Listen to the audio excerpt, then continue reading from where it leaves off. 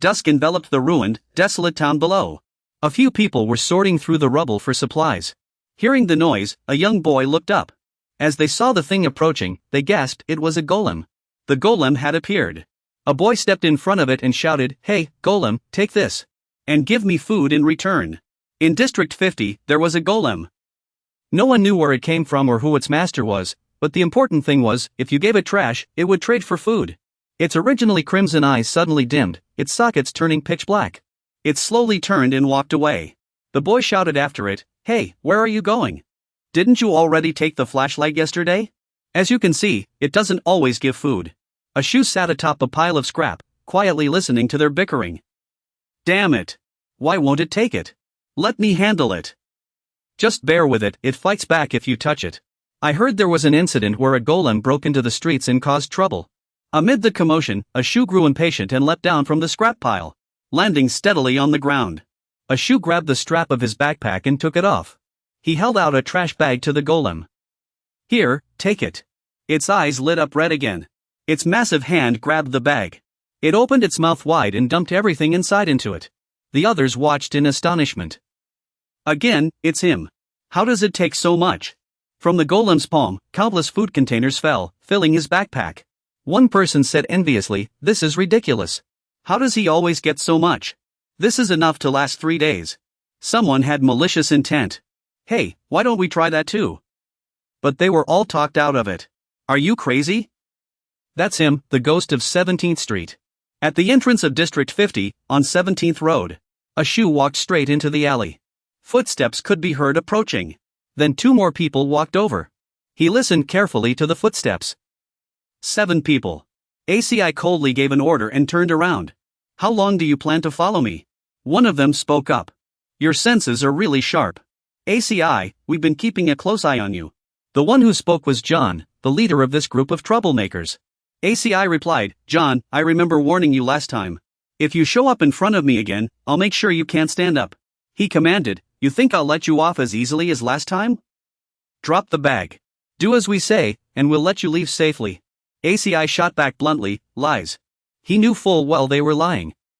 They wouldn't let him go. In this district, kids told a story among themselves. On 17th Street, there was a white ghost that moved silently, showing no emotion. Don't look into the ghost's eyes, or all your lies will be exposed. John's grip tightened. He raised his fist in anger.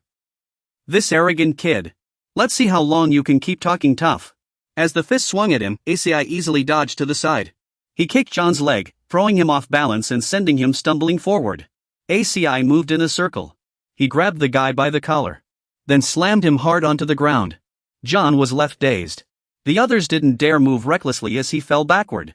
One of them gritted his teeth in fury and cursed. "That jerk. Brothers, get him. Take him down." The group charged at ACI with sticks. But he didn't flinch or run. Peter was the first to rush forward, swinging his stick. ACI ducked to avoid the blow. At the same time, he suddenly drove his elbow straight into his opponent's face. He saw blood gushing out. His accomplices cried out in panic. "Peter, are you okay?" He kept slamming his knee into the man's face. Warm blood splattered onto his own face. From a small corner came the sound of a fierce beating. He coldly addressed the group lying on the ground. "Even if there were more of you, it wouldn't change a thing." John trembled in fear and blurted out, "You're a monster." He quickly backed away. "Stay back. Stop." John shouted. "I already told you. John, I'll make sure you never stand up again." John had a knife hidden behind him and yelled, "Bastard." John swung the knife at him. "Stay back, monster." Facing the weapon, his expression remained unchanged. He thought to himself, "A monster? Maybe you're right, asterisk. Was it when he was 10 years old?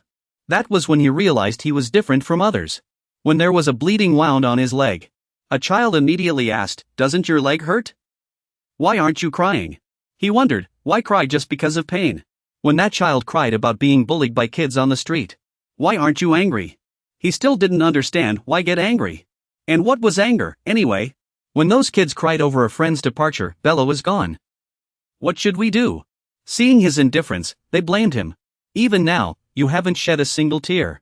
You're not normal. You're terrifying. After that, they no longer wanted to play with him. Let's go. Back then, Shu already understood she couldn't feel the emotions others spoke of. When alone, you'd ask yourself, had you done something wrong? You had a strong desire to be like everyone else. Could you ever learn what emotions were supposed to feel like?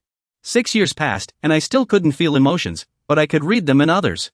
You reminded him there was an unspoken rule here, no blades allowed. Were you planning to stab me with that thing? John denied it, saying, I just picked it up from the trash. You noticed a deeper shade of black in John's bottle. You're lying. I can see the color in your bottle. I see a world others can't. Everyone has a small bottle inside them. Whenever they feel emotions, different colors of magic fill that bottle. Anger, resentment, and love create red magic. Sarcasm and indifference create blue magic. Joy and excitement create yellow magic. There are countless other colors, my world is always vibrant. John threatened, back off, or I will stab you. You knew a bottle saturated with black magic meant sheer terror. As you stepped closer, John screamed in panic, stop right there. He kept backing away until he slammed into the wall. Your shadow loomed over him. Shu declared, frauds like you deserve what's coming to them. The rain poured down as Shu walked into the tunnel. He headed toward a small shack. The moment Shu entered, someone called his name, Shu. Inside, Palace was waving at him. You're just in time, Palace said. He was the leader of the kids living in the tunnels. The children ran over and hugged him tightly. Shu-ji, Palace warned with concern. Hey, don't cling to Shu like that.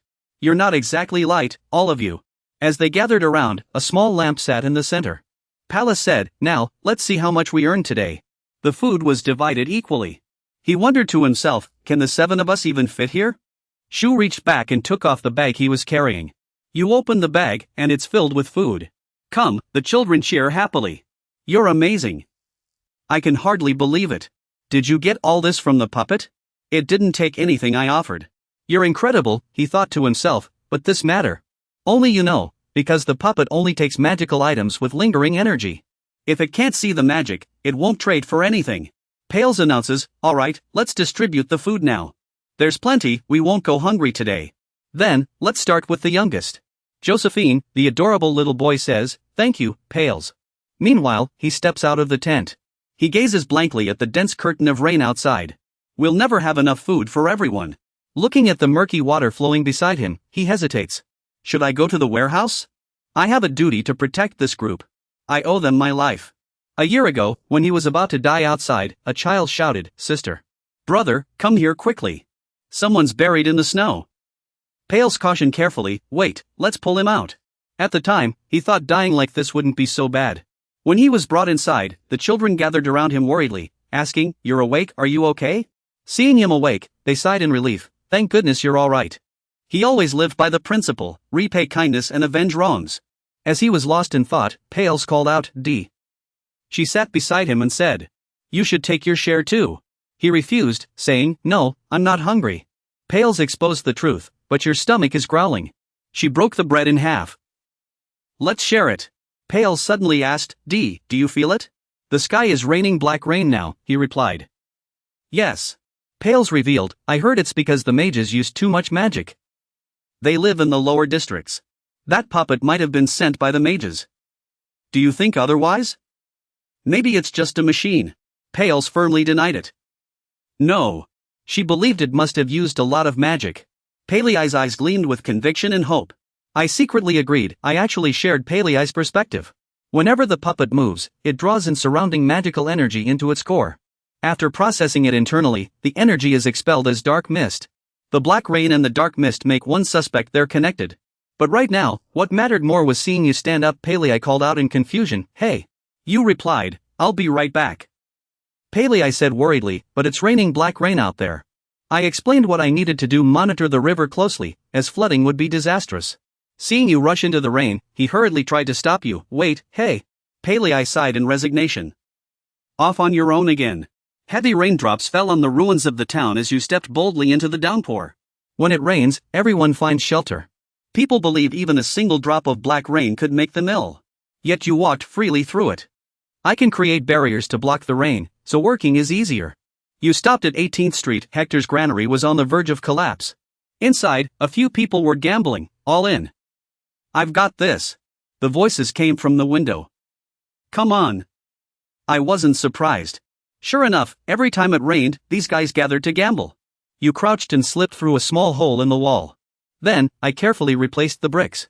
You blended in seamlessly. As a result, security was lax, it was too dark. Hundreds of different magical energies filled the air. I filtered out specific colors and mixed them according to the right formula. The energies gathered around you. They rested in the palm of my hand. A brilliant flame ignited in your palm. Though I didn't fully understand the principles, I could still use the technique skillfully. However, controlling red magical energy was far more difficult. If I could fully sense the emotions tied to it, could I create an even larger flame? Just then, a throwing knife came flying. The blade grazed your arm, drawing blood. The knife was deflected back. I quickly ducked behind a crate, hearing the other person speak. The rat had finally shown its true colors. I thought you'd sneak into our food supplies. You're faster than I expected, he mused to himself. It was hilarious when I slipped in earlier, those guys all bolted. He muttered under his breath, 3 of them. They knew exactly where I was. Never thought these guys would have night vision goggles. A man wearing night vision goggles said smugly. No point hiding. You're already in our firing range. The knife in his hand flew toward the hiding boy. Everything happened in the blink of an eye. The boy darted away, dodging the incoming blade as he ran. The man let out a shocked cry at the sight. What the? This kid. Another man cursed, idiot. Aim before you throw.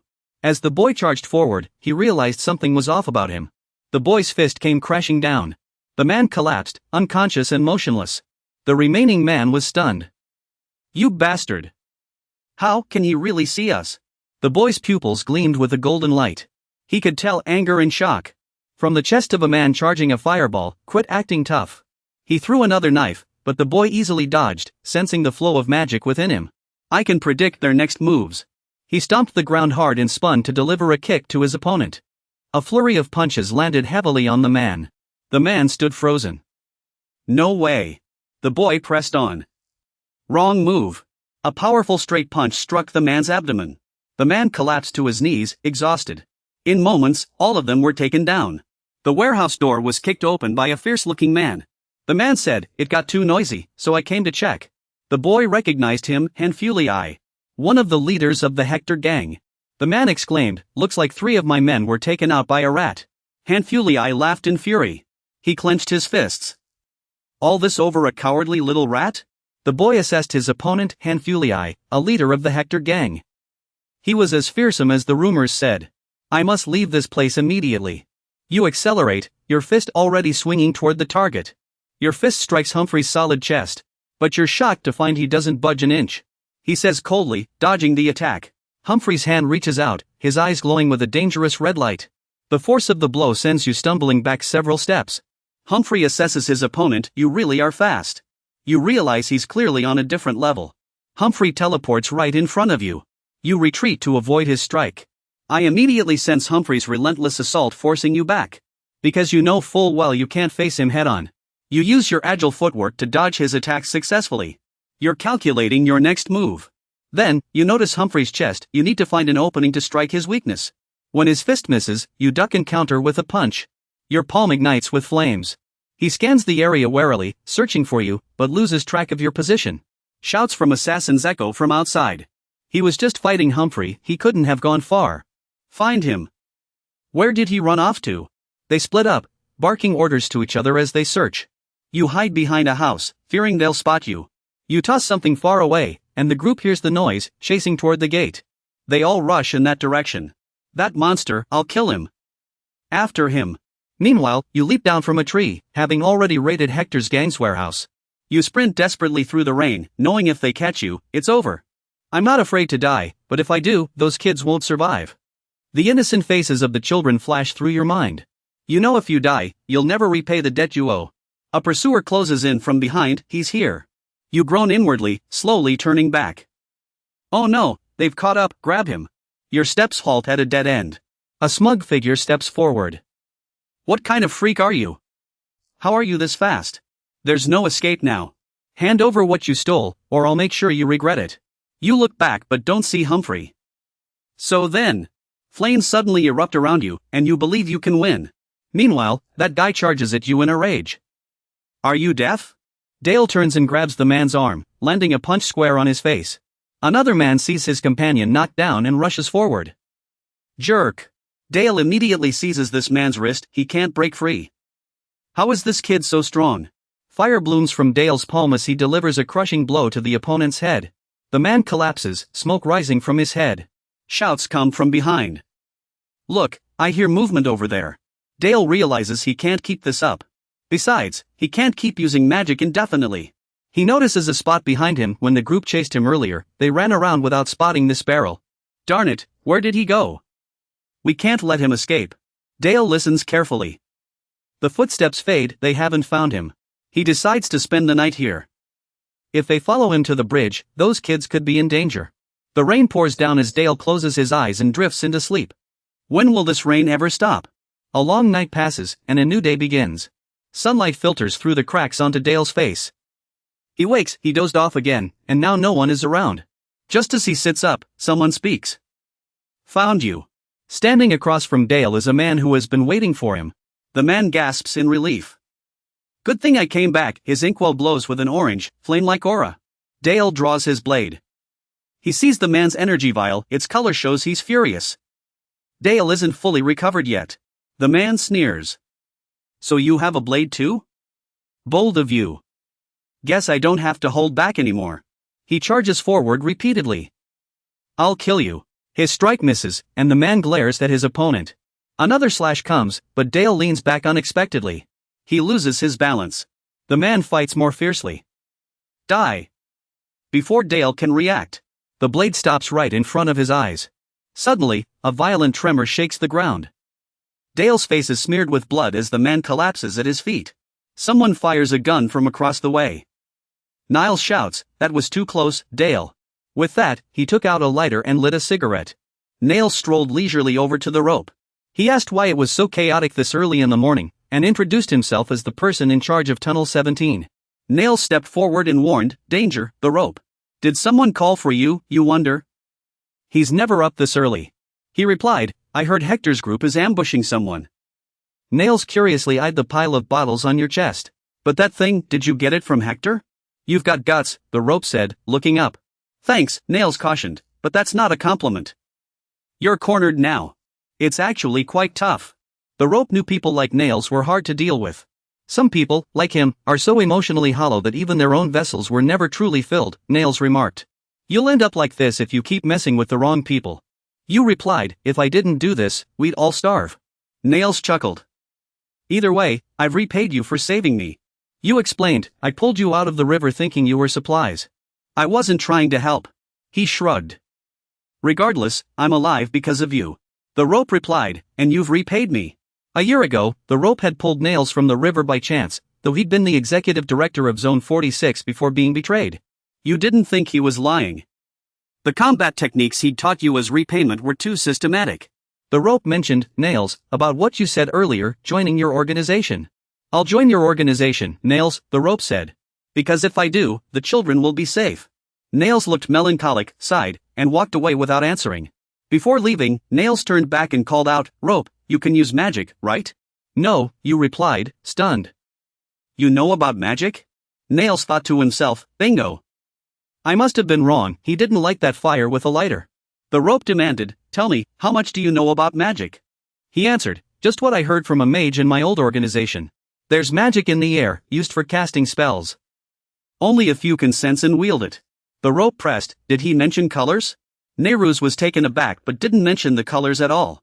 "He claims he can't see magic, so you look up at the ribbons of color around you, utterly confused, then what exactly am I seeing?" Dai asked in disbelief, "That's it? Did you forget something?" Nehru's warned, "Do you want a beating?" He scowled and lunged forward, the kid was so rude. Dai quickly dodged. "Thanks," Nehru snapped, even more annoyed. "You did that on purpose, didn't you?" Dai got back to the point. "So, what's your answer to my request?" He flatly refused. "No way." Dai pressed, "You're so curious, why the sudden rejection?" Nehru's knew full well that all the districts were spread along the Yelton River. If he went upstream, he might reach other districts, maybe even escape the slums and find a better life there. It would be a terrible waste if a talented kid like you died here. He probed, "Have you ever thought about leaving District 50? I could even arrange a ride for you," you refused. "No. You know I have to look after the kids here." Neos reassured him, "Don't worry. I'm thinking of opening an orphanage here. You repeated skeptically, an orphanage? He revealed, I'll take in orphans like you from the streets. You noticed Neo's magic was a pale gray, the colors were too fragile. You weren't sure if he was telling the truth, but maybe he was. He always kept his word. Dai suddenly remembered, oh, be careful. Hector seems to be preparing for war. I saw him receiving several truckloads of supplies. Neo's flicked your forehead dismissively. I know.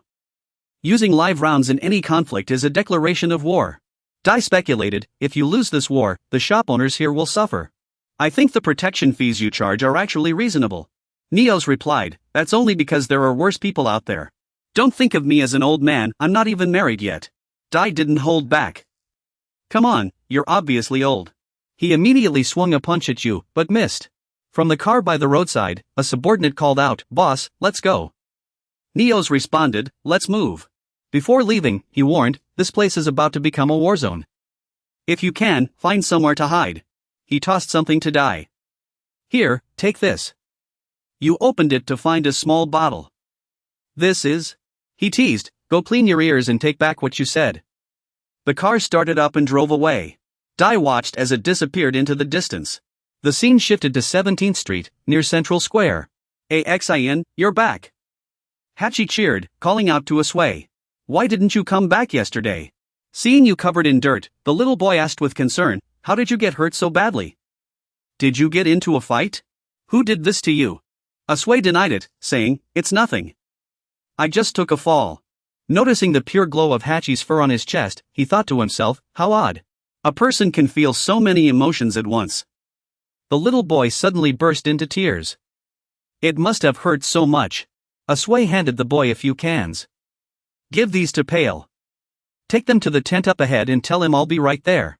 The boy obediently replied, okay, Asway.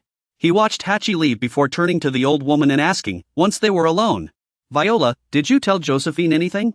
The old woman kept her eyes closed. Viola recognized his voice. Ah, Asway. I was just telling the child a story about rainbows. He warned, don't tell the kids these things. If you keep feeding them these made-up stories, they'll never stop thinking about the streets. If not children, who else would believe in such things? Then, he noticed Viola radiating a purple hue. What kind of emotion is this? Purple mana. I've never seen it on anyone else but you. Asway advised, you should move to another district. There might be war here soon. Viola thought to herself, what a kind child. The next morning, he knocked on a household's door to make a delivery. The shopkeeper looked at him in surprise. What's wrong? Asway, John said he'd handle the deliveries. Asway was taken aback. Really? He thought to himself, John won't be showing up here anytime soon. His legs were broken. After carrying the crate inside, he asked, Uncle, aren't you leaving? If war breaks out here, you won't have any business left. The shopkeeper sighed. Where would I go? I can't just abandon the shop. Besides, the war might not even happen. He asked curiously, what do you mean? The shopkeeper pointed to a room. Hector and Niles are talking in there. If everything goes well, there won't be a war. The door to the room opened, and the first 3 people stepped out. Leading them was Hector, the district chief of the 18th district. Be careful, put your hat back on properly. Hector noticed the rope. A child, going to work while all the adults have fled. He steps forward and pats your shoulder. Good job, kid. Keep it up. This is how you survive in this world. Hector drops a few coins onto the rope in your hand. Use this to buy yourself something to eat. Let's go before they all leave happily. Humphrey turns around and stares at you. He notices the small, bandaged wound on your hand. Humphrey immediately moves closer. You hide your face under the brim of your hat. You think to yourself, he's already recognized me. He's still staring hard at the rope. Hector shouts right away, Humphrey, what are you doing? He lets it go for now. I'll be right there. As the car starts to leave, the shopkeeper finally breathes a sigh of relief. They're finally gone. You can't figure it out, he recognized the wound on your hand. Why didn't he say anything before leaving? The shopkeeper returns to the store and shouts, Niles, what happened? They had just entered when they saw Niles deep in thought. He reports, the negotiations failed. War will break out soon. The shopkeeper's tone is full of worry. Really, Niles? Don't blame yourself. I couldn't accept those unreasonable terms, like them trying to take over our organization. This is a terrible outcome. The shopkeeper is worried about the store. It's not your fault. I can't open the shop for now. Niles warns you, Zay, don't leave your hiding place for a while. You leave the shop since there's nothing else to do. Zay walks away, thinking that if war breaks out, he won't be able to go outside. He needs to stock up on as much food as possible before the war starts. Just then, a car speeds past. Seeing the person in the driver's seat, you're shocked, Humphrey. You've never seen a car like this in District 50. It's suspicious. Zay decides he needs to investigate. When you return to the entrance of Hector's gang's hideout, you quietly hide behind the bushes, watching the parked car warily. Who is that? Hector respectfully opens the car door. We've been waiting for a long time. A man in polished leather shoes steps out. He says respectfully, we will escort the mage inside. Mage Zay doesn't know who this person is. Who is he? You observe the concentration of magic emanating from this man. Deep blue, almost black. The amount of magic is absurdly high. The color resembles the magic Cinderellas emit when they move. Also, what are those rings around his vessel? Those rings are surrounded by a massive amount of magic. It's like he's using them to prevent magic from leaking out. That man is extremely dangerous.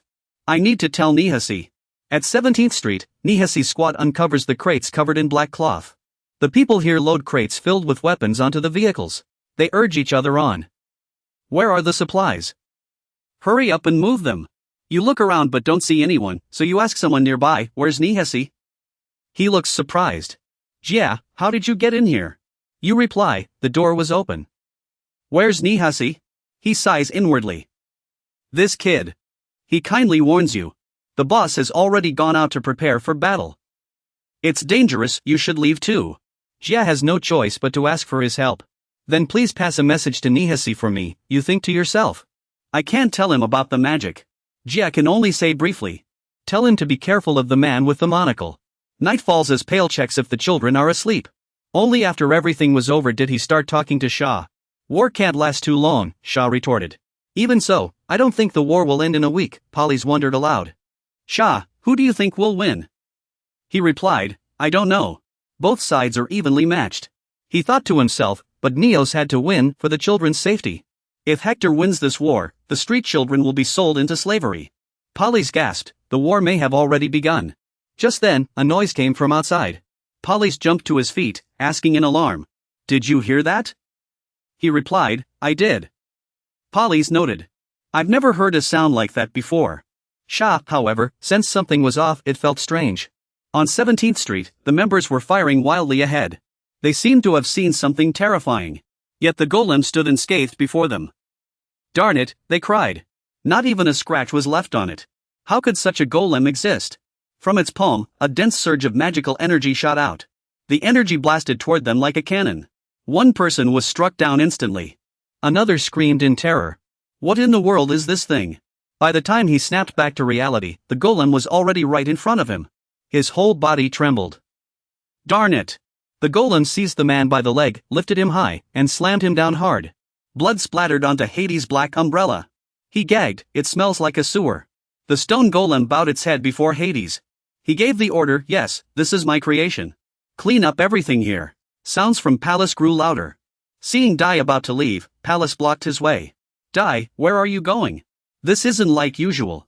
He suggested I go with you, but Dai refused. No, Palace, you stay here. Inside, a young boy walked out and asked. Why aren't you asleep yet? Palace gently patted the boy's head. Sorry, did we wake you? We'll go inside soon. Go back to sleep. Dai waited for Palace's approval. He replied, all right, Dai, I'll stay here with the children. We can't leave them alone. But don't go too far, and come back soon. Dai promised, all right, I'll return soon. When he reached the source of the noise, the place was already engulfed in flames. Bodies lay scattered across the ground. He pressed onward.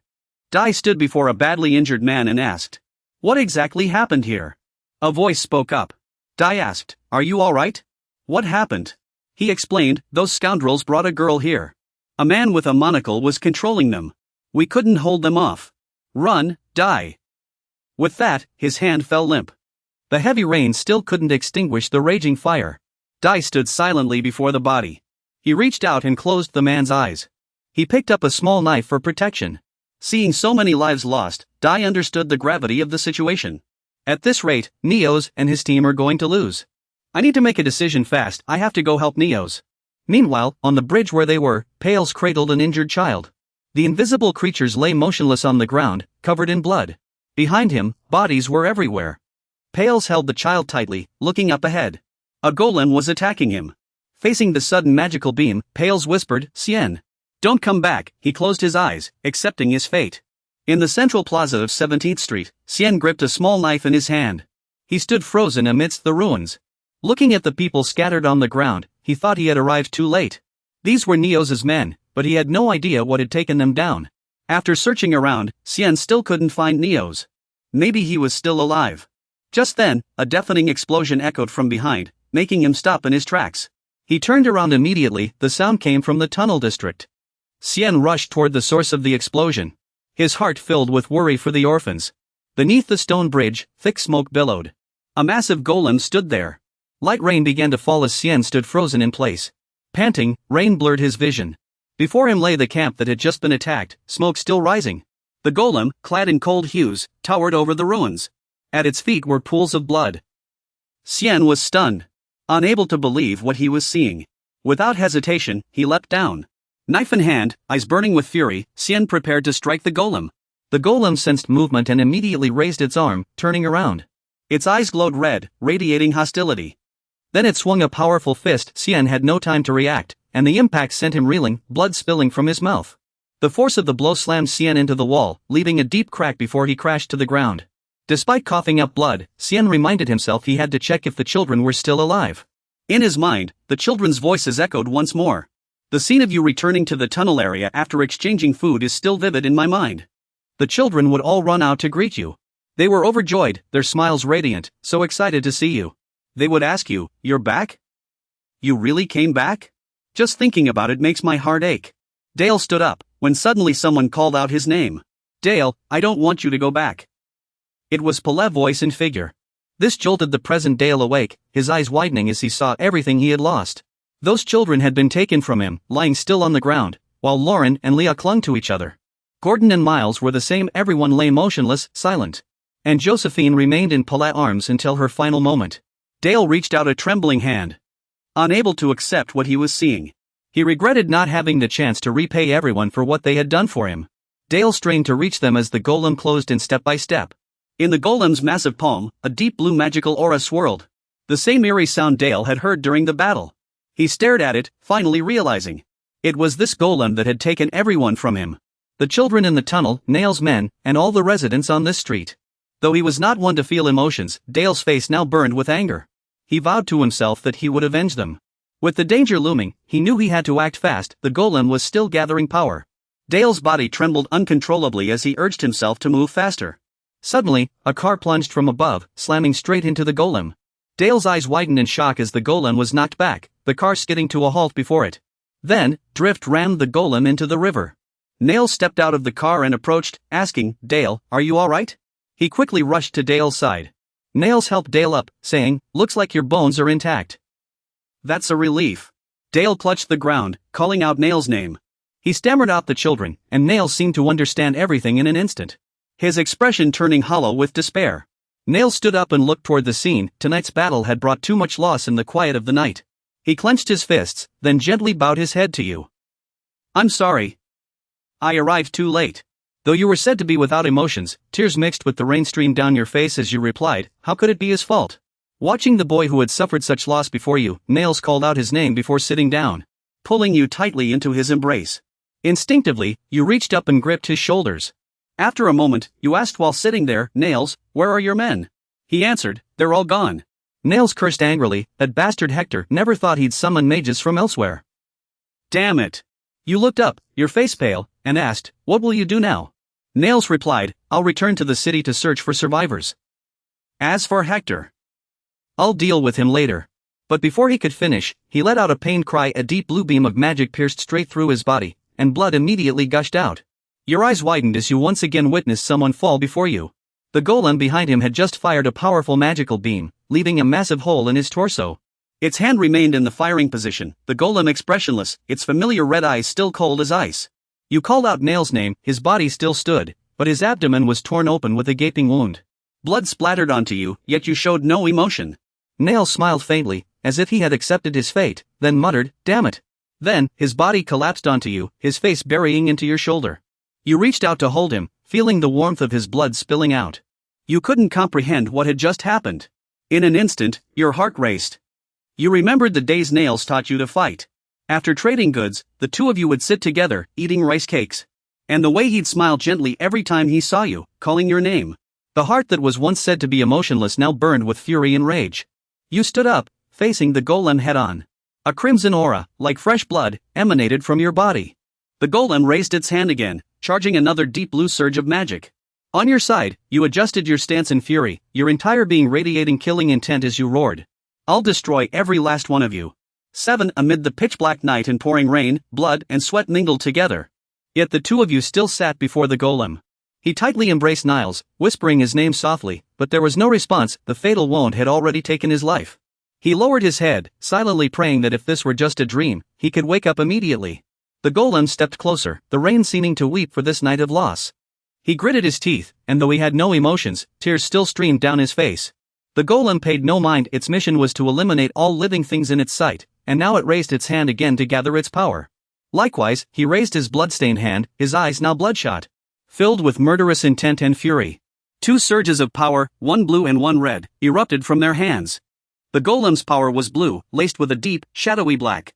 But what burned in his hands was the crimson of rage and vengeance. The two forces collided, bursting into a blinding white ring of light. They clashed fiercely, neither gaining the upper hand. He stared into the golem's lifeless eyes and thought to himself, I am not like you. His own eyes gradually turned red. In that moment, he realized he was human, full of emotion, and his power began to overwhelm and crush the golem's blue energy. Then, he blasted the heartless monster away. Its metallic body melted, dissolving and evaporating into nothing. The battle was over, yet his expression remained unchanged. The ground bore a scorched red mark where the searing power had swept through. He put Neos on the ground and tried to call him, hoping that he would wake up. But no matter how hard he tried, with such injuries, Neos could not survive. He looked at Neos lying there and said, You can't die. Strangely, Neos suddenly spoke, startling him, Stop shaking me, you idiot. I'm already in agony, cough. He murmured weakly, I knew I wouldn't go peacefully, but I didn't think it would be today. Neos thought to himself that he had no regrets. A former attendant achieving this much was no small feat. But if he had struggled sooner, would the outcome have been different? He recalled his younger self, trapped in a spider's web, unable to break free. Looking at the boy before him, Neos realized he had only been 16 at the time, just like him now. As he stirred, he was about to say, Wait, let me grab medicine from the car, but Neos quickly grabbed his hand to stop him. He smiled and told him, You should leave this place. With the last of his strength, he urged you to go to a better place. From the past until now, Niasi has always treated Dai like his own brother. He hoped you could swim against the current and not be swept away by the torrent. He believed that the person before him at this moment could surely do it. Niasi used his last bit of strength to tightly grasp Dai's hand. But what was inevitable finally came. His hand went limp and let go, leaving Dai with a key and a small note. Dai stared blankly at what was in his hands, then glanced at his motionless brother lying there. Dai's eyes widened, turning a bright white. Deep in his ink-black heart, he felt suffocated and oppressed. It was hatred and despair. Dai threw his head back and let out a pained roar. This was the first time he had ever felt such emotions. The next morning, still in the tunnel district, Dai sat quietly. He slowly opened his eyes, as if the events of last night had left his heart hollow. At that moment, Dai clearly felt the pain in his body. Yesterday's wounds still lingered. His body trembled slightly, letting out a faint groan. Looking at his hands, he felt as though he had just woken from a long dream. Just recalling yesterday's events, the scattered corpses everywhere, and the image of Niasi being run through, along with that enchanted puppet, was enough to send Dai's mind into chaos again. He shut his eyes tightly, sensing a crimson energy spreading. Something inside him had changed. Once his magic recovered, a flame ignited in his palm. Dai realized the greater his anger, the stronger the flames he could create. Emotions truly affected magic. Then, the flame quietly faded in his hand. Dai clutched his head, seeming to have overexerted himself. Afterward, he fell silent for a long time. Then, he began to tidy up, arranging the children's and Niasi's bodies neatly. He cried again, then put on his hat and left. It was time to go. He swore to himself that, right or wrong, he would have his revenge. Back at 17th Street, in the central square, Hector's soldiers were directing people to clean up and move the bodies. The residents of 17th Street whispered among themselves Hector had won, and life would soon. It'll only make things harder. The man immediately stopped him, whispering, Keep your voice down, or they'll kill you. Dai stood in a narrow alley, silently watching Hector across the street, laughing with his men. He muttered to his subordinate Neos, that bastard would be so much easier to deal with if he just listened. Dai channeled his magic again, his body flushing red as he gripped his dagger, locking onto his target. Found you. Suddenly, a large hand clamped onto his shoulder, pinning him down. Kid, wait a second. Reacting on instinct, Dai spun around and slashed backward with his blade. It was Humphrey. The blade had nearly grazed his neck, almost taking his life. Blood trickled from his neck, though the wound wasn't deep enough to be fatal. He took a few steps back and tried to calm him down. Take it easy. Dai raised his dagger in a defensive stance, recognizing him, Humphrey, the leader who had nearly caught him last night. Dai charged forward recklessly, determined that Hector and his men had to die. His relentless slashes forced Humphrey to block, barely keeping up. Humphrey thought nervously, why do these moves look so familiar? The dagger was aimed straight for his vital spots. Humphrey stared at him. This kid wasn't this strong before. A sense of unease crept in. At this rate, he'd lose for sure. So, he decided to take one of Dai's stabs head-on with his shoulder. Dai stopped abruptly, realizing Humphrey had deliberately exposed himself. Then, Humphrey grabbed his shirt. Next, he landed a solid punch on Dai's face. He looked at Dai and asked, you wouldn't throw your life away over something as petty as revenge, would you? The ghost of 17th Street. He pinned Dai to the ground and continued, I have a proposition for you. The two moved to a nearby alley, where Dai leaned against the wall, listening silently as Humphrey explained. Dai, I've been watching you for a while. Just hear me out. He glanced up at Humphrey, his eyes still filled with caution. People call him the Silent Humphrey because he operates quietly, but every mission he takes is executed flawlessly. Dai studied him carefully. Humphrey's expression didn't seem like he was lying. After considering his emotions, ACI said, say whatever you want. Humphrey replied, I want you to leave District 50. ACI immediately asked, why? He said bluntly, I want you to find my brother. The one Hector sold to the Magic City. Humphrey continued, Hector said if I worked for him for 10 years, he would tell me where my brother is. That's why I've been working for him all this time. He should be about your age now, but this isn't as simple as it seems. ACI looked at him and asked, why should I agree to help you? You know how to use magic, right? At these words, he gave a slight start. Humphrey gently pulled open his shirt, revealing the wound on his chest, and continued, I confirmed that after the warehouse battle. But even if you can use some magic now, you still can't defeat Hector. ACI crossed her arms and listened carefully as he went on. Humphrey added, he always has a terrifying mage by his side. The thick, dark magic in Humphrey's chest emanated a horrifying aura, making him shudder. That guy is a demon wearing the skin of a mage. Anyone who defies him gets frozen in an instant. He's even trapped someone in a water orb and drowned them. His power is unbelievably strong, and his cruelty is beyond imagination. Humphrey reached out, trying to persuade ACI. Leave here. You have to survive to get your revenge. He also felt Humphrey's words made sense. ACI thought to herself that she had never studied magic, she only used it instinctively. Her opponent was a true expert, and with the current situation, her chances of winning were almost zero. Humphrey continued, I heard the Magic City is upstream of the Elton River. Only mages can enter it. Then, he handed ACI a money pouch. This is all the money I've saved in my life. Inside is a note with my brother's name and description. ACI glanced at him and asked, why do you trust me so much to give me this money? What if I go back on my word? He smiled faintly. I know you're not the kind of person who breaks promises. Besides, from what I've seen, you definitely have the ability to enter higher-level districts. You can do it. His eyes and expression showed unwavering conviction. ACI wavered slightly, her gaze becoming focused as she fell silent for a moment. Humphrey quickly placed his hand on her shoulder. The other members will be here soon. Decide quickly. ACI replied, I have one condition. He grabbed the money pouch and said, hide all the bodies in the cellar. Only then will I go look for your brother. Only then will I go look for your brother. He nodded with a smile. All right, I'll take care of it. Dai turned and said, wait for me. He dashed into the alley, leaving Humphrey with a glimmer of hope. I'll be back. After a while, Dai stopped at a crossroads leading to 4 streets, panting heavily. He glanced back cautiously and sighed in relief. Good, no one's following me. He walked over to old Lady Viola, the blind storyteller who often told tales to the children. Dai dropped a coin into her jar and said, Old Lady Viola, I have a question.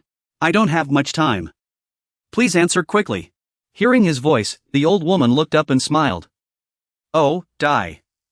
Well, what do you want to ask? Her question caught the old woman off guard.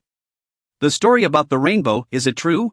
Dai's expression turned completely serious as he continued, if I find the rainbow, can I make a wish?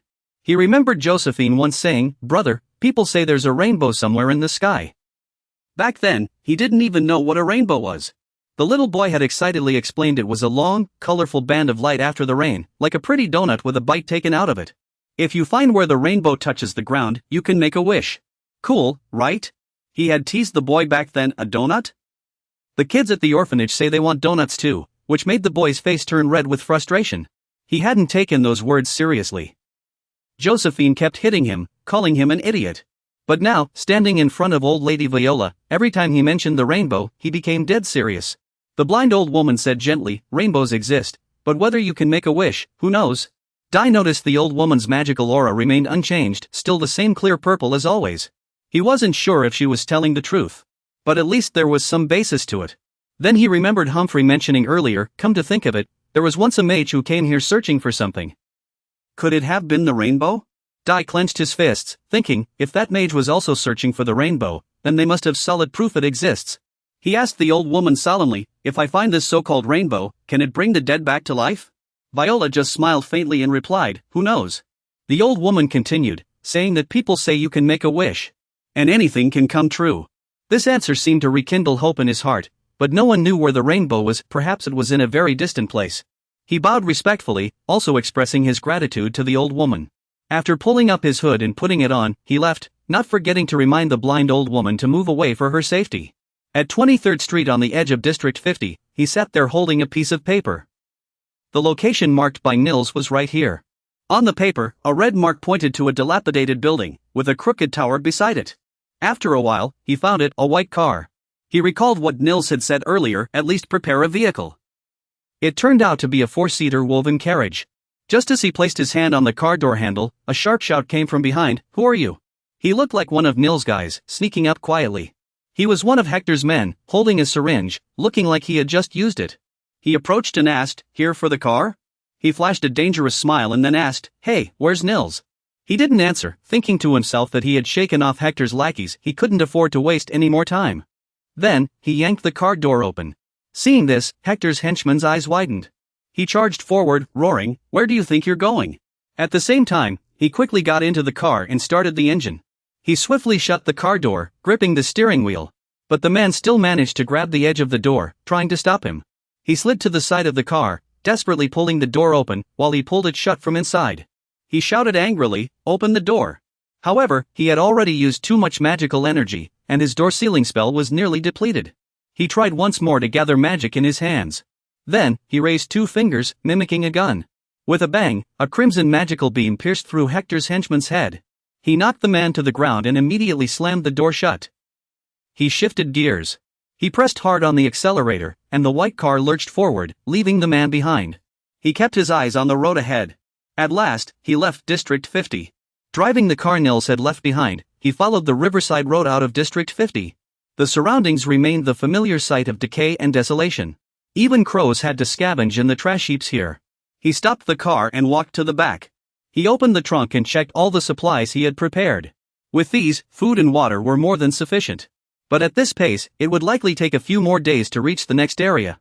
Night fell, and he lit a fire, sitting beside it in deep thought. Once there, he would need to delve deeper into understanding magic.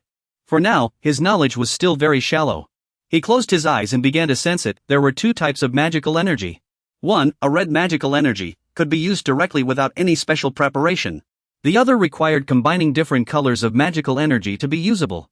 Magic itself wasn't easy to control, but focusing on a specific emotion made it easier to wield certain types of energy. He recalled his initial fury, the memory of his loved ones lying motionless after being taken from him. As long as the fire of anger burned within, the emotional core in his body would instantly ignite with red magic. It gradually condensed, but still didn't feel complete. He paused, placing a hand on his forehead to think. This was his limit.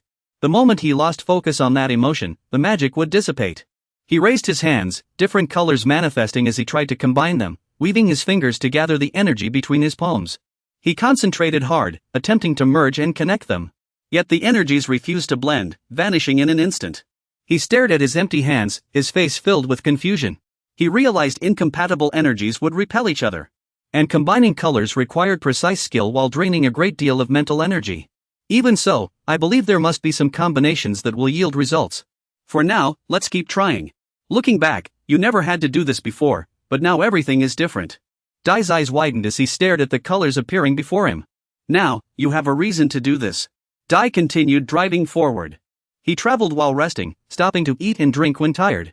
At night, he resumed studying how to combine different colors. Various forms of magical energy took shape in his hands, like ice or wind. At times, they resembled shards of shattered stone. Dai exhaled deeply. Perhaps exhausted, he decided to take a break. Lying on the roof of the vehicle, Dai wondered if he could guide his magic more gently. If he could store magic within his body and use it when needed, the process would be far more efficient. Like the rings that once surrounded ancient spell formations, he closed his eyes, resolving to rest for now and figure something out at Area 49. By the bridge, Hector's forces were scouring the entire area for something. The mage inside the vehicle asked, "Still nothing?" The soldier stammered, "My lord, please give me a little more time. We will find that golem." The mage raised his staff, pointing it directly at the soldier's face, ordering him to stay still. Terrified, the soldier trembled and pleaded, "My lord, please give me a little more time. Have mercy and grant me a few more days." The mage replied coldly, "I despise those who don't understand me." He collapsed to his knees, his face filled with despair. Knowing he couldn't escape his fate but powerless to resist. The mage lightly tapped his staff, and a cold light flashed instantly. The soldier screamed as he watched his arm freeze in an instant. Then, the frost spread across his body, turning him into an ice sculpture, horrifying everyone around. The mage struck the ice with his staff, causing cracks and fragments to appear. He looked around and snapped, "Useless fools." Immediately, a report came from outside. "My lord, we found something over here." The ground bore long trails left by Dai. The soldier handed something to the mage and said, "It seems the golem has already." The battle took place here. This place still bears a fragment of it. He glanced at the trench beside him. After careful observation and sensing the surroundings, the mage detected lingering magic in the air powerful enough to leave traces behind. He walked to the side, where the lingering resonance of magic still seemed to remain. The mage ran his hand over the ground, then called the soldiers closer. He asked, "Did anyone live here before?" The soldier trembled as he replied, "Why yes, my lord. Homeless children used to live here." He paused slightly. "Orphans?" The soldier continued, "Yes, my lord. This area was perfect for hiding. They probably left to escape the war." The mage gripped his staff tightly, his eyes filled with doubt. Could an orphan really use magic? He chuckled, then burst into laughter, leaving the soldiers around him bewildered. He clasped his head and thought. An orphan living on this street, yet knowing how to wield magic and even discovering one of the most complex combinations in elemental magic. That's impossible. The mage refused to believe a child could accomplish such a thing. As he walked, he muttered, "Clearly, another mage must have been here and destroyed the magical construct." "Find out what happened," he ordered. The soldier immediately complied, "Yes, my lord." Though his expression remained calm, his mind still lingered on a tiny possibility. What if the impossible had actually happened? Then he must be a genius, perhaps destined to become the greatest archmage in the world. Meanwhile, Dai had stepped into District 49. From the outside, it was filled with grand, Western-style palatial buildings. He recalled the past, when he and Neos had sat together in a tavern. Neos raised his glass, took a sip, and spoke of his birthplace, District 42, just as chaotic as this one. He reminisced, if there's any difference, it's probably that it's bigger than District 50, with taller buildings and more streets. Dai listened intently, holding his coffee cup. The same was true in the lower districts. Things changed the higher you went. Now, District 49 appeared vast before Dai as he stepped inside and looked around. Dai quietly watched the orphans on the street before noticing something odd. He wondered to himself, there are no magical constructs here. Do they only appear in the southern district? He walked along the street, hearing residents asking each other how the grain shop was doing. Another person laughed loudly in response, "Great, now he had money for drinks again." He looked around and realized he was standing on 36th Street. The number of streets here was at least double that of the southern district, so he reminded himself to pick up the pace. He mused to himself that he needed to learn about magic as soon as possible, especially about that mage, his magic array, and how it would be the key to his revenge. He continued thinking, needing to investigate the prism colors and the magical city. But most importantly, he needed money. He sighed. The money Humphrey had given him was still there, but he had no idea how long this journey would take. Something by the roadside caught his attention, and he stopped in front of a house. A sign hung above it, reading Veronica's bookstore. He stared blankly at the sign, thinking it sounded like someone's name. Puzzled, he wondered what was a bookstore. While other children scrambled for food and fought for survival, he had sat quietly, listening intently as Neos taught him to read. Neos drew a circle and said, "This is brother." Then he made him repeat it, brother, but he had only half listened. Still, thanks to Neos, he had learned to recognize words. He peered into the bookstore, seeing things he had never seen before. To him, they were just square objects covered in writing. He had no idea they were called bookshelves. Just as he was staring intently, a sudden shout from above startled him. A little girl with red hair leaned out the window, pointing at him and scolding loudly. "Did you break the window? Here to steal our books again?" The girl raised her fists, her voice trembling slightly with fear. "Get lost. Why are you always staring at us?" Hearing this, he glanced inside again. Books? Were those the things inside? The red-haired girl's tone grew sharper as she shouted. "I won't say it again. Leave." He carefully analyzed the emotions radiating from the girl. Red for excitement, yellow for joy, dark blue for unease, and deep green for irritation. He could sense all these emotions tangled together. The girl's voice still came from above. "Didn't you hear me? The adults will be down soon. Still planning to stand there?" The guy muttered to himself, completely clueless about what the little girl was saying. What a weirdo. Hearing this, the red-haired girl turned purple with rage and snapped back. "What did you say? What did you just say?" She raised her hands and shouted. "Do you know who my grandfather is?"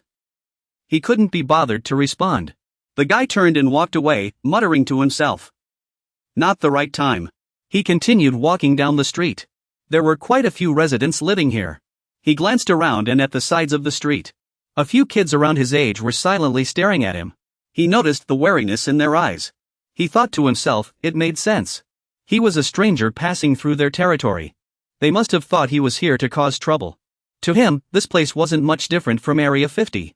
As night fell, he decided to park his car outside for safety. He lay in the car, thinking things over. He had walked many streets but still found no clues about magic. He closed his eyes, planning to continue his search the next day. But his sharp senses picked up movement outside. Those kids from the afternoon were sneaking around nearby, holding weapons. He opened his eyes. They were finally here. He sensed 4 people lurking nearby. After a while, thinking he was asleep, they crept closer to the car.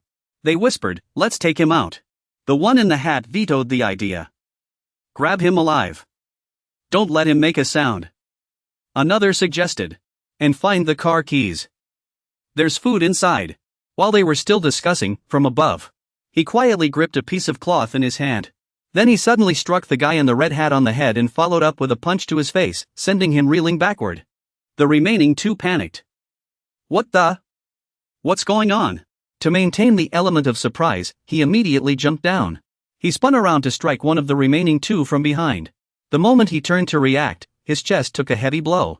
The kids, not as strong as the rope, cried out in pain after being hit. Yet his expression remained calm.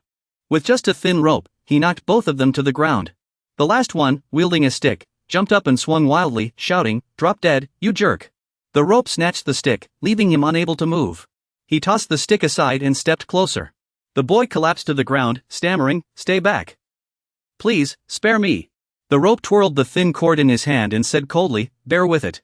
Fear flickered across his face as his body trembled, eyes filled with dread. In the night, aside from the chirping of crickets, only the 3 kids' pained cries could be heard. After the beating, their faces bruised and swollen, they knelt before the rope. He crossed his arms and asked, "How many streets do you control?" When they stayed silent, the rope barked, "Answer me." 11, the rope pressed, "I'm asking how many streets you've already taken over." The boy with the red hat, now with a lump on his head, glared sideways but refused to speak. The rope slapped him hard, making him flinch in fear. Stammering, he blurted, 3 streets. That's all." The rope pressed, "Which ones?" His gaze locked onto the boy. Trembling, the red-hatted boy answered, "From 23rd to 25th Street." The rope studied his emotions. Anxiety, unease, terror. He stomped on the boy's hand and snapped, "Liar." The other 2, kneeling nearby, shuddered at the agonized cries beside them. "I was wrong. Please, have mercy." The rope turned his attention to the one beside him. He glared and barked, "You." Before he could even ask. The boy rushed to speak, "I'll tell you everything. We control 14 streets in total, with 52 members." He lowered his head. "Our leader is Cedric, and our hideout is an abandoned house." The rope mused to himself, 14 streets, bigger than I thought. At his command, the boy looked up and complied immediately. The rope continued, "What's your name?" "I'm Nisu," he replied. The rope asked, "I see. Nisu, what orders did your leader give you?" He answered honestly, "To rough you up and steal all your food. And he's watching everything." Behind him, a fourth man with a knife suddenly appeared. He gripped his dagger tightly and lunged at the boy, roaring, "You're asking for it." A surge of magical energy suddenly radiated from the boy. Turns out, he had been watching me all along. A gust of wind swirled, kicking up dust and sending the attacker flying. He raised his hand to shield his face, confused. Why did the wind pick up so suddenly? The dust is stinging my eyes. Next, he took several punches to the face and stomach. The last man collapsed by the car as the boy slowly approached, holding a cloth-wrapped rock. Clutching his bleeding mouth, trembling all over, he couldn't utter a word. The boy stood still and said to him, "Go tell your leader." The boy grabbed his hair and continued, "He's not the only one watching me." The next day, as he walked down the street, the boy noticed that, just like in District 50, the residents of District 49 knew nothing about magic. He heard that books were sheets of paper that recorded information. If there were all kinds of information, then there must be books about magic too. Just as he was lost in thought, someone suddenly blocked his path. It was 3 people. The one in the middle smiled and said, "Could you come with us?" The boy glanced at them, and the man immediately explained, "We're not here to fight." "Don't worry."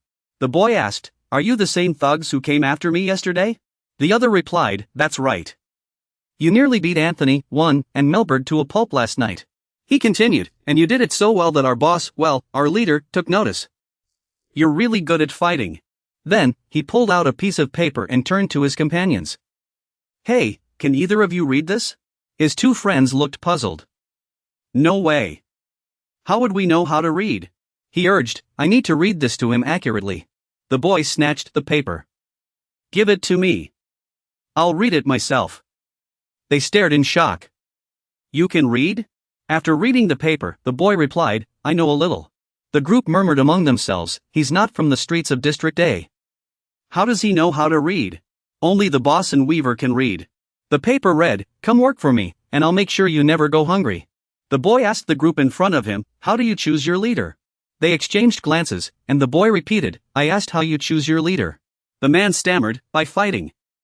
The strongest one becomes the leader." "Ah, boss." Adai stepped past them and said, "All right, let's go." The others looked confused. "Go where?" Adai turned back and answered, "To meet your leader." Moments later, the 4 stood in front of an abandoned factory warehouse, a hideout of the Sidelight gang. The guide pointed and said, "We're here." Then he slowly pushed open the warehouse door. The 4 walked inside. The door closed slowly behind them. A group of people sat around a fire, and one man sat in an imposing chair. He spoke, "So it's you?" Adai remained calm. He stood up, walked toward Adai, and introduced himself, "Hello, I'm Sidelike." He exuded a stronger presence than the others. Adai replied, "I'm Adai." Suddenly, his eyes widened as he stared at Sidelike. The ring on Sidelike's hand radiated an incredibly dense magical aura. While magic sometimes leaked from discarded materials, Adai had never seen an item hold so much power.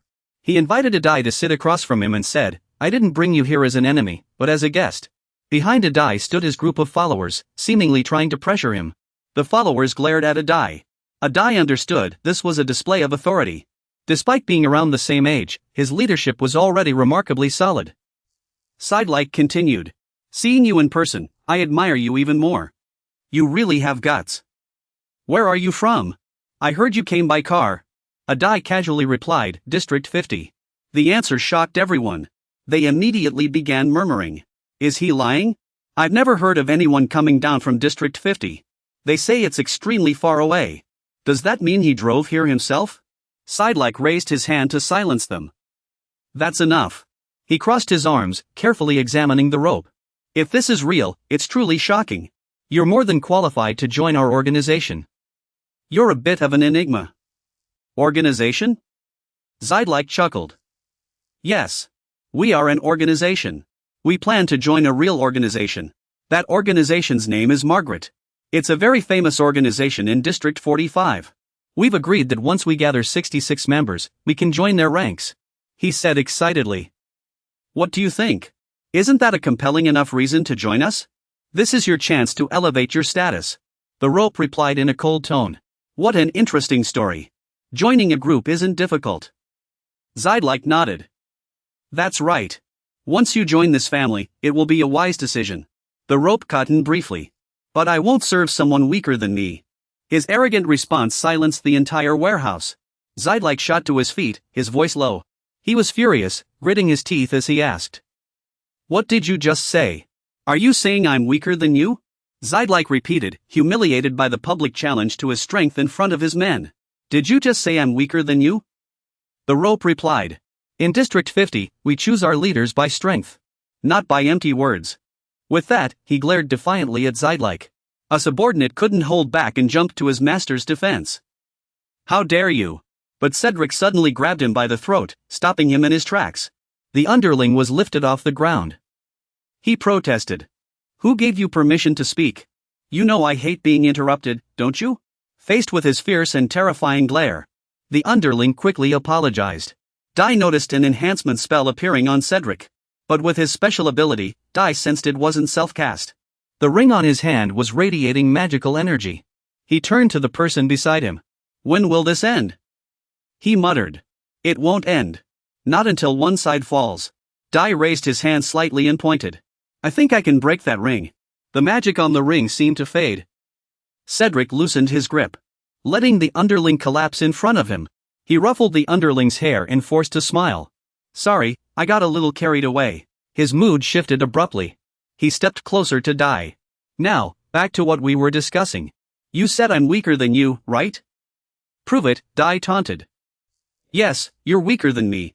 A chair suddenly flew past his cheek. Enraged again, he roared, say that one more time. He turned to the group of underlings. Do you all think he's stronger than me? Terrified, they stammered, no way. Of course you're the strongest. You're the strongest here. C knows this ring reacts based on Zidlike's emotions. When he realized Zidlike hadn't noticed the magic being cut off from the ring, it seems he doesn't know what this thing is doing for him. He raised his hand and asked, alright, see. You want to see my power, right? You continued, taunting him. Come and fight for the leader's position, Zidlike. If I lose, I'll serve you. He smirked, full of confidence. Good. We'll fight again in a week. He clenched his fist, a sly look on his face. In front of everyone. My men and the other gangs will all be there. That way, it'll be clear who's stronger, right? C accepted the terms. You asked again. But where did you get this ring? He held up the ring and replied. Win against me, and you'll find out. Though that's never going to happen. Meanwhile, he glared at C with bloodshot eyes. The next day, on the streets of District 49, C walked while pondering the ring. What exactly is this ring? Just as he was lost in thought, something came flying straight at him. C reacted quickly and caught the rock with his hand. Then, a group of street thugs with weapons approached and confronted C. Ha! You noticed that? Who said you could walk around here? On the other side, 3 more blocked his path. Have you lost your mind? They surrounded him, making threats. Don't even think about running. This area is under our control. We'll teach you some manners. C cut them off, telling them to be quiet. He raised his hand and said, let's settle this. After a while, a group of people were all sprawled on the ground in disarray. No matter where he went, there were always people looking for trouble. It must have been news of his match with Cedric spreading. Though Cedric's men didn't attack him out of loyalty, other gangs were different. To them, letting a stranger move freely was a grave insult. They even teamed up to try and suppress him. But this was all going according to plan. The more he used his magic, the stronger it became. With more experience, his casting speed increased, and his stamina usage decreased. Picking fights on purpose had been the right choice. After dealing with the group, De noticed someone else watching from the shadows. He glanced toward the alley and asked, how much longer are you going to lurk there? A child wearing a hat and glasses was hiding there. He stepped out, gray-haired and expressionless. The child asked D, are you a hunter? With his youthful face and large round glasses, he looked far kinder than the street urchins. D sized him up. The boy was smaller and thinner than kids his age, and alone. Not the type to pick a fight. Strange. D clenched his fist and stepped forward, ordering, take off those glasses. If they break, it'll hurt my hand. The boy quickly raised his hands to stop him. Wait, what? He frantically crossed his arms in a gesture. I'm not here to fight. D was puzzled. The boy seemed to realize it too. Like he didn't even know why he was there himself. The boy explained, calm down. I'm not the fighting type. Look at this scrawny frame, how could I possibly win a fight? Dad asked, then what do you want with me? The boy composed himself and adjusted his sling bag. Then he introduced himself, I'm Philip. I have a proposition for you. His expression was dead serious. By 1 p.m., Philip led Dai through a trash-strewn area. This way. I work at the Eastern Dump. The boy turned back with a grin. Hunter, I've heard a lot about you. No matter where I go, people are talking about you. Da thought, Hunter, huh? Guess that's the title he'd earned after beating that group, even if he was just a stranger in these parts. The two continued in silence. Da didn't say another word. After a while, they stopped in front of a small shack in the middle of the dump. Philip forcefully pushes the door open. The noisy scene inside contrasts sharply with the quiet outside. The racket's so loud that Dai is startled. People are chatting freely and comfortably. The kid excitedly says, "Welcome to Philip's Inn." He named this place after himself. Dai remarks that there seem to be over 100 people here, and Philip replies, "Precisely 186, including those working outside." After looking around, Dai says everyone here shares something in common, and Philip immediately asks, "You noticed?" Dai answers, "They seem to struggle to join other groups, most are young or small in stature." Philip exclaims in surprise, "You're right. You're very observant." The kid raises his hand and continues, "There are many mines in District 49, and Dai suddenly realizes. Meaning many adults have died. Philip replies, "Exactly. That's why there's so much work here. Shops are even willing to hire kids. There are too many drifters, and even the gangs controlling the streets can't keep up." Philip acts as a middleman between BOL and several other groups, exchanging workers. He accepts a small advance payment and provides labor when needed. Philip winks proudly. "I'm a sort of labor broker. And I even provide lodging, though not for free, of course."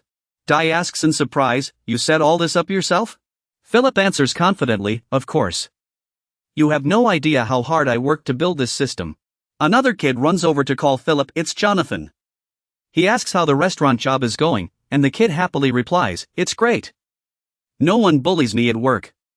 Then, forgetting to wave in thanks, Philip pulls out a notebook and pen. He jots down the rent he just received.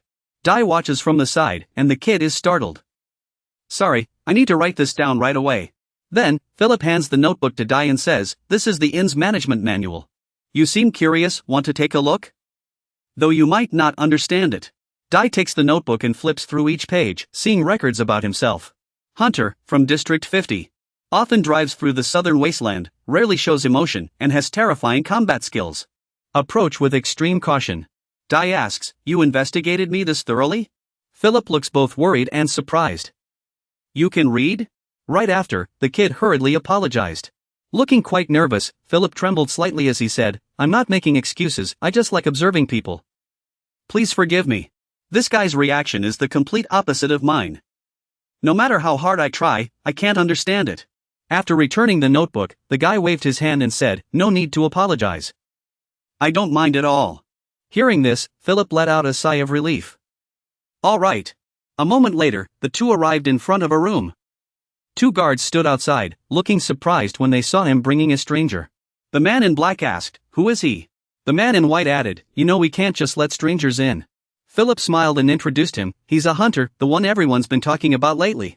I said I'd bring him as a guest." The two entered the room, and Philip said frankly, "This place is just for me. Make yourself at home." As the kid opened a cabinet to grab something, the guy spoke up, "When I first heard about you, I thought you were a fraud." Philip held a bag of money and replied, "Come on, I wasn't lying. Reputation is the most important thing in business." He placed the money bag on the table and sat down, continuing, "Money can always be earned back. But once you lose your reputation, it's hard to regain." Hearing this, the guy felt like Philip was nothing like someone his age. He asked, "So what's the proposal you mentioned earlier?" Philip's hands trembled slightly. The kid thought to himself, "He's still intimidating, but if I want to make money here, I'll have to get over it." Philip's eyes gleamed with confidence and seriousness. The kid reached out his hand and said, "I have a serious proposal for you. Become my business partner." After you defeated Cedric and became the new leader, the two sat facing each other in Philip's private room. The guy observed the kid's emotions. The magical glow around him had dimmed compared to before. At first, he was afraid of you, but now he's full of courage. The guy asked, "Don't you think I might lose?" Philip answered sincerely, "I can't rule out that possibility, but your chances of winning are high." He asked, confused, "Why?" Philip replied, "Because of intuition." The kid explained, "Didn't I tell you? I like observing people. For example, when you talk to others, you have a habit of looking down. You're not looking at their eyes, but staring at their chest, aren't you? This kid props his chin up with his hand, like he's analyzing something. I don't know why, maybe he's had some psychological trauma related to others' gazes or faces. Alright, back to the point. I have a knack for reading people. I can tell that you. Philip immediately cut in, asking, what else? What other habits of mine have you noticed? How many? Tell me quickly. As Philip turned a corner, he continued evaluating him. You always step forward with your right foot first, probably an instinctive defense, always ready to face sudden enemies because you're right-handed. And your fighting style. Philip listened intently. It was the first time someone had analyzed him so carefully. Before this, people would glance at you and just think you were terrifying or off in some way. All they saw was your coldness and danger. Even now, aside from anger and sadness, you have to focus hard to feel any emotions. Then why does he feel like a key that could help me develop emotions? Philip stared at the fist manual. No matter what, Cedric always lets his emotions control him in battle. But you're different. You fight by observing your opponent's movements and calculating precisely. So I believe your chances of winning are. Philip replied, I agree. The kid was surprised I hadn't finished. What about the payment? Philip let the kid decide, just don't underestimate the task. Philip rubbed his hands together happily. Of course. As he stepped outside, he added, oh, and I have one condition. The kid tensed instantly. Philip lowered his gaze and said bluntly, it seems you have connections here. I need you to help me find something. 2 days later, Philip sat by his car near a junkyard, under the chassis. A man fixing something asked, you really came from District 50? The man continued, judging by your car's condition, I believe you crossed a desert. Though Philip seems to like you, he rarely sends someone with my skills out. Philip remained seated, observing everything coldly. The mechanic asked him to pass a wrench and a 6mm screw. Philip glanced at them on the toolbox and, still using his blue spiritual energy, made the tools float over to the mechanic. Seeing their shocked faces, I wonder, how did it end up right beside me? When did I even bring it with me? Looks like this guy can already use mana freely and in large amounts. After a while, the mechanic stood up and wiped the sweat off his forehead. Aside from the engine overheating, there wasn't any serious issue. I've already replaced it with the best coolant, he whispered as he leaned in. I sneaked the most expensive kind from the warehouse. You nod in approval. Good job. The mechanic packed up his toolbox and smiled. It's nothing, this was Philip's request. Philip is our savior. His face lit up as he mentioned the innkeeper. If it weren't for him, we wouldn't have found work in the first place. So, taking a cut from our earnings for him is something we do without complaint. You have to admit, he's really well known. The mechanic handed you a piece of paper. All right, Philip asked me to give this to you. After packing his tools, he continued, he said he couldn't remember all the messages. So he wrote them down instead. He waved goodbye. Hunter, see you next time. You held the paper.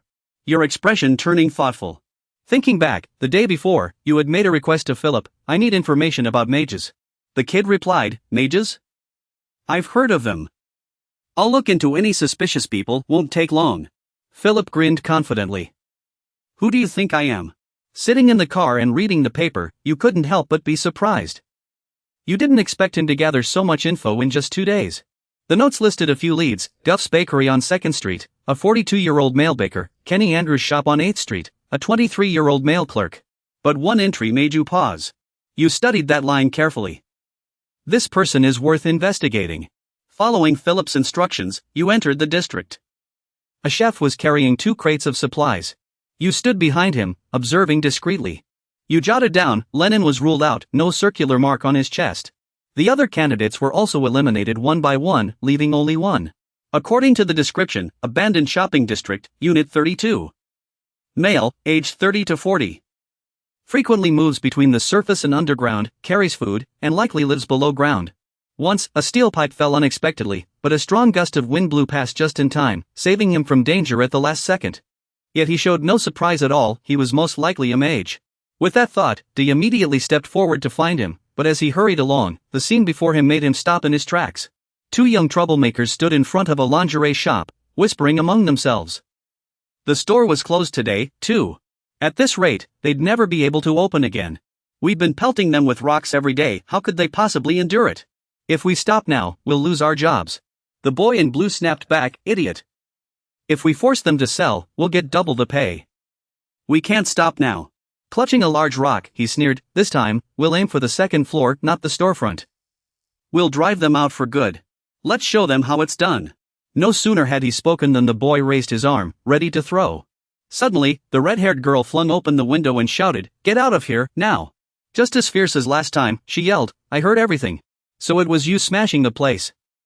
Scram, you jerks. From a distance, Din noticed her emotions, a pale yellow, symbolizing courage and conviction, but overshadowed by dark magic. She was terrified. The two troublemakers ignored her, retorting, we don't even have a place to sleep. The girl clenched her fists, her body trembling slightly, but she tried to scare them off. Shut up. My guardian will. Before she could finish, a rock struck the wall beside her, startling her into a shriek. They taunted, like we don't know it's just a bunch of kids and sick old men in there. The red-haired girl still tried to shoo them away. Shut up. Leave. Do watched from the alley. The boy in white lifted a rock and shouted, this time, I'm aiming for her face. Do was about to rush out to stop them when the scene before him made him freeze. The girl raised her hands, glowing with blue magic, and blasted the rock and the two troublemakers below away. The rock ricocheted, sending them into a panic. What just happened? As the magic faded, the red-haired girl remained at the window. Her young face was a mix of anger and helplessness, as if she might burst into tears at any moment. Do realized in shock she might be a mage too. The two troublemakers exchanged terrified looks. What just happened? The boy in blue patted his friend's shoulder.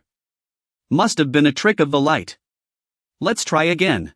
Unlike them, De knew exactly what he'd seen, it was magic, no doubt about it. The little girl stretched her hand out and cursed, darn it, get lost. The two young troublemakers ignored her, continuing to throw stones. Acting tough, huh? Let's see what you can do to us. Two stones flew straight toward her, and the girl's face showed worry. She squeezed her eyes shut, bracing herself, thinking she wouldn't be able to block them. At that moment, a magical hand reached in from outside the window. It summoned a gust of wind stronger than before. The two troublemakers quickly shielded their faces, asking each other, what now? What the, this wind is too strong. Suddenly, something flew straight at the blue-clad troublemaker's face, knocking him backward. The white-clad troublemaker jumped in shock, confused about what happened. He was still asking his friend, you okay, when a stone hit his own face. Dale stepped forward, casually tossing a pebble in his hand. He walked past the two troublemakers lying on the ground. Looking up at the still stunned girl, he greeted her, long time no see. The two troublemakers were tossed into a corner by the roadside, trembling and bloodied. The girl invited Dale into the bookstore and bowed her head in thanks. Dale waved it off, saying, no need. Almost at the same time, they spoke. Are you a mage? Was that magic you just used? The two stood very close, and the red-haired girl seemed flustered. She quickly reached out, asking shyly, want to come in and talk? The two entered the inner room of the bookstore together. The girl closed the door and introduced herself with a smile. I'm Veronica, the bookstore owner. He answered briefly, Dale. Veronica replied, Dale? I see. The girl bowed slightly and said sincerely, I'm really sorry for yelling at you last time. I thought you were one of those kids throwing stones. Dale waved it off, unbothered. It's fine, it was easy to misunderstand the situation. The girl looked a little uneasy. Anyway, thank you for helping me. If not for you, I'd be in big trouble.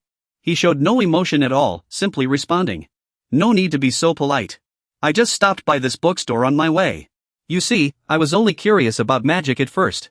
But meeting a mage here was an unexpected bonus. Veronica seemed slightly taken aback by Yi's reply. She thought people here usually accepted gratitude more openly. This kid is really odd. The two sat at the table talking, with Yi taking the initiative to ask questions. Veronica, where did you learn magic? The girl answered honestly. My grandfather took me and my siblings in. Hearing this, Yi leaned in closer, looking utterly shocked as he pressed on. Your grandfather knows magic too? Veronica answered with a hint of worry. Of course, he's a mage. Yi immediately followed up. Could I meet your grandfather? The girl gave a small smile. I think so, but let me go tell him first. She noticed the wound on his face and spoke up. Wait, you're hurt. He gently brushed his hair aside, revealing a deep gash across his face. It's just a scratch, nothing serious. Veronica said with concern. But if we leave it like this, it might get infected. She moved her hand closer to the wound, asking him to wait a moment. A strange glow emanated from her hand. In an instant, white magic seeped in and healed the wound. Within moments, the gash on Yi's face had completely vanished. Veronica pulled her hand back and said lightly, "There, all better." Yi immediately stood up. Puzzled, he asked, "How did you do that?" The girl flinched, shrinking back slightly. "What do you mean?" Yi leaned in even closer. A little excited. "You just moved white mana and used it to create light, but no one can manipulate white mana. White mana only responds to those with selfless care or who sacrifice for others. All of this is too unfamiliar to me. Someone with barely any emotions." Veronica replied, "I just used healing magic." "Then what do you mean by white mana?" The little girl's question suddenly made Dai recall something from the past. Back then, Nehru's had told him. Colors? I've never heard of such a thing. People say mana is invisible. Now he had another question. Can't even mages see mana? Veronica asked, "Do I know what you mean by white mana? Are you talking about the healing attribute?" This was the first time Dai had heard such a technical term. Veronica began explaining that the attribute used in the magic earlier was called the healing attribute. Usually, healing magic only uses one attribute, healing, but you can add one or two auxiliary attributes. Dai asked curiously, "How many attributes are there in total?" The little girl explained, somewhat confused, "If you only count natural attributes, there are many. But if you include attributes like amplification, chaos, control, and healing, there are at least over 100. Dai clenched his fists, thinking to himself that he had learned something new again. If he ever got the chance to meet her grandfather, he wondered how much more he could learn. Dai asked, "Is your grandfather on the second floor?" Veronica answered, "Yes, Grandpa is very ill and can barely get out of bed." Then, as she walked up the stairs, she reminded him, "Could you wait by the table for a moment? I'll go check if Grandpa is awake." Veronica hurried upstairs and called down, "I'll be right back." While waiting, Dai leisurely browsed the bookstore. His eyes scanning the titles on the shelves. As he looked, he remembered people saying books were very expensive. Touching them with his dirty hands would only soil the books. Their effects weakened, so you instinctively pulled your hand back. Thinking back, the last time I took a bath was on a rainy day, when there was clean water. I didn't pay much attention to how I smelled. But others must have found it unpleasant.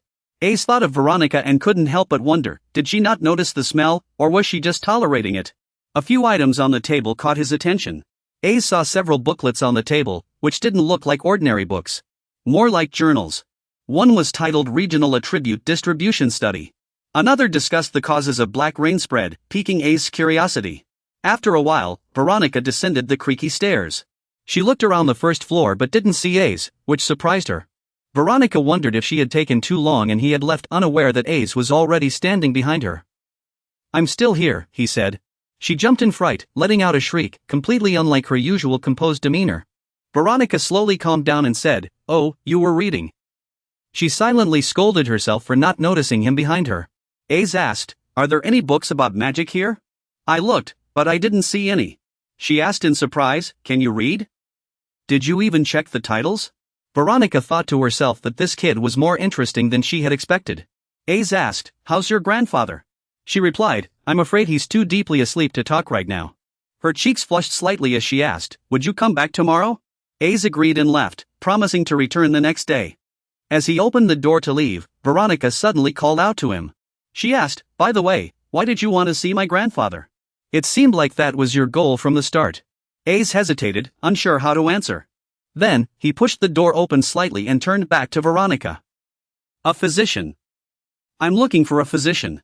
At 4:30 p.m. in a restaurant in the neighborhood, Ace continued reviewing the list of suspicious individuals Philip had given him.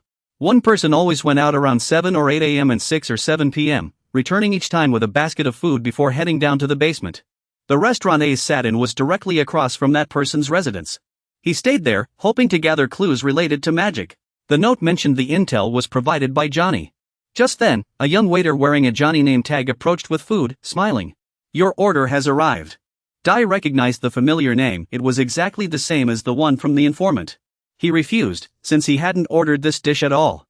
Johnny grinned and said, "Consider it on the house." "You're a hunter, right? Now you're a hero in the kid's eyes." Dai nodded. "All right, but I have something to ask you too."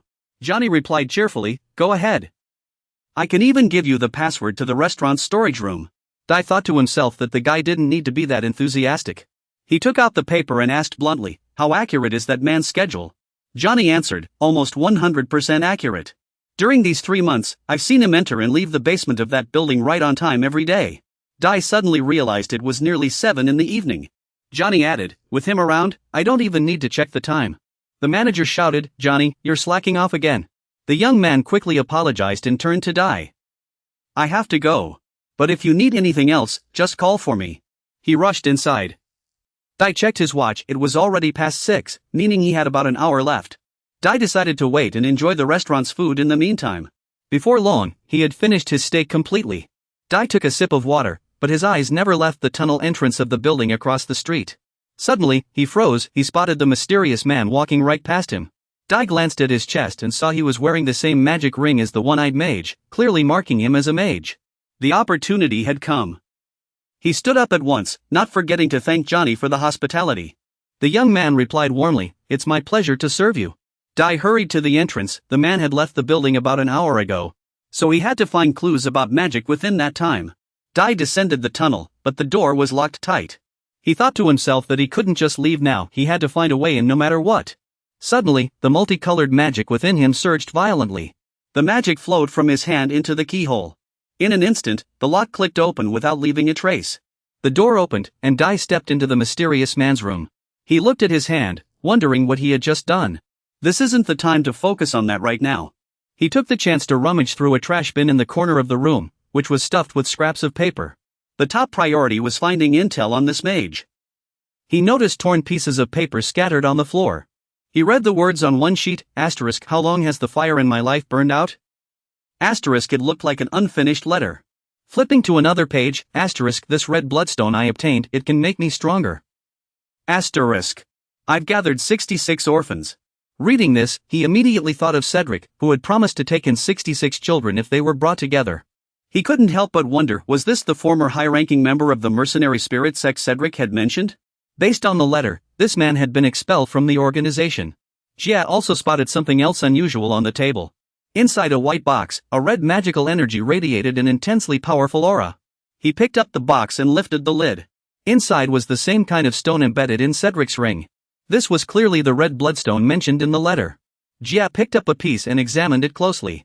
It was still magic, but different from the magic in the air. This stone could absorb magic at a much faster rate. He wondered what would happen if he used it to cast a spell. A massive burst of flames instantly erupted from his hand. It was the most intense fire he had ever conjured. Normally, casting a spell took much longer. Footsteps sounded from outside, descending the stairs. Jia quickly extinguished the flames and turned toward the door. Had he returned? It hadn't even been 15 minutes. The mysterious man pushed the door open and stepped inside. He walked to the table and muttered a curse under his breath, asterisk, damn it. Asterisk. I can't believe I forgot my wallet. I'm getting dumber by the day. No wonder the boss abandoned me. Jia hid behind the door. The man continued muttering to himself. But don't worry, Walter. As long as I finish this task, you can return to the organization. He continued walking outward. I must buy more food than usual. That way, I won't have to go out again for a while. Jia opened his eyes to observe. Seeing him about to leave again. Suddenly, he stopped in his tracks and said, Wait, there's one more thing I need. He pulled open the door where Jia was hiding. With a murderous glare and a vicious grin, he said, I also need to buy some rat poison. Number 17, he shouted. Did you really think I didn't know you were hiding here? Jia immediately drew his blade to defend himself. You swung your blade at his face, and blood sprayed. He staggered back a distance. One hand clutching his face. The other slamming against the wall as he cursed. Brat! He demanded furiously. Who are you? I thought you were an assassin from the organization. Turns out you're just a kid. Then he muttered in concern. Darn it, blood's getting in my eyes. Walter continued interrogating him. How exactly did you open that door? But Jia didn't answer, charging forward to attack again. Gripping his blade tightly, Jia thought he had to subdue him and extract everything he knew. However, he was stronger than expected. Shocking Jia. Little punk, he cursed. At the same time, he grabbed the blade with his bare hands and crimson energy. He roared in fury. How dare you disrespect your elders and point a blade at me? He let out a roar. How the hell are you this strong? Ji quickly snatched back the knife. Then he leaped back to create some distance. He couldn't help but worry the blade would cut into flesh. Walter drew a large iron hook and bellowed. I went easy on you earlier. Because you're just a kid. But now I'll tear your face apart. He immediately charged forward, slashing wildly. Dai dodged while wondering if he could use magic like that too. The iron hook swung straight at him. Walter suddenly froze. He was at a loss for words. He asked in shock, "How do you know that kind of magic?" Dai clearly remembered the color combination and proportions of the magic he had just used. So now, he was blocking the iron hook with his bare hands. Walter lunged at him in a frenzy, forcing Dai to keep retreating. Meanwhile, he wondered in his mind, what's going on here? Golden transformation was his own unique magic. Could this kid? He focused his observation. Jean endured, waiting for the right moment to counterattack. He spotted a small opening. Dai didn't hesitate, he slashed at Walter's face, forcing Walter to lean back to avoid it. But the dodge exposed his side. Dai seized the chance and struck hard. Blood sprayed. A critical hit. He groaned, glancing at the boy. Blood dripped to the ground. He dropped to one knee. One hand braced against the wall, struggling to stay upright. His eyes were bloodshot. He grinned dangerously. I was right. You must have been sent by my master. I heard there's someone among the assassins who can copy magic. No sooner had he spoken than a dagger pinned his hand to the wall, making him cry out in pain. He silently reminded himself to keep his voice low to hide his identity before speaking to him. I have a lot of questions for you. From now on, answer all my questions. Walter let out a bitter laugh. He never expected the legendary assassin to be so young. He considered himself experienced with people like this. Communicating with him is difficult. If I can't get any information out of him, I might as well kill him here. But then, something unexpected happened. Walter began to resist. His entire body burst into flames as he spoke. All right, I understand. I'll make my master acknowledge my abilities. Let me burn you to ashes, you wretched assassin. He was sent flying by a powerful blow. A towering pillar of fire erupted beneath his feet. He pulled out his charred arm and roared loudly. Tell my master this. Walter Bloodeye is coming for him. He stood up. By now, his entire body was engulfed in raging flames. He glanced at him and continued. That is, if you manage to leave here alive. My master must be regretting it now. Regretting abandoning me back then. With that, Walter burst into maniacal laughter. He focused intently on his opponent. Mana was swirling violently around the magic circle. As a result, crimson mana was rapidly spreading through his veins. This is far too dangerous. If I didn't protect myself with mana, I'd likely be in grave danger by now. Walter raised his hands toward the sky. Two towering pillars of fire appeared in his hands. Then he asked the assassin, You came here to kill me and take the crimson bloodstone, right? Then try to kill me. With that, he immediately swung his flaming hands and lunged at his opponent. The boy quickly raised his hands in front of him, forming a multicolored magical barrier to defend himself. A multicolored magical shield appeared, blocking Walter's attack. Seeing this, he grew even more excited. Defending? Good. If you were sent to kill me, you should at least know magic of this level. Walter struck wildly in his frenzy, shouting, Are you just going to keep defending? For how long? Cracks began to form on the shield. The boy couldn't get close. Walter's body was engulfed in flames, and the barrier wouldn't last much longer. Suddenly, a glint flashed in the boy's eyes, as if he had thought of something. Walter laughed mockingly. So what? Then he unleashed an even larger pillar of fire in a full-force attack. The boy lowered his hands, knowing he couldn't block the strike, but first, he had to put out the flames. Walter grew even more confident. What? Dropping your defense? Have you lost your mind? Yet the boy left him speechless. What was he doing? Using two major types of magic at once. The boy didn't explain, he just focused on conjuring water to extinguish the flames before him. He raised a water-infused fist, ready to counterattack. Walter's eyes widened in shock. You can even use water magic? Aren't you an assassin? A water-charged strike pierced through him, instantly snuffing out the flames. His body was completely immersed in the water element. Moments later, familiar footsteps echoed down the street. Dee walked slowly, his expression clearly showing exhaustion. Blood trickled from his nose, a consequence of overusing magic beyond his mental limits. He dashed away, thinking to himself that the destructive power of the magic he had just used was incomparable. The flow of magical energy circulated smoothly, and the speed of color fusion increased significantly. That guy named Walter was truly powerful. It was hard to imagine just how terrifying that monocle-wearing mage really was. Dee reminded himself that with his current strength, he couldn't afford to act recklessly. Despite this, his resolve remained unshaken. He clenched his fist, determined that with enough time, he would grow stronger. Dee reached into his pocket and muttered to himself, if I had known things would turn out this way, I would have taken everything. In his hand was the bloodstone he had seized from Walter. The next day, he was at Veronica's bookstore. A pair of feet approached quietly, right on schedule. Veronica, carrying a stack of books, beamed when she saw him. Dee, you're here. Welcome. Veronica immediately noticed something different about Dee today and asked, did you change your clothes? You were wearing a raincoat yesterday. He answered bluntly, I threw it away. Dee thought to himself that although the room had been too dark for Walter to see his face clearly, wearing that outfit again might give him away. Veronica led Dee inside, saying as they walked, I already told Grandpa about you, how you helped us with magic and that you're searching for the rainbow. As they walked, Dee felt as though something was watching him from the shadows. Behind them, two young boys peeked out from behind a door. When Dee noticed them, the children looked flustered. They quickly shut the door. Veronica explained, they're my brothers. Grandpa brought them back from the orphanage, just like me and Monta and Junfin. Dee then asked, is it to teach them magic? The girl looked slightly startled. Huh? How did you know? He replied calmly, because there's no other reason. Besides, you mentioned you learned magic from your grandpa. The girl innocently realized, oh, right. The two stopped in front of a door. Veronica's grandfather was inside. The girl called out, Grandpa Lewin, I've brought him, the one who helped us. The two entered the room together, where an elderly man with silver hair came into view, holding a book in his hands. He said to the little girl, Veronica, could you step outside for a moment? The girl obediently complied, leaving the room and gently closing the door behind her. Dai sat by the elder's bedside, and to ease the heavy atmosphere, Lewin spoke first, I want to express my gratitude. He looked at Dai and continued, I heard you helped Veronica drive away those kids.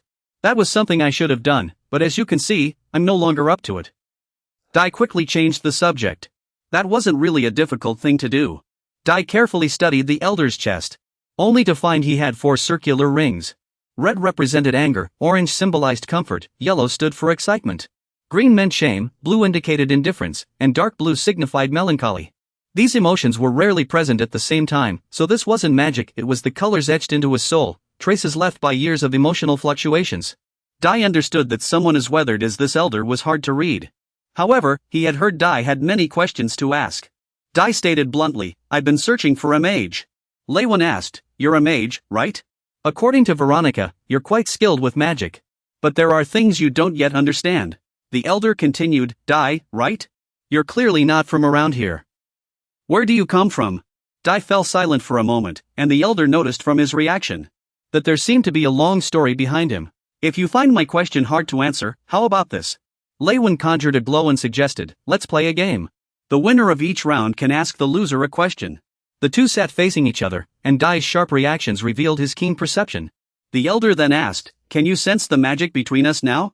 Dai widened his eyes and replied, oh, I don't just sense it, I can see it clearly. The elder noticed Dai's attitude had completely changed and proceeded to explain. Every type of magic uses different elements. When elements meet, they can even create new ones. Dai listened intently as Lewin explained, the element between us is. This is what helps magic maintain a stable state. Even once decided, it remains unaffected by external factors. It's precisely this stability that makes it the hardest element to control. With that, he gently stroked his long beard. Dai immediately asked, then what is the element beside it? Upon hearing this, Raymond was stunned. He asked in alarm, you sense 2 elements instead of 1? Dai replied, yes, 2. In his mind, he thought, one is light gray, the other dark gray, they must be 2 different shades. Raymond clutched his head and burst into laughter. How could this be? A thought flashed through his mind, why had he scoured hundreds of orphanages when this child had instantly recognized both the sustaining and enduring elements? This was something even an average mage could never achieve in a lifetime. Gazing at the boy before him, Raymond could only sigh inwardly. Fate was cruel, his time was running out, yet he had found a true genius. Dai asked him, then what is the sustaining element beside it called? He smiled at Dai. If I told you now, it wouldn't be fun. Find the answer yourself after winning the game. Raymond began explaining the rules. Right now, there's a sphere between us, made of 2 different elements. Try to pull the sphere toward yourself, whoever touches it first wins. I often play this game with Veronica. He moved the sphere closer to Dai. To be fair, I'll place it slightly nearer to you at the start. Dai thought with slight concern, defeating a mage far more skilled than himself would be difficult. But with this advantage, it wasn't impossible. Raymond raised his hand, ready to begin their game. In the first round, the sphere shot toward the old man before Dai could react. His eyes widened in shock. Raymond caught the sphere and smiled faintly. The speed was so blinding that Dai was left speechless. He had to admit the man was too fast. Raymond looked at him and asked, "Who taught you magic?" Dai answered briefly, "I taught myself." Hearing this, Raymond chuckled. "You've amazed me twice in a single day." Dai couldn't help but ask, "Is a self-taught mage really that rare?" He replied, "If you win the game, I'll answer that because it's part of the question." Without hesitation, Dai raised his hand. "Then let's move to the next round." The room once again echoed with the old man's hearty laughter. Dai sat motionless, expressionless, the magic orb still not in his hands. The magic orb was now in the elder's hands, and he continued to win this round. Raimon didn't forget to explain that the outcome of this trial depended entirely on each person's control over magical power, not the number of rings. Dai clenched his fists and thought he had only been providing information and gained nothing in return. He focused all his attention, he had to try a different approach. Raimon offered the magic orb to him again, asking, "Shall we continue the game?" This time, Dai's response changed. His other hand was now channeling blue magical energy, which caught the elder off guard. This time, he successfully reclaimed the magic orb. Raimon exclaimed, "Goodness, it seems you've changed your strategy." Dai replied, "There's no rule saying I can't make things difficult for my opponent." The elder accepted this with a chuckle, saying, "Ask whatever you like." His question was concise, "What is magical power?" Raimon closed his eyes gently, preparing to answer. Magical power is the most fundamental element that makes up everything in this world. It cannot be seen or touched, but like lightning, fire, or hail, we can observe its flow through secondary phenomena. Additionally, very few people are born with the ability to sense magical power. It sounds like you might be one of them. However, merely sensing magical power doesn't mean one can use magic. Because sensing and controlling it are two entirely different skills. Dai immediately asked, "When you say talent, do you mean the ability to control magical power?" Raimon understood this was already the second question. But he let it slide and continued explaining. Yes, talent refers to the ability to separate the elements that make up magical power and recombine them in precise proportions. Generally, those who understand themselves tend to have greater talent in using magic. In a way, magic is the study of exploring oneself. That's why it's said that magical power calls to those who are true to themselves. Raimon explained with evident delight. Dai repeated, "Magical power calls to those who are true to themselves?" In the next round, the magic orb was once again drawn toward Dai. However, he was learning to understand the orb's properties in real time and manipulate it. He held the magical energy in his hand and blew on it gently. Liam spoke up, "So what's your next question?" "Just say it, I want to know about the magic rings mages have in their minds." He replied, "The star rings?" You can think of those rings as containers for storing magical energy. The magic in the air automatically gathers into these created rings. After one refinement, the distribution of elements within them changes, depending on the mage's constitution. Lei asked curiously, "Is refined magic easier to use than the residual magic in the air?" That's right, but there's another, more important reason for this process. Using the magic in the air a few times isn't a big deal, but if you keep doing it, it can lead to magic poisoning. Typically, when mages use raw magic from the air, reactions appear immediately. They might feel dizzy, unable to stop laughing, or burst into tears from sadness. Some even lose control of their anger due to the symptoms of magic poisoning, and everyone reacts differently. Dai listened quietly, and when these symptoms build up, they can develop into permanent mental conditions. Thinking of Zeidlik's expression, Dai couldn't help but wonder if magic and emotions influence each other. Using unrefined magic causes the user to gradually lose control. That explains why I never suffered from magic poisoning until recently. I couldn't feel emotions at all. Dai fell into brief thought before speaking. If someone could use raw magic without poisoning, they'd have a huge advantage. Liam replied, "That's an interesting thought, but I've never met anyone like that." Even if such a person existed, they couldn't compare to mages who only use refined magic. It's much safer. Since the air holds limitless magic, Liam asked Dai about his dreams and what kind of person he hoped to become in the future. Dai's expression turned serious. "There's one thing I want to do, kill those I want dead and save those I want to save." He smiled faintly. "I've heard many people mention the first part, but this is the first time I've heard the second." Liam raised his hand and asked, "Would you like to learn magic from me?" The sudden offer caught him off guard. Dai wondered to himself, why would a four-ring mage want to teach a street orphan like me? I don't understand his motives. What does he want from me? As if reading his thoughts, Liam immediately said, "I have no expectations of you." You fell silent for a moment, carefully weighing your thoughts. Then you looked him straight in the eye and answered sincerely, "All right, I want to learn." Propping himself up, He glanced toward the doorway as Veronica entered. The old man's voice rang out, startling the girl who had been outside. The girl stepped inside, hastily explaining she hadn't meant to eavesdrop. Raymond knew this to be true. He understood her character well and motioned for her to sit beside you. He asked Veronica, "Do you remember why I took in my disciple Junfan and brought you back from the orphanage?" The girl replied that it was to pass down his knowledge as a legacy. He nodded. "That's right. And this is part of that knowledge, so you must listen too." Raymond began to explain, "This is about the rainbow. I've heard you're searching for it, aren't you? The rainbow is an ancient legend. Even now, countless people travel the world just to chase its trail. There are hundreds of theories about the rainbow, but they all converge on one point. Those who find it can become beings like gods." Veronica quickly asked, "Grandpa, then what is a god?"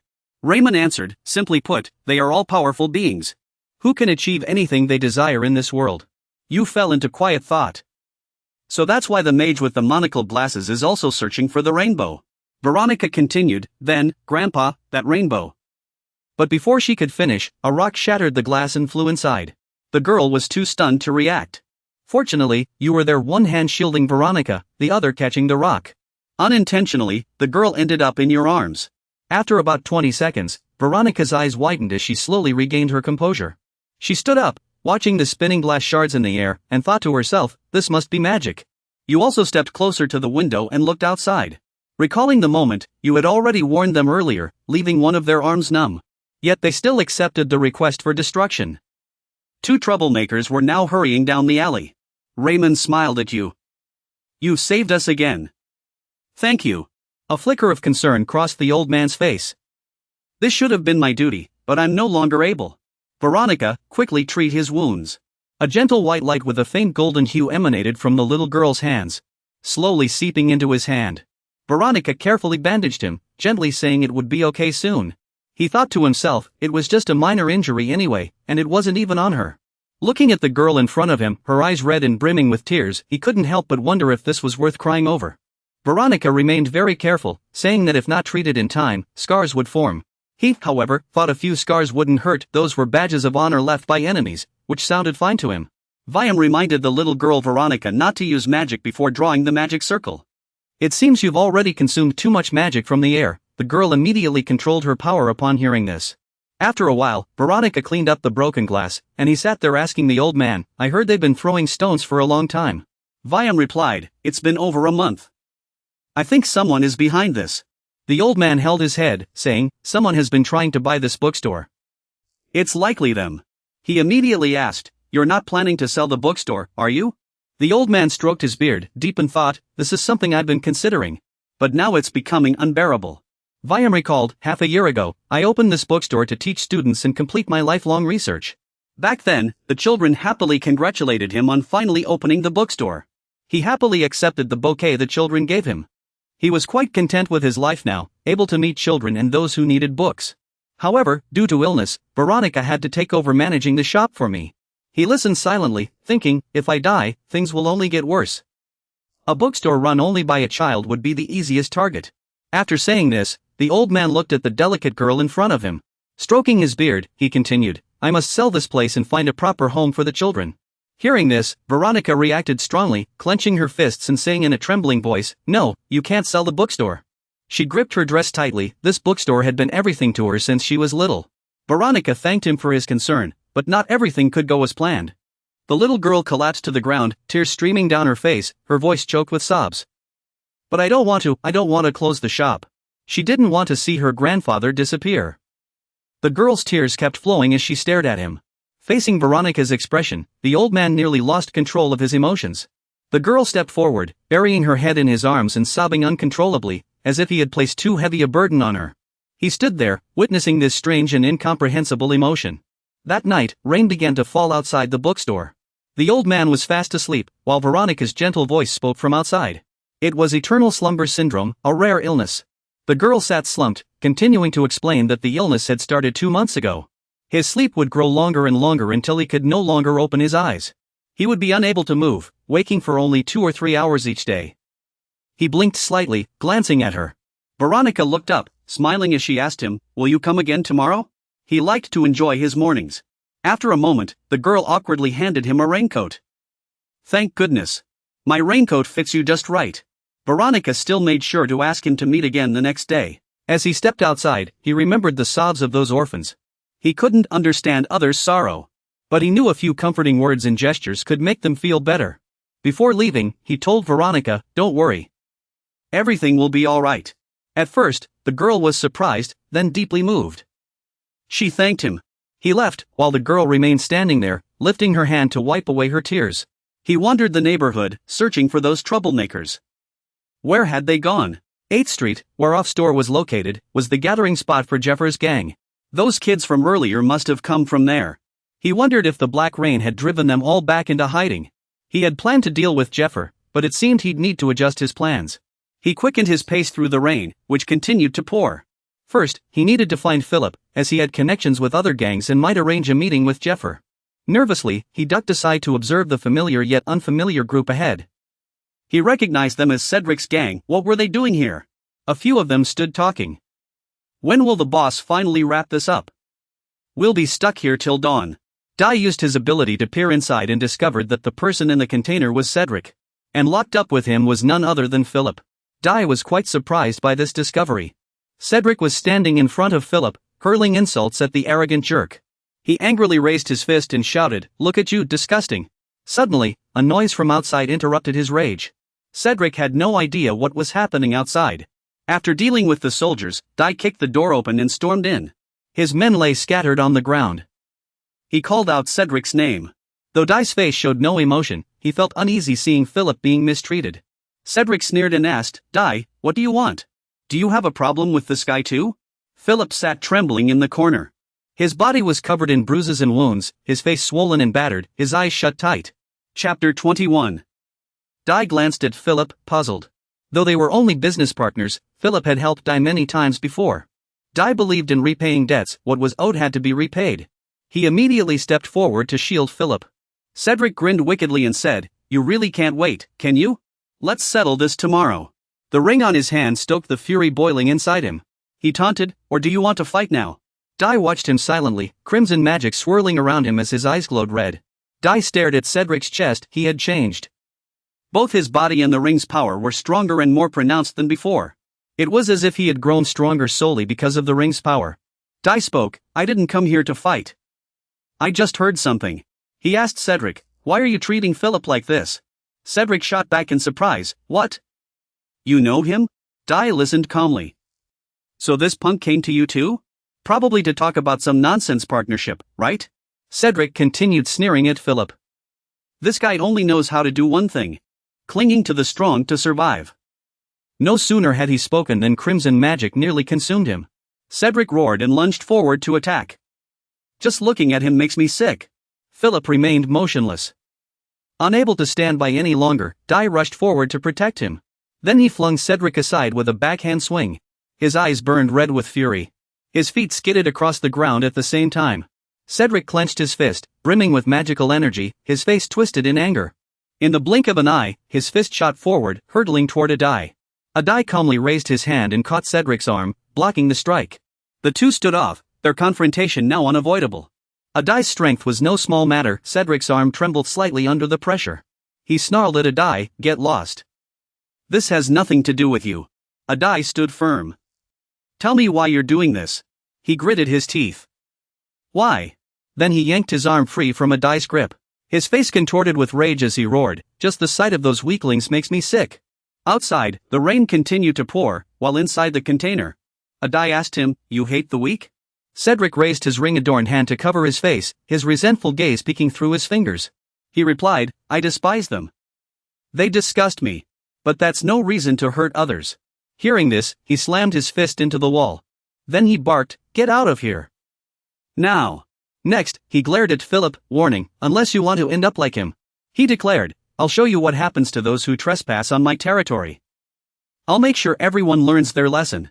Adai fell silent for a moment, weighing his options. "If I activate this magic core now, it might not work." Instead, he chose to reason with him, hoping to change his mind. "I don't understand. If you want to set an example, there are better ways." This gave Cedric pause. Adai crossed his arms and added, "What I mean is, if you want to make an example of someone, there are more effective methods.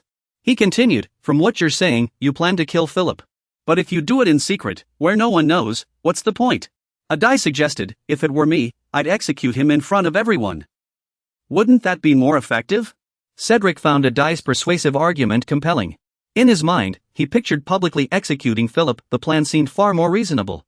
After a moment's thought, he told a die, that's not a bad idea. Also, if we're to execute him, it'd be best to do it on the day of our duel. By then, all the strongest fighters from District 49 will be present, and Cedric will agree. But he immediately pointed at Philip, as if on guard. But what if he runs away? Dai volunteered to take responsibility for the boy himself. Cedric smiled and said, alright, you don't seem like someone who'd go back on their word. Then he walked toward the door, not forgetting to warn Dai, I trust you won't do that, but if you let Philip escape or help him flee, you'll pay the price for him. After he left behind a smile and an extremely dangerous look. Now, only the two of them remained in the room. Dai immediately returned to Philip's side. He shook the boy in front of him and asked, Philip, are you okay? Can you speak? The boy shifted slightly, letting out a faint groan. Dai realized the child was more badly hurt than he'd thought. After a while, the rain still hadn't stopped outside the hotel where Philip was staying. A knock at the door startled Jonathan. What is it? It's so late. The boy opened the door, mumbling sleepily. Don't you know we don't open the door on black rain days? But when he saw who was outside, he panicked. It was Dai, carrying Philip on his back, the boy covered in wounds and blood. Dai said softly, help us. Outside the clinic, the black rain continued pouring down, making the atmosphere even heavier and more oppressive. Dai sat quietly in the hallway outside the ward, waiting for Francois to treat Philip. When he heard the door open behind him, he looked up to see Francois stepping out of Philip's room. He gestured for Dai to go in, then spoke. Philip is awake now. Dai looked at Philip lying on the hospital bed, then said, you look much better, don't you? Philip looked at him gratefully and replied, thank you. I've already heard from the kids. You brought me back. Thanks. Dai said calmly, just surviving is good enough. Philip smiled and responded, you're right. Dai voiced the question on his mind. But why were you knocked down by Cedric there? Philip lowered his head with a helpless sigh and replied, it just happened too suddenly. Recalling the moment, he began, I was just scouting ahead first. So I could take control of this district later and bring the hotel staff to that commercial area. I never expected to run into Cedric. At the time, Philip was focused on taking notes, 4 bars, 2 restaurants. Dai exclaimed in surprise, I thought you were a coward. Philip replied awkwardly, I am a coward, but sometimes you have to face your fears. Hearing this, Dai gave Philip a skeptical look and shot back, oh yeah? When? Philip grinned, rubbing his thumb and forefinger together suggestively before answering. Whenever there's money to be made. Dai glanced at Philip's magic container, musing to himself, he says he's doing this for money, but there's more red than yellow in there. He stared at Philip, puzzled. Why is he so frugal with every penny? Dai set aside his thoughts and asked, so you and Cedric have known each other for a long time? Philip scratched his head, slightly embarrassed. You noticed? I wasn't trying to hide it. His voice grew quieter, tinged with nostalgia, as he began, Cedric and I. His gaze distant, lost in memories, he continued, we grew up together. Back then, he and Cedric were inseparable, with Cedric always looking out for Philip. Recalling the days of stealing just to eat, Philip sighed, we were just street rats. He went on, it wasn't until we opened this hotel that our lives finally stabilized. At the time, Philip was filled with determination and hope, thinking they could finally run a proper hotel. He turned to Cedric, who had been standing silently beside him, and said excitedly, Cedric, what do you think? Are you happy with this place? It was only when he looked closely that Philip realized Cedric's attitude was off. His eyes bloodshot, Cedric gritted his teeth in frustration. Are we just rats to them? How much longer do we have to hide? Philip's eyes widened in shock at Cedric's outburst. He told Dai, Cedric has always been full of resentment. Back then, Philip had been carefully observing Cedric, who would lash out at everyone after every job and then train like a madman.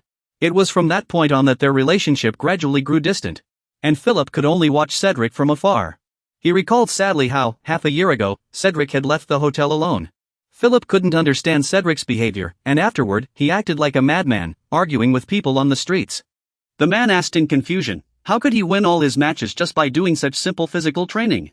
Philip answered helplessly, at first, Cedric lost too. His build was much smaller than those thugs, the man interjected, while Philip was still lost in thought. But then things changed. Philip nodded in agreement and continued, suddenly, he became much stronger. Recalling Cedric's fights, Philip said in puzzlement, it was like his strength had exploded overnight. The man stroked his chin and asked Philip, did Cedric ever wear a ring before? Philip thought for a moment before answering hesitantly. A ring? You mean the one he's been wearing lately? It seems like he only got it after becoming a gang leader. Before that, he didn't care about such things. The man quickly added, Cedric's personality wasn't this violent before, right? Philip sighed inwardly at the man's sharp observation. He nodded in confirmation. It was only after leaving the hotel that his personality changed like this.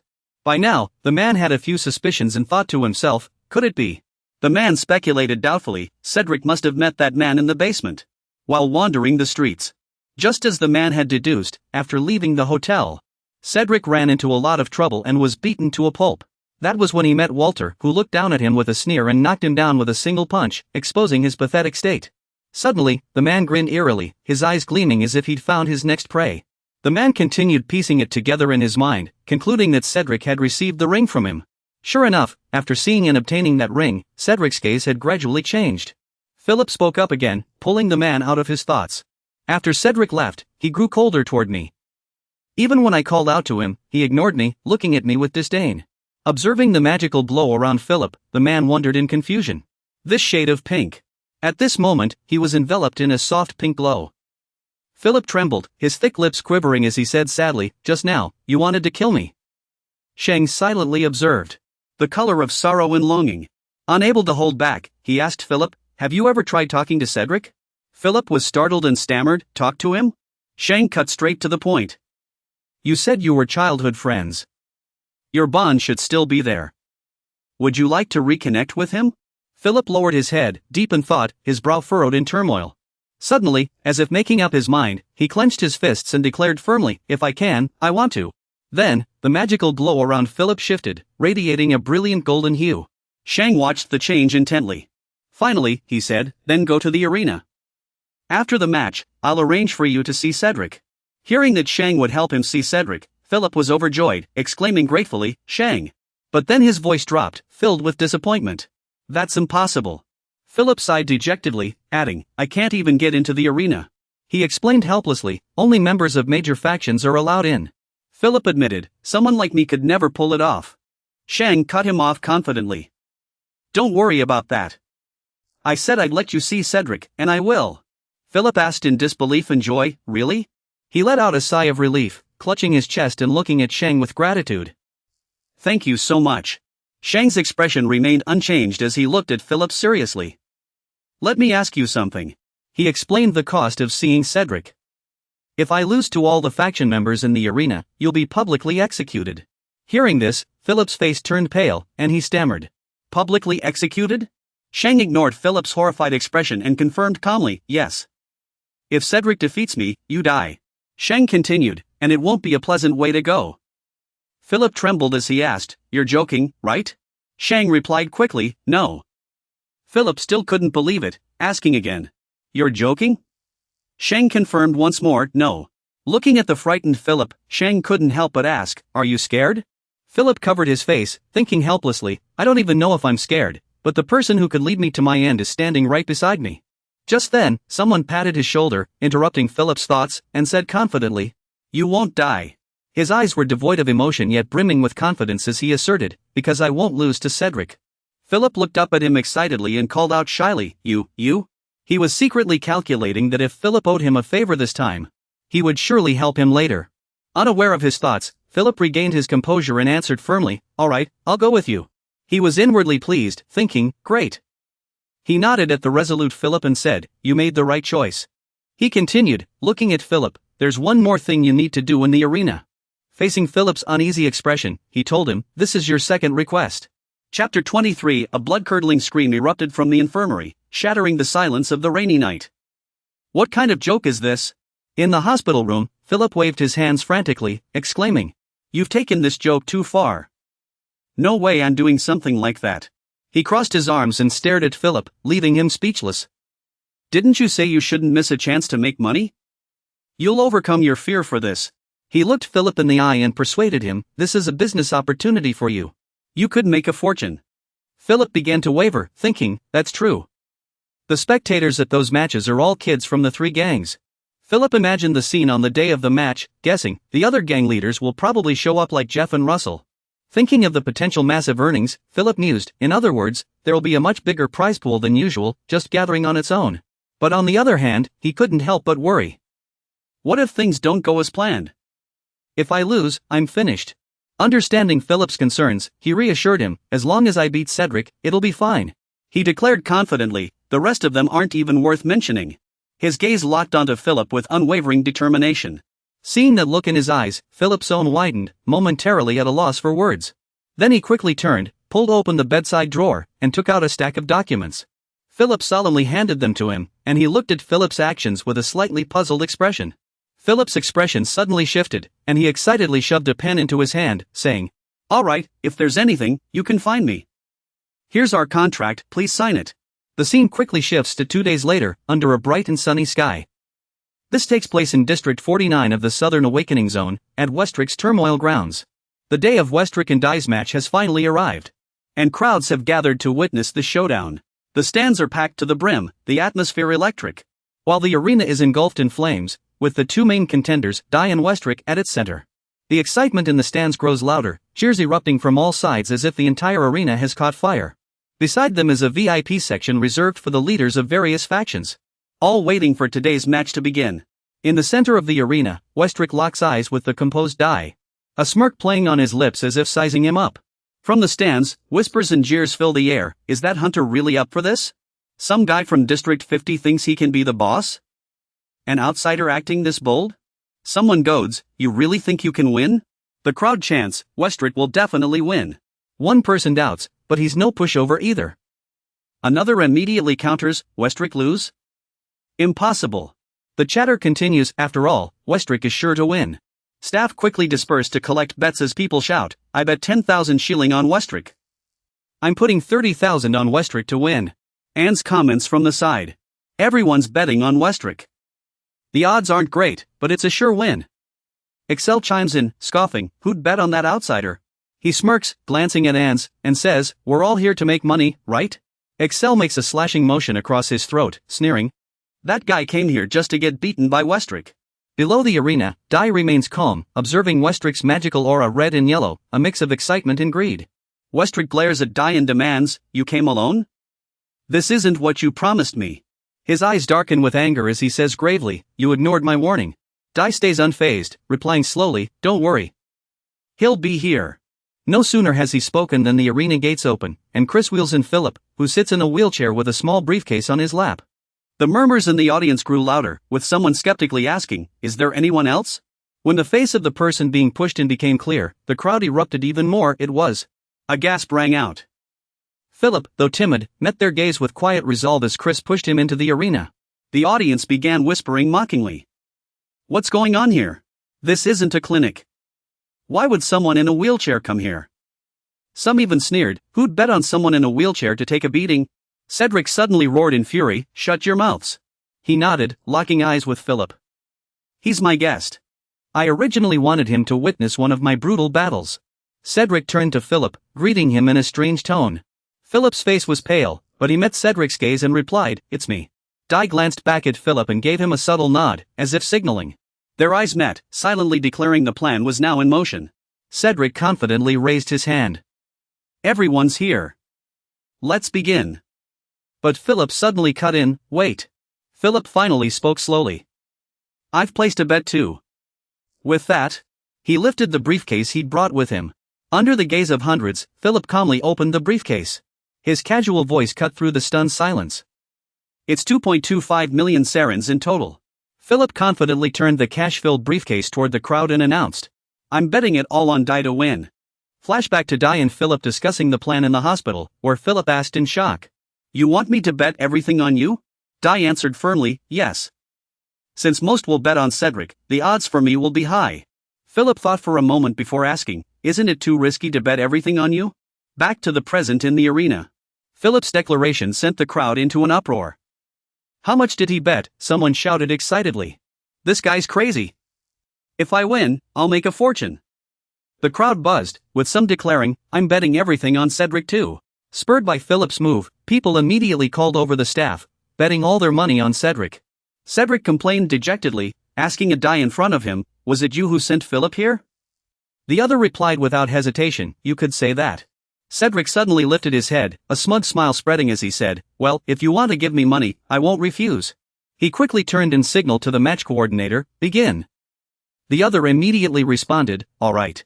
Without a moment's hesitation, Cedric clenched his fist and charged at Adai, roaring, you're asking for it.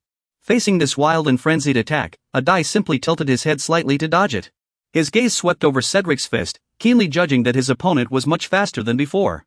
Then, Adai used just one hand to control Cedric's right arm, effortlessly restraining him, thinking to himself, though he's still far from Humphrey's level.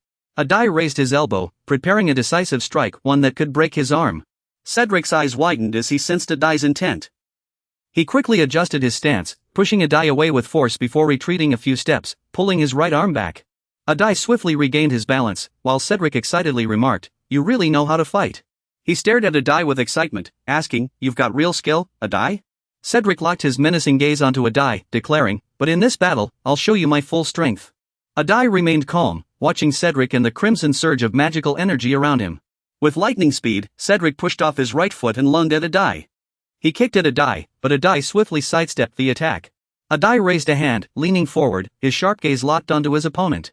Adai threw a fierce punch at Cedric, who merely smirked and tilted his head to dodge it.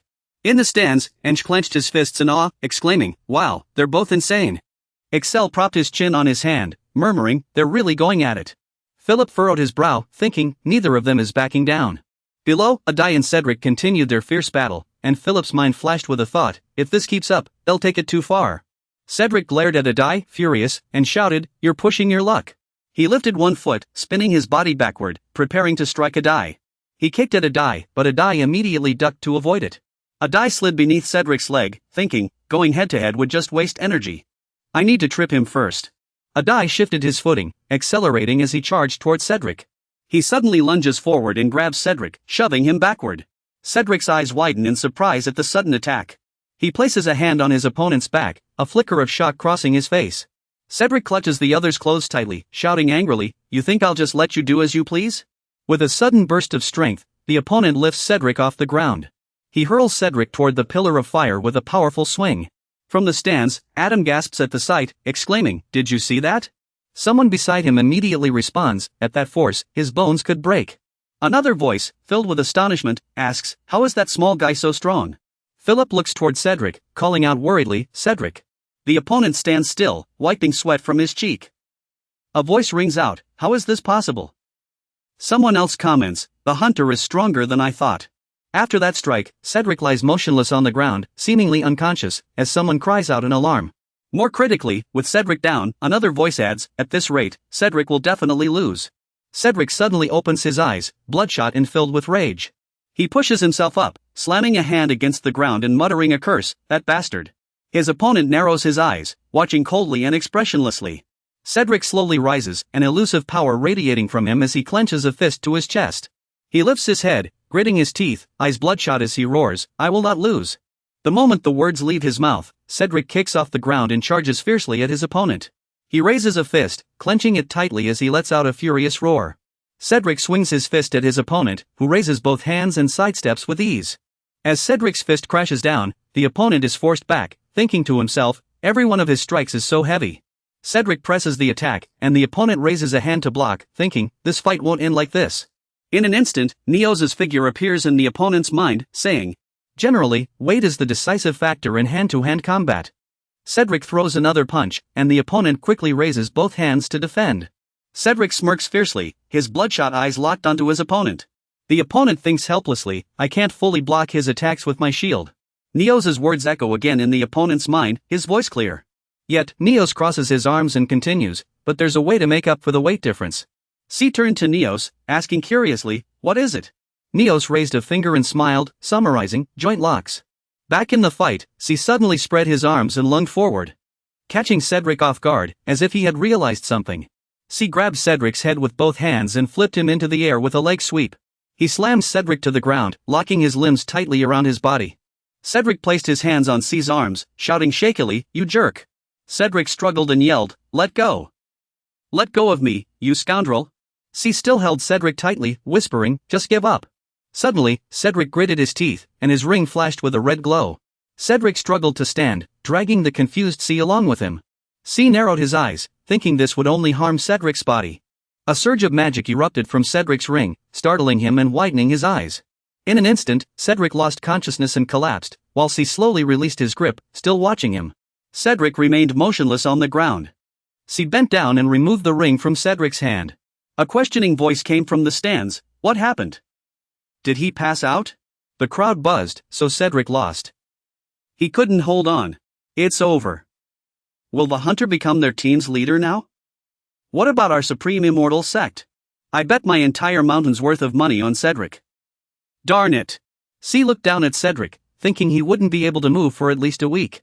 Philip suddenly appeared, pushing a wheelchair towards C and shouting, "C, take the ring from Benny's hands quickly. Seriously, I'll keep this safe until the duel is fully over. Who knows what tricks these people might pull." Philip glanced at C sympathetically, thinking his top priority was money. Meanwhile, Cedric slowly regained consciousness, clenching his teeth in anger.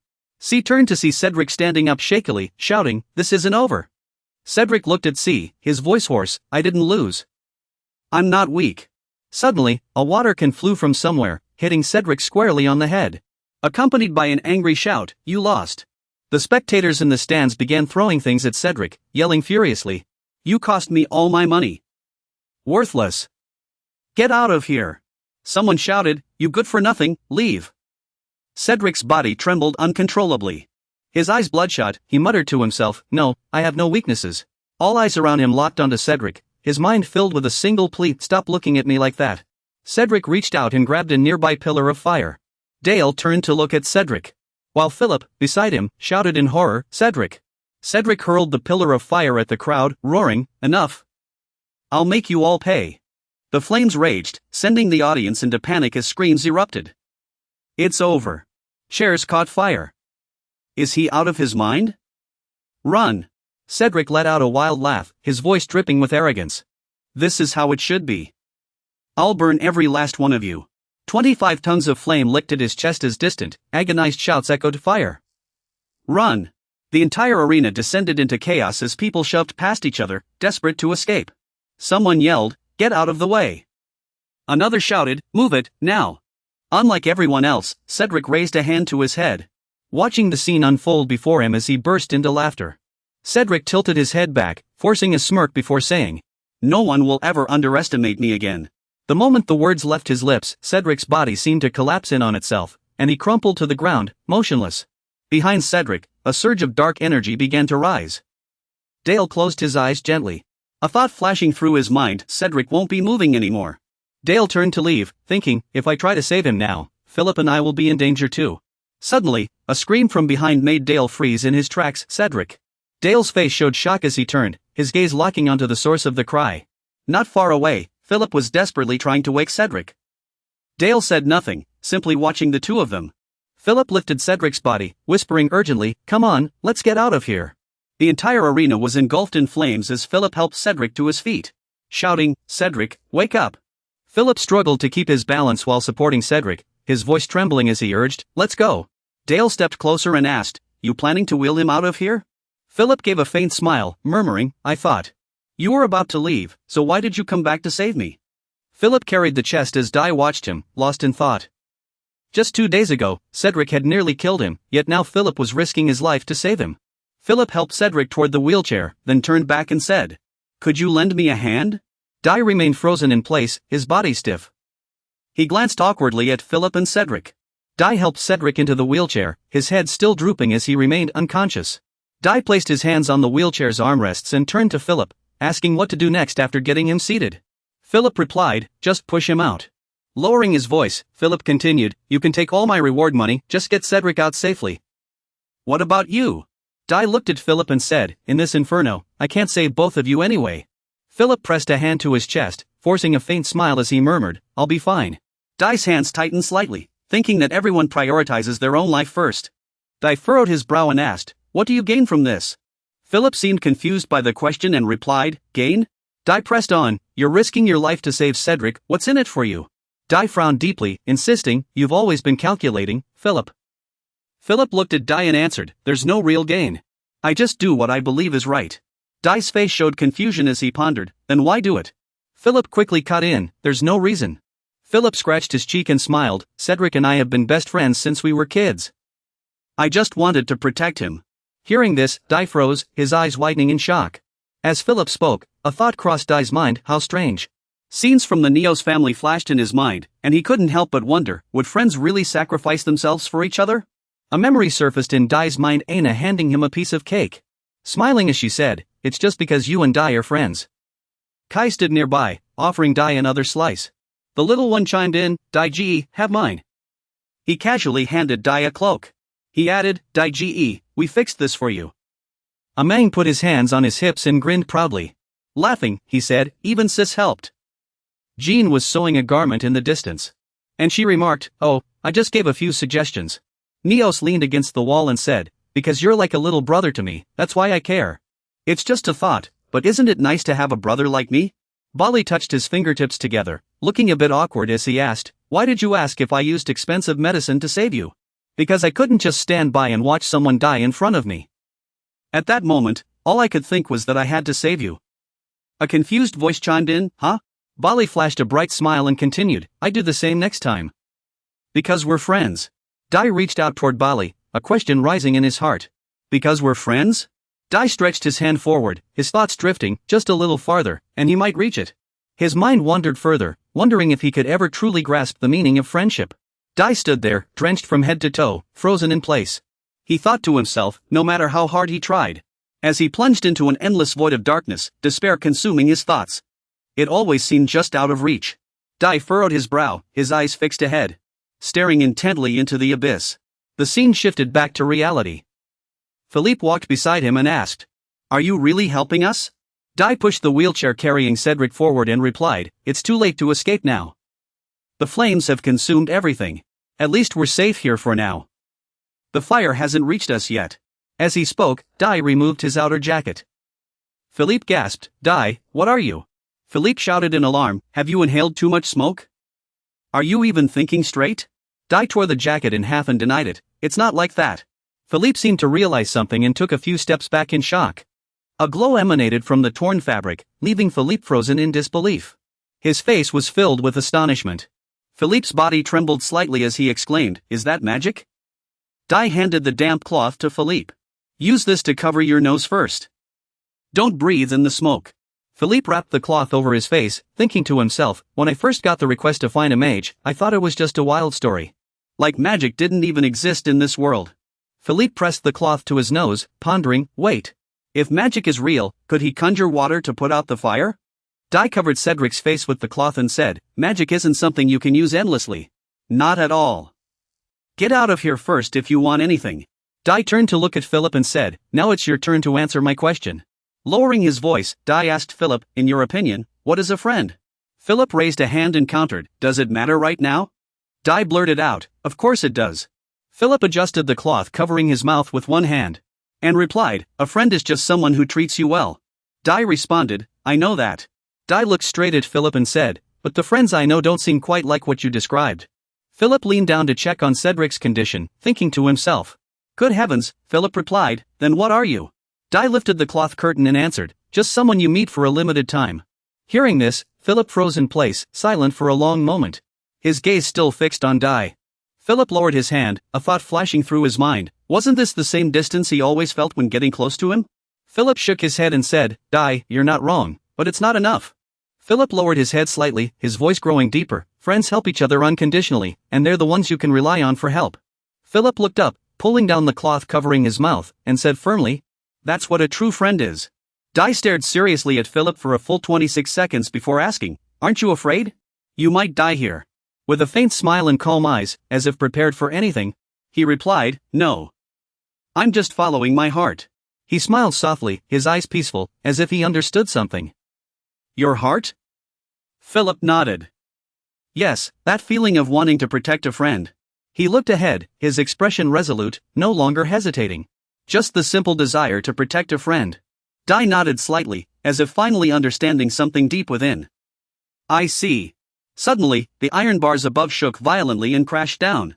Against the roaring flames, Philip and Dai froze, realizing danger was upon them. He and Dai widened their eyes, their bodies stiffening as they faced the unavoidable crisis. He clenched his fists, a flicker of despair in his eyes. Looks like there's no escaping this. We're done for. Memories of the past suddenly flooded his mind, making him stop in his tracks, so different from that night. His gaze grew distant as he recalled the battle from before, when all he could think about was having to destroy that stone golem. He clenched his teeth, his heartbeat quickening in his chest. Why? He wondered if those children had died, could he ever repay them? A tangled mix of emotions surged within him, making it impossible to stay calm. Was that really all he was feeling? He closed his eyes for a moment, and when he opened them again, his expression had changed entirely. Hadn't it? He shut his eyes once more, and when he reopened them, his gaze was completely transformed. Finally, he understood. He raised his hand, magic gathering around him before bursting outward in a violent wave. His eyes hardened as he thought of the life he had always longed for. One like those children had, simple and ordinary. He balled his fists, his heart pounding faster. He wanted to protect the people he cared about. He stretched his hand forward, and a dazzling white light erupted from his palm, leaving Philip stunned and speechless at the sight before him.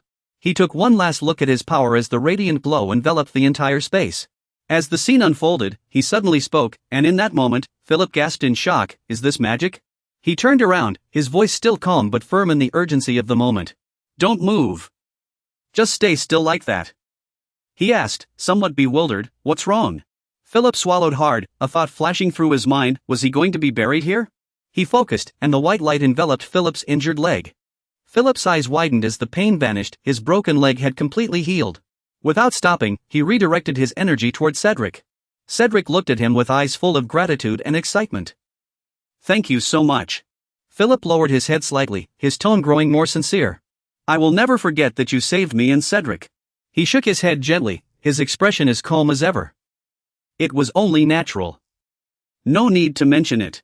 This was something I had to do, but I also wanted to test my white power while I was at it." He glanced around as flames continued to spread. "What should we do next?" He turned back, his gaze resolute as he looked toward the exit. "Let's get out of here together." Philip asked in surprise, "Are you going to keep using magic?" He shakes his head, his tone calm as if it were all planned. "No." He gestures for him to stop, his gaze serious. "Leave everything to me. Just wait here." He halts, glancing at the still unconscious Sidelike, his expression heavy with thought. He still hasn't woken up, slumped in the chair, completely unaware of what's happened.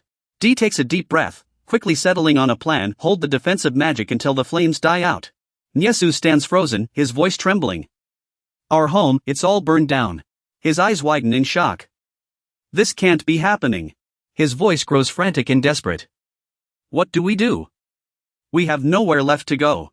Jeffy crosses his arms, responding with cold indifference. "It's all Zidlike's fault. He tossed that burning plank and set the house on fire." He turns to leave, his tone resolute. "This isn't our problem. We're leaving. You're on your own." Leafy clenches his fists, glaring at their retreating backs with fury. "Those jerks." Chris collapses to his knees, tears streaming uncontrollably. He left Philip inside, his leg was broken. How could he have escaped? Suddenly, he stops crying, his eyes widening as if spotting something ahead. Through the thick darkness, a hazy space emerges amid the flames and smoke. The fire and smoke swirl with the wind before slowly dissipating, revealing an open clearing. Chris stands frozen, his gaze locked on the gradually clearing scene. Jia steps out of the burning house with eerie calm, his expression unnervingly composed. He stretched out his hand, pointing ahead, his voice trembling with shock. "Oh, look over there." Through the billowing smoke, his figure slowly emerged, as if he had just stepped out of hell. His words were jumbled, his eyes filled with disbelief and terror. "Don't even mention how strange this is." Luo Fei took a step back, his voice filled with panic and disbelief. "The hunter, is he still alive? How did he survive that inferno unscathed?" He pressed his lips together, his voice low but carrying an overwhelming pressure. "Fine, then. Let's charge forward together. I'll take the hit." The moment he finished speaking, the air around them grew heavy, sending a chill down everyone's spine. The crowd before him scrambled to their knees, trembling so hard they dared not lift their heads. He dropped to his knees, forehead pressed to the ground, his body shaking uncontrollably from fear. Enisu glanced at his companions, his face pale as he turned to them. Behind them, a deafening explosion erupted from the fire. He still stood there, his gaze as cold as a blade, with no one daring to approach. Number 27, inside the white building across from them, now reduced to ashes. The air was still thick with the stench of smoke. Ava looked out the window and said, "The children are here." "Look closely, is that Philip?" Paul June replied, "That group works for Cedric." He walked unhurriedly to the closed door, coldly observing the situation. He strode forward confidently, while Philip gently helped the injured Cedric move ahead. He raised his hand, his voice clear and decisive. "Everyone, hold your positions. No one moves without my command." He spoke up immediately, a flicker of concern in his eyes. "Wait, could you hold on for a moment?" Philip turned to look at Chris, who was still hesitating. His tone was gentle but firm. "Chris, aren't you coming in?" He lowered his head, his voice trembling with conflict and fear. "But Philip, I left you behind before. How can I face you now?" Philip smiled faintly, his eyes warm as if the past didn't trouble him at all. "It's okay. If it were me, I would have done the same." He took another step forward, his voice even warmer and more sincere. "I don't blame you at all. Come on, step into our home." Chris clenched his fists, still unable to shake the heavy guilt in his heart. "Even so, I'm still afraid of what I did, leaving you behind." Philip smiled and said, "I've already said it's fine. His attendants can come in too." You stand still, a strange thought flashing through your mind. This hotel belongs to him, so why is he asking you? He gives a slight shrug and replies calmly, "Suit yourself." He bows his head slightly, gratitude flickering in his eyes for the permission. "Thank you for allowing this," he says, walking away while wiping his tears. "You're so kind." Raffi stands in the back, watching the scene in disbelief. "Hunters even own hotels now?" Chuck scratches his head. "And he let that guy who abandoned Philip in?" He murmurs weakly, "If we do well, maybe we could." A soft glow begins to brighten in the air before spreading across the room. Ben steps closer and asks, "Philip, do you feel better? Did you win that duel?" Philip raises a hand to stop him, his tone turning serious. "We need to treat everyone's injuries first." Bao scans the room and asks, "Who are those guys outside? Isn't that Cedric?" Neos raises an eyebrow, studying him carefully. "He looks badly hurt." He gestures and says, "Step aside. I'll explain everything later." He steps forward and commands loudly, "Move aside." Without hesitation, he bends down and decisively lifts Cedric into his arms. The two quickly enter the infirmary, and the room falls into an eerie silence. Philip muses to himself, he really doesn't like talking about himself. "I'll have to take it slow." He states the total calmly. The total winnings amount to 424,000 hyperspirits. He held the money out to Philip and said, "Here's your share." Philip replied in surprise, "You calculated that so fast?" He tilted his head slightly, his expression serious as he continued, "I have one more favor to ask of you." Philip raised an eyebrow, curious, and immediately asked, "What is it?" His tone grew more solemn. "Our base was destroyed, and I'd like your help finding a new place to move." He crossed his arms, his voice still calm. "If the rent isn't enough, just let me know." Suddenly, he cut in softly, "Hey." Philip's tone turned confident. "Finding a new base is on me. Even furnishing it won't be a problem." He paused, his gaze firm and unwavering. "But I can't take this money." The other asked, confused, "Why?" Philip quickly explained, "Because this split isn't fair. You should get more, after all, you're the one handling everything." He stared blankly at Philip, pressing further, "Why are you so stubborn about this?" He let out a soft sigh, a flicker of irritation in his eyes, and pushed the money forward. "Just take it." He clenched his fist, his expression turning stern, and pushed the money back. "I can't accept it." He stared coldly at Philip. "I don't understand." Philip froze, his eyes a mix of confusion and tangled thoughts. Was he angry?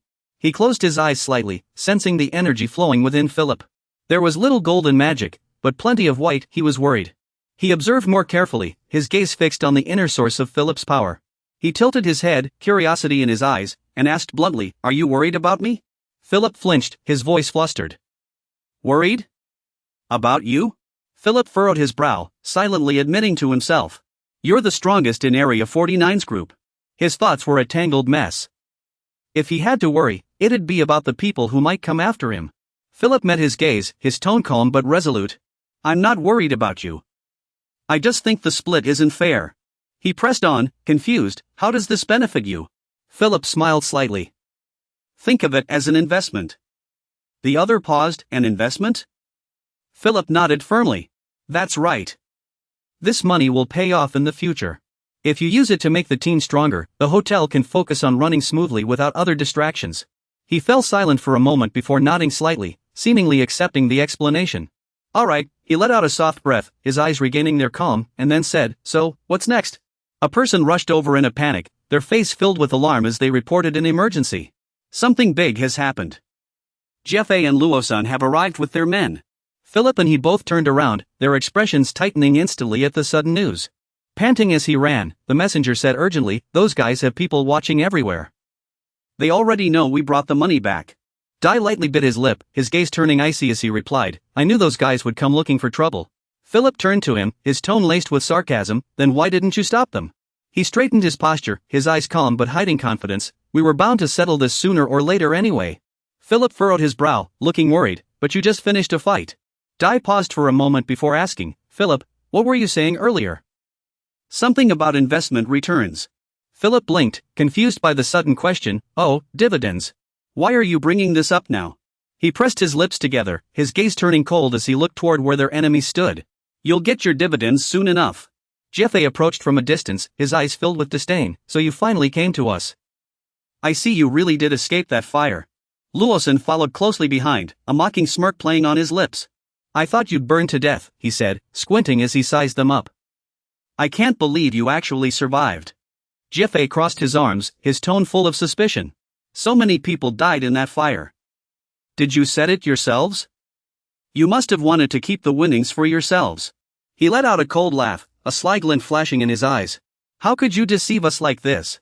You've really disappointed me, Philip. Jefei stretched out his hand, his voice firm as he commanded. Enough talk. Hand over the money you made from the bet. Then we'll leave. Philip clenched his fists, his anger flaring, this is outrageous. He hesitated for a moment, well, that is. Dai stepped forward, his gaze turning icy as he decided to handle the situation himself. Let me take care of this. He raised his hand slightly and snapped his fingers decisively. The air around his hand was as taut as a drawn bowstring. From the bowstring's position, several copper coins gleamed as they shot out at blinding speed. The coins clattered to the ground in front of Luosan and the other man. He glanced at them coldly, his tone dripping with disdain. Is this the best you can do? Jefei ground his teeth in fury, his eyes bloodshot as he glared at the pitiful coins at his feet. Scoundrel! Number 28 stood tall among the crowd, his icy gaze sweeping over everyone. If you want money, take it by force. That's the rule of the streets. Jifei's face twisted with rage at the blatant provocation. Bastard! The bowstring seemed impatient, barking an order at him. Philip entered the hotel first, and he immediately nodded in agreement, turning to shout, hurry, grab that guy. Jefei stepped forward, looking down at him with contempt, as if regarding something beneath him. How dare an outsider act so recklessly here? Jefei took a slow breath, feeling his strength still recovering from the earlier fight. He clenched his fists slightly, his gaze sharpening, he was more than enough to handle these two. Jefei pressed his lips together and pulled out a hidden magic ring from his person. Now he had this. He raised his hand to block the attack, effortlessly deflecting both opponents' strikes. The force was so immense that the wooden stake in Luosan's hand snapped instantly. His eyes widened in terror as he stared at the twisted blade. What in the world is this? The bowstring swung his arm forcefully, turning to launch a fierce counterattack at his two foes. A surge of power pinned both men to the ground, leaving them completely helpless. The lackeys behind them froze in place, none daring to step forward. Their faces turned pale, mouths agape in fear. He lifted his head, his cold gaze sweeping over the hesitant crowd. What's wrong? Not attacking anymore? One of the lackeys shouted, shut up, you fool. Keep attacking him. Exhausted but undeterred, they drew their weapons in unison and charged at the bowstring with roars. He stood still for a moment before unleashing a powerful burst of energy, sending all his enemies flying. His eyes turned crimson as the magic ring radiated a blinding light, creating an overwhelming sense of dread. His body seemed to be infused with power, his strength and speed surging to incredible levels. He charged into the center of the crowd, throwing heavy punches in rapid succession, knocking down one opponent after another. Luo Fei stood to the side, watching everything with wide eyes. The scene before him was unbelievable, this guy had lost his mind.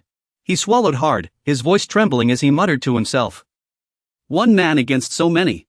And he wasn't even being overpowered.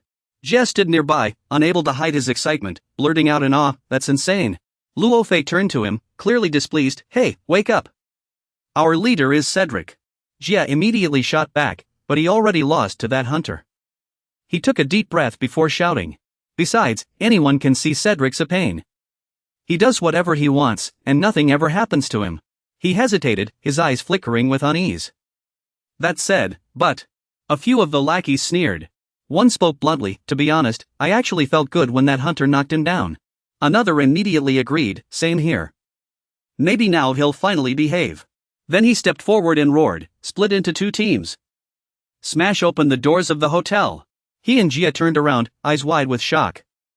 They hadn't expected to hear such an order. His momentum faltered slightly, his expression turning icy as he realized their intentions.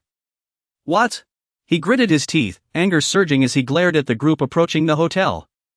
Those idiots. He took a deep breath, his chest swelling as if preparing for something drastic. He quickly steadied his breathing, focusing all his attention on the target ahead. He locked eyes with the group, roaring furiously, "Stop them!"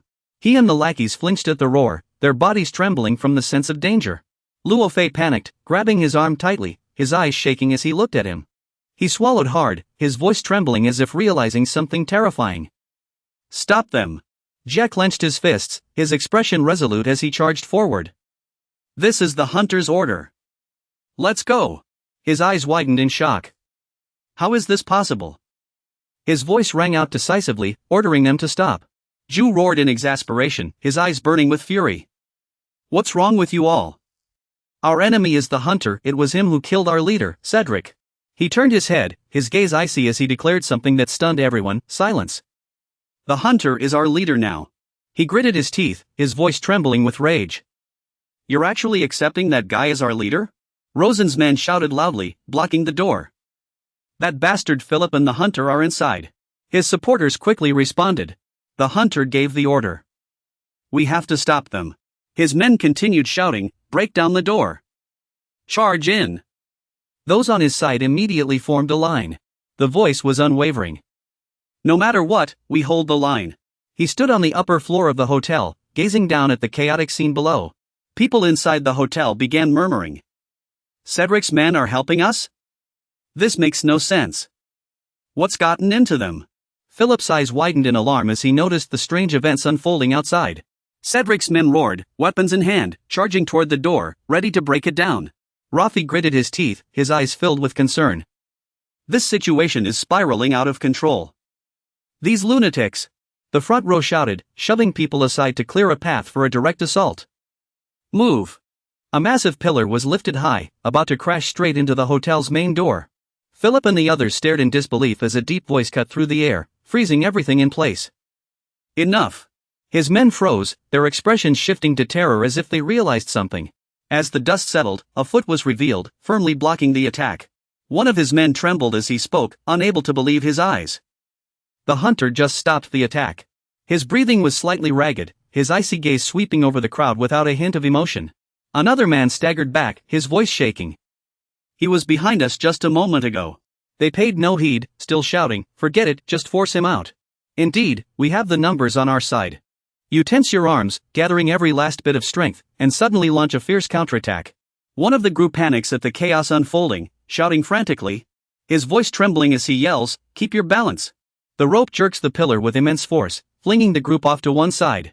Those on your side stare in shock, unable to believe what just happened. Philip stands above, eyes wide, his voice shaking in disbelief. That power, it can't be real. The rope slackens, the pillar crashes down, and though your breathing is ragged, your gaze remains icy as you lock eyes with them. The lackeys stumbled back in terror, some collapsing onto the ground, too afraid to take another step forward. You stand motionless amid the chaos, your gaze sharp as blades, piercing through everyone before you. You narrow your eyes, your piercing stare sweeping over every terrified face across from you. A few of them turn and flee in panic, shouting as they run, run. We can't take him. You stand at the center of the battlefield, breathing heavily, slowly realizing you've reached your limit. Suddenly, a loud battle cry rings out, making you instinctively flinch. A companion steps forward, his eyes gleaming with admiration. And praises, what an incredible hunter. The others quickly join in, their voices filled with excitement and confidence, shouting in unison, truly worthy of the hunter. Yes, he's our leader now. Amid the cheers, your expression wavers slightly, a strange and unfamiliar feeling rising in your mind. What is this emotion? You lift your head slightly, trying to name the emotion welling up inside you. But it still eludes your understanding. Philip pushes through the cheering crowd, his face full of concern as he approaches you. You remain still, your gaze softening as the emotion in your heart slowly becomes clearer, yet this feeling. Just as Philip nears, he suddenly notices your eyes flicker with unease. The weight of it made his expression instantly turn to shock and unease. His body finally exceeded its limits, and after exhausting all his strength, he collapsed to the ground. As his consciousness faded, he gave a faint smile, feeling it wasn't so bad after all. Philip rushed forward in panic, catching his falling body and shouting loudly amidst the chaotic crowd. 29 In a silent, hazy void, he slowly opened his eyes. A deep voice echoed through the endless space, "Where is this?" He looked around, the unfamiliarity immediately filling his mind. He murmured softly, confused, "Where am I? A dream?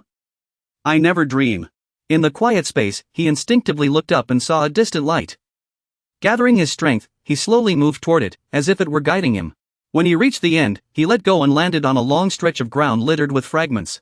He paused, looking ahead with curiosity and caution. A beam of white light shone down from above, illuminating his face. Facing this strange sight, he squinted slightly. His deep voice echoed in the dark world, "This light." He tilted his head, clearly sensing something unusual. His tone softened, filled with a strange sensation.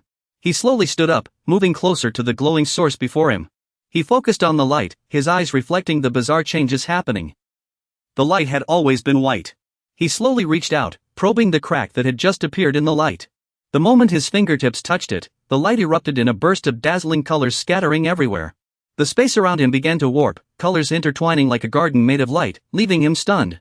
His eyes widened in shock as he faced the sight he had never seen before. "What is this?" In his eyes, countless ribbons of light shimmered, flowing as if alive. Suddenly, he jolted awake, his breathing ragged as his consciousness returned to reality. He looked around, a thought flashing through his mind, "Is this Philip's medical room?" He raised an eyebrow slightly, trying to recall the strange scenes from the dream. "It seems like I had a dream." Fulankizi immediately asked, "Has the master woken up?" Boston stepped forward, his eyes filled with concern, and asked gently, "Did you sleep well?" He looked at him and continued with a worried expression, "Are you hungry?" He bowed respectfully, ready to fulfill the master's every request. "If you need anything, we can prepare food for you." He propped himself up to sit, waved his hand lightly, and said calmly, though still with a hint of fatigue, "No need." "What's today's date?" Both answered in unison, their voices clear, "Today is July 11th. He murmured softly, his gaze lost in thought, "Have I really slept for a whole day?" He stood up, straightened his clothes, and said briefly, "I'll be going out for a bit." The two immediately bowed their heads and replied, "Yes." In the hall area, several people were gathered in conversation.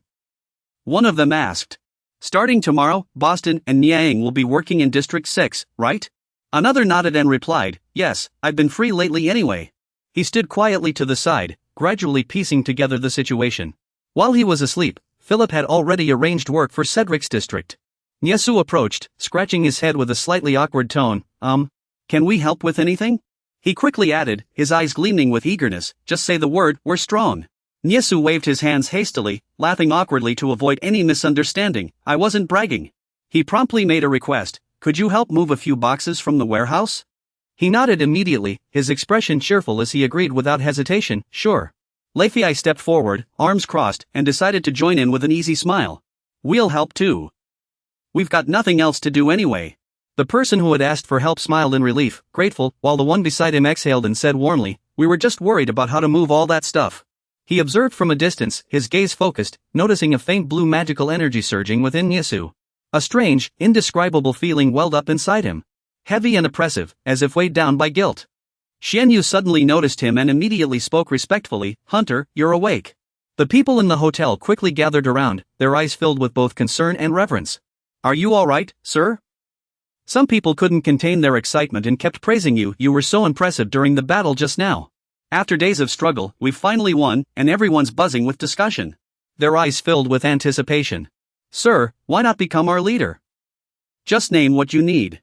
Questions came flooding in from all sides, curiosity turning the atmosphere chaotic. "We'll help however we can. What size clothes do you wear, sir? How are you so strong in battle? What kind of shoes are those?" Tension crept in, and a sense of overwhelming pressure began to weigh on him. What should he do? This was exhausting. I carefully glanced around, pondering how to escape the situation. Or maybe just slip away somewhere else? Suddenly, a commotion erupted in the distance. Everyone turned in unison. What was that sound? A man rushed over, pointing ahead, his voice urgent. "Stop him. Grab that man." Cedric appeared, brandishing a small knife, charging toward him at breakneck speed. He nearly shouted the name, his eyes betraying a storm of emotions. Someone beside him pointed at the knife in Cedric's hand, voice trembling in warning. His hand, that blade. Jean Hao stepped forward, ready to act. We'll stop him. He gestured toward the forest, his expression grave. Don't back down. Gritting his teeth, he channeled all his fury into a roar and lunged forward, ready to strike. Die, I. Cedric leapt into the air, blade aimed straight at where I stood. The cold gleam of the blade reflected in the suffocating tension, inching closer to his face. The knife's edge drew nearer to his eyes, almost within reach. But then, he suddenly trembled, freezing midair as if blocked by an unseen force. Cedric roared in fury, his voice shaking as if battling himself. You bastard! I'll kill you! He remained motionless, calmly meeting Cedric's gaze without flinching. What's wrong? I immediately reached out and firmly grabbed Cedric's wrist. Keep it to stop him from acting further. You stare at the knife, your tone turning cold, as if seeing through his true intentions. Isn't this exactly what you wanted, to slit my throat with it? He grits his teeth, his eyes flickering violently. But he can no longer finish his sentence like before. You. Dai observes carefully and thinks to himself, there's not a trace of crimson demonic energy on him. And his complexion is off. He doesn't actually intend to kill anyone. Cedric suddenly flips the knife in his hand, startling everyone around him. His lackeys behind him widen their eyes in shock, too afraid to intervene. He moves swiftly, his gaze sharpening as he senses the danger. Dai forcefully knocks the knife from his grip, sending it spinning through the air before it clatters to the ground. He firmly grabs Cedric's trembling hand, holding it in place to prevent him from doing anything reckless. Dai raises his hand high, securing his position to fully control the situation. He locks eyes with him, his voice low but laced with unmistakable pressure. Stop. Come with me. Dai's expression is more serious than ever. I need to talk to you. He lowers his head in remorse, his eyes filled with guilt. I'm sorry, it's my fault. I should have made sure all sharp objects in the infirmary were put away. Dai stands aside with his arms crossed, his demeanor calm as he soothes, it's all right. No one got hurt. The three of them sit in the room in silence, the atmosphere growing increasingly heavy. Philip takes a deep breath, his expression grave as he asks bluntly, I've heard what happened, Cedric. Do you really want to die? He sits motionless, his gaze hollow, yet his words resolute. Yes, I'm serious. He hesitates. His face filled with confusion he can't hide. Why? Cedric clenches his fists, his voice trembling slightly. Because I lost the duel. Now everyone will think I'm weak. They'll look down on me and mock me. Philip shakes his head, trying to dismiss the dark thoughts. That's not true. Even so, you'll get through this. He immediately retorts, his gaze turning cold, his tone sharp. What do you know? Cedric glares at him in frustration, his eyes filled with doubt and anger. How much do you really know about me? You sit quietly to the side, watching him intently. Then notice an unusual shift in his magic. You quickly analyze the situation, his magic is depleting at an abnormal rate. A memory suddenly surfaces, and a familiar voice echoes in your mind. It sounds like crystal convergence. You frown slightly, repeating the phrase, crystal convergence, from that memory. Veronica continues explaining that this is a magical tool that automatically absorbs and refines magic from the air. But crystal convergence has its limits, her voice chimes in again. As it can't refine magic as perfectly as a mage's spell array. That's why there's a risk of magic poisoning. Cedric lowers his head, biting his lip. His voice cracks. Why did you save me? It's over. Everything is truly over. I'd rather have burned to death. Philip looks him straight in the eye, sincere and unwavering. Of course I saved you. You're my friend. Cedric freezes, his eyes widening in shock. Friend? He grits his teeth, repeating the word with a trembling voice. Philip, have you forgotten? I once tried to kill you. And not just that, I heartlessly drove away the people working in your inn. A wave of complicated emotions washes over Cedric as he stares at Philip with an indescribable look. You still call me your friend? How can you even say that? Philip remains calm, his gaze steady. I think there must be a reason behind this. Because you wouldn't do something like that without cause. Cedric cuts him off sharply. Stop talking nonsense. You continue observing carefully, lost in thought, noticing no red magic in the container. Is he just pretending to be angry? He moves closer, his expression softening, but his resolve remains firm. We've been neighbors for half our lives. Don't I know you by now? Cedric clenches his jaw, avoiding eye contact. He snaps, stop talking nonsense. Philip holds his gaze, his voice lowering. Then tell me now.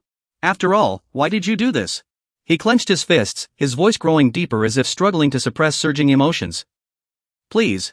He leaned in closer, his gaze sincere, desperately hoping Cedric would open up. Cedric, please. Philip didn't stop, continuing in a slightly trembling voice. If you still consider me a friend, please tell me the truth. He stood motionless, his eyes wandering as a mix of emotions welled up inside him. Why? Cedric lowered his head, his mind blank, as if he had buried all painful memories. I've forgotten everything. Suddenly, images of the two of them laughing together flashed in his mind. Every time he praised Cedric, Cedric would beam with pride. Guilt washed over him as he realized, I treated him so poorly. The carefree moments they once shared replayed vividly, as if they had never faded. They had once clasped each other's hands, a testament to their unbreakable friendship. Cedric's heart was filled with confusion. Then why do you still call me your friend? His voice quivered, his lips pressed tight before he finally blurted out. I'm sorry. The tears wouldn't stop. Cedric kept bowing his head in apology. I'm sorry, Philip. I was wrong. Philip gently comforted him. It's okay. Don't cry. Stop crying. He sat beside him, watching quietly, slightly surprised by his true nature. Cedric, I never knew you were such a crybaby. He tightly grasped his hand and softly revealed the whole truth. I'm truly sorry for how I treated you both. I hated my own weakness so much that seeing you both the same way made me furious. Cedric continued, his eyes filled with self-blame. I could have worked as a hotel staff in another district, but I hated bowing to the strong and paying them. His voice grew firmer. So I decided I had to become stronger. Cedric recalled those humiliating days, imagining countless fights with other gangs and the grueling daily training. In his memory, a stranger's voice spoke. Let's talk. Without hesitation, he followed the stranger, his mind set on one simple thought. Just chatting, I guess. Alright, let's go. Back to reality, Cedric lowered his head, finally realizing everything. I thought my chance had finally come, but it was nothing more than my own delusion. He bit his lip, his voice filled with regret. I should have gone back to the inn, but I didn't want to lower myself. Pain flickered in Cedric's eyes as he confessed. So I deceived myself with hatred toward all of you. I kept telling myself I wasn't like you, I wouldn't submit to power or settle for less. He looked up, recalling the moment that changed everything. Then I met that man. In his memory, Walter gazed at Cedric with all-knowing eyes. His words carried weight. You've bottled up too much anger, like a barrel of gunpowder ready to explode. What made you so furious? Without hesitation, he spoke the truth he'd buried deep, it was myself. Cedric's voice grew heavier. I hated myself to the point of unbearable pain. He shook his head slightly, a cryptic smile playing on his lips. Oh, no. Walter smiled meaningfully as he handed him a ring. Take this ring. His expression turned serious, his voice low. You're suffering from a strange illness that weakens your muscles. This ring will help suppress the condition. Cedric was stunned, feeling the change in his body. That man was absolutely right. Walter furrowed his brow, his tone warning. Never take off this ring. Without it, the illness might return. Cedric nodded immediately. Understood. He continued, and form a gang, preferably 66 strong, sturdy men. If you succeed, I'll reward you even more. Cedric recalled, his eyes a mix of regret and bitterness. I accepted without hesitation. Because leading a gang had always been my dream. Philip suddenly spoke up. Cedric looked at him, calm but resolute. First, you need to know one thing, you didn't get stronger because you were cured. Cedric jolted in shock, his body shrinking back. What did you just say? He raised the ring, his tone firm. This is magically enhanced. The ring has been imbued with a spell to strengthen the body. He reacted instantly, his eyes turning fierce as he reached out to demand it back. What are you talking about? That's my ring. Give it back to me now. Cedric's eyes widened with fury, his glare locking onto the other person without hesitation. He remained calm, explaining in a composed manner. There's something in this world called magic. With magic, people can create fire or enhance their physical strength. You were deceived by that mage. His voice trembled with disbelief. Magic? That's impossible. Cedric clenched his fists, his thoughts in turmoil. The truth was beginning to surface, what if this was real? What if it was all magic? His voice nearly shattered, unable to accept the crumbling reality before him. Does that mean I didn't get stronger on my own? No matter how hard I tried, would I just end up weak again? The other person shook their head gently, their gaze steady, as if trying to pull Cedric out of his dark thoughts. You don't have to go back to the past. He looked up, his eyes filled with confusion, still not understanding. What do you mean? The other person stepped forward, their tone resolute, as if paving a new path for Cedric. You don't have to return to who you were. From now on, do as I say. His gaze suddenly sharpened. Then I'll give you something even better than this ring. He stood frozen, his expression still stunned by the other person's unwavering words. Cedric lowered his head, his voice sincere and filled with deep gratitude. Thank you. I truly appreciate it. He slowly turned and pushed the door open, stepping out of the room with a heart still in turmoil. Philip watched Cedric's figure disappear, then turned to the other person, his eyes filled with concern and doubt.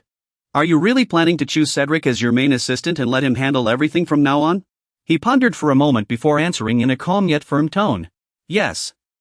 Once everything is settled, I'll leave. His mind drifted back to the earlier conversation with the other person. Cedric immediately asked, do you plan to train him directly? Just like how you competed before.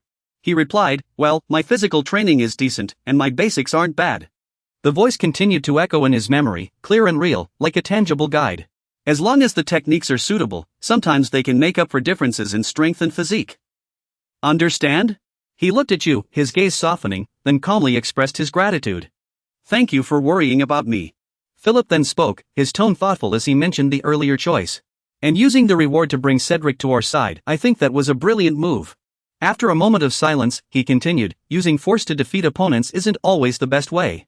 Philip's speech slowed, his eyes flickering with contemplation. To be honest, it's true. Sometimes they'll still cling to their pride and seek revenge. He fell silent for a while, memories flashing through his mind. I don't remember the last time someone retaliated against me. Probably because I made them too afraid to act.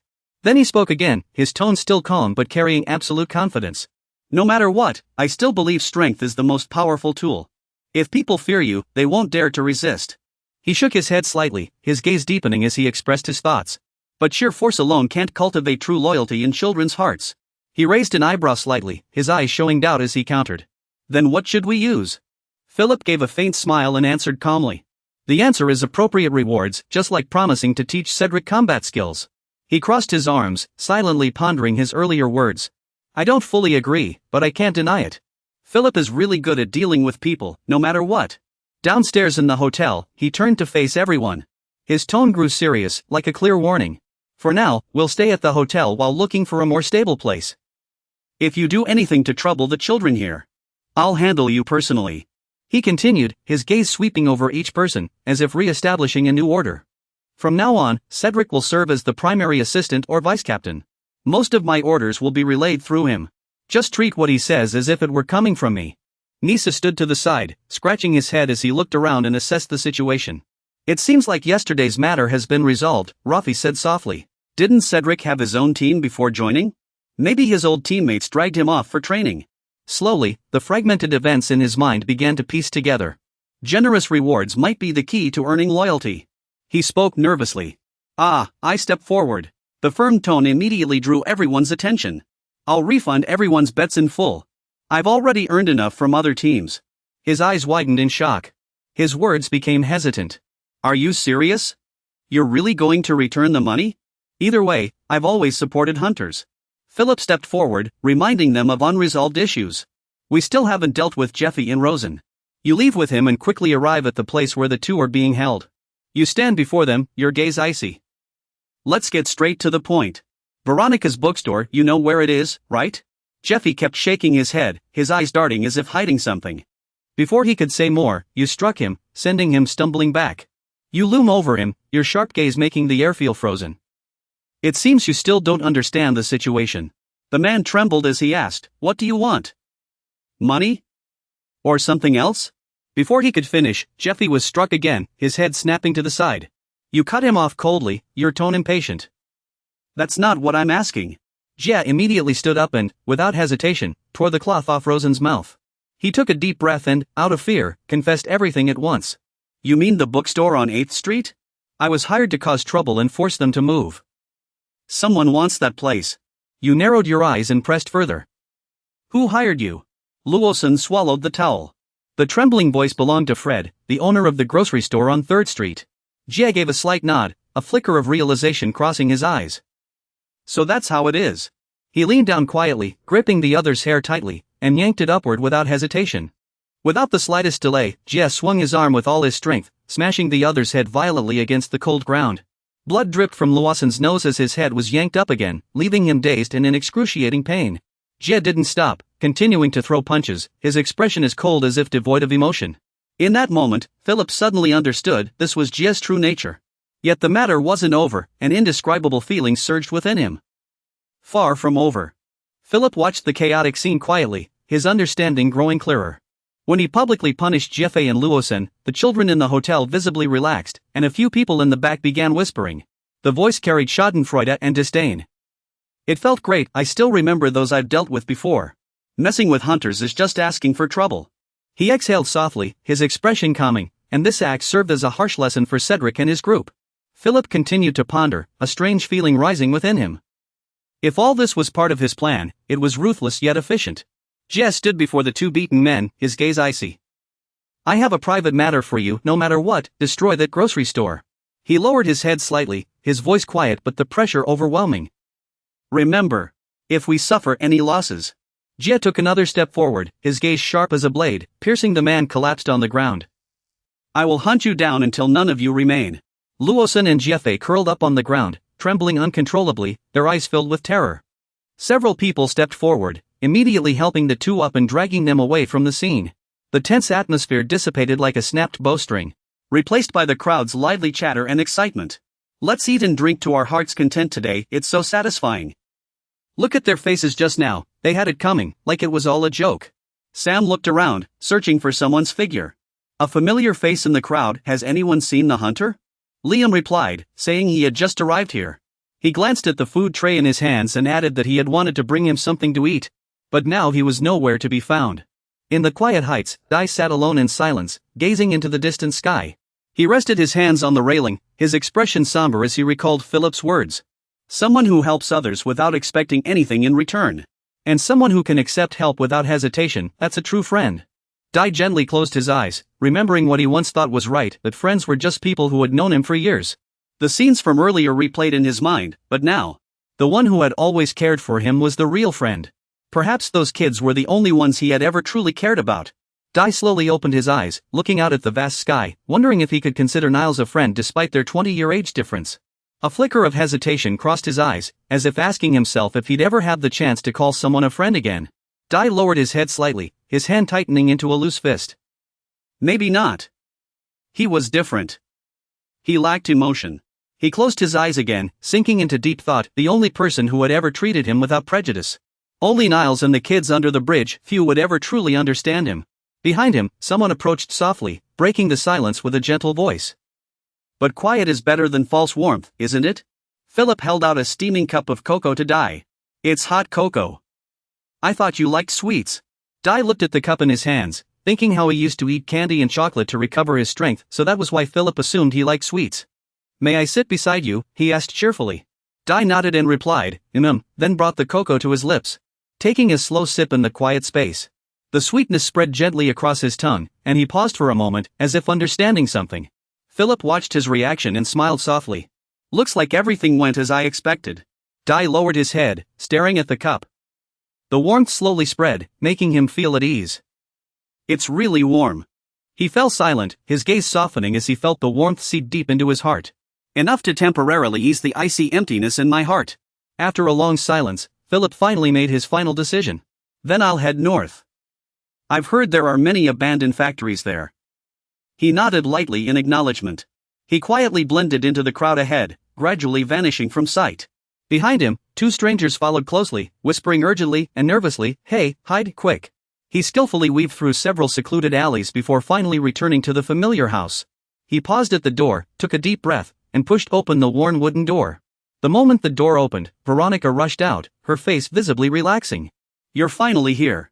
She stepped closer and said, We've been waiting for you these past few days, me and Grandpa.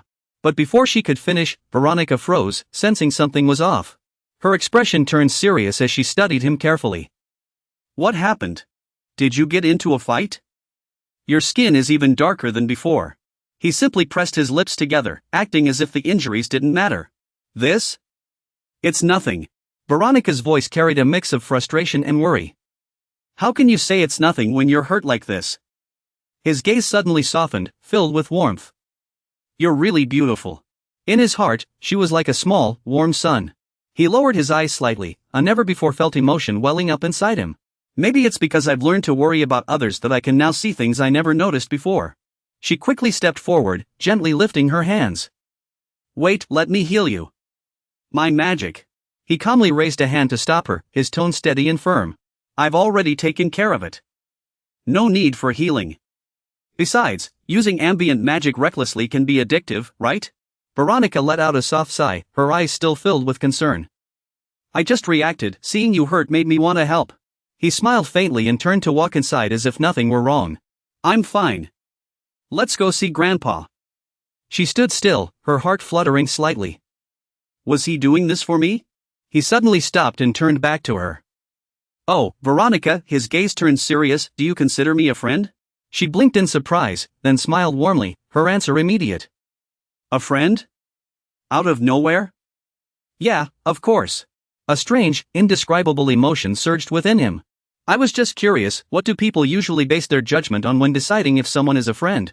If I worry about someone, does that make them my friend? Veronica lowered her head slightly. Her gaze wavered as she pondered their relationship. Is this person my friend? He's already saved me twice, so I owe him a favor. And we're both mages, so we share some common struggles. But I haven't known him for long. If I call him a friend, he's still standing there. His eyes fixed entirely on her, unwavering. Veronica turned her face slightly, her cheeks flushed from the chaos in her mind. After a moment's hesitation, she took a soft breath and said firmly, yes, you're my friend. Ling Su gave a slight nod, as if understanding something. I see. Then, let's go see Uncle C. Veronica rushed forward, reaching out to stop him. Wait, Ling Su, you. Ling Su turned back, his gaze calm as he asked, what is it? She gathered her courage, her voice trembling slightly. Do you consider me a friend? Veronica stood there, hands clenched tightly, her face flushed with anticipation. Ling Su paused, then met her eyes directly. His answer was blunt, his tone calm and unhesitant, making the air instantly awkward. No. Veronica's eyes widened in shock, her face burning with anger and embarrassment. Unable to control herself, she shouted in frustration. After calming down, Veronica turned away and spoke in her usual tone. You go in first. I still need to feed those kids. I'll come later. Ling Su stood outside the door, still confused about what had just happened. Why did she suddenly raise her voice like that? He lifted his hand, slowly turning the doorknob and pushing the door open. As the door opened, a familiar voice came from inside. Haven't seen you in a while, Ling Su. Lei Han lay there, speaking with his usual teasing smile. They say the older you get, the less you sleep, but I seem to be sleeping more and more. At this rate, I might just sleep all day. After sitting up, his expression grew slightly serious. I heard you were ill? Lei Han chuckled, his gaze warm. Veronica must have told you, right? Ling Su clenched his fists tighter, his expression growing heavier. Are you not going to make it? Lei Han sighed softly, his tone calm as if he had already accepted his fate. Yes. Half a year at most. He looked directly at Ling Su, his gaze turning stern as he made his decision. So, starting today, I will teach you magic. He bowed his head slightly, responding with solemn respect. Understood. Ling Su raised his hand, holding something out as he looked at him curiously. But before that, boss, please tell me what this thing is. In your hand, this little ring is emitting a strange glow. Lei Han looked at the ring, his expression shifting slightly as he recognized it as a type of magic battery. He put on the ring and slowly explained its structure and function, containing some amplification and enhancement effects. Lei Han continued, his voice growing softer, mentioning that it also had magic that could boost strength and reaction under certain conditions, and even. He paused, his expression turning more serious as he mentioned its dangers. It also blends in siphoning magic. Dai furrowed his brow slightly, looking puzzled. Siphoning magic? Lei Han nodded in confirmation. He explained unhurriedly. Normally, magic batteries deplete over time when used, eventually becoming empty husks. Lei Han looked at the ring, his voice low as he pointed out the difference. This battery was different. The ring was designed to absorb the wearer's life force to recharge itself. He widened his eyes, unable to hide his shock. Would that even work? He chuckled softly in response. Of course it works. The ring's energy source is magic, and human life is just another form of magic. Lei Han lowered his voice further. More importantly, not just anyone can master this formula. Where did you get this dangerous thing? Dai fell silent for a moment before calmly recounting his past. I used to be the leader of a group of street kids. I got it from my predecessor. He said he received it from a man who claimed to be a high-ranking member of my Gelasai. He was visibly startled upon hearing the name, his expression shifting. My Gelasai. He stared at Lei-hun, curiosity evident in his eyes, wanting to confirm what he'd heard. Do you know about them? He asked softly. Of course, who doesn't? Lei-hun explained slowly, his tone growing heavier. My Gelasai is currently the most powerful and dangerous underground organization. They deal in everything, from weapons, drugs, to human trafficking. He continued, his gaze growing distant as if recalling unpleasant memories. Compared to other large gangs, they have fewer members but are far more secretive. Lei-hun paused for a moment before emphasizing, but what truly makes them terrifying is that all their members are mages. Dai raised an eyebrow, looking skeptical. Mages aren't that easy to come by, are they? He immediately shook his head, denying it firmly, of course not. Lei-hun pointed at the ring ahead, continuing to explain its distinctive features. The red gemstone is the symbol of the Migres members, their portable magic batteries, proving they have no fear of magic addiction. Lowering his voice, he recounted a little-known ancient legend. This is a tale widely spread among the hunters chasing the rainbow, claiming that part of the rainbow is held by the Migres organization. Dai stared in shock, his eyes widening at the news he had just heard. He furrowed his brow and asked in disbelief, isn't a rainbow just the 7-colored light band in the sky? How could Migres possess it? Lei-hun admitted frankly, indeed, the common belief is that a rainbow is just 7-colored light in the sky. Lei-hun nodded slightly and continued, but when we delved deeper into the rainbow, we seized a red gemstone from a Migres member. His voice grew noticeably deeper, its quality far surpasses that of an ordinary magic battery.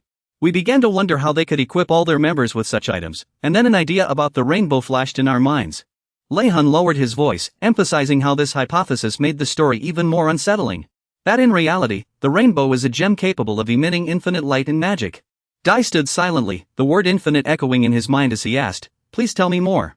He closed his eyes, as if tracing memories and stories of the past, then continued, a long time ago. Lei-hun's voice was deep and warm, as if transporting the listener to a bygone era. The sky was always a clear blue, the land rich and prosperous, in the heart of the first city built by humans. There was a radiant, multicolored gemstone brimming with life force, its light derived from the rainbow gem. It made the land fertile, diseases faded due to its healing power, and wondrous benefits gradually emerged. Lei-hun paused, his expression growing more solemn as the story took a darker turn. Then, clenching his fist lightly, he recounted the events that changed everything. Many forces rose, desperate to seize the rainbow gem. And wars erupted among the factions. After a long battle, the rainbow gem. Lei-hun's voice grew heavier, tinged with regret as he described the tragic ending, shattered into 7 pieces, scattered across the world. Dai quickly connected the dots, his gaze suddenly sharpening. So Migres holds one of the fragments, he nodded in confirmation. Indeed, the stones those members carried were fragments of the rainbow. Lei-hun let out a soft sigh. When the organization was mentioned, his eyes clearly showed wariness. We've encountered many people with the same intentions. We long to learn more, but Migres is an extremely dangerous organization. He lowered his head slightly, the image of the man in the basement flashing through his mind. He pondered silently, piecing together the crucial information he had just heard. From this conversation, it's clear he's a member of Migres, but it's still unclear whether he holds a high position. His expression grew more serious. From now on, we need to investigate Migres more thoroughly. A spark of hope ignited within him, thinking he might be touching upon a major secret. Perhaps the key to finding the true rainbow. Lei-hun looked at him with a faint smile, as if he had already seen through his thoughts. It sounds like you're about to embark on a dangerous adventure. I feel like stopping you would be futile, right?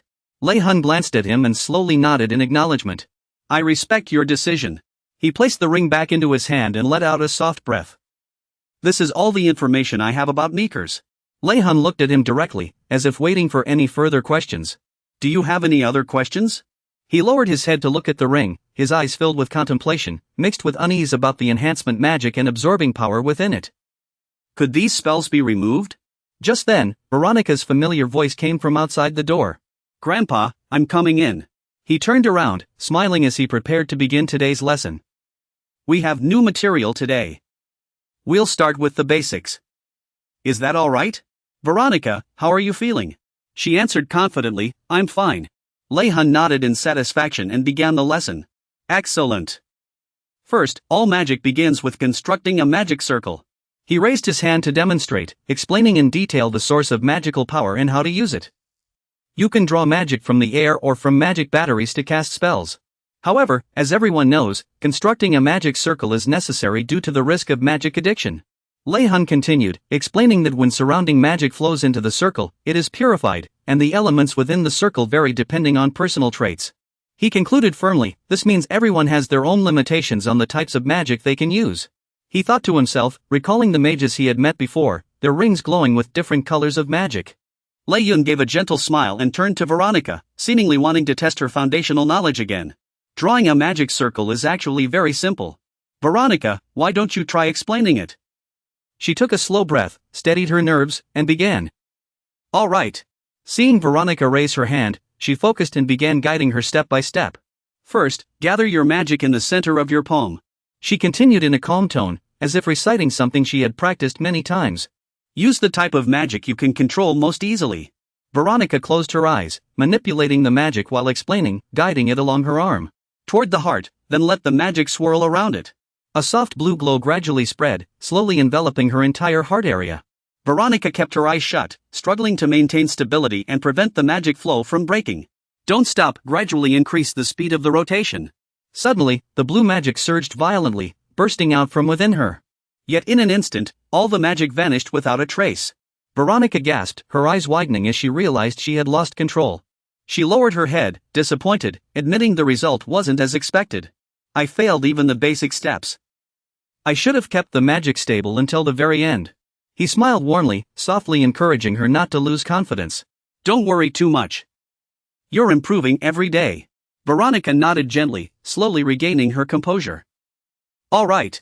Her determination welled up again, but this time, she was determined to complete the circle and show him it really wasn't easy. Ruian turned his head, his eyes filled with anticipation. And you? Do you want to try? You nodded, your expression much more serious than before. Yes. You stood still, slowly closing your eyes, focusing all your attention. In your mind, a dazzling space formed from countless colors appeared. You silently told yourself, first, absorb the magical energy, this is the power you can control best. After a moment of thought, you decided not to limit yourself, any color would do. Before your eyes, a brilliant red glow gradually emerged, pulsing intensely. The glow slowly seeped into your beating heart. You clenched your fists, doing everything you could to steady the swirling magical energy, preventing it from spiraling out of control. Sweat began to trickle down your cheeks, but you persisted, refusing to give up. Veronica widened her eyes, sensing the unusual energy radiating from you with concern. She turned to Glom, her voice trembling with fear as she asked what was happening. Grandpa, what on earth is going on? You gritted your teeth, feeling a terrifying pressure crushing your body. As if it might shatter at any moment. You pressed your hand tightly against your chest, enduring the waves of searing pain. All that remained in your mind was sheer will and determination you had to endure. You had to break through, no matter the cost. You silently repeated your only goal, the one you were striving for. Suddenly, you snapped your eyes open, as if escaping a perilous situation. You gasped for air, trying to recover from the overwhelming pressure. You furrowed your brow, completely baffled by what had just happened. Why had the swirling energy vanished so abruptly? Your heart seemed to freeze for an instant, your body stiffening in confusion. Then, a blazing red light erupted from deep within you. The glow surged through your body, as if searching for something. It gradually converged, radiating a brilliant light from your heart. You stood still, feeling the surging power within you. You let out a soft gasp, unable to hide your astonishment. A powerful gust of wind suddenly burst from your body, startling all three of them. You stood tall, facing the immense power emanating from within you.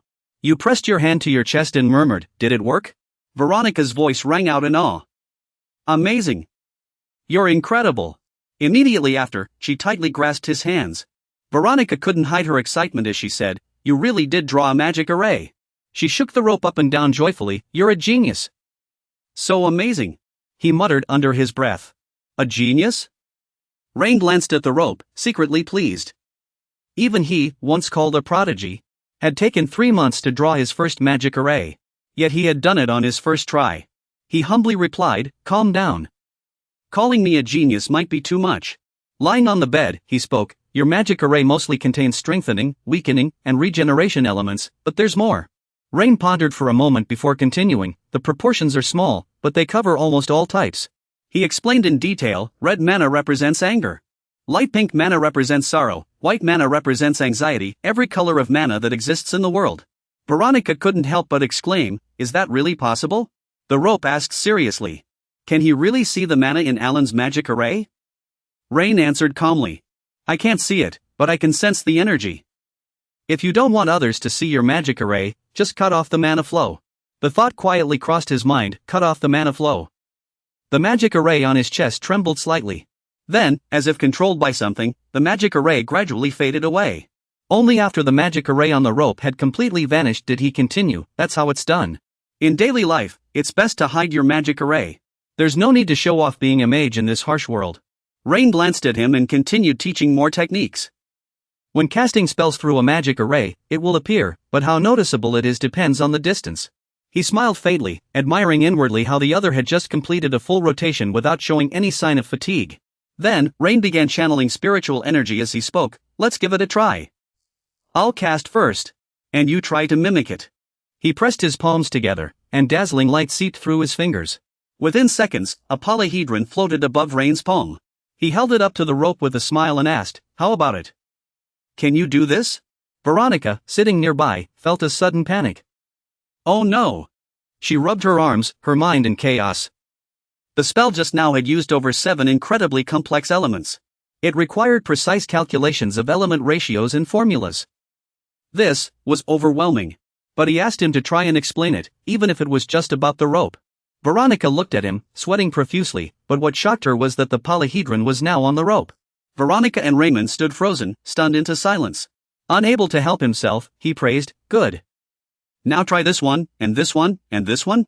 Raymond took out 3 models one by one, and each time, the rope perfectly replicated them. Raymond gently closed his eyes, feeling deeply satisfied. He had thought drawing a circle was already impressive.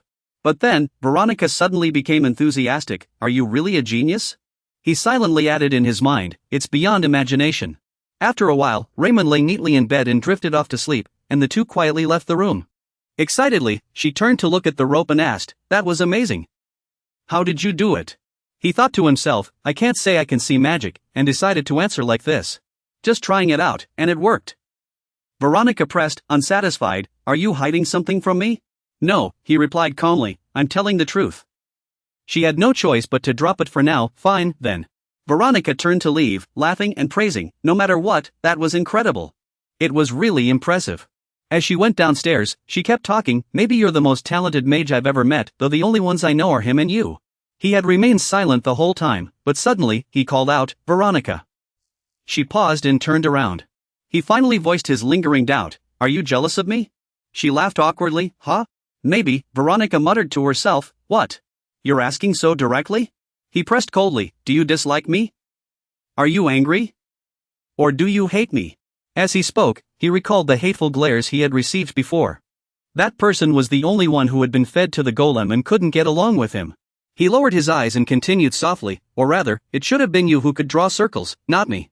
He thought to himself, people usually react this way. Veronica shot back, are you asking if I'm jealous? Dai replied softly, MHM. She pressed 2 fingers to her forehead and closed her eyes, thinking seriously. After a moment of reflection, Veronica answered honestly, I envy you. But I'm not jealous.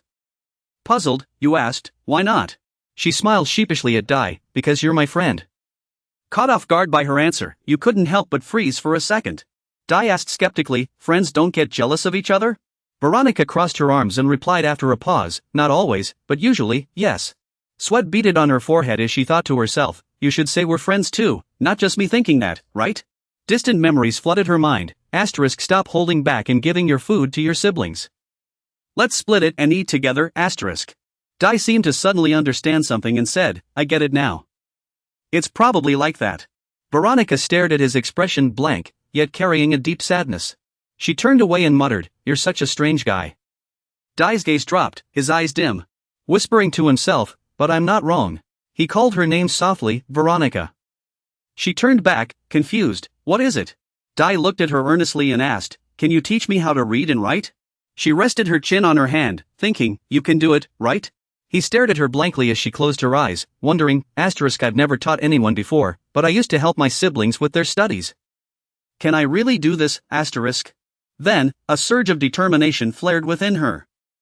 Alright, I'll teach you. Dai kept his expressionless face on her and replied obediently, thank you. I'll do my best to learn. Veronica thought to herself, asterisk, he saved my life. Even if I'm not a good teacher, I'll try my hardest, asterisk. She raised a finger and set a condition, but before we start, there's one thing you need to do first. His face darkened instantly as he calculated, asterisk, of course, profound knowledge isn't free. She might be asking me to deal with Zephyr, asterisk. I'd better be careful. Cracking his knuckles, Dai asked coldly, do what? Veronica smiled and pointed her thumb toward the stairs, go take a bath. There's a bathroom on the second floor.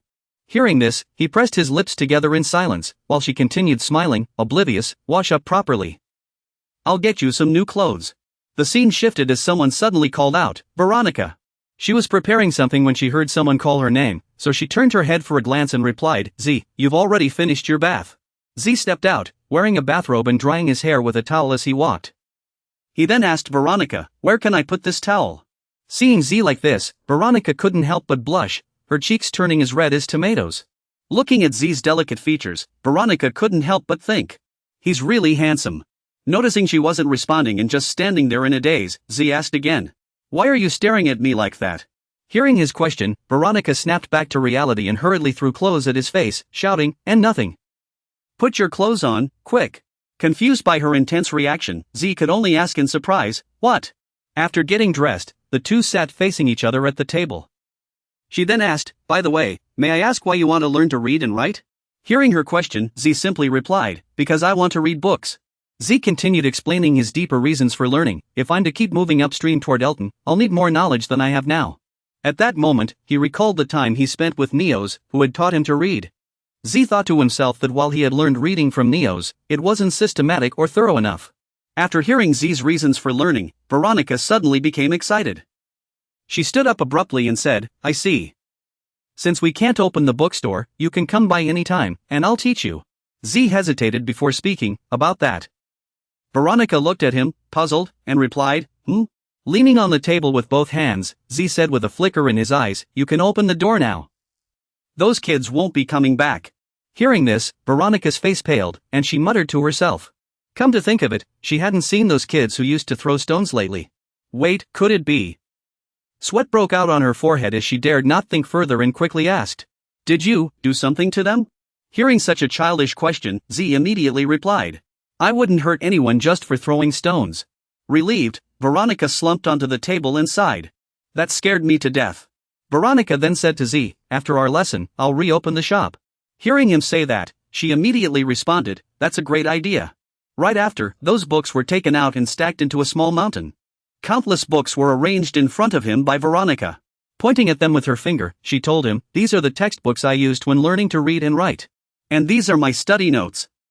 Seeing the towering pile of books, he asked with a slight tremble, how long did it take you to learn all this? Upon hearing his question, Veronica thought for a moment, then held up a finger and said, about a month. Hearing this, he fell silent. He lowered his head and, after a brief silence, said, I understand. I'll study hard. Seeing this, Veronica clenched her hands together and encouraged him, good. I'll do my best to teach you. Right after, Veronica and he began their learning session. Veronica even took out a blackboard, writing and drawing on it while patiently explaining. So, the subject and predicate connect in this order. He sat at the table, listening to her attentively. After a while, Veronica turned around and asked him, this part is a bit difficult. Do you need me to explain it again? He immediately replied, no, I get it. Let's move on. Then, Veronica took out a worksheet and held it, saying, all right. Try doing these exercises. He took the worksheet, started answering the questions, and finished them quickly before putting down his pen. He handed the worksheet back to Veronica and said, I'm done. Veronica, who was erasing the blackboard, turned around in surprise and asked, what? It hasn't even been a minute. Veronica immediately began grading his worksheet. After carefully checking it, she held the worksheet and excitedly called out, hey. She held the worksheet up to him, her eyes sparkling with joy, and said, you only got one question wrong. At this rate, you'll finish reading the whole book in no time.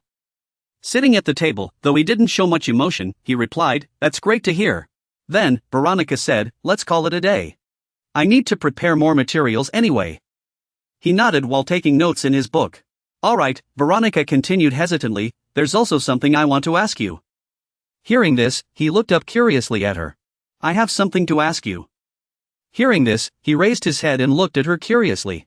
Veronica looked away, gently touching her flushed cheek before murmuring, "Would you watch me while I try to draw a perfect circle?" Hearing her suggestion, Dai immediately replied, "I don't think I'd be much help, I'm not nearly as good at teaching as you are." Upon hearing this, Veronica quickly reassured him, "It's fine." Fidgeting nervously, she waved her hand and said, "You don't have to do anything, just watching me is enough. But if you notice anything while observing?" Dai stood up from his chair, looking at Veronica, and nodded firmly. "Of course, I can do that." He thought to himself that this was a way to repay her for the lessons she'd once taught him. Seeing Dai agree, Veronica's face lit up with happiness. She squinted her eyes, blushing as she smiled and said, "Thank you." After their conversation ended, Dai stood up to leave, while Veronica took the opportunity to organize the books she had just taken out. Looking at the books already packed back into the box, Veronica thought to herself that there was still so much to sort out. She figured it made sense, the bookstore had been closed for so long. Just then, Dai called out to her again, "Veronica, can I read here?" She turned to see Dai standing by the bookshelf and replied, "Sure, just keep the books tidy." "But are you sure you can read them on your own?" Dai answered, "I'll give it a try." Veronica then suggested, "Start by grabbing a dictionary from the shelf." Hearing this, Dai reached for a book and asked, "A dictionary?" While tidying the bookstore, Veronica explained, "It's a book that defines most words in the world. It'll be useful when you come across something you don't understand." Dai furrowed his brow thoughtfully and asked, "Does it have the definition of a rainbow?"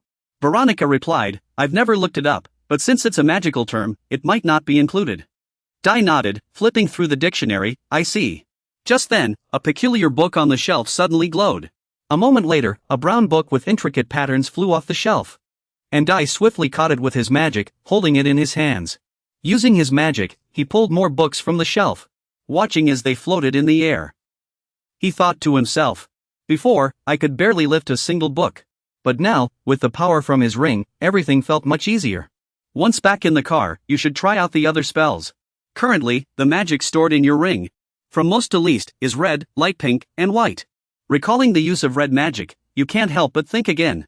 You used to rely on light pink magic because it was rigid and hard to control, just like white magic. But now, the light pink energy in the ring doesn't feel stiff at all. He sat on the floor, flipping through the book page by page, thinking that if he kept experimenting like this, he might even discover new magic. But for some reason, he didn't want to use it, though he wasn't consciously aware of it. As he read, he suddenly said aloud, "Red and white energy are enough for now." He thought to himself that the emotion tied to light pink magic was sadness. He never wanted to feel that way again. An unconscious defense mechanism made him deeply averse to anything related to sadness. Still focused on the book, he thought, just as Veronica said, this had nothing to do with rainbows. He pressed his hand against the page, examining it word by word. Suddenly, he seemed to spot something and said in surprise, "This is." He immediately stood up and rushed off, telling Veronica as he passed, "I'll be right back," leaving her only enough time to glance back. Seeing him in such a hurry, Veronica asked with concern, "Hey, where are you going?" He replied, "I'll read these books when I return, so please leave them there." After instructing Veronica, he quickly put on his robe, thinking as he left that he finally understood what that man truly wanted. Within 36 seconds, he muttered 2 words while reading, sacrifice, offering objects, animals, or even humans in exchange for something. Frowning at the page, he thought that the man seemed to be planning to use homeless children as sacrifices. Based on the extraction technique from the ring, it might be to enhance the power of that gem, and now, the gang's numbers had grown to nearly 66. After a moment of contemplation, Dai made his judgment, clearly eager to hear Cedric's report. The scene shifts to a table laden with various dishes, as he silently gazes at the plates before him. Dai leans on the table, tilting his head to confirm, "I just want a glass of water." Johnny brings over a glass of water, grinning as he says, "With so many people offering you a meal every time you pass by, you could eat like this 10 times over." He asks curiously, "Where is that person? What happened?" After recalling, he answers, "Today, he left 3 hours later than usual, something that's never happened before." Dai presses further, "Any other unusual signs?" Johnny covers his mouth and leans in, whispering, "When I saw him pass by, he was still smiling, muttering something like, 'It's almost time.'"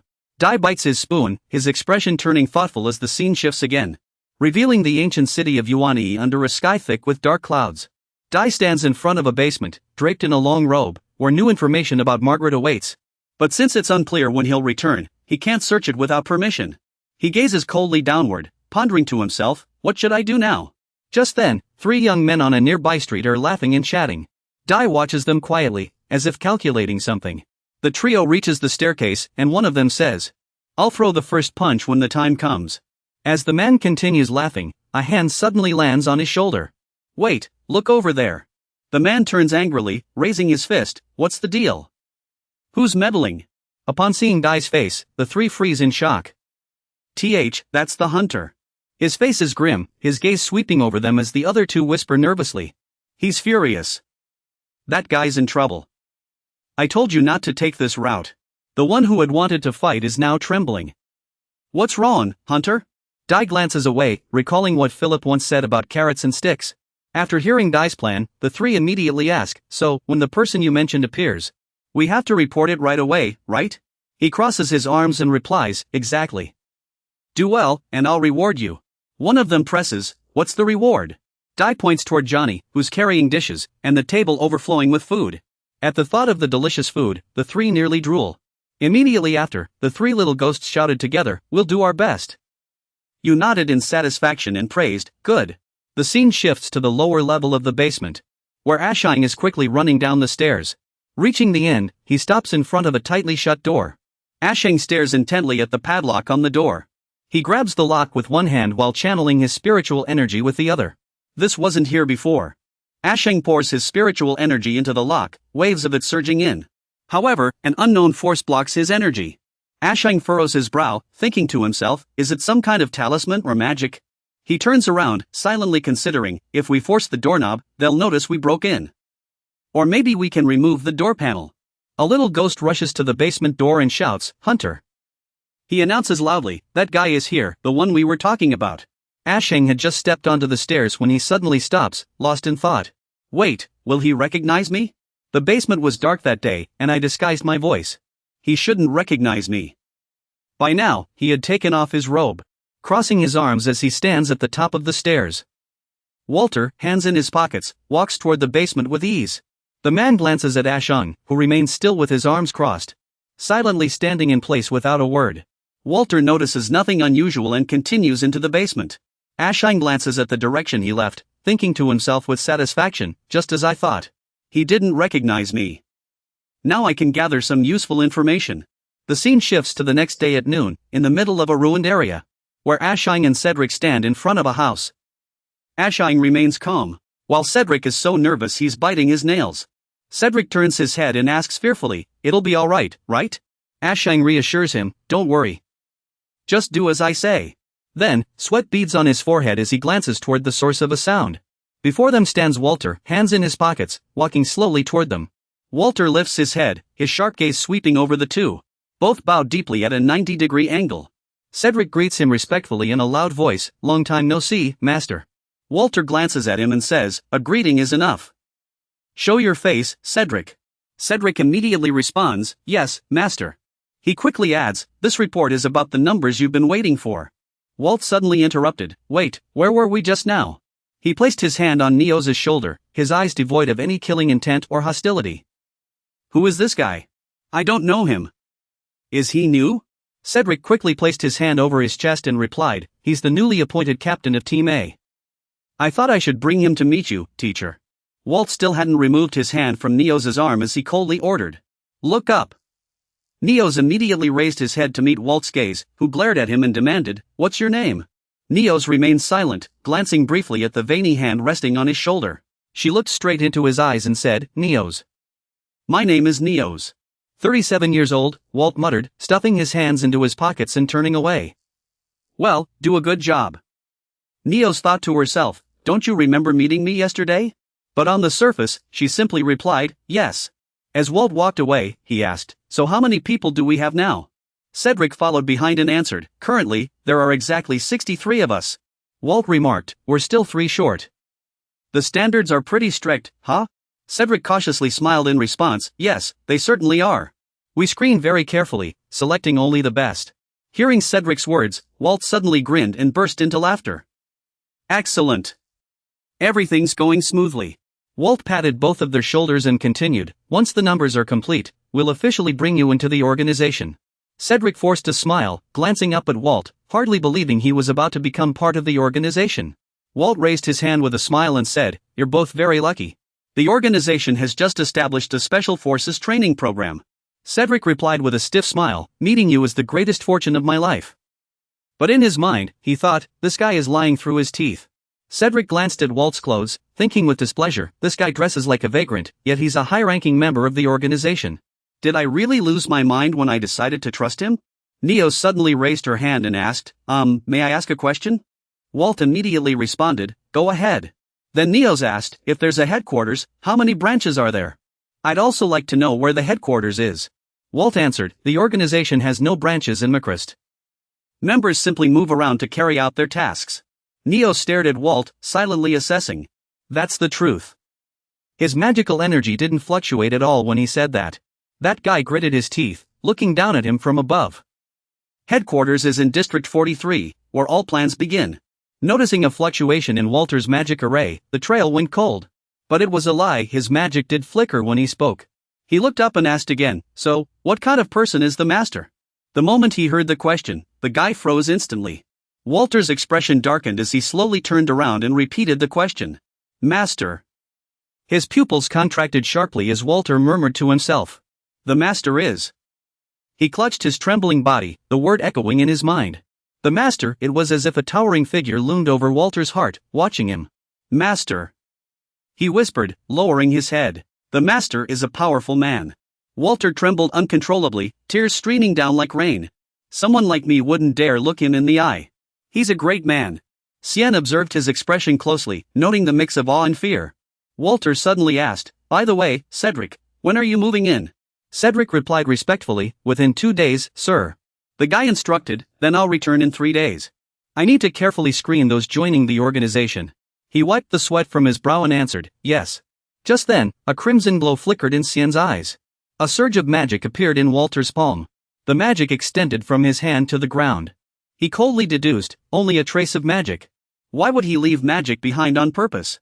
Walter used his own magic to draw part of a sigil. Cien thought to himself, this entire abandoned factory is turning into a massive sigil. After a while, he stopped, the array was complete. Walter reached into his coat, searching for something. Then, he pulled out several crimson stones. Cedric stared blankly at the stones. What are those?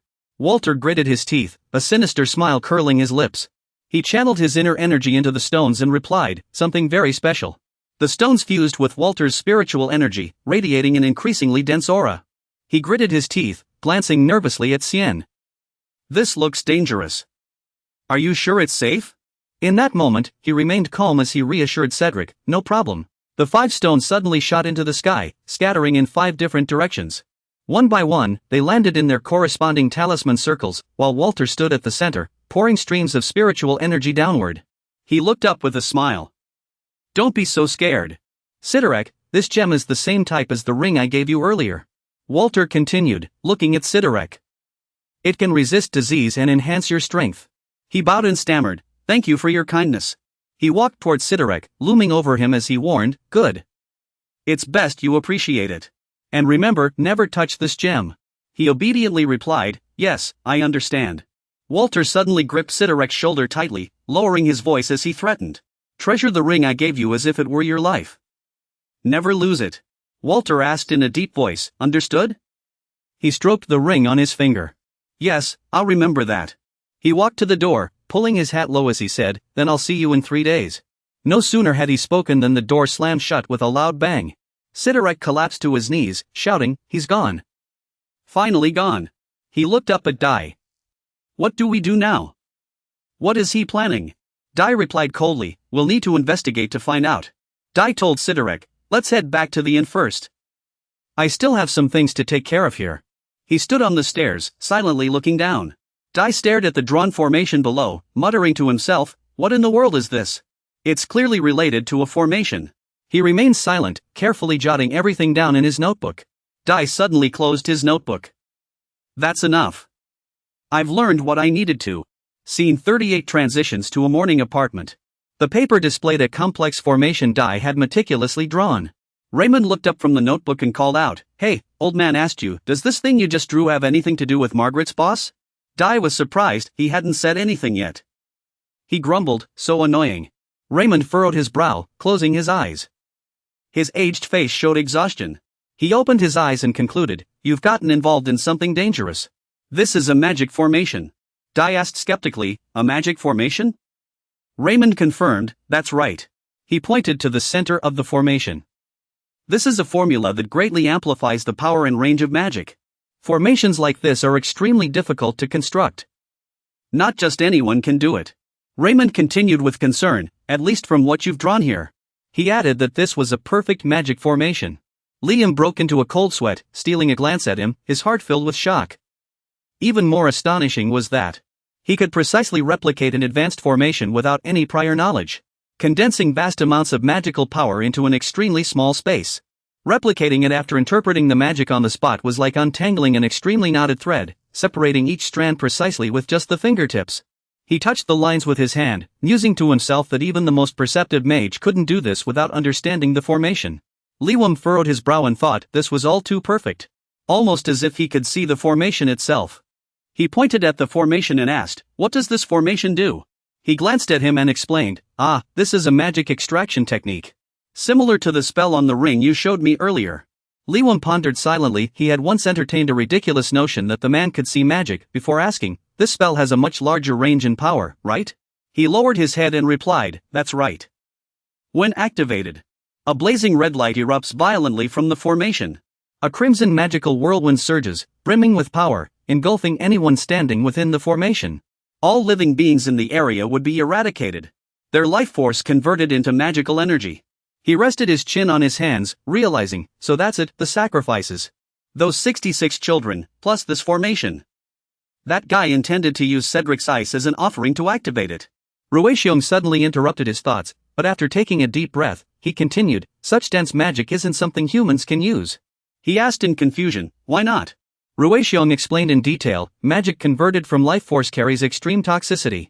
If used recklessly, it causes magical poisoning, making it impossible to refine for formations later. He concluded, thus, this kind of magic is usually used to empower creatures or enhance magical tools. He raised a question, could it be used to enhance a magic battery? Ruexiong replied, magic batteries have capacity limits and usually can't be enhanced. He glanced at him and added, but if it's that ring, things are different. Upon hearing this, he fell into deep thought. Ruexiong, noticing his expression, called out to him uncertainly, hey. He looked up and asked, what do you want to do? He closed his eyes, remaining silent for a long time, as if analyzing a thorny problem. After just a few minutes, Adai opened his eyes and lifted his head, as if he had found the answer. The scene shifts to 3 days later, at the same location. On the appointed day, at exactly 2 in the afternoon, he stood in front of the same house, fully prepared. Shortly after, Walter strolled up to Adai in a leisurely manner. Grinning, he asked, where's Cedric? Why is it you who came out? Adai said coldly, the master is inside, arranging the men. I'm here to greet you. Walter turned and walked away, letting out a mocking laugh. Here to greet me again? Fine, lead the way. As he approached the door, he praised, I knew you'd gather a good team. You've done well. Adai stood behind Walter, his expression darkening instantly, turning icy cold. He cleared his throat and said, all thanks to the master. Just then, the door cracked open slightly. Walter curled his lips into a sly smile before slowly pushing the door open. Inside was a pitch-black, empty space, completely devoid of anything. Walter was stunned by the unexpected sight. What's going on? Walter blurted out in shock, why is there no one here? At that moment, a sword suddenly lunged at him from behind. Sensing the killing intent, Walter swiftly turned around. He drew his scythe and blocked Adai's attack. Walter's eyes widened in shock as he stared at the person before him. He roared furiously, you scoundrel! What do you think you're doing? Adai didn't answer.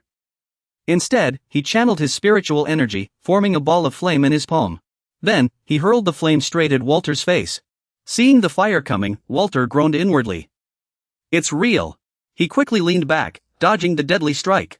After evading, Walter snarled fiercely. How dare you attack me? Suddenly, the entire space plunged into darkness. Walter cautiously looked around and muttered, the door. Glaring at the figure opposite him, Walter demanded, who are you? Adai pulled his robe over his head and called out his name, Walter. He assumed a fighting stance, his icy command ringing out.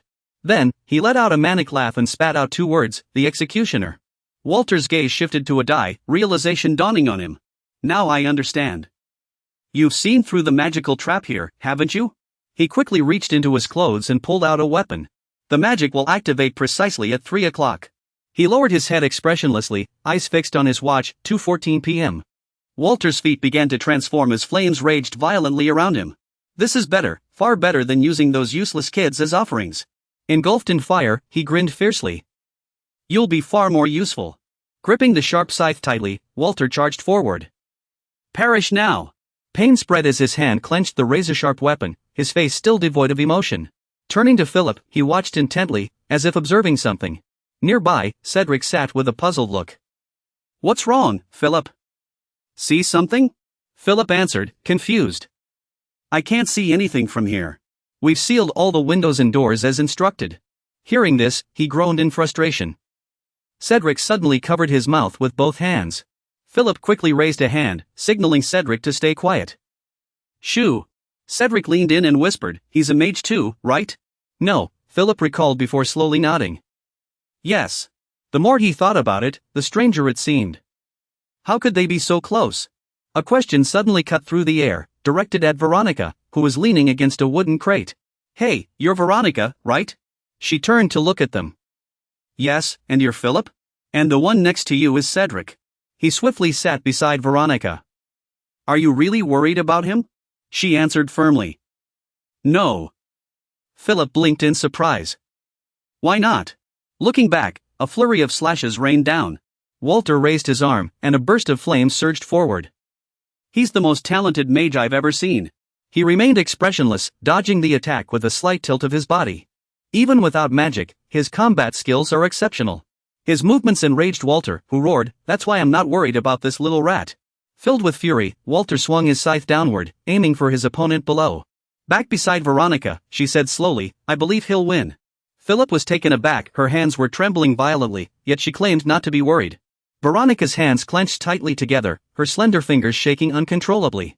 He silently realized she was worried but still trusted him. Despite that, Philip forced a smile to reassure her. He's right, let's trust our bond. When she returned to his side, the sharp dagger before him had already shattered into pieces. Seeing his companion's weapon destroyed, Walter smirked in satisfaction. He enunciated each word slowly, "Give up." No sooner had the words left his mouth than Walter's weapon lunged toward him at blinding speed. Gibbon remained calm, his eyes wide as he stared ahead. In an instant, a new dagger appeared, gripped firmly in his steady hand. With a light flick of his weapon, the man's scythe flew out of his grasp. Walter was forced onto the defensive, scrambling to retrieve his weapon. Walter's eyes widened in shock. Stabilizing elements? How can he control multiple elements at once? Before his opponent could react, Gibbon's dagger lightly grazed Walter's throat. Suddenly, he froze, as if sensing something unusual. Gibbon dropped to one knee, facing the man clutching his neck. Walter's neck was encased in a layer of metal. What a cowardly rat! Surprised, Gibbon glanced down at his shattered dagger. It was metal manipulation. His attack had no effect on a second circle mage. A magic array would be the best solution. The man's expression shifted, a smirk curling his lips as his voice turned low. You're stalling until the magic array activates, aren't you? His coat buttons burst open, revealing a massive red barrier on Walter's chest. The two faced off as Gibbon declared coldly, "You think I'd just stand by?" From within the barrier, a fiery serpent lunged at him. "Give up, executioner." Without a word, he moved swiftly, retreating at full speed. Gibbon was trying to evade the dangerous fire serpent before him. Walter laughed triumphantly. It's useless. It won't disappear until it hits its target. Gibbon's footwork grew more agile, the ground crumbling beneath his power. Minutes passed, yet Gibbon continued dodging the massive, ferocious beast. He stepped onto the wall, then landed smoothly to regain his balance. Gibbon's expression darkened. This wouldn't end well if it continued. He glanced at the smug Walter. The man had to stand still to control the flames. A plan formed instantly. Gibbon stomped hard, causing the ground to collapse beneath him. "So, you changed direction, reversed the situation, and charged straight at that guy to launch an attack." Walt sneers, "You overestimate yourself. Do you really think you can control an attack in midair and use that snake against us? Such a crude trick, and you think it can defeat me?" Executioner. You remain silent, channeling your inner energy. A faint blue aura flickers around your hand. I know full well he's a dual-ring mage. A single-ring mage stands no chance against him. You recall the blueprint you discussed with Veronica earlier. That's why I asked for her help. No sooner does the thought cross your mind than you recreate a magic array, targeting the snake directly. Now, with no more need for secrecy, you say, "Teach me how to draw this magic array." Within seconds, Walt's fire serpent is completely obliterated. The outcome leaves him nearly losing his mind. Damn it! That's not the power of a single ring mage. Suddenly, Walt freezes, as if spotting something in the distance. Across from him, you calmly raise a finger glowing with blue energy. Blade Aura. A streak of blue energy rushes toward Walt like a gust of wind. After it's over, you quietly lift your gaze, staring calmly ahead. 41 seconds later, Walt collapses before you, his energy spent. His head hangs low, an eerie silence enveloping the space. You say nothing, simply lifting your sleeve to glance at your watch. The time is precise, 2:50, down to the second. Then, Walt suddenly stands, startling you. I have to leave. His head still bowed, sweat dripping, he mutters, I'll return after seeing my master. Watching Walt's retreating figure, you call out, Walt, stop. No matter how you command him, he still turns the doorknob. You quickly pull out a ring, using it to threaten him. Stay away from that door. If you don't comply, I'll crush this ring. His hand already on the doorknob, he insists on leaving. It's useless. What I gave the officer isn't the same as the offering. By now, your body is utterly exhausted, your stamina at its limit. You need to buy time and keep Walt here. Who said that? Your words make him tremble. What do you mean? The bloodstone pendant given to the officer is indestructible. Sensing this works, you press on. If you add a specific combination of elements to the bloodstone, cracks will form inside. Then, all it takes is an external force to shatter it. You raise the crystal ring in your hand. He's already embedded the information inside. Truth and lies are woven together, but they can still be unraveled. Hearing this, Walter clenched his teeth, his face twisting into a monstrous snarl as he roared, I'll break every one of your limbs and escape from here. He quickly retracted the ring, gripping it tightly in his palm. Testing it, he pulled the rope taut, yanking his arm back a great distance. Then, with all his strength, he hurled Walter's prized ring forward. The sight sent Walter into a panic. He lunged to catch it, cursing the wretched assassin. The ring hit the ground, and Walter's heart sank. He scrambled forward, desperate to grab it. But it was too late, the ring had already slid far out of his reach. When Walter turned around, he found himself standing by the only escape door. He hovered in midair, 2 pebbles spinning around his fingers. Realizing he'd been tricked, Walter flew into a rage, screaming at the top of his lungs, "You bastard!" Meanwhile, he had already safely exited the room, locking the door behind him to prevent Walter from escaping. Inside the room, Walter fought to suppress his fear, charging forward. It's okay, Walter. We still have 5 minutes. A crimson barrier enveloped him, airtight and unyielding. Walter froze, completely unnerved. What? Wasn't it supposed to activate when time ran out? From outside, all of Walter's cries reached his ears. Walter, didn't you know? Veronica's image and warning appeared, 5 minutes. That was the limit, meant to shorten the activation time. Inside the room, a surge of crimson spiritual energy erupted from the barrier, consuming him. Walter stood helpless, tears streaming down his face. The magic array had already been set. It's over. After a while, he turned the lock and stepped into the still smoky room. All that remained on the floor were the new clothes Walter had been wearing. He reached down and picked up the ring from what was left of Walter's head, examining it with hollow eyes. Back with the others, Cedric stomped his foot in frustration. This is taking too long. It's impossible. No sooner had he spoken than Philip chuckled. He must have won. Just wait a little longer. His face still bore the marks of a beating. Cedric nodded in agreement. He's so strong. There's no way he lost, right? Suddenly, Veronica seemed to sense something, her eyes widening. She shot to her feet, startling the others. The magic, it's surging rapidly. Cedric turned to Veronica with concern. Wait, what do you mean? Philip immediately suggested, let's follow them. So the two immediately chased after her. Veronica, what happened? After just a few steps, the two froze in shock, their faces pale. What is that? A foot engulfed in crimson flames appeared, standing motionless. The owner of those feet was none other than Dai. He was back. Looking at Dai's body, Veronica said shakily, he's been infected by dark magic. If this continues, Dai will be in danger. The news she brought left Philip and Cedric stunned for a moment. Regaining their senses, Philip grabbed an object to shield himself. Cedric! Cedric held a steel pipe and a rusted metal plate. They said the boss is in danger. We have to do something. He charged toward the motionless Dai, who seemed lost in a trance, and unleashed a surge of magic toward Cedric with an outstretched palm. Cedric was blasted back, trembling in fear as he stared at Dai. He stepped forward, raising 2 fingers as if to strike. Dai, snap out of it. Philip rushed forward, shielding Cedric with his body. It's me, Philip. Despite his shouts, the magic gathering around Dai only grew stronger. The danger drawing closer. The two clung to each other, swallowing hard. Just as the magic was about to reach them, Veronica risked stepping in to block it. She spread her arms and turned to Philip, signaling. Veronica, there are two ways to stop Dai. Veronica kept explaining the options: either he stops himself, or they use an external force to extinguish the flames. I'll go get a hose, Philip declared. Then, he quickly hoisted Cedric up. Can you hold on for 5 minutes?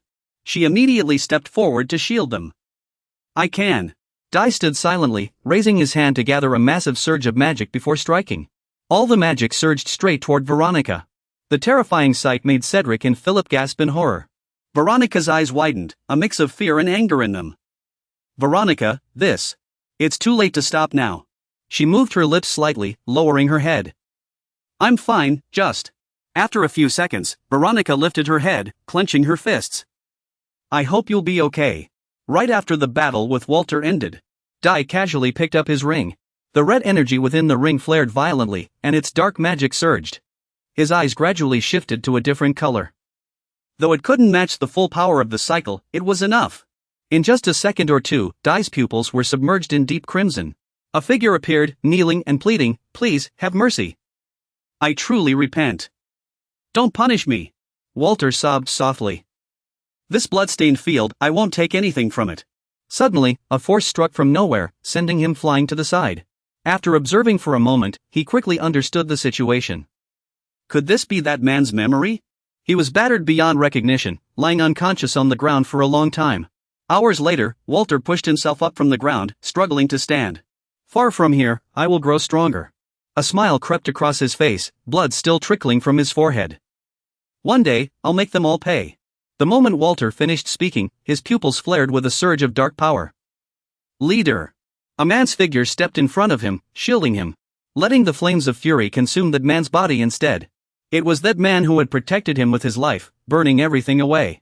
Watching his loved one vanish before his eyes, he snapped, roaring in madness. Destroy it all. Erase it. Obliterate it. In an instant, he was controlled, transformed into someone else entirely. Kill them all. Walter, enveloped in dark energy, heard a whisper in his ear. Kill them. Then, he struck all his power, converging into a single attack aimed at Veronica. The horrifying sight startled Cedric and Philip. Veronica bit her lip as someone called her name. Veronica. Her hands clenched together, tears streaming down her face. Her unexpected reaction left him stunned. A surge of pure white energy was suppressing his dark power. Oh, the white sun, he reached out like a child trying to grasp it. How beautiful. His hand touched that strange, radiant sun. Just like that, he returned to normal, turning to look ahead. He opened his palm, his gaze shifting to Veronica. Veronica, tears streaming, whispered, You. 3 days later, in a mansion on an open field, specifically, Philip's hotel. The medical room sign was clearly visible. Veronica lay in bed, asking him for help. Could you get me a glass of water? He held the cup, gently pulling back the curtains. Here, take it. When she saw him, she seemed overjoyed. Thank you so much. Yet his expression was odd, his gaze on Veronica strangely thoughtful. The image of her lying in the hospital bed flashed in his mind. Veronica had been ill for 2 whole days. The aftereffects from overusing magical power. Since it happened while she was helping me, I ended up having to take care of her in the end. Ever since then, Veronica has been taking advantage of her patient privileges to boss you around, and you even helped me get the 2nd volume of that book. Light and Roses, can I read it now? Also, if it's not too much trouble, could you bring me 2 more cushions? Make sure they're the really soft and comfy kind. You can take the cup back now. I've finished the water in it. Just put the cup away. I'll quietly accept my fate. I have a principle, I must repay everything I receive. After a while, she asked curiously from the hospital bed, was it magical poisoning back then? He leaned back in his chair and gave a slight nod. Yes, let's assume that for now. Veronica seemed unsatisfied, pressing him on why he always used raw magic so recklessly. As if suddenly remembering something, he reached into his pocket. But more importantly, I think this is the real root of the problem. He pulled out Walter's gem-studded ring. This is that man's magic battery. The moment she touched it, she jerked her hand back. His magic gives off an oppressively unnatural feeling. Veronica broke into a cold sweat. My grandfather said human magic is toxic. Do you want to use it? He clenched the ring tightly and declared firmly, "No, I won't. If Veronica hadn't been there that day, I might have burned myself out." Seeing his resolve, she relaxed a little. Right, it's best not to touch something like this. But his thoughts weren't entirely in agreement. At least, not yet. He stared at Veronica for a long moment before murmuring softly. Then, he averted his gaze. His voice was sincere as he spoke. "I'm truly grateful you helped me. I mean it from the bottom of my heart." The moment the words left his mouth, her face flushed uncontrollably. Veronica scratched her hands lightly, stammering, "Why would you say that all of a sudden? Don't tell me you're still affected by magic poisoning." An arm suddenly appeared. It lifted the curtain, and urgent voices came from inside the stage. "Philip, come in." He looked over here. "Are you free right now?" After returning to the room, Philip handed him a box of documents. "These are the belongings of the man you asked about. I had the kids open the basement door and bring everything up." He reached into the box and pulled out a sheet of paper to examine. The information about Walter shocked him. An orphan? A street urchin? Walter? Every line and photo on the paper left him puzzled. It's really hard to tell whose face is whose. Everyone looks pretty much the same. I'll check it carefully later. The story continues. Philip pointed at a red notebook. This seems to be his usual handbook. It appears to have important content, so I set it aside. He flipped through the diary page by page. His brow furrowed slightly. Sector 43. Bond. Meldrick immediately withdrew from the area after completing the defector assassination mission. G009. Sector 58. Kartnani Bank completed the blockade using transport vehicles. F-142. Sector 47. The contact field for trade magic with SSRO has been authorized. As he read the notebook, he froze for a few seconds. A handwritten note was clearly visible. Sector 31. Investigator Yulu's investigation of Kelly and Gore auction house. Failed. No results were obtained. The following pages continue with similar records. Sector 48. Investigator Yulon at Gaelong Mountain. Failed. No results obtained. Yellow Jade. Failed. No results. Orange Jade. Failed. No results. The legendary rainbow has shattered into countless pieces. A hypothesis about the rainbow breaking into 7 fragments. And the order to seek the corresponding colored gemstones. Is Mugalit searching for the fragments of the rainbow? Reading this, Dai gently rested his chin on his hand. Or perhaps, it's not a real rainbow, but entirely different gemstones. Either way, it's worth verifying. Seeing his expression, Philip guessed that he had already made up his mind. Excited, he asked Dai, "You mean we're leaving this sector, right?" Then, Philip placed a large money pouch on the table. "This is the payment for all the work so far. I've added a little extra as a personal thank you. Without you, I never could have reconciled with Cedric." Dai looked surprised but remained silent, watching Philip. "Philip, as long as you're still in this sector, I'll send someone daily with your wages. If you think the amount needs adjusting, just let me know." His face slowly turned red, and he scratched his neck lightly. "Once you decide on your departure date, let me know. I'll come see you off personally." Philip suddenly grew somber, his gaze darkening. "Once you leave, we may never see each other again." A slender hand reached out, calling his name, Philip. Dai sat up straight, his tone utterly serious. "When I leave this sector, would you come with me?" Dai's sudden words left Philip stunned. After a moment, he snapped back to reality, blurting out, "What?" Philip stammered for a while. "Are you serious, or is this a joke?" Dai sat up straight and said firmly, "I'm completely serious." Hearing this, Philip panicked. "This is too sudden, I haven't. When will you leave Area 49? If I leave, I'll have to give up everything I built here." Before Philip could refuse, he emphasized again, as if to save him money. The two locked eyes, and he continued, "Wouldn't leaving here make it possible?" Philip recalled the past, when the two had sat side by side, remembering his own words from last time. Lost in thought, Philip picked up his glass, took a sip, and fell silent. He remembered how his mother had once comforted him so gently. Clasping his hands together, he asked, "Do you remember?" Philip pressed his lips together, swallowed hard, as if steeling his resolve. Resting his hands on his knees, he nodded and made up his mind. "All right, I'll go with you."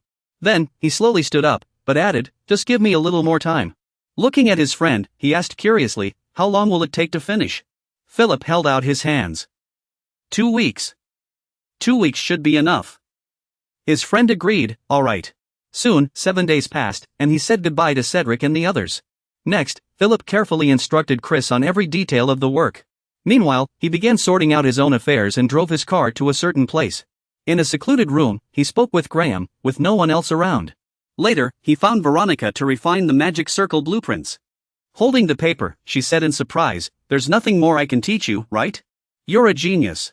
He remained expressionless as he denied it. "You're just an excellent teacher." Veronica sighed in exasperation. "Here we go again, your way of complimenting people." As if sensing something, he glanced lightly toward a nearby direction. Behind the bookshelf, 2 kids were peeking, their faces flushed.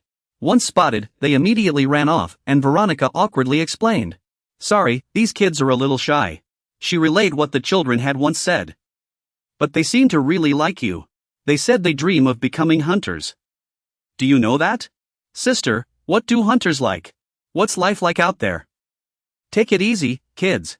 After saying that, Veronica quickly suggested, "Let's play a different game." Then she quickly shifted positions and decisively sat in the chair he had just vacated. Veronica began channeling her energy, a stream of white spiritual essence flowing endlessly from within her. With no sign of stopping. Watching Veronica handle it so steadily, Dai inwardly marveled at how much more refined his control over magic had become compared to before. Though he hadn't taught her anything particularly special, just the basics, really. Then he urged her again, faster. The pressure made her impatient. "Even faster?" Dai nodded slightly. "Yes, even faster." As she overworked herself, Veronica's heartbeat raced uncontrollably. Sweat poured down her face, soaking her skin. She had always been this rushed before.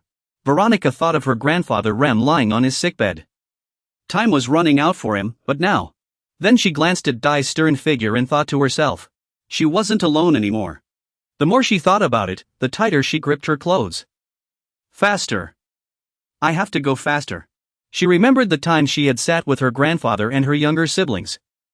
That was why. Back in the present, Veronica shut her eyes tightly, focusing all her attention on her inner energy. Everyone was disappointed. Her heart pounded as a strange glow manifested around her. Veronica's eyes widened in surprise as she slowly lifted her head to look ahead. On Dai's side, he had already noticed the anomaly. His once empty magic circle was now brimming with power. After much effort, Veronica finally succeeded. She lost her balance and collapsed. I did it. He rushed over, using his body as a sturdy support to catch her. Dai asked softly, concerned, Veronica? He gently brushed her cheek. Veronica replied, I'm fine, just a little tired. Seeing her like this, his eyes suddenly widened in shock. She also didn't know what to say. Veronica's tears slid down as she tightly clutched the hem of her clothes until they wrinkled. Then she whispered her thanks. Her tears fell like rain, as if the ring could only be completed because of you and me. Seeing Veronica like this, Dai was momentarily confused. What had he done to make her cry so much?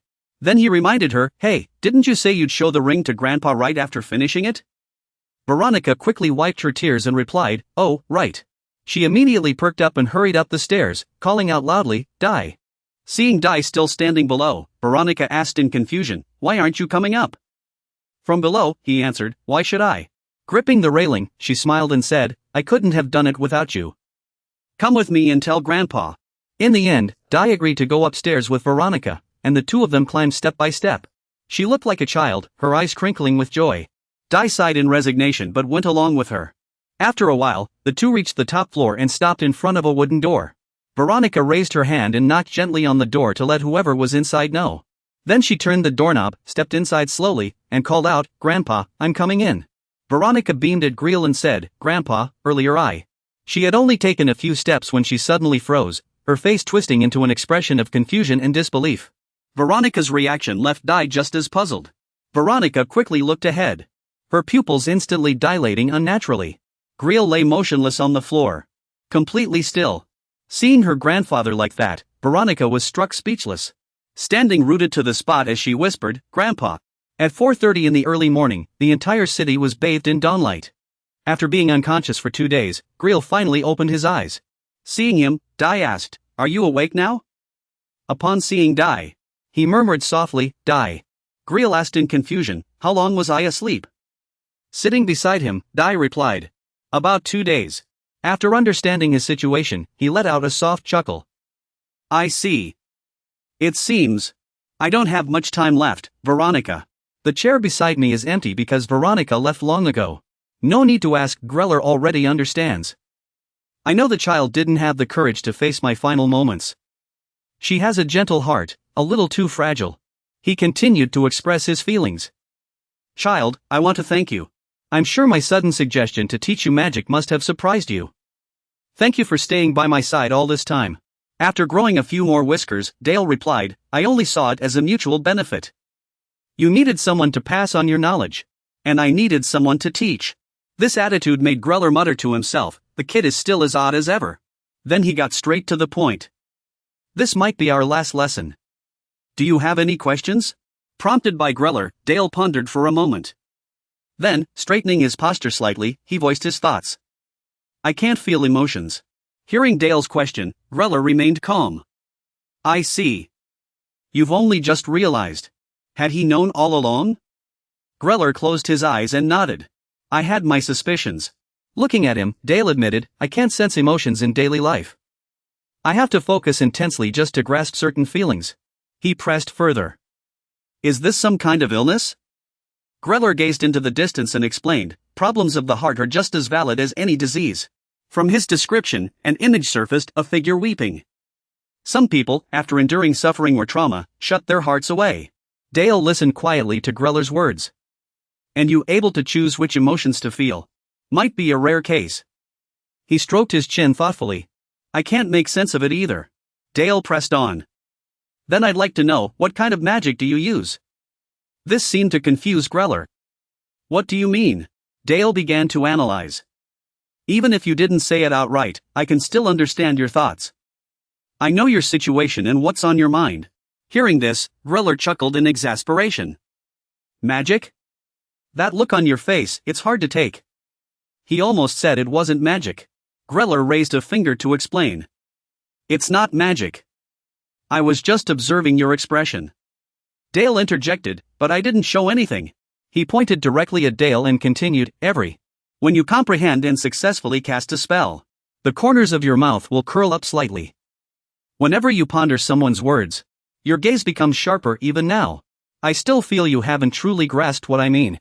With that, Greer gave a faint smile, though these expressions were so subtle they were nearly imperceptible.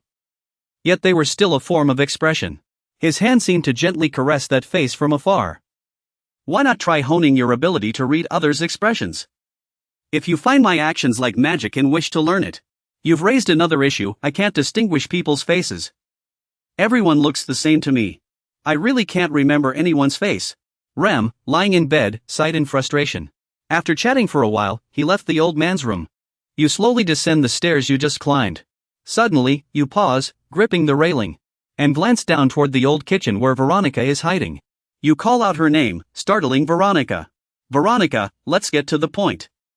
I'm afraid he doesn't have much time left. Hearing this, she clutches her own skin tightly. I don't want to see that happen. I don't want to watch him go. You insist this is her last chance to speak with him. No sooner have you finished speaking than Veronica bolts upright, darting past you like lightning before sprinting away. She rushes straight to Rem's room. Grandpa, please don't let me be too late. Veronica twists the doorknob and shoves the door open with all her strength. Seeing her, the two innocent younger siblings clutching their grandfather's hand burst into tears. Sister! Rem struggles to sit up, using his last bit of strength to turn and look at Veronica. He smiles faintly and murmurs, Child, you've finally come. Veronica fights back tears, her whole body trembling. Then she looks at Rem and says proudly, Grandpa, I completed the ritual. I set up the spell circle myself. Hearing this, he points at Veronica with pride. I knew you could do it. She quickly grasps his aged hands with both of hers. Grandpa. Rem's grip tightens on Veronica's hands, just as he once held hers, telling her not to worry. Memories flood her mind, reminding her of the hard times the three siblings endured, when She said you'd never have to endure the cold again, never go hungry, and never wait for someone who would never return. At this, Veronica placed his hand on her head, and I felt overwhelming happiness. When he said to follow him, her words made the two younger siblings burst into tears. Don't worry, he taught you so much, right? No matter what happens, you'll be fine. Lying on the sickbed, Rem closed his eyes and declared, I don't mind. One hand held Veronica's, while the other embraced the two children. I know very well how strong you are. Every word from Rem reached my ears, and seeing you brings me immense comfort. Sometime later, in a solemn cemetery, a sudden downpour began, and Rem's grave lay there. Veronica spared no effort to prepare his grave, tombstone, and a memorial ceremony. Rem was buried in the largest central cemetery of District 49. Returning to Veronica's home, she gently pushed open the door to check on her two younger siblings. After confirming the children were sound asleep, she quietly closed the door. Then she turned around and expressed her gratitude. "Thank you for your help, I couldn't have moved it alone." Under his gaze, Veronica's body was enveloped in a white glow. Veronica didn't shed tears, but she looked on the verge of breaking down. Her expression puzzled the boy. What kind of look is that? Rem's teachings resurfaced in his mind. Can't you read people's facial expressions? Then try this method. Following his past guidance, the boy shifted his focus to Veronica's hair instead of her entire face.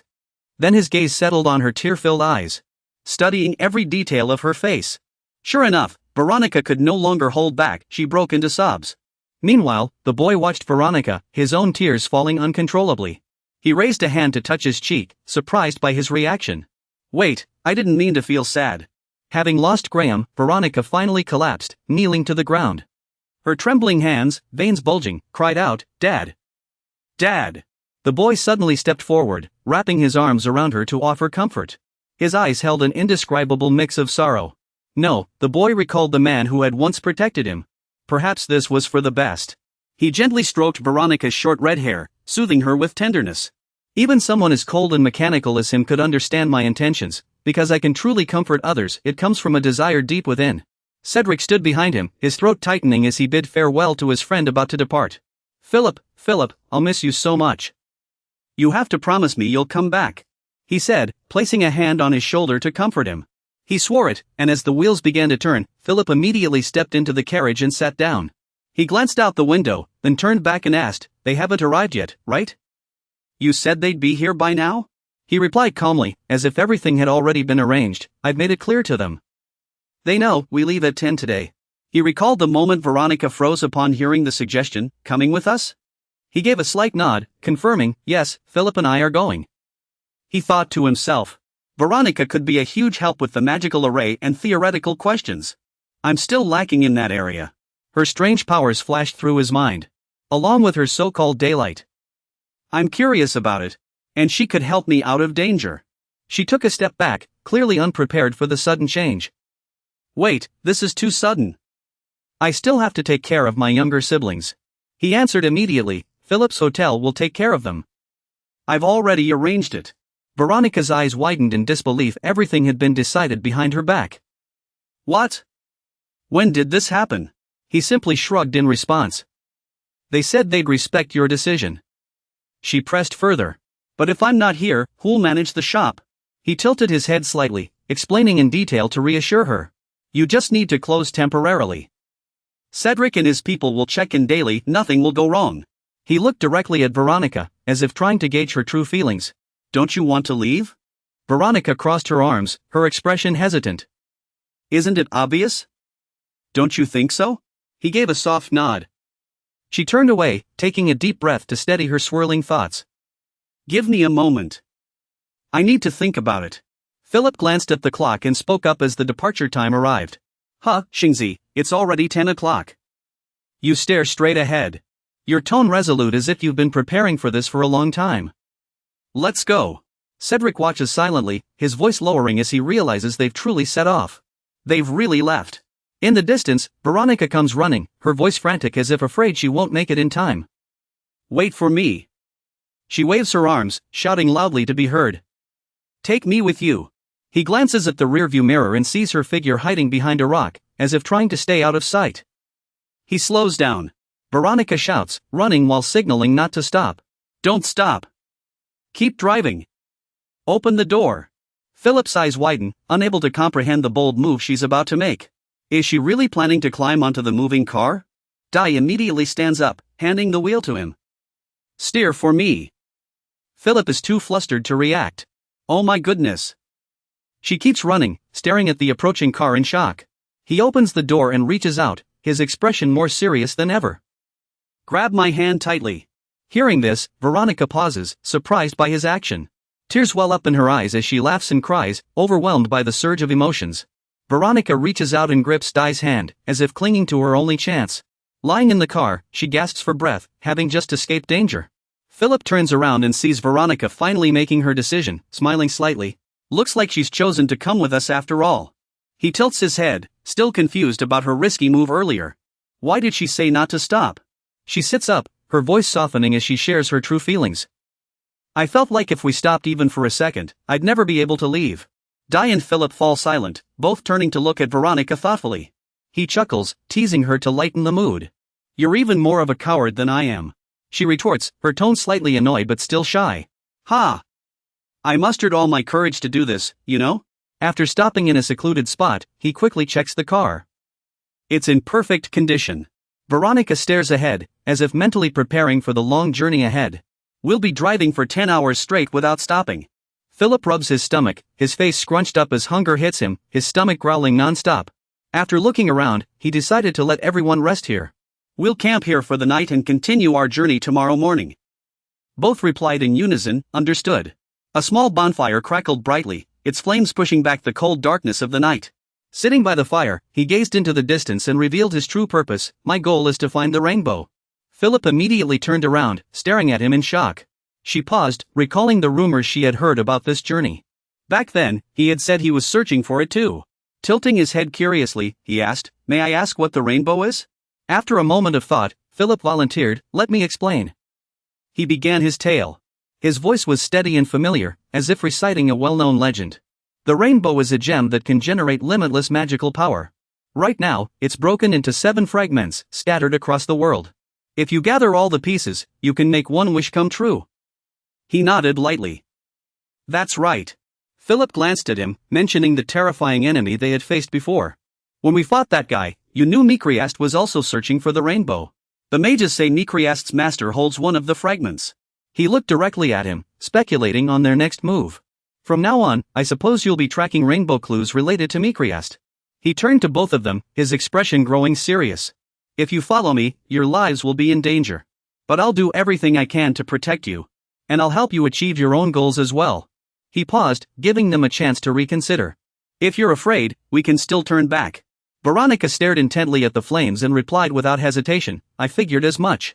Philip chuckled, seemingly unconcerned about the dangers ahead. I've already danced with death a few times. He crossed his arms, taking responsibility for his role. You want me to handle the finances, right? I'll also take care of any negotiations that come up. She nodded, calmly accepting the task that matched her abilities. I'll be in charge of guiding the magical aspects. As you gaze at the two before you, an uncommon emotion surges within, courage. He stares into the firelight, his resolve firmer than ever. And this light will shine brighter than anyone else's. Philip sits up straighter, slowing his speech as he begins to share his story. I'll tell you about my goal too, it's to find my mother. His eyes grow distant as he recalls his childhood without a mother's love. When I was little, my mother left to earn money elsewhere. Deep in my memories, her gentle voice still echoes clearly. Philip, Mommy's going to work now. You wait right here for me, okay? The warm smile she gave before leaving is etched into my heart. Mommy loves you, my son. Philip lowers his head slightly, his voice heavy as he mentions the unfulfilled promise. She promised to come back. I work hard for that reason, because poverty forced us apart. Veronica wipes away her tears, deeply moved by the emotional story. Oh no, that's so heartbreaking. She sighs softly, her gaze a mix of reproach and sympathy. Philip, you made her cry. He waves his hands frantically, flustered by the unexpected reaction. Wait, my story wasn't that sad, was it? Veronica takes a deep breath, composing herself before speaking. My goal is to complete my grandfather's research. She looks down at her hands, her tone serious as she discusses the troubling issue. Grandfather was studying the black rain, the rain that discolored the land. And caused many illnesses. Veronica's gaze hardens, showing her determination to fulfill her grandfather's last wish. The diseases it caused are severe, modern medicine can't cure them. And grandfather's eternal slumber is one of them. I want to finish his research so no one else dies from the black rain like he did. He nods, sincerely promising to do what he can to help. I'll do everything I can to support you. I'm not skilled in that field, but I'll find other ways to back you up. She turns to Philip, matching his resolve. I'll give it my all too. He smiles faintly, sensing the bond forming between the three of them. Perfect. Let's help each other out, it's a deal. He and Veronica exchanged a glance, slightly surprised by the proposal. Philip looked at him, his eyes filled with trust. Dai extended his hand with a smile, as if marking a new beginning. From now on, we stand together." Without hesitation, she immediately reached out and nodded in agreement. Dai sat still, his expression unreadable, as the other two waited for him to join in. A practical thought flashed through Dai's mind: this gesture was meaningless. Shaking hands wouldn't magically make them stronger. Veronica called out softly, "Dai." Philip furrowed his brow, his arm still outstretched, starting to feel uneasy. "My hand is burning up, feels like it's being roasted." He sighed and finally, reluctantly, extended his own hand. Dai placed his hand on top, his tone calm but no longer resistant. "Let's stand together." They exchanged smiles and answered in unison, their voices firm and united. "Yes, we will." As they got into the car, both couldn't help but recall his earlier warning. He had said their lives would be in danger. Ahead, the ground began to shake as a herd of rampaging stone deer charged toward them. The two barely had time to react, their minds still in chaos, but it was already. Philip leaned back in his seat, his voice clearly weary. "How many days has it been?" Veronica replied, "I don't know. Feels like 7 days." Dai kept his hands on the wheel, answering calmly, as if he had been keeping perfect track. "Today is the 9th day. He estimated the remaining distance and time. We should be close. It took me about 10 days to get from Zone 50 to Zone 49. The distance should be similar." Suddenly, his gaze sharpened as he stared warily out the window. Philip followed his line of sight and spotted a massive cloud of dust. "What is that, a dust cloud?" In the distance, a herd of stone deer was charging at full speed. He jolted in shock, unable to process what was happening. "What is that?" She squinted slightly, quickly recognizing them. "Those are stone deer." Philip murmured in disbelief, his voice trailing off. "Stone deer." Veronica continued explaining, based on what she had read earlier. "Their skin is cracked like stone. No, more accurately, it's a hard outer shell, just like the creatures I read about in books." He swallowed nervously and asked uneasily, "Are they dangerous?" "No," she shook her head gently. "They're not dangerous. They're quite docile, but their migration season is still far off." Ayan gripped the steering wheel tightly, his gaze sharpening as he quickly assessed the situation. "Something's wrong. It's probably right behind us." He immediately reassessed the situation, trying to find a solution. Turning back was too late, they'd catch up instantly. Driving straight into the herd was out of the question. So, Ayan immediately gave the order, "Veronica, prepare for defense." Veronica blinked in surprise. "Defense? Where?" He quickly added, "Build a 3-meter diameter spherical barrier centered on the car. Adjust the elements so it moves with us." She closed her eyes, focusing her mind to construct the barrier Ayan had requested. "If it needs to be 3 meters wide and move with the car." He stared ahead, his voice growing more urgent. "The danger is closing in. They're here." The stampeding stone deer thundered toward them, shaking the ground violently. He jerked the wheel, steering the vehicle to avoid a direct collision. The car weaved through the herd, slipping into a gap at the center. Repeated impacts rocked the vehicle, and Philip began to panic. Ayan didn't look back, gripping the wheel as he barked another order. "Use all your spiritual power to reinforce the barrier." His voice grew deeper and more serious. "We absolutely cannot let it break." Veronica clenched her fists, straining to maintain the barrier. "I'm doing my best." She squeezed her eyes shut, fully concentrating on controlling her rapidly depleting power. After assessing the situation, Ayan silently concluded, "This still isn't enough. Veronica will run out of power first." He turned to Philip, suddenly making a suggestion amid the tension. "Philip, didn't you say you wanted to learn how to drive?" Ayan pressed on without giving him time to hesitate or object. "Now's your chance." Philip froze for a moment before understanding Ayan's intent in the current situation. "Wait, if you let go of the wheel now, and..." "I get it." A crimson force began gathering beneath the rope, radiating intense waves of heat. He leapt onto the roof of the vehicle, scanning the chaotic herd of stone deer scattering around. His gaze swept across the area, searching for anomalies amid the frantic stampede. He stumbled, focusing intently on the direction from which the deer were charging on the left. A strange splash of color appeared in the distance, immediately drawing his full attention. It was blue. The moment he realized this, he steadied himself, understanding the reason behind it. His gaze locked onto the spot, and after careful observation, the answer became clear: he had found it. He gripped the steering wheel tightly, struggling to stabilize the vehicle amid the chaos. "How much farther?" he called out from the roof. "Keep going this way." "We're almost there." Suddenly, a blinding flash erupted, and the stone deer charged forward. Both Philip and he were startled by the sudden turn of events. He whipped his head around, sensing something wrong, and shouted urgently, "Veronica!" Philip looked closely and noticed strange signs appearing on her. She's hurt, he realized instantly, understanding Veronica had reached her limit. Her barrier could no longer hold. He quickly analyzed, unlike Veronica, he couldn't create a large barrier. She could do it because her ring primarily contained white magic. His expression hardened as he rapidly considered alternatives. What he could do now was. Suddenly, the protective layer surrounding the vehicle shattered into fragments, shocking him. Panicked, he realized their only defense had vanished completely. It's broken. He looked up at the empty space where the barrier had just been. His face darkened, his gaze turning icy as he stared ahead. Amid the sounds of crashing and shattering, Philip screamed his name in terror, D. Veronica snapped back to reality, calling out shakily, D. She instinctively cried out, as if the worst had already happened. No. But when she saw the scene before her, Veronica's expression shifted instantly. As the dust settled, a figure stood blocking their path. She froze, unable to believe her eyes, and called out again, D. His final thought became clear in his mind, leaving no room for hesitation. What he could do. Clenching his fists, he channeled all his power, choosing the only remaining option, metallizing the entire vehicle. He turned around, issuing a firm command, I. The protective shield is activated, but you might get hurt if you go out. Veronica doesn't hesitate and immediately complies. All right. C continues pushing forward, maintaining her enhanced state while giving orders. Almost there, keep moving. Philip grips the steering wheel tightly and responds, understood. Under the protection of the metal shield, the vehicle charges straight through the chaotic herd of stone deer ahead. After finally breaking through, he immediately turns to check on everyone. Is everyone okay? She pants, answering, I think so, I'm fine.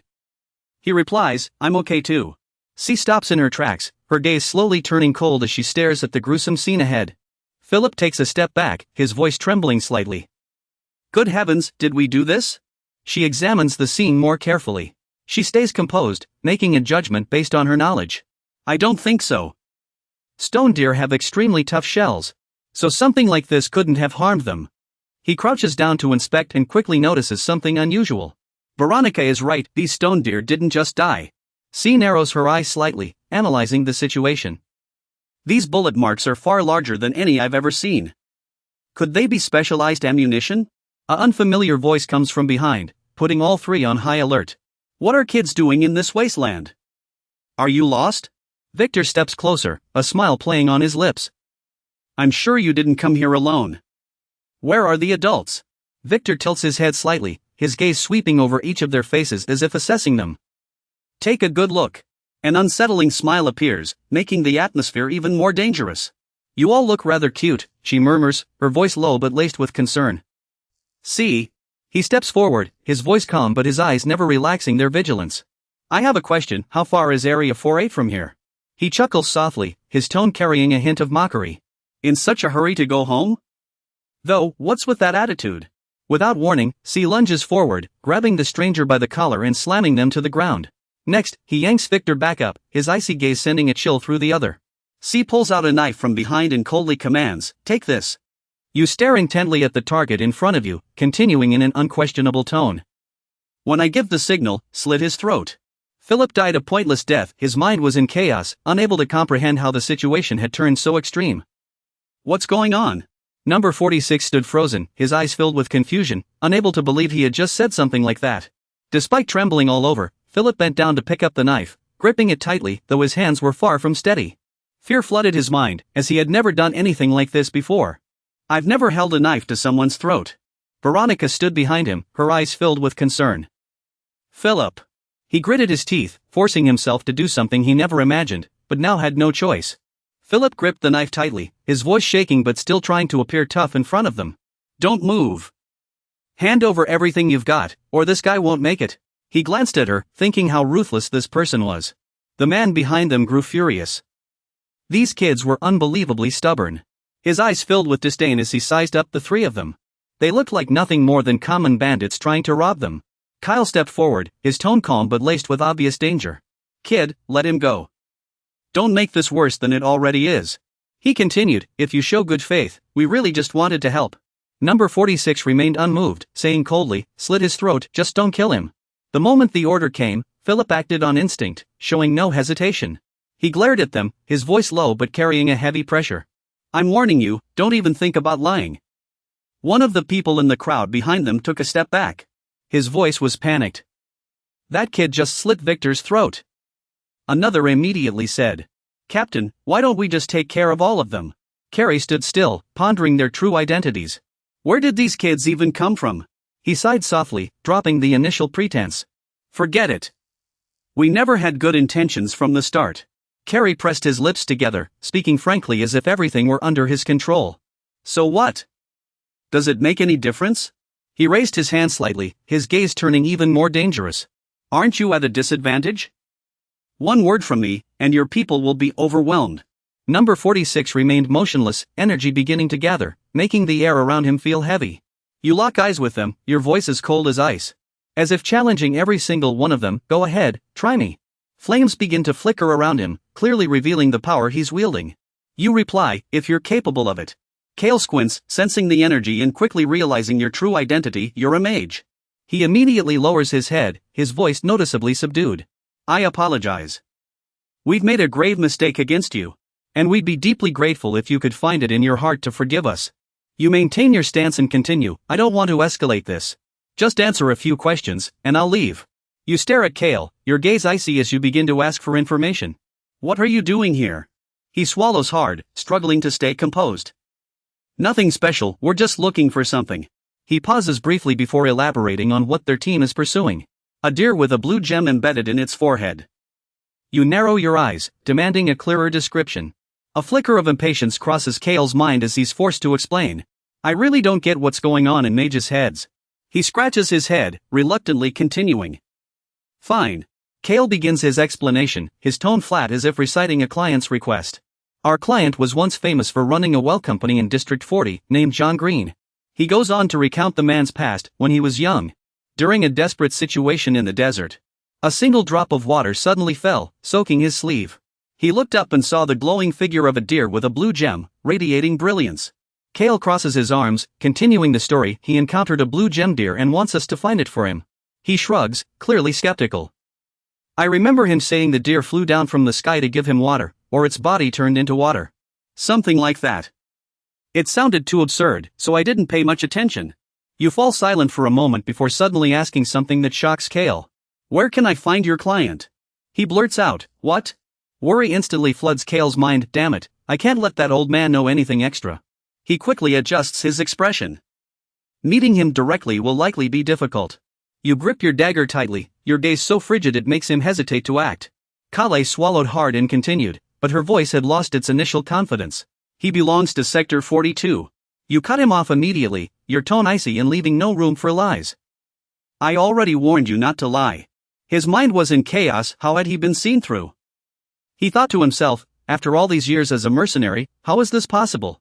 Kale truly began to panic, realizing the person before her was far from easy to handle. She had no idea how he had done it, but he had seen right through her. Finally, to save his life, he chose to tell the truth. Sector 48. The Gallows Hotel. That's where our client is located. The other's expression remained unchanged as he pressed further. Were you the ones responsible for causing the Hornstone migration? Kale shook her head frantically, desperate to clarify and avoid misunderstanding. No, Hornstones usually migrate in groups of dozens at a time. The herds are too far apart, humans couldn't possibly gather thousands of them. We just followed them because we saw how chaotically they were moving. He continued, describing what his team had witnessed firsthand.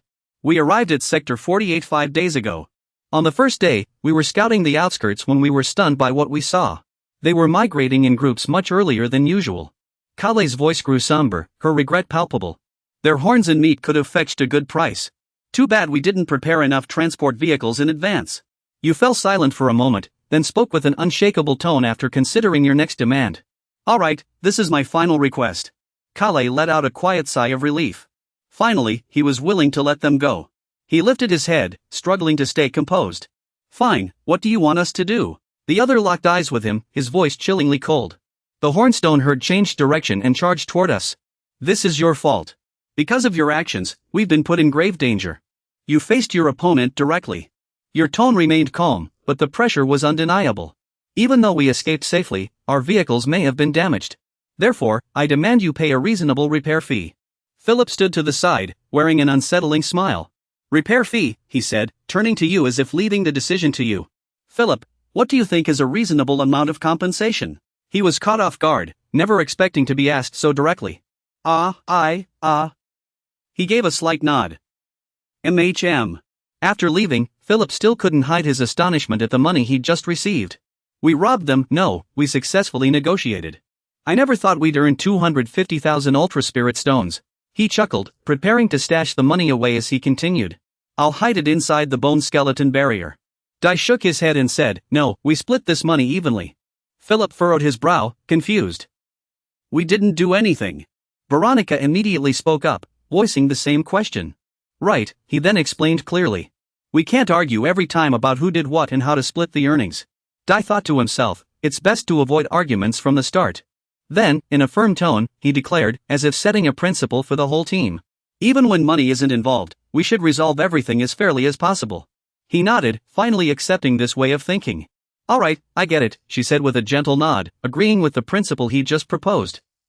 Understood. Suddenly, a tiny sound came from Veronica's clothes, instantly grabbing everyone's attention. Pop. All three froze, their eyes locking onto the source of the sound. Philip's eyes widened, baffled by the strange noise the little creature had just made. What was that? The little creature made another sound, as if trying to get their attention. Pop. She grew flustered, unsure how to explain the sudden situation. Veronica looked at it, recalling how she had stumbled upon the creature earlier. It was like a lost cub. Back then, it had been trembling, its eyes glistening with tears, as if about to cry. She lowered her voice and spoke gently, imagining what it would be like to leave it behind. I think leaving it there would be too dangerous. He tilted his head slightly, still not entirely agreeing with the decision, and asked again. So you want to bring it along? It let out another sound. B. Veronica gently stroked its head, her tone firm as she made her choice. Flan. If we leave it behind, Flan will definitely find out. Let's bring it with us, at least until we find its herd. Philip raised an eyebrow and asked. Flan. You've already named it? He continued, still puzzled. Besides, Flan is a boy's name. How do you know if it's male or female? She said with a smile. Look how well it listens to me. It must be a boy. Flan let out a happy sound. B. Philip still hesitated, his expression showing unease about the decision. But if we bring it along? He glanced at Dai, silently weighing the matter. Dai recalled the earlier scene, when he had stood on the roof of the vehicle to observe. When I climbed onto the roof, I saw a stone deer that looked like its parents. Dai continued, connecting the dots to the story they had just heard. That reminds me of the tale we just heard. Let's bring it with us. Veronica immediately nodded, unable to hide her joy at the decision. All right, Philip sighed. Good heavens. 47 days later, she looked around at the new land. Her eyes were filled with curiosity, there really was another region here. It seems there are places beyond where we once lived. He suddenly remembered the little creature traveling with them. Leon turned and asked, Where's Flan? Veronica smiled softly, her voice gentle. It's sleeping. I've already tucked it in. She added, showing she had checked everything carefully. I've already checked the car doors. No need to worry. A gruff voice suddenly broke the team's calm atmosphere. He glared at the three of them defiantly. Who gave you permission to step into my territory? He curled his lip, his tone dripping with sarcasm as he questioned the rules here. Did you pay the toll when you came in?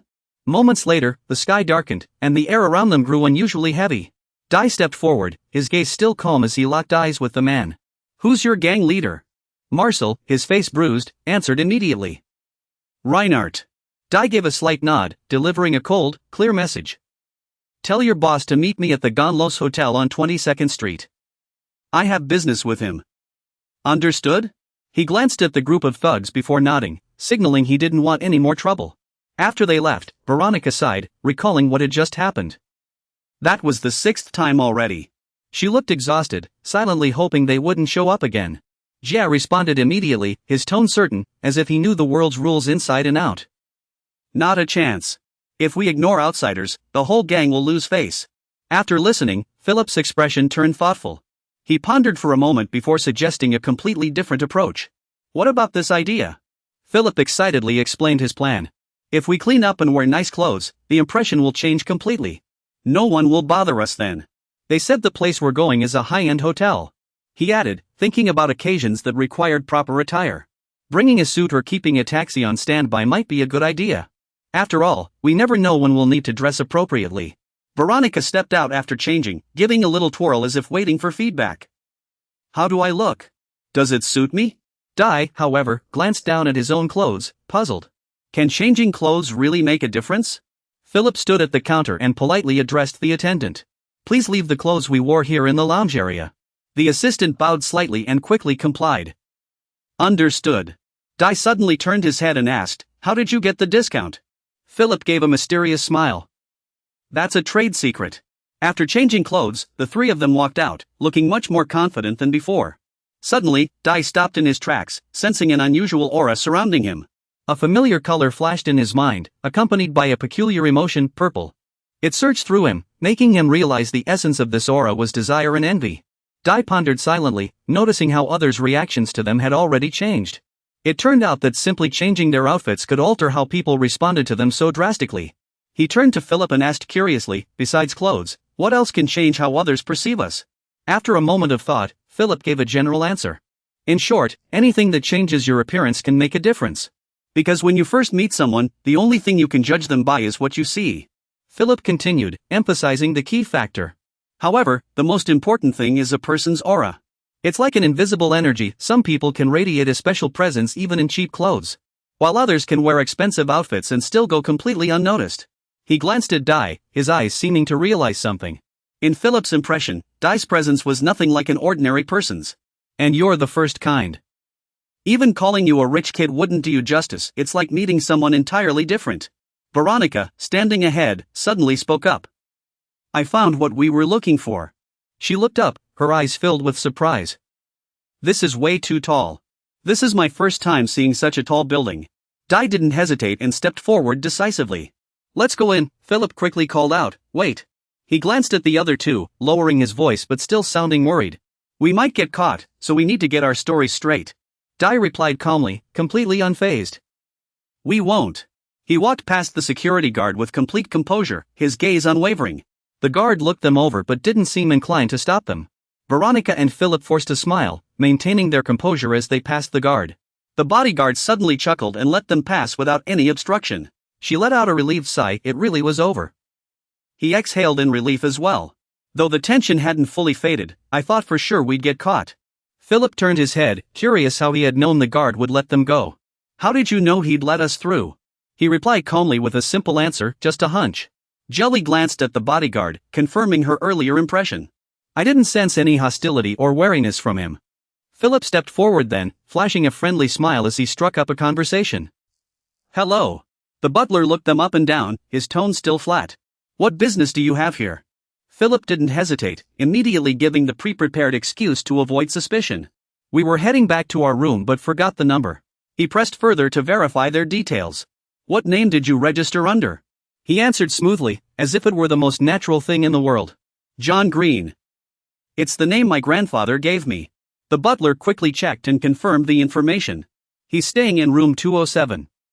Philip thanked him politely before leaving the front desk. Thank you so much. The three of them set off immediately, heading straight for the hallway leading to room 207.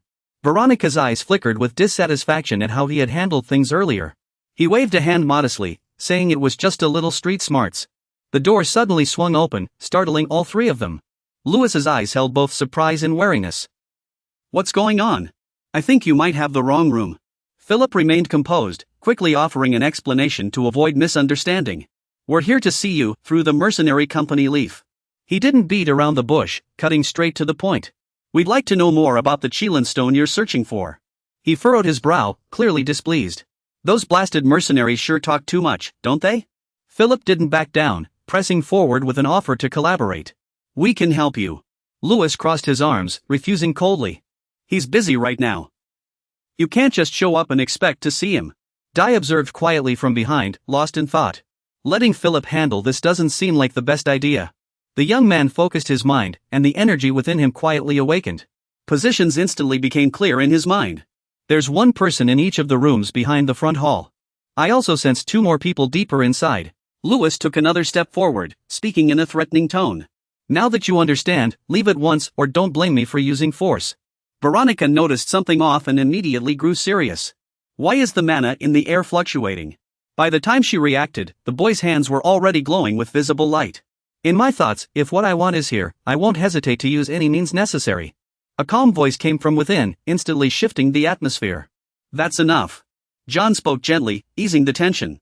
Distinguished guests, Louis immediately bowed his head, showing deep respect. My lord's representative. Veronica tilted her head slightly, lowering her voice just enough for the boy to hear. You were about to manipulate the mana in the air, weren't you? He gave the order in a steady voice, leading them inside. Since my lord has spoken, he had no choice but to agree. Sir, the three quickly followed, venturing deeper into the hall. John smiled faintly, warmly inviting them to sit. Please, make yourselves comfortable, honored guests. Then, he slowly examined each of them, as if assessing their worth. John tilted his head slightly, bringing up their earlier topic. You wanted to hear about the magical beast I'm searching for, right?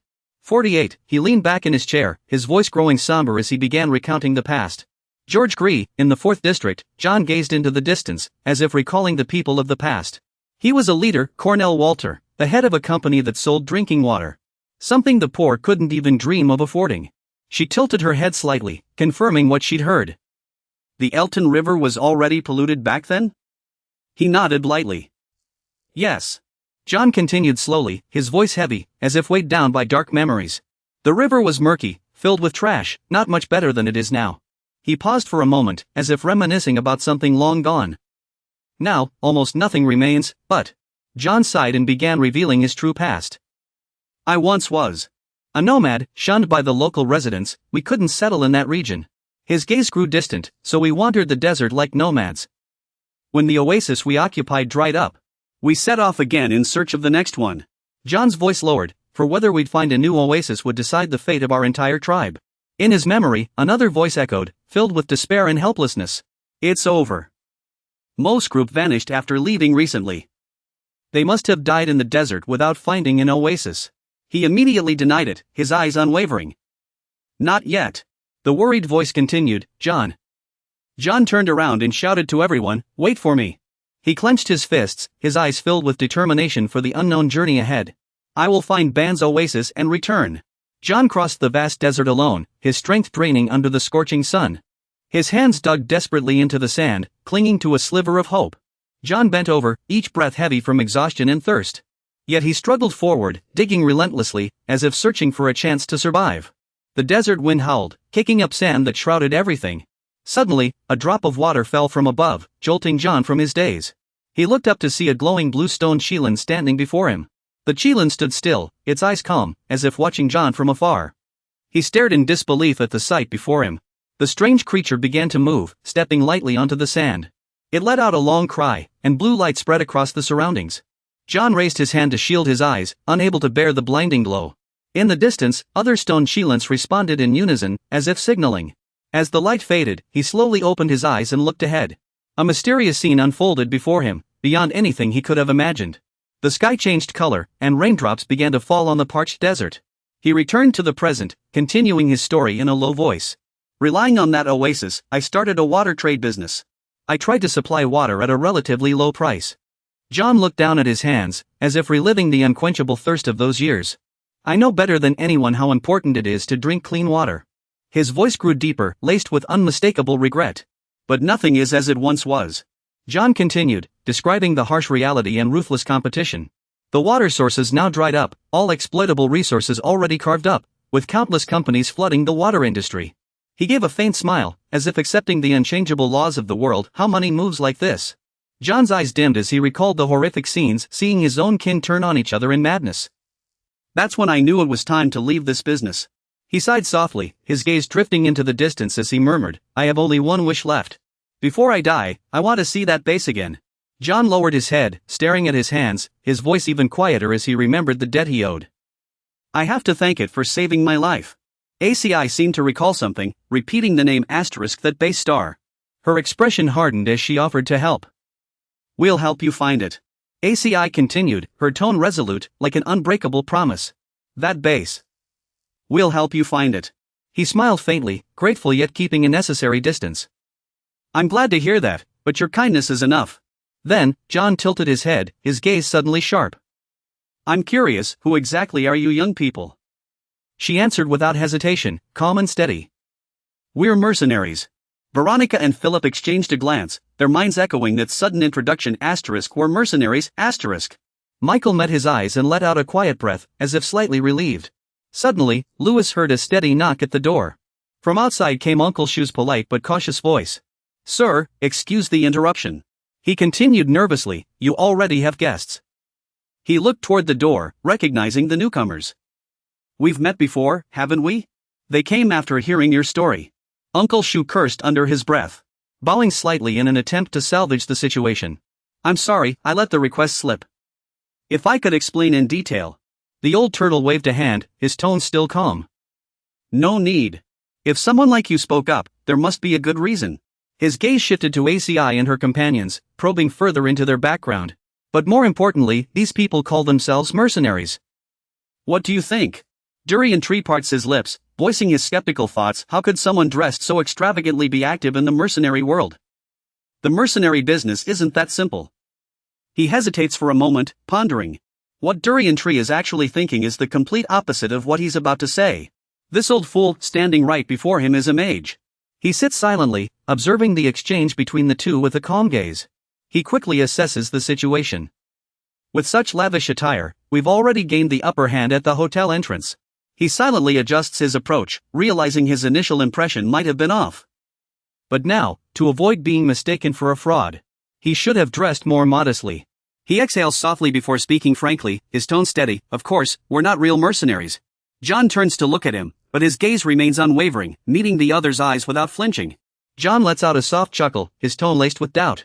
No way, dress like this and calling yourselves mercenaries? John pauses, as if carefully considering his next words. It's not impossible, but... Suddenly, a flash of light appears above his head, instantly shifting the atmosphere in the room. His voice is firm, as if stating an obvious truth. Mercenaries carry weapons and possess the skills and experience to match. John blinks in surprise. What do you mean? He wonders inwardly. Are you referring to weapons like this? Michael's expression shifts slightly as a suspicion crosses his mind. A mage? He frowns. Strange, I can't sense any spell formations. He glances at Michael, his sharp gaze seeming to see right through him. He quickly sizes up the man before him. So, you're a mage. And only a second circle one at that. He presses his lips together, posing a question to test their reaction. With this level of skill, could I even be considered a mercenary? Michael immediately cuts in. Enough. Please stop.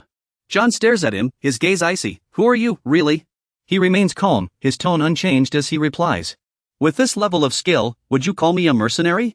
John gives a slight nod, as if he's already made up his mind. That's good enough. Michael steps forward, seemingly ready to intervene. This is dangerous. John raises a hand to stop him, his voice steady as he eases the tension. No one's hurt. Calm down, Michael. He lowers his eyes, reluctantly complying, though he remains on guard. If you say so. John turns to him, his tone thoughtful. So, would you like our help? Philip quickly interjected, his tone brimming with enthusiasm. Yes, we'll definitely be useful. John still couldn't fully relax, eyeing each of them cautiously. John turned to him, wanting to hear the opinion of someone who'd be directly involved in the mission. What do you think, Kyle? Because you'll be in charge of the search. Trembling, he stammered, you want to join this operation. Kyle immediately weighed the options in his mind, keeping them close. Might be beneficial for building a connection with a mage. He flashed a polite smile, his tone growing warmer. Of course, you're welcome to join. Kyle emphasized the real value he could bring. Having a mage here would be incredibly helpful. He nodded, making his final decision. Then it's settled. As they left, Veronica lowered her voice but couldn't hide her concern. Hey, are you sure about this? She furrowed her brow, replaying what had just happened. Isn't that guy dangerous?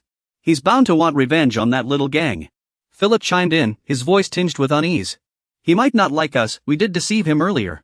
He crossed his arms, pondering, then offered what he thought was a reasonable choice. Having a guide is better than wandering the desert alone. You two handle the search on the streets.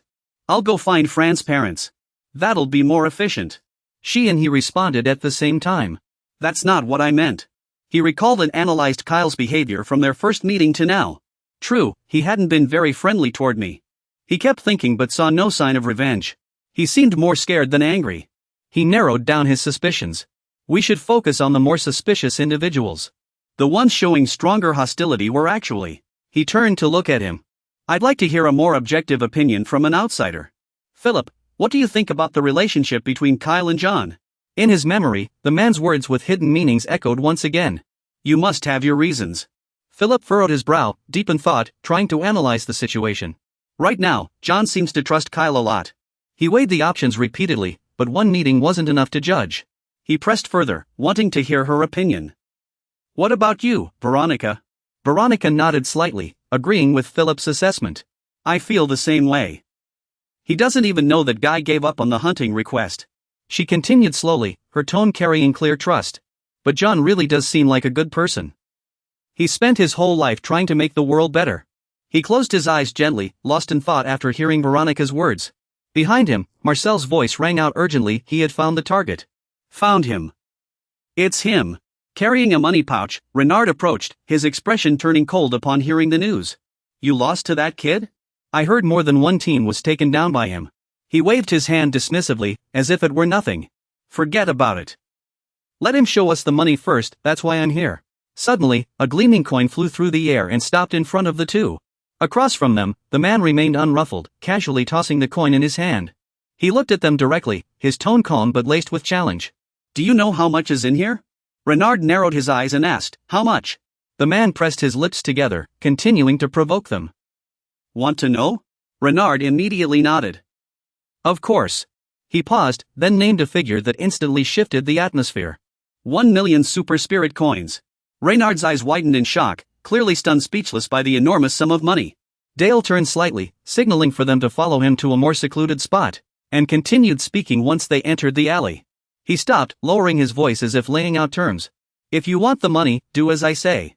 Dale glanced around, stop wasting your energy. In the distance, Philip and Veronica watched the scene unfold, feeling both worried and helpless. See? I told you not to stir up trouble.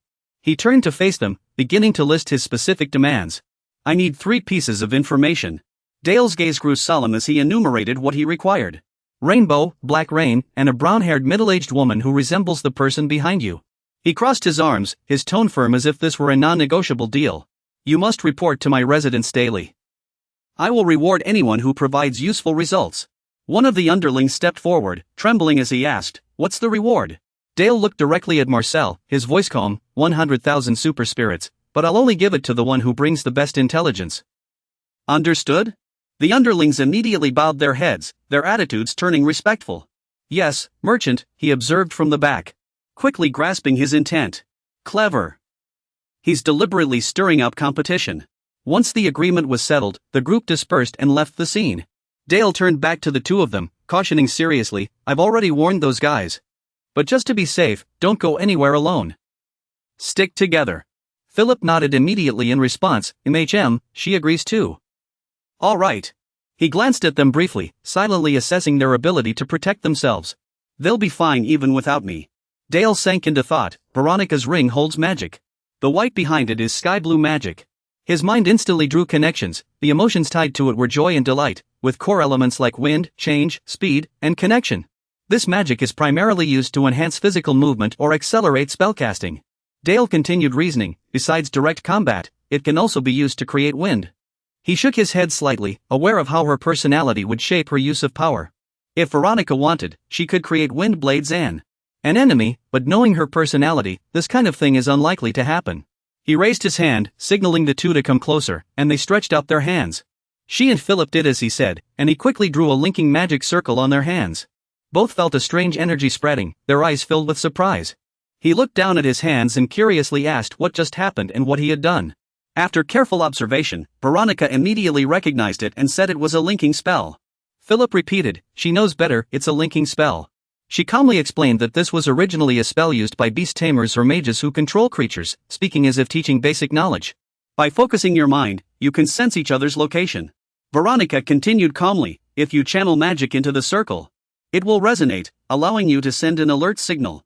He scratched his head, slightly embarrassed, and said, but I don't know how to use magic. She smiled softly and suggested a simple yet effective solution for their current situation. Then just don't leave my side. Philip let out a breath and said, well, this is pretty handy, anyway. Jay remained calm and said, you two should head back to the lodging first. I have somewhere to go. Veronica immediately reacted, her eyes clearly showing concern. What? Going alone? He interjected, showing trust in Jay's abilities. If it's Jay, he'll be fine going alone. I'm worried about Fran too, so I need to hurry. She looked between the two of them and finally reluctantly agreed. All right. Veronica turned and reminded him, her voice soft but laced with worry. Remember to come back soon. After they left, Jay stood in place for a moment before suddenly saying, you can come out now. From a blind spot, a Treant stepped forward, showing no surprise at being discovered. I wasn't even trying to hide. He crossed his arms and explained why he hadn't shown himself earlier. He just saw Jay talking and wanted to wait until he was done. He looked directly at the Treant and calmly asked, what's your real purpose here? The Treant shrugged slightly before adopting a more serious tone. About the next part of the journey, I'd like to discuss it briefly with you, Mage. He tilted his head slightly. My retainer suggests we change the location for our discussion. If you agree, we can move elsewhere. Jay did not answer immediately, silently eyeing Shulu with a cold and appraising gaze. The scene shifts to a bustling tavern, where someone slams a foaming mug of beer onto the table. He sat down first, speaking lightly as if to ease the tension. Today's on me. Shulu gestured toward the prepared private room, his tone polite but laced with deeper meaning. I think a private room would be more comfortable, so I took the liberty of reserving one. Mage, what would you like to drink? He pulled out a chair and sat down, his eyes still guarded despite his calm demeanor. Juice. Inside the tavern, Shulu picked up a golden mug of beer inside. These old relics, huh? He locked eyes with Jay, speaking meaningfully. This is the kind of brew that can turn a man into a dog. Shulu teased, this stuff isn't for youngsters like you. With that, he downed the entire mug in one gulp, his throat gurgling. Shulu's face flushed red, his words slurring as the alcohol took effect. Jay watched the strange man quietly, feeling a hint of confusion. Why is this guy always sticking to me? Well, at least he's paying for the meal. Jay silently lifted his own cup, sipping slowly while observing Shulu downing his beer with gusto. Suddenly, Shulu paused, turning to Jay before speaking slowly. Let me formally introduce myself. Shulu placed a hand on his chest and grinned. I'm Shulu, from the Shulu mercenary group. Jay showed no reaction, simply staring at him. At that moment, his eyes seemed to be enveloped by the golden glow radiating from Shulu. Seeing the intense golden hue of Shulu's magical energy, Jay couldn't help but think he'd never met someone so greedy. Shulu's mind was full of his own schemes. He was determined to build a connection, so he took the initiative to engage Jay in conversation. If you don't mind, may I ask which mercenary group you belong to? Jay answered slowly, his voice devoid of emotion. I haven't decided on a name yet. Shulu blinked in surprise at his response. But with his seasoned experience, he quickly understood the situation and replied tactfully. It seems you plan to become a mercenary from now on. The guy nodded, confirming Shuji's guess. He spoke with a hint of awkwardness and unease, thanking Shuji for not revealing the hunt to the client. Shuji thought of John, musing that if they found out, it would cause trouble. He could imagine their disappointed reaction upon learning the truth. Shuji hadn't expected this and awkwardly replied, that's not what I meant. Please, just leave. The guy cut off his thoughts and asked, you've been monitoring the deer herd, right? Shuji quickly answered, of course. My men are keeping a safe distance while tracking them. He added with a touch of pride, we can also control their numbers. The guy pondered for a moment before speaking. He suddenly stood up and declared, stop the hunt. Inwardly, he calculated that if the deer herd got involved, things would escalate. Shuji forced himself to stay calm, eyeing the guy before slowly asking, what you just said. He sat back down, maintaining a fake smile, but his tone and the crimson hue of his magic betrayed his true emotions. Struggling to contain himself, he asked, may I ask why? The guy sat across from him, observing every expression, thinking, he's starting to show hostility. His fingertips gathered seeping crimson magic, firing it at Shuji, shattering the beer mug in front of him. In an instant, the guy seemed to transform, radiating an oppressive aura that forced submission. Coldly, he demanded, do you have a problem with that? Shuji stared in shock, his pupils constricting as he stammered, no. Calmly, Shuji wiped the spilled beer from his face with a handkerchief before humbly explaining. That's not it. I was just curious about the reason. The guy noticed Shuji's magic shifting from red to yellow, even hinting at blue-purple, concluding that the hostility had lessened. The guy continued, after I leave, you can hunt or not, I won't interfere. But as long as I'm here, it's absolutely forbidden. Drawing on his experience, Shuji quickly regained his composure, nodding with a smile. Understood. That won't be a problem. The guy pressed coldly, when do you plan to leave for Gualia? The sooner, the better. Shuji immediately complied, we can set out tomorrow morning. He excitedly spoke up, but more importantly, dig in. After Ale called the waiter to serve a table full of delicious food, he urged. This place is the most famous food spot in District 48. Ale continued drinking his beer leisurely, as if the earlier conflict had never happened. He burst into hearty laughter, flattering non-stop. Whatever you need, I can help with. Mage, with me around, registering as a mercenary will be a breeze. With your skills, those high-paying jobs won't be a problem for you. But Ale didn't respond with a single word.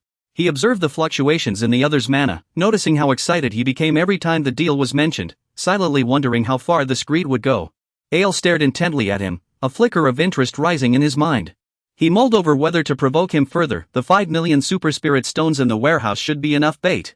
But he quickly reconsidered, deciding it wasn't wise to reveal his wealth so easily. It was too risky. Ale stabbed his fork into a plump sausage and hollow-hearted vegetable dish, lost in thought. He studied them, analyzing how mana flowed with emotions. What if it worked the other way around? Glancing at Ale, who was eating with relish, he secretly plotted, what if I directly infused mana into his meridians? No sooner had he finished the thought than he suddenly pointed his index finger at Ale, a golden thread of mana slowly forming at his fingertip. His mana slithered toward Ale like a small snake. Then silently slipped into Ale's mana core. It tried to probe and invade but failed. He realized, no, it was already filled with other emotions. He didn't panic, shifting tactics instead. Clenching his fist, a thought flashed, if this doesn't work, force it out. He intensified his efforts, manipulating his mana to squeeze and force its way into Ale's. Before long, the outer defenses crumbled under his power. At the same moment, Ale felt the change inside him. He shuddered violently, his face twisting in pain. Ale forced himself to stay calm, continuing the conversation. If you're willing to sign with our mercenary group. Yet, his mind was filled with confusion, and he couldn't help but wonder why his thoughts had suddenly become like this. Shuji clutched his aching chest, annoyed, thinking he must have drunk too quickly. His body trembled uncontrollably, cold sweat soaking him. His head spinning, mumbling incoherently, just like he had been for a while now. Shuji's greed seemed to be manipulated by an invisible force, growing uncontrollably, making him horrified as all he could think about was money. His mind screamed, money, money, I need more money. He could barely control his thoughts, furious and shocked at himself, cursing how he had become like this. Silk had been quietly observing his behavior. Then suddenly spoke up slowly. If I join Shuji's mercenary group, could I make a lot of money? At these words, Shuji froze, his mind now hypersensitive to the word money, consumed by thoughts of wealth and how to get more of it. Suddenly, he shouted as if completely losing control. Of course. With your skills, lying on a mountain of gold is only a matter of time. And with my business sense, of course. He reached out to Silk, his eyes filled with greed and temptation. Mage, don't you want to strike it big with me? Silk stared wide-eyed at the man before him, whose eyes now glowed with a golden light. The magic surging within Shuji was amplified to its limit by Silk, as if he were about to explode. Silk watched the result with delight, thinking he had finally filled the pathways with golden magic. Meanwhile, Shuji continued ranting uncontrollably, we're taking John Gray's entire fortune, hundreds of millions, even billions. Do you know how much that old man is worth? Silk observed his behavior, concluding that with the golden glow consuming him, he was likely swallowed by greed. Silk followed up, he wouldn't carry that much on him. It's probably hidden somewhere else. Shuji immediately replied, of course. In the surface world, banks are called Citigroup Morgan. But in the underworld, they're known as Ignis. That old man's entire fortune is hidden in Ignis. He knew everything about John. The old man's company had been completely liquidated 2 years ago. What's more, the old man had cut ties with his family, leaving only bodyguards he'd hired with money. So all they needed was Igniska and the password. He kept guiding the man, letting him explain how to obtain the card and password, while pulling something from his pocket. The man slid out a photo that had been lying on the table, glanced at him, and said, just with this. Only after the man withdrew his hand did he finally see what was in the photo, a blue deer, which startled him. He studied the photo closely and realized something was off. The deer he'd seen before didn't have a gem on its forehead. He looked up and asked, is this photo edited? The man picked up the photo, smiled, and nodded. Exactly. You're sharp. Lowering his voice slyly, he said with calculation, we'll use this as bait to get the card and password. He gripped his wineglass, staring thoughtfully at the man as he weighed what the other was really planning. After holding the glass for 51 seconds, he finally asked, since you've planned everything so thoroughly, what do you want me to do? Just carry it out?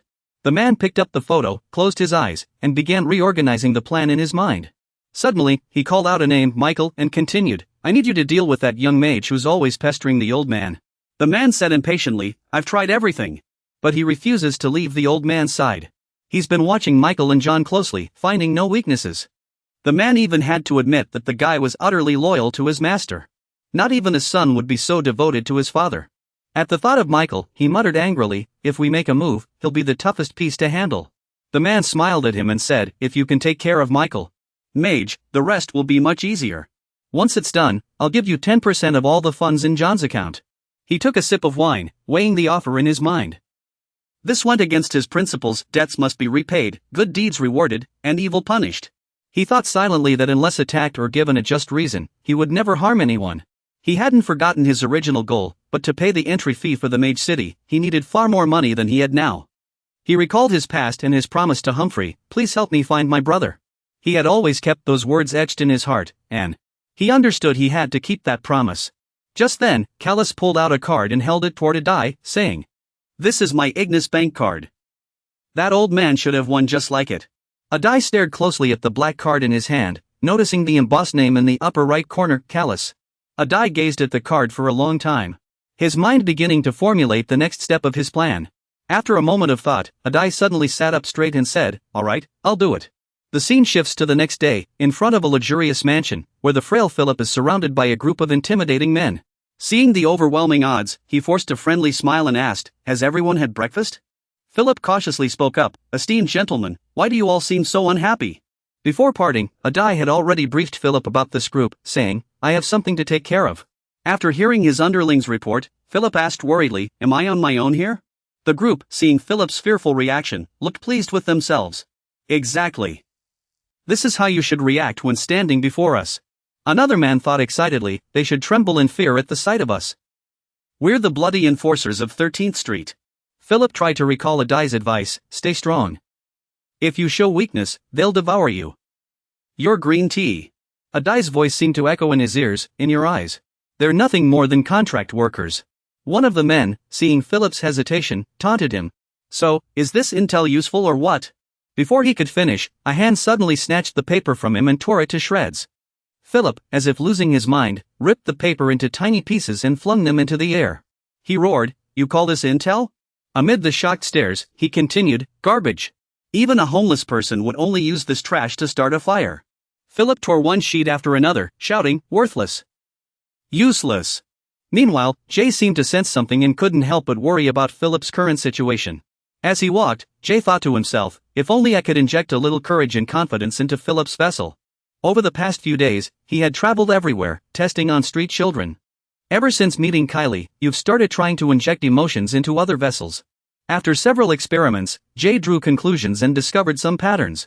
First, not just anyone can have emotions injected into them. Jay recalled the reactions of those people, from passers-by and shopkeepers to orphans and vagrants. He succeeded in most cases. But he also found that some people simply couldn't be affected, no matter how hard he tried. Back then, Veronica could only feel a little, while he could sense the magic flowing somewhere. Jay concluded that Philip and Veronica were perfect examples of this. He continued his analysis. Second, the amount and type of emotions that could be injected were also limited. He believed he could only amplify emotions that already existed within the vessel. In other words, he couldn't create emotions the other person had never experienced. Additionally, the upper limit for injecting emotions was only about half the vessel's capacity. Jay concluded that if he wanted to fill a vessel with a single emotion like he did with Caleb, he had to introduce it gradually through artificial means. Then nurture it with words and actions, letting it grow naturally. He delved deeper into his analysis, which led to the third point: it was truly difficult. After numerous experiments, Jay found that injecting emotions was extremely challenging and mentally draining, requiring practice to improve efficiency. He even tried experimenting on himself, ultimately discovering the most important rule: he couldn't inject magic into himself. Jay pondered that if he wanted his own emotions to deepen, the only way was to experience them directly. After walking and thinking for a while, Jay stopped at the end of the alley and slowly turned around. He cast his gaze toward a corner behind him and said coldly, "How much longer are you going to follow me?" There was no one behind Jay, and no response. Suddenly, a pair of feet appeared in the alley, and a voice spoke. "Even with my invisibility spell, you still noticed me right away." The person lowered their hood, looking at Jay, and couldn't help but praise him. "You're really something, Jay," he thought to himself. "Michael." He sighed inwardly, feeling like he had been, lately. After observing for a while, he leaned against the wall. Calmly, he asked, "Invisibility magic?" Michael answered honestly, "It's a basic spell from the magic tower, though you don't seem to have graduated yet." Jay thought skeptically about magic before turning to interrogate Michael. Then why were you following me? Michael immediately panicked and replied, sorry, I didn't mean to follow you. He scratched his face, awkwardly explaining, I just didn't get a chance to call out to you. Jay cut him off and asked bluntly, state your purpose. Suddenly, his face flushed as he blurted out, how did you hide the magic fluctuations from your formation? Michael admitted honestly, back at the inn. I didn't sense any fluctuations from your formation at all. Jay glanced at him, and Michael continued voicing his confusion. I don't understand how this is possible. I've never heard of a technique that can hide a formation while casting. Jay observed the magic radiating from Michael, muttering to himself, a pale purple glow, curiosity. He's genuinely intrigued. Jay weighed his options mentally. Since the appointed time was still far off, he decided to be direct with Michael. It's because I don't use the magic from my own formation. He paused in surprise before asking, what? Jay remained composed as he explained, I use the magic in the air. Jay demonstrated as he spoke. The moment he finished, a burst of magic sparked in the air, leaving Michael stunned. He stared in disbelief at the sight before exclaiming, that's impossible. Ambient magic is extremely hard to control, even Magic Tower graduates only use it in emergencies. Michael was inwardly shocked. This level of skill was beyond ordinary. Jay withdrew his hand and asked, you didn't sense any magic flow in my formation, right? Michael's eyes widened as he stammered, no, I didn't sense anything at all. All welled up inside him, even professors couldn't do this. What circle are you? Fourth? Second? Jay glanced at Michael's magic again. Its color had shifted to a deep purple, brimming with admiration. In that moment, he realized he could amplify this emotion. Jay immediately released a surge of magic to stimulate Michael's, but it was quickly repelled. Jay withdrew his hand, studying the magic thoughtfully. It seems there are also people whose emotions can't be manipulated. So, what exactly are the final conditions? Michael suddenly spoke up, sounding somewhat apologetic. I was able to get close and ask. But you still answered politely. Thank you. With that, Michael bowed to Jay before saying, alright, I need to head back to the representative side. Suddenly, Jay turned around and asked Michael a question without a clear lead-in, clearly holding great respect for that man. Yet, Michael's eyes still gleamed with excitement and admiration as he replied, of course. Michael continued respectfully, no one in this world is as upright as Representative John, so wholeheartedly devoted to making the world a better place. He donates his own wealth, does charity work, distributes food for free, and even does it all himself. Lowering his head, he continued gratefully, I was once a homeless orphan, and he saved me. Thanks to his help, I was able to enter the Magic Tower to study. Just then, Jay cut him off with a meaningful remark, but he doesn't seem like that kind of person. Michael immediately retorted, the excitement on his face vanishing in an instant. Puzzled, he demanded, what are you talking about? Jay went on, that doesn't make any sense. Donating means selfless giving without expecting anything in return, but the John I No isn't like that. Whether Jay didn't notice or deliberately ignored Michael's change in demeanor. He continued to belittle John. Did he really gain nothing from those he helped? Or were those people just his friends to begin with? If that's the case, it's understandable who wouldn't help their own friends.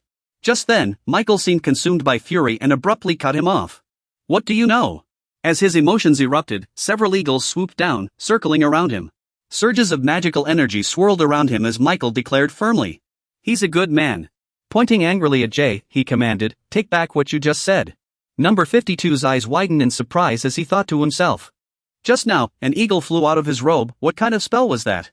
Michael raised his finger toward the front, and several falcons simultaneously turned their gaze to Az.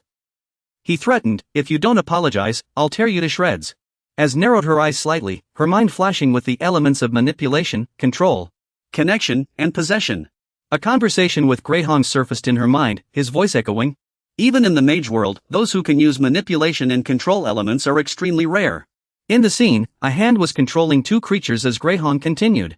They can use a mage's power to control creatures, from ordinary animals to dangerous magical beasts. People say mages can turn them into loyal followers. Michael glared at Az, pressing, apologize now, or else. Az remained unmoved, responding coldly, I don't think I said anything offensive. Hearing this, Michael's anger flared even more, his teeth gritted. Michael waved his hand, and a falcon immediately dove down, lunging toward the ground. Az swiftly dodged the attack, thinking to herself, the speed and destructive force. Michael's falcon flapped its wings in the air, its gaze locked onto Az's position. Az raised a hand to shield her face, calculating in her mind, reinforcement magic. Michael subtly moved a few fingers, and behind him, 2 more falcons immediately took flight. As Michael waved his hand and crouched down, the 2 falcons behind him surged forward. As remained as calm as ever, lowering her head to watch the 2 enemies hurtling toward her like arrows. As stomped her foot hard into the ground, causing it to shatter instantly. A surge of red magical energy erupted from her body. In the blink of an eye, as leapt into the air, narrowly avoiding the falcon's strikes. As landed on a nearby utility pole, thinking, asterisk, so this is how leadership techniques can be used. It seems effective, asterisk. Below, Michael waved his hand, and 3 chains gradually materialized as he roared. How much do you know about that esteemed figure? Michael's creatures continued their assault as dodged and pondered. I think I understand why Leishu can't act easily even with a large number of followers. As leapt onto the rooftop of a building, her mind racing with deductions. If those falcons get too close and we between them, they'd hesitate to fire or swing their swords for fear of hitting their allies. Dai glanced at the vulture beside him, continuing to ponder even if they targeted his subordinates, the damage wouldn't be too severe. Dai turned his gaze toward Michael, a thought resurfacing in his mind. He couldn't understand why Michael was so furious. Michael raised a hand, and one of his creatures lunged straight at Dai. Dai watched the approaching enemy calmly, but first, he had to deal with these things. Dai lifted a hand, and a surge of pure white magic flowed from his palm. He quickly erected several barriers in front of him but failed to fully block the vulture's flight path. The vulture hesitated in midair, as if uncertain about Dai's defensive move. Behind his mask, Michael's creature furrowed its brow, eyes burning with anger. The vulture flapped its wings and flew away from Dai's position. Dai looked up at Michael's creatures, musing to himself. This tactic wasn't working. If possible, he wanted to subdue them without causing serious harm. Dai lowered his head as Michael's voice rang out loudly. Apologize. Do it now. Michael pulled his hand toward himself, warning, this is your last chance. The chains binding the vulture's legs suddenly flared with blinding light. Dai stared at the chains, a sense of helplessness washing over him. It was over. Dai stretched his hand forward, and a surge of power erupted as he made up his mind. He had to break those chains. The chains restraining the creatures began to tremble, causing them to wobble unsteadily in the air. Dai unleashed a spell toward the vultures, and Michael witnessed it all. His face filled with terror. The vultures, now under Dai's control, thrashed wildly in the sky, seemingly out of control. Panic flashed across Michael's face as he frantically thought, asterisk, he's attacking his own magic, how is this possible? Asterisk. Dai maintained his calm expression, struggling to suppress Michael's power. Michael clenched his fist, brow furrowed, thinking to himself, no. He had already used up nearly all his magic. The connection through the chains grew weaker, and Michael panicked. If the link broke, he would lose all his followers. Sweat drenched Michael's face as he gritted his teeth, powerless. Michael threw his head back and roared, a massive surge of power erupting from him. A faint glimmer flickered in the sky as 3 mighty eagles soared swiftly over the dense forest. The 3 creatures circled downward before merging into Michael's body. As he reabsorbed them back into himself, Michael gasped for breath, as if that last strike had drained every ounce of his strength. His body visibly weakened, and he collapsed to the ground. From above, a rope dangled right in front of him. Michael's body trembled uncontrollably, sweat dripping onto the pavement. As he weakly thought, damn it. The rope narrowed its eyes slightly as an energy orb materialized within Michael. And it mused, this guy's completely out of mana. Michael pushed himself up with his hands, his voice filled with resignation. I've lost. Do what you will. Michael raised his brow, his voice weak but still defiant. But this humiliation is going too far. The rope stood silently, its gaze still fixed on Michael. It raised a hand to pull up its hood and replied coldly, I'll ask the rest later. I don't have much time. Michael exclaimed in surprise, what? Left behind, Michael sat stunned on the ground, watching the rope's retreating figure. The scene shifted to a vast desert, where a group of stone golems appeared in the distance, and the rope's voice rang out. They moved at an astonishing speed, covering the distance in just one night. Michael let out a bitter chuckle as he picked up the conversation. During migration, they barely sleep, desperately rushing toward places where food still remains. The rope glanced back, asking curiously, why do you think this migration started early? Michael looked toward the stone golems and replied, I think their habitat is running out of food. The rope raised a telescope to scan the distance, thinking, because of the black rain, the land turned into black soil, and nothing can grow in it. It turned to Carl and asked, the infiltration plan starts tomorrow at 1 p.m., right? Carl grinned and answered, that's right. He looked toward 2 towering cliffs nearby and explained, tomorrow at 1 p.m. I'll drive a group of stone golems into the valley, set a trap, and sneak in to retrieve the cards and passcode. The rope showed admiration and praised, that's a well thought out plan. Carl laughed cheerfully and replied, "The honor is mine." He rested his chin on his hand, a sudden thought flashing through his mind. This really was a good plan. The scene shifted to the front of a house, where Luis and Dai stood at the door. His thoughts drifted. If everything went according to plan. Luis lowered his head slightly, his gaze icy as he suddenly spoke, "Master Mage." Dai turned to Luis, his voice ringing out, "John's representative wants to see you." Outside John's villa, the lights illuminated the entire estate. Luis's voice carried through the night. "Sir, I've brought the mage. With your permission, I'll take my leave." Dai entered a room, where a table stood nearby. John lifted a teapot and poured tea into a small cup. He continued pouring into another cup, smiling as he said, "Thank you for accepting my invitation so late. Please, have a seat." John gestured politely, introducing, "This is Lapina, a specialty from District A33. John raised his hands and said, "The night wind has been chilly lately. This tea will warm you from the cold you brought in." John pointed at the teacup, politely inviting, "Please, try it." Dai lifted the teacup to his face, silent. His gaze lingering on the tea for a long moment. He parted his lips slightly, bringing the cup closer as if about to take a sip. Across from him, John remained silent, his head slightly bowed, a faint, eerie smile playing on his lips. Dai set the cup down, his expression puzzled as he asked, "Why did you call me here?" John replied, "Very well, let's get straight to the point." John clasped his hands, his gaze gentle as he said, "I have a proposition for you." Dai looked curious. What kind of proposition? John lowered his voice, speaking meaningfully, "You know, a dog is only kept around as long as it's useful, right?" John laced his fingers together, speaking unhurriedly, "When it's no longer valuable, it's best to get rid of it. Keeping it would just be a waste." John narrowed his eyes, smiling with an edge of danger. "To put it bluntly, I want you to take care of that dog." John sat up straight, placing his hands on his knees as he continued, "Frankly, I didn't expect him to find the mother of pearl, but if the dog is gone, there's no need to pay the reward, right?" John's mind echoed his earlier conversation with Uncle Shu, his voice resurfacing. Coincidentally, the place he suggested for trapping the mother of pearl in the desert canyon is also the perfect spot to deal with the dog. Dai sat motionless, silent. After a long time, a thought flashed through his mind, this name. Memories of the first time he met John surfaced, and he thought, even from that very first meeting. Another scene came to mind, and he concluded that the man was just as ruthless as that tree. He muttered to himself, questioning why he had to help. Michael seemed like a decent mage. John placed a hand on his head and said in frustration, "Michael is useless." Michael's figure suddenly appeared, and John's voice dripped with disdain. "Like a stiff tree, he'd rather break than bend. He's too naive, full of youthful idealism." John continued, "Michael would definitely oppose my plan." Michael's image flickered in John's mind. He countered, "What are you talking about?" John went on, "No, first he'd be devastated. Because he's always seen me as the kindest person in the world." John placed a hand on his forehead and said slowly, "In truth, I'm not that person. But no one can change the world alone." A sudden memory surfaced in John's mind, and he said, "Everyone eventually faces reality when they leave and becomes the villain."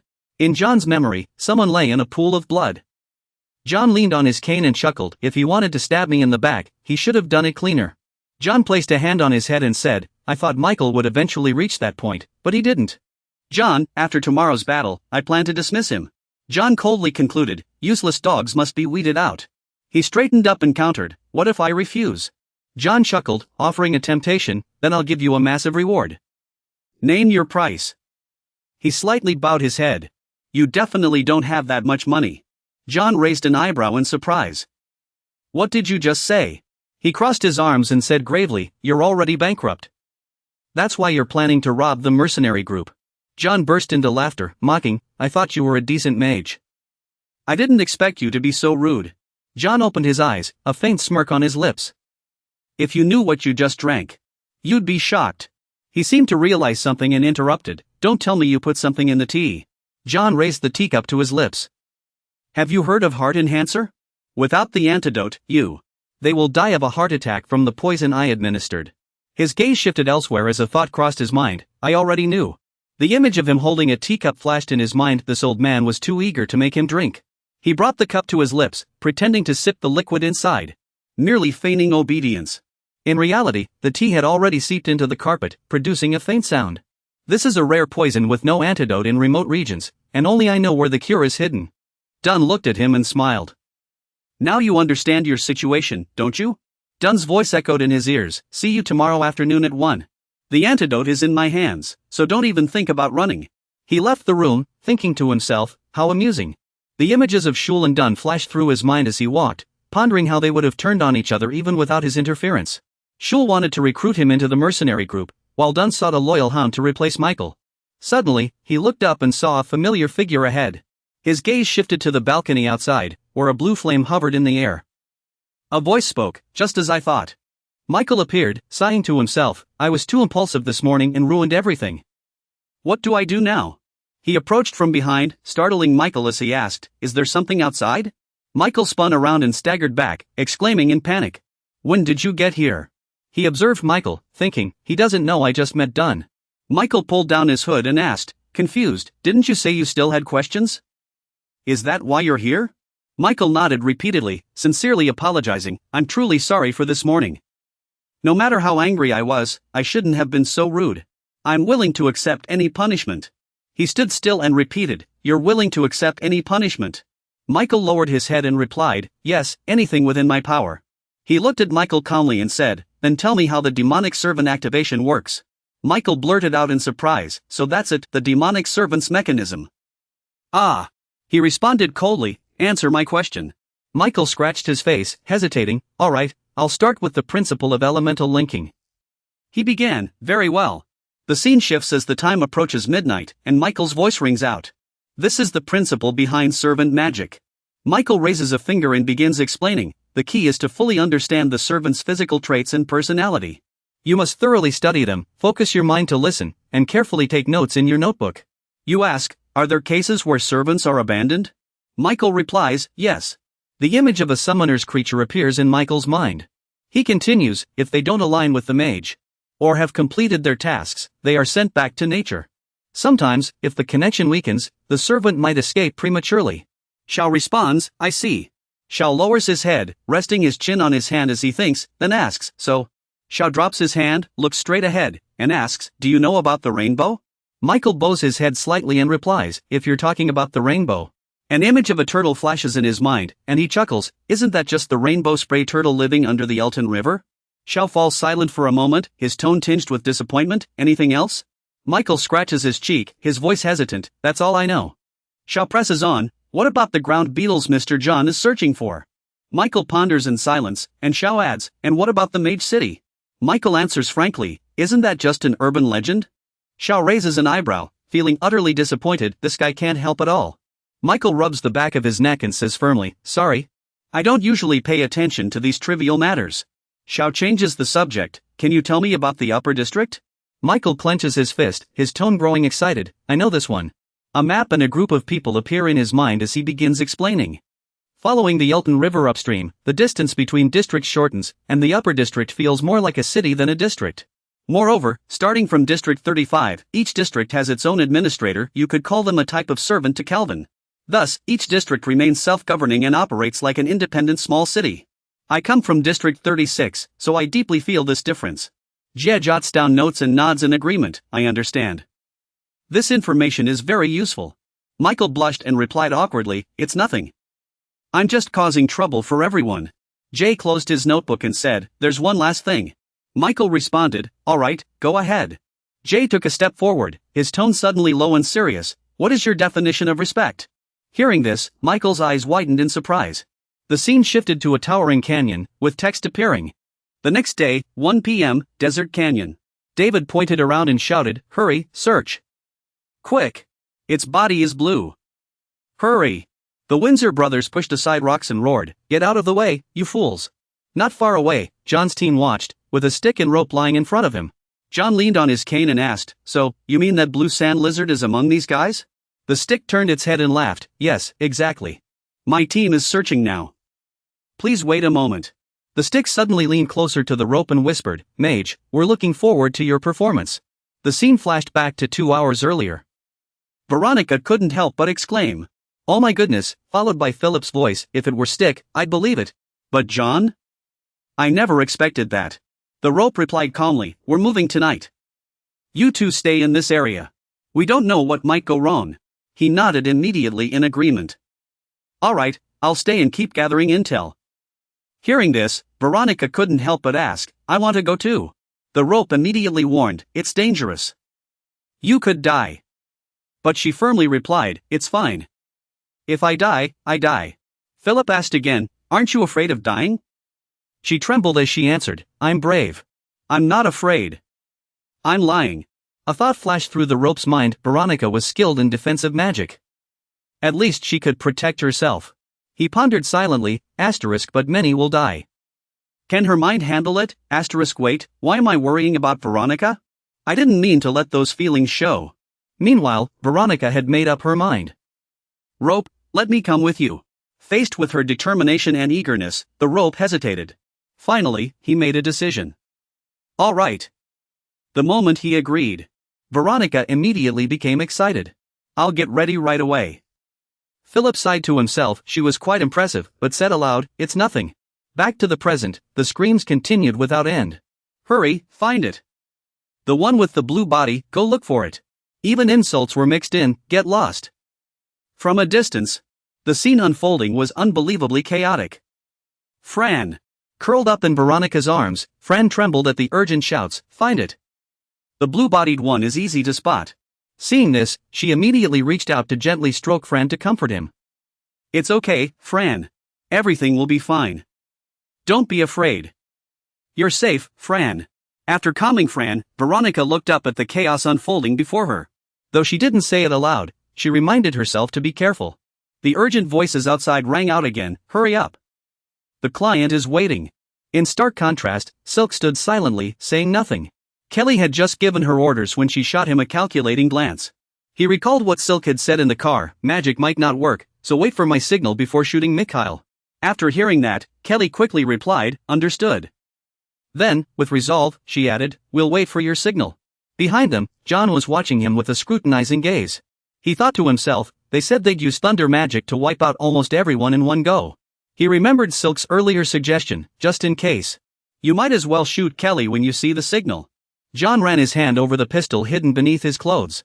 As he assessed, this kid is young but useful. At that moment, both John and Kelly shared the same thought. They couldn't let this skilled asset slip away. No matter what, they had to recruit him into their mercenary group. Turning back to Silk, he stood alone at the front. He seemed lost in thought, silently staring at whatever was before him. He remembered someone saying earlier that those creatures weren't dangerous. If you got close, they'd panic and run away. Then he mused to himself, the Greenfield beasts are docile and won't attack other creatures on their own. But the unfamiliar man had lost his patience and started urging, "Move. You're blocking the way." Seeing this, he remained skeptical. Wait, how can he stay so calm after being attacked?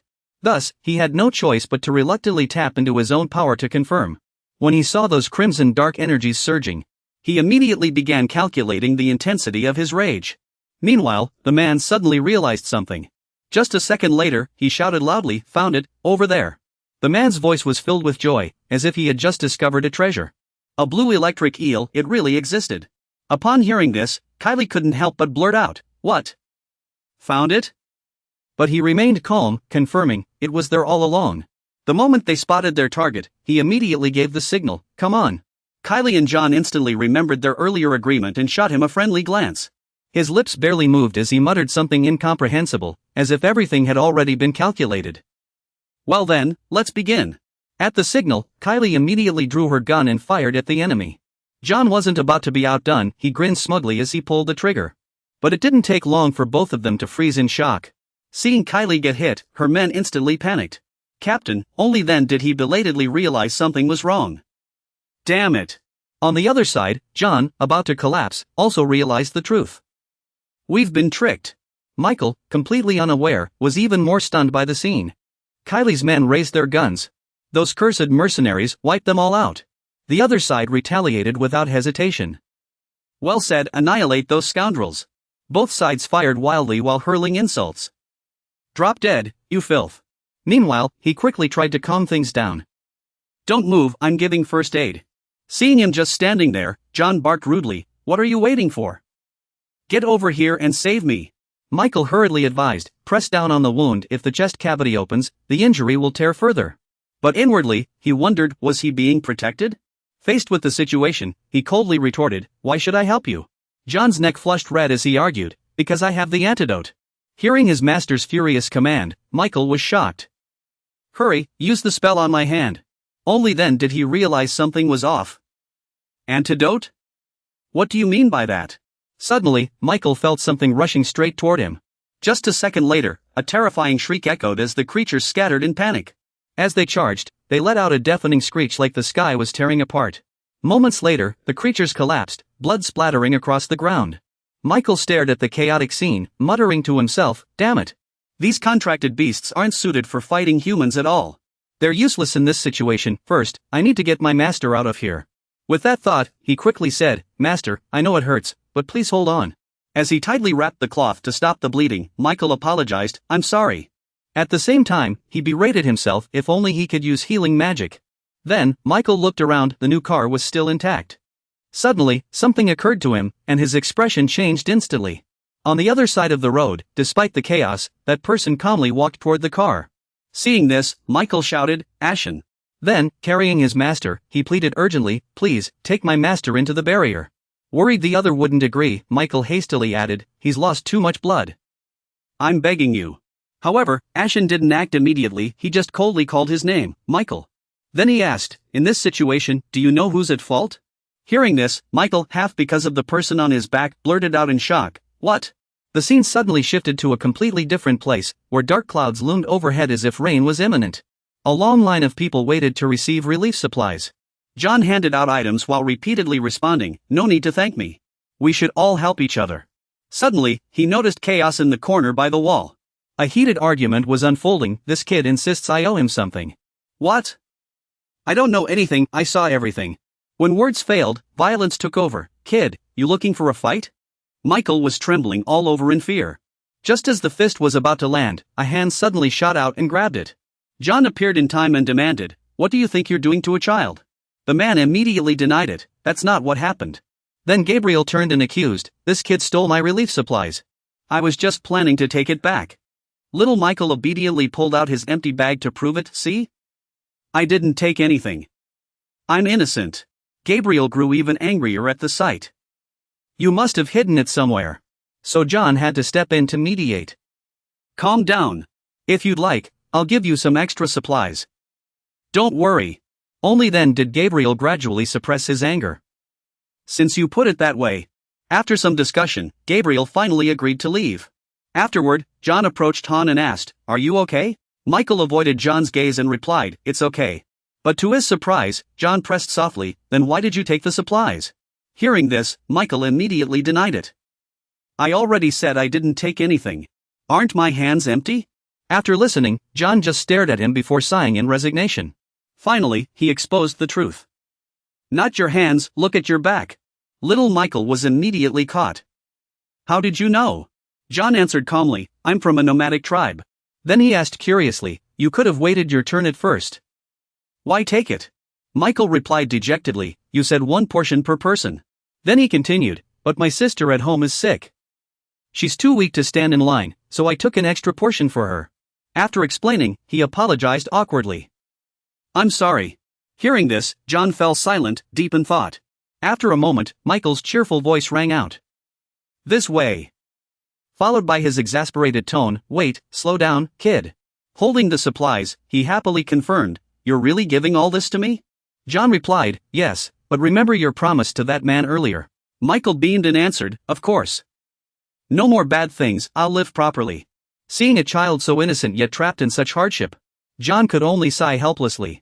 After walking for a while, the two finally arrived at Michael's home. He said excitedly, "I'm back. Sis will be so surprised." Unfortunately, Ryan didn't respond, just lying motionless, with dark spots appearing on her skin. Little Michael couldn't believe his eyes and stammered, "Ryan." Immediately, he dropped everything he was holding and rushed forward to check on his sister. But John stopped him in time. Among the homeless, it's not uncommon to encounter black rain. Their bodies were covered in dark spots. It's a spreading contagion. It gradually numbs them and becomes fatal. Children are especially vulnerable to this illness, and in the end, Michael could only sob in his grandfather's arms. Not until late at night did he speak sorrowfully, thanking you for arranging the funeral for his sister. John immediately replied, "It was nothing." After a minute of silence, he suddenly called out, "Kid," John even made a suggestion. "If you have nowhere to go, why not come with me?" Hearing his question, Michael thought, he must be lonely too. He was so overwhelmed he couldn't speak. Back in the present, he listens quietly to the phone call. Last night, John called me to the hotel and made a proposal. He said we should get rid of the mercenary team because they're useless now, and take their advance payment and all their belongings. John, weak and slumped over his back, still couldn't help shouting. Don't listen to him, Michael. Eventually, the voice on the phone revealed the whole truth, fearing I'd refuse. He poisoned your tea. Didn't you ever suspect? Recalling John's earlier words, he began to reconsider, while Michael remained stunned. The voice continued, saying Kelly had made a similar suggestion, tricking John to seize his assets. Of course, the story about finding a rocket launcher was a lie. It was all because of those two's greed. Hearing this, John suddenly shouted, Michael, don't listen to him. But the voice coldly remarked, how interesting. Then the voice added, even after knowing everything, you still respect him. Finally, you had no choice but to order, Veronica, drop the barrier and let them in. He immediately responded gratefully, thank you. But before Michael could feel too relieved, you quickly added. But I have a condition.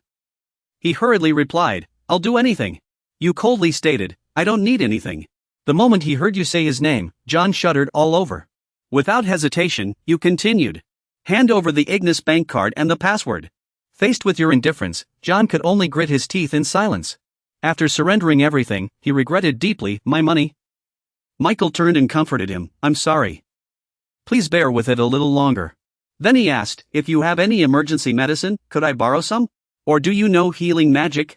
As Michael was still speaking, the car door swiftly swung open. Veronica stepped out and asked, hey, can I help treat your wound? Wei hesitated immediately, Veronica.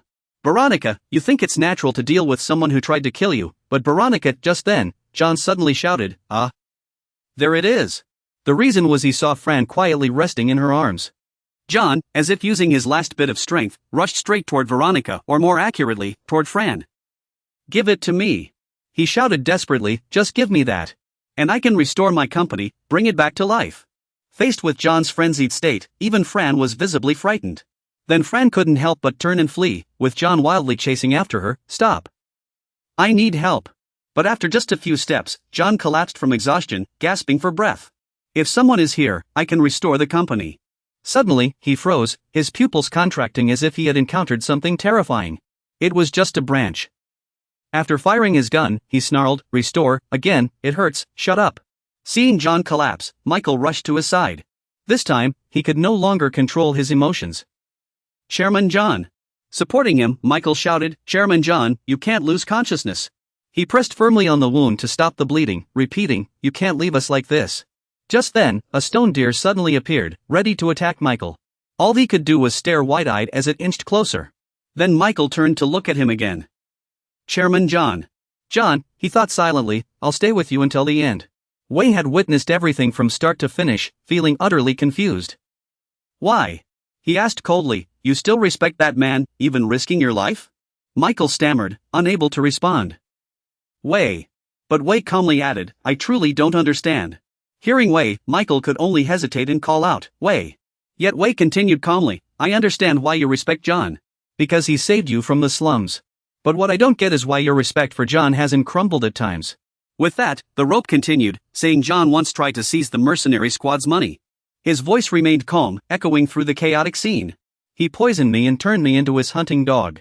Recalling that moment, John mercilessly called Michael a worthless fool. Then the rope bluntly revealed the truth, he had even considered abandoning you. But John showed no surprise, simply replying, and then what?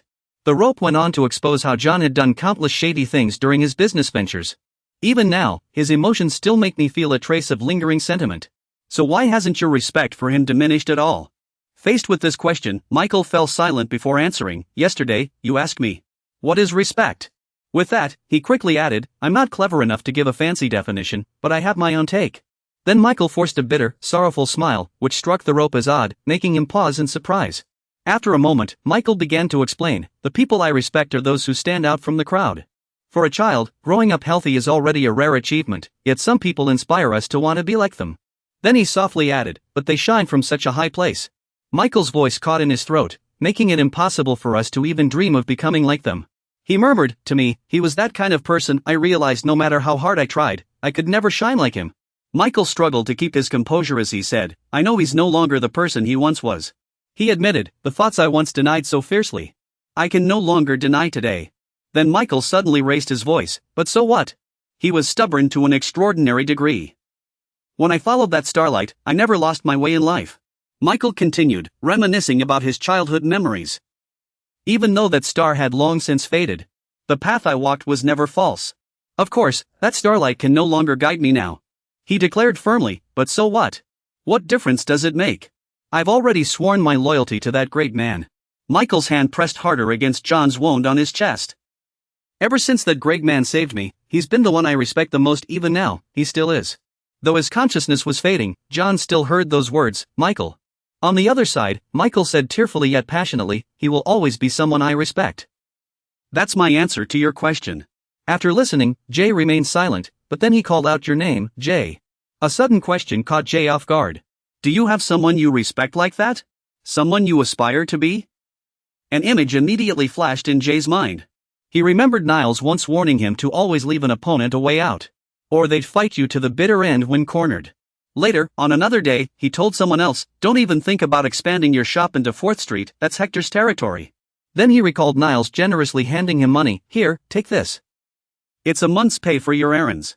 We're all just trying to survive, so take care of yourself. In the end, Jay mused to himself that his words and actions were, on the surface, no different from his. Back then, he had simply stood quietly, watching Niles surrounded by others. Boss, can I talk to you? Or how about we grab a drink, Niles? A thought suddenly crossed Jay's mind, everyone in this district liked Niles. Jay whispered to himself, the colors reflected in the bowl were so vivid. He was a man of deep emotions, so unlike me. He asked himself, if I were someone like Niles, could I truly feel such rich emotions? A man living a life I could neither understand nor imitate. Gradually, Jay found his answer. Was that feeling respect? Yes, I do respect Niles. At that moment, a mocking voice rang out. Ah, so this is where you all were hiding, our esteemed guests. Victor added smugly, or should I say, a bunch of filthy traitors? After signaling his men to cease fire, he sneered and asked, how dare you shoot at our leader? Jay turned to look at the scene behind him, disbelief written all over his face. The callous mercenary group, all the guards have been taken out? Then, Victor continued, the money and time lost from this failure, and the blood shed by our leader and comrades. No sooner had he spoken than he leveled his gun at Jay, threatening, we will make you pay for this in blood. Michael panicked, realizing those were specialized bullets, even Jay couldn't fully block them with his shield. He quickly said, Jay, let me handle this. Please get the representative out of here. Worried Jay wouldn't retreat, Michael hastily added, please, I'm begging you. But Jay replied, no need. Hearing this, Michael turned in shock, only to witness magic surging forth. Jay's eyes gradually shifted from emerald green to an enigmatic violet. With enough effort, anyone can form their first magic array. But from the second one onward, everything changes. He recalled Rain's words, each new magic array requires exponentially greater orbital stability. With conventional training, you'd never reach the next level in a lifetime. Jay said calmly, what you need then is enlightenment. As he summoned his magic, Jay mused, no one can predict when enlightenment will strike. Clenching his fists, he murmured, it's different for everyone, no universal standard exists. Remember that, Jay told himself, I must grow stronger. Magic always responds to those who are true to themselves. Finally, he concluded, in pursuit of the rainbow, Jay had successfully restored his magic. From all directions, chains surged forth as Jay's power erupted. The strength of this ability grew in proportion to his magic. They charged at the stone deer, instantly halting their escape. Seeing the situation stall, Victor urgently barked, what are you waiting for? Break that shield. His men, startled as the stone deer suddenly turned on them, cried out. What's going on? Weren't those beasts running away? He roared, idiots, open fire. You filthy creatures. How dare you attack humans? But under Jay's magic, the stone deer were now possessing incredibly sharp power and observational skills. The mercenaries even cried out in shock, impossible. They had dodged every single bullet. Only then did Victor realize the situation was slowly turning against him, plunging him into sheer panic. The stone deer seemed infused with new life, charging at the mercenaries and launching relentless attacks. Screams echoed one after another. Spare me! How could he dodge every attack? Michael watched in stunned disbelief, thinking, this can't be. Did he just replicate the summoning technique I just learned by observing and listening? Glancing at Dai, he continued in amazement, and he's controlling multiple summoned creatures at once. Dai had now fully focused on manipulating his magical energy. After some time, the mysterious purple glow in his eyes gradually faded. The stone deer had already dealt with the ruthless mercenaries. Now, in this vast space, only Michael's team and Dai remained. Michael could only let out a sigh of admiration. What a prodigy! On the other side, after 57 finished attacking, the stone deer calmed down, licking each other's wounds. The scene was so peaceful that it almost made one doubt whether the fierce stone deer had been real. Just as Dai was assessing the situation, Veronica ran over, calling his name in panic, Dai. She immediately reported, the gem on my forehead is gone. Meanwhile, Fran. The little one was sobbing and shaking its head, looking deeply distressed. Veronica was frantic. Dai, are you alright? John, meanwhile, muttered in disbelief, isn't it just a mutated ape with different skin? He added, I clearly tried to capture it for research. Maybe I misremembered. That must be the misunderstanding. As John backtracked, Michael quickly interjected, no, sir. With a gentle smile, he continued, you couldn't have misremembered what you saw, sir. Because you never forget things so easily. Dai lowered his eyes, lost in thought. Just as he was fading, she called out hesitantly, Dai. Then Veronica pointed upward in terror. Look over there. An unimaginable sight appeared before everyone. A stone deer of immense power emerged, its body radiating dazzling light. Even its forehead was embedded with a gem, looking priceless. Unlike the other stone deer, this one remained unusually calm when facing them. The sudden appearance of this special stone deer left Dai and Veronica wide-eyed with shock. Michael was also stunned into silence the first time he saw this scene. John merely stared at the sight before him, his lips trembling slightly before he finally blurted out. Before he could fully process what was happening, the special stone deer had already stepped forward. It moved closer with steady, resolute steps, leaving everyone present in awe. With each passing moment, John's expression grew more reluctant, filled with an indescribable emotion. Despite his best efforts, he couldn't utter a complete sentence, his voice breaking as he finally spoke. Then, the stone deer suddenly spoke. You're the one who saved me back then. After hearing this, Dai was puzzled what was going on. Just then, something caught his attention. When he looked at the gem on its forehead, a strangely familiar feeling welled up inside him. The closer the stone deer came, the more intense John's reaction became. When he was almost within reach, his hands trembled uncontrollably. After several failed attempts, John finally touched it. He was overwhelmed with emotion. It really is you, so beautiful. But the moment didn't last long, the stone deer suddenly reared back, dodging John's hand. Suddenly, the gem on its forehead emitted a strange glow. It seemed to awaken some incredibly powerful and mysterious force. Sure enough, moments later, water began gushing from all directions. The source of the water was the remaining ordinary stone deer. Dai and the others could only watch in stunned silence. Before long, the water turned into a heavy downpour. Puddles formed instantly, nourishing the parched desert. John said in amazement, it's exactly like last time. He quickly added, Sir, this is truly a magnificent sight. Then, John's trembling voice spoke again. Michael, take this. Michael asked in surprise, what is this? He replied calmly, a bank card from Ignis Bank, opened in your name. John added, the password is the date we first met. Because this is the end. At least I should give you some severance pay. For Michael, this was like a bolt from the blue, leaving him stunned. After regaining his composure, Michael stubbornly said, please don't say that. You'll be fine. Then, he firmly added, you will get better. Michael's optimism was heartbreaking, then we could go back to work. Or if you're tired, we could rest together. But John couldn't take it anymore and snapped, shut up. He began spewing harsh words, you're so naive and useless. That's why I can't rely on you, worthless. As if afraid those words weren't enough, John continued. Michael, people like you are no longer needed. Get out. Tears welled up, but his mouth kept spitting venom. Leave now, you waste. With that, John shoved him away forcefully. Michael's heart sank, and he stammered, Sir. His tears could no longer be held back, streaming down his face. Serving you for 18 years? Michael stepped forward, gripping his hand. It's been the greatest honor to serve you. His tears still flowed uncontrollably. Yet a contented smile tugged at his lips. By then, John could no longer hold back and admitted, I've been such a fool. Then, he peacefully passed away in Michael's arms. The rain continued to fall as Veronica witnessed the scene, deeply moved. In the dim space, a mysterious purple glow suddenly appeared. Jay, seeing him stand up, asked, Are you going to move John's body? Michael immediately replied, Yes, we need to give him a proper funeral. Fortunately, the equipment in the area is still intact. Then, he whispered, Jay, did I really drag him down this far?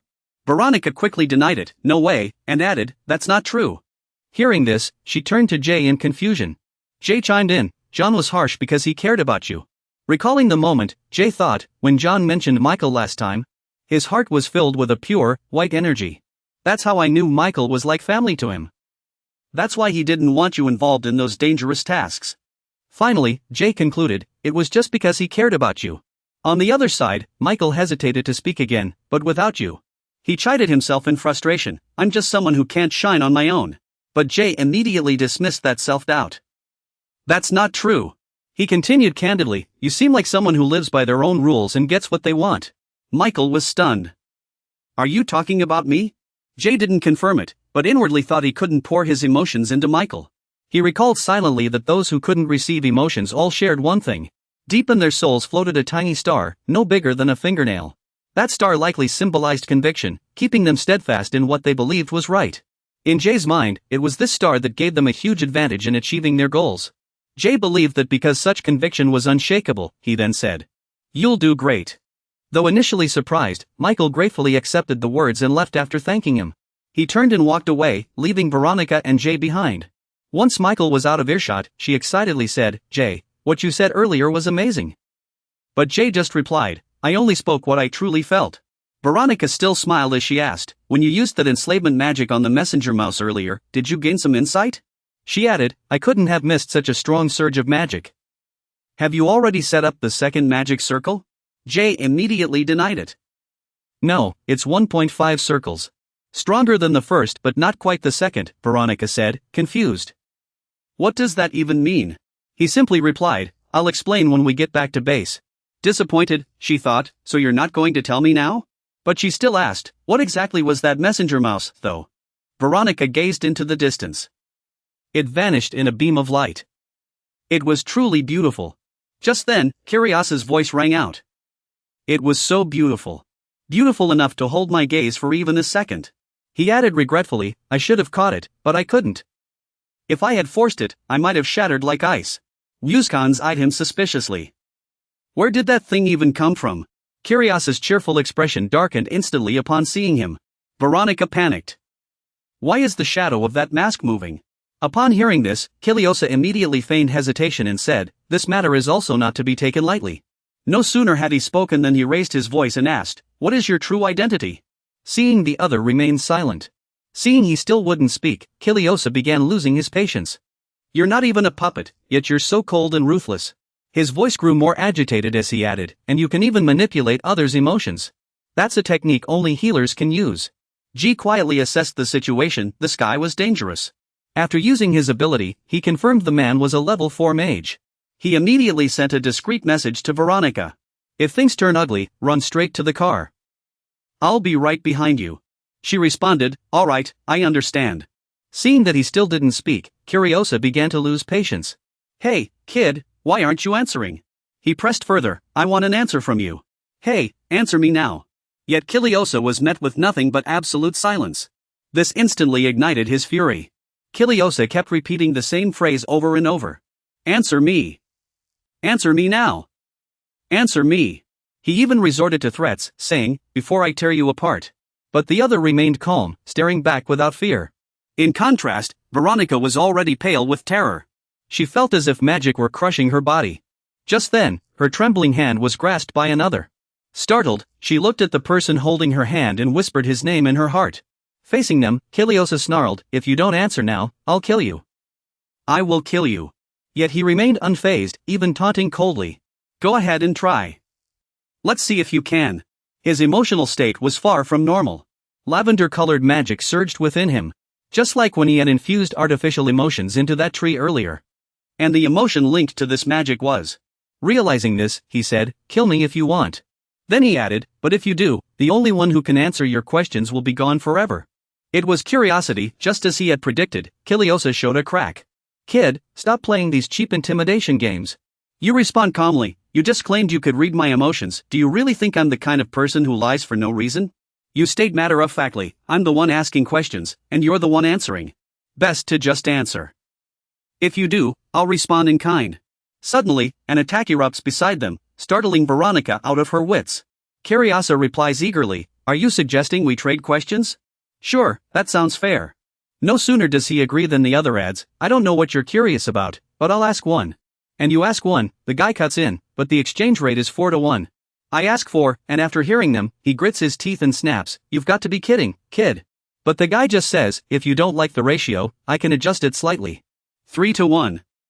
Any lower, and I won't agree. Curiasa starts calculating inwardly. This damn kid. Is he mocking me? Whatever, I'm not losing anything. If I get annoyed, I'll just take them all out. After a moment's thought, he finally decides, fine, kid. What do you want to know? The guy's voice rings out again. First question, reveal your true identity. He answers darkly, I am Curiasa. Then Curiasa adds, the ring on your hand, Walter's ring. I'm a high-ranking member of the Mokrit organization, the group Walter once belonged to. The guy mulls it over. A ring identical to Walter's? He's still lost in thought. Curiasa warns, don't waste time. Lying won't work. Because I can read your emotions. The guy mutters under his breath, Curiasa. He recalls the name, it had appeared in one of Walter's photos. Convinced, the guy continues. Good. At least we don't have to worry about lying. Second question, where did you suddenly come from? It seems like you've been watching me for a while. Curiasa admits without hesitation, I hid in John's shadow. I witnessed every moment John met you until the end, when I shifted into another assassin's shadow. Another question follows. Third question, why were you hiding in John's shadow? He answers calmly, I was just following orders to monitor Brew. Hearing the unfamiliar name, he nearly blurts out Brew, but the other cuts him off coldly, that's enough. Now it's my turn. When it was his turn, Curiasa asked bluntly, how did you get Walter's ring? His answer was as concise and decisive as ever, I killed him. Hearing this, Curiasa was momentarily speechless. But after a moment, he regained his composure. I see. He was a fool, after all. Curiasa couldn't resist adding a jab, a blindly loyal fool. Hearing this, he thought to himself, just as I expected. No reaction. That's how he asks questions. Truthfully, Curiasa didn't care about Walter. What he really cared about was the ring. Then, shifting the topic, he asked, your strength is spent. Now it's my turn to ask. Do you know how I got Walter's ring? He held up the ring and replied, every high-ranking member has one of these. They were given by the doctor. Curiasa's voice remained flat as he explained, those rings can sense each other's locations and are bound by an altered magical restraint. Hearing this, he couldn't help but think, a magical restraint? Graham only found and removed the suction magic on the ring. Was the binding magic so subtle that even his eyes couldn't detect it?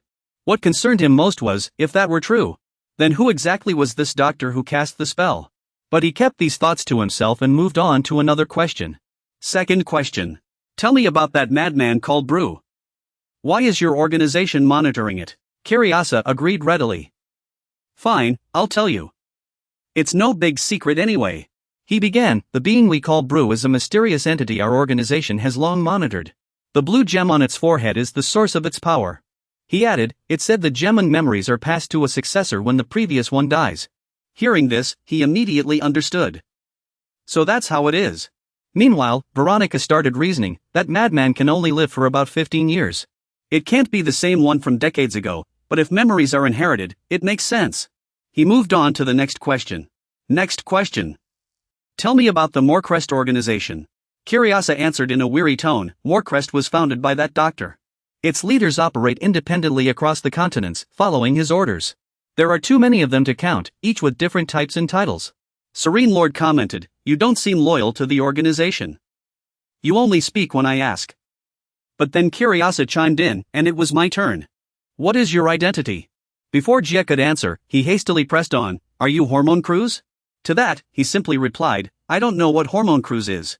A second later, Jia calmly added, but I am human.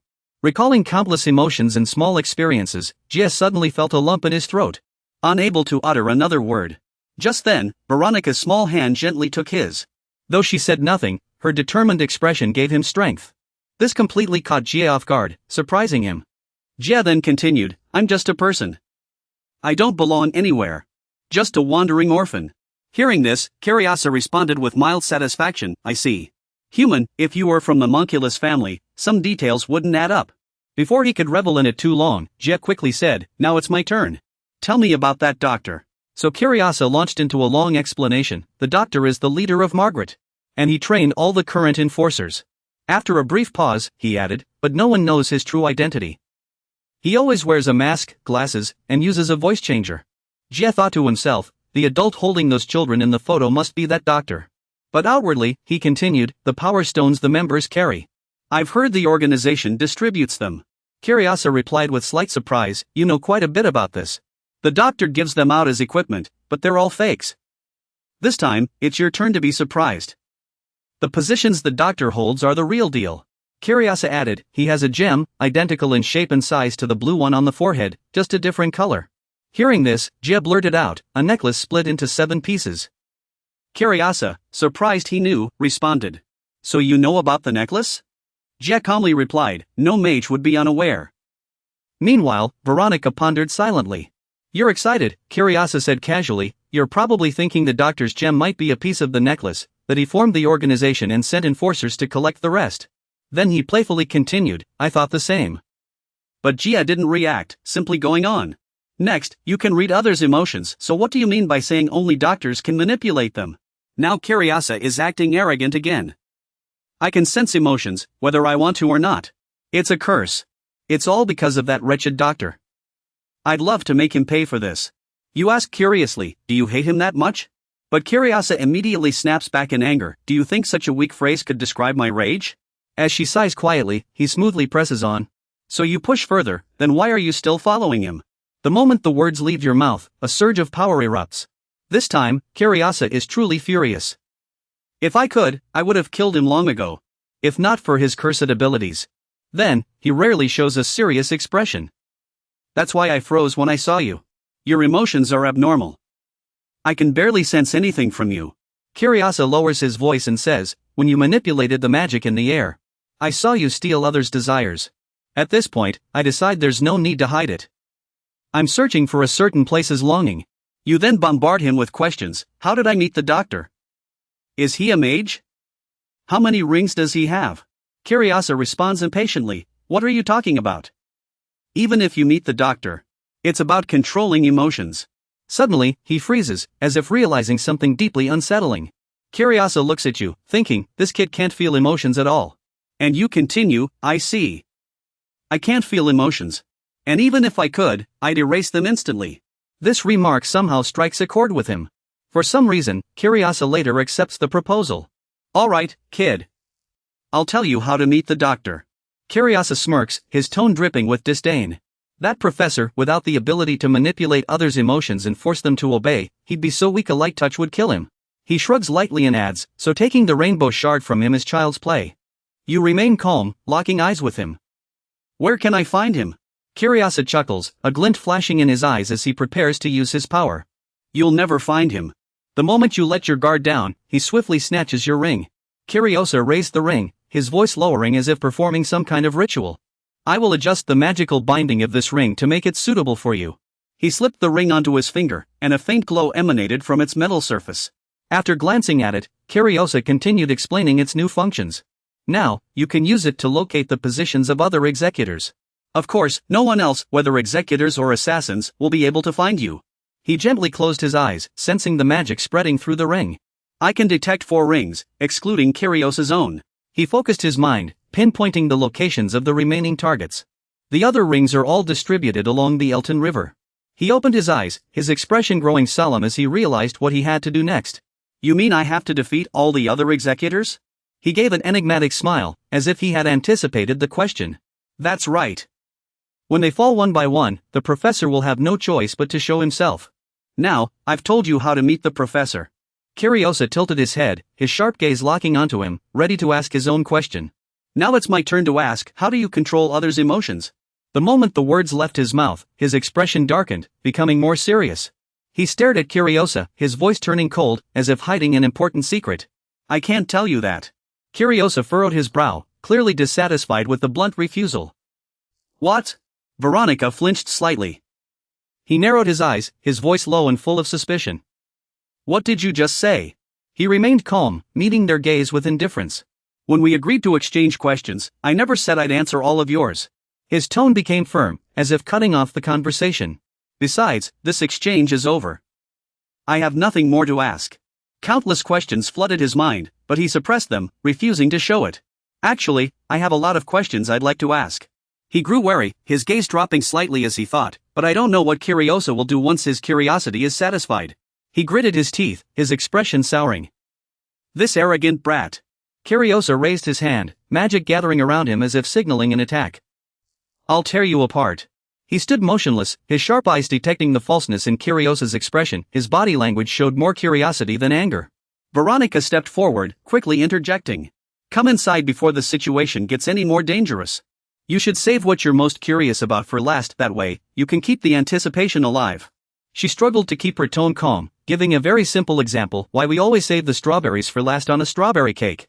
The moment the words left her mouth, the atmosphere around them seemed to freeze, and both sides fell into silence. Veronica awkwardly realized she had just said something odd, silently scolding herself as her cheeks flushed slightly. Why did I even have to butt in? He pressed his lips together lightly, seemingly convinced by the unexpected explanation. It actually made sense. Curiosa stared at the rope, his eyes flickering with an inscrutable curiosity. That white-haired child. I'll be keeping an eye on you. His words carried anticipation and a strange joy, just like the red-haired child said, I'll save the best for last. Curiosa chuckled softly, a spark of excitement flashing in his eyes as he thought of what was to come. I'm really looking forward to you. The space around him began to swirl, his body gradually dissolving into the eerie vortex. Well then, until we meet again, arrogant child. After Curiosa vanished, the surroundings fell silent once more, leaving the two of them standing there in a daze. Veronica let out a long breath, one hand pressed to her chest, still trying to steady herself. I thought I was really going to die for a second, but we'll be okay, right? She tugged at her hair lightly, her gaze still fixed on the spot where he had disappeared. We didn't answer his most burning question. The rope reached out, his expression calm. Take my hand and let's go. He explained in a steady voice. I deliberately didn't answer because that's exactly what he's most curious about. That way, I can keep using him. The rope continued. Now, let's head back to rest. He glanced at her, thinking to himself that Veronica had been maintaining the barrier during the fight and needed proper rest. She forced a faint smile, her body trembling slightly from exhaustion. Alright, honestly, I'm about to pass out. The two of them left immediately, driving away from the place, their nerves still wound tight. The rope focused on driving, eyes fixed ahead. Veronica, meanwhile, stared blankly out the window at the passing scenery. She suddenly gasped, her eyes widening as she spotted something in the distance. Quick, Veronica! She pointed ahead, her voice urgent, as if she had discovered something important. Look over there. He followed her gaze, tilting his head slightly as he watched the distance with caution. Atop the distant mountain, a herd of stone deer stood motionless, as if waiting for them. Leading them was the familiar blue stone deer, with little Fran standing beside it. It let out a happy cry, its eyes sparkling as it looked down at the two of them. A soft smile tugged at her lips, warmth filling her heart as she saw Fran safe and sound. Fran, I thought you had already left with your family. Veronica tilted her head, her voice gentle, as if speaking to a close friend. Did you come back to say goodbye? The mother stone deer looked down at them, its gaze tender, as if understanding their feelings. It slowly closed its eyes and lowered its head, as if expressing heartfelt gratitude. Dai fell silent, sensing the sincerity radiating from the creatures before him. He closed his eyes gently, as if responding to their unspoken thanks and farewell. She waved her hand, offering a tender smile as she said her final goodbye. She rose from her seat, her body gradually relaxing after that deeply moving moment. A soft smile lingered on her lips, her tone carrying clear relief. Seeing Fran happy with its family and being able to say goodbye really put my mind at ease. Veronica turned to Dai, her expression turning serious, as if she wanted to ask something. Oh, right, Dai. There's something I want to ask you. Do you mind? Veronica hesitated, her eyes betraying unease, as if the question she wanted to ask was a sensitive one.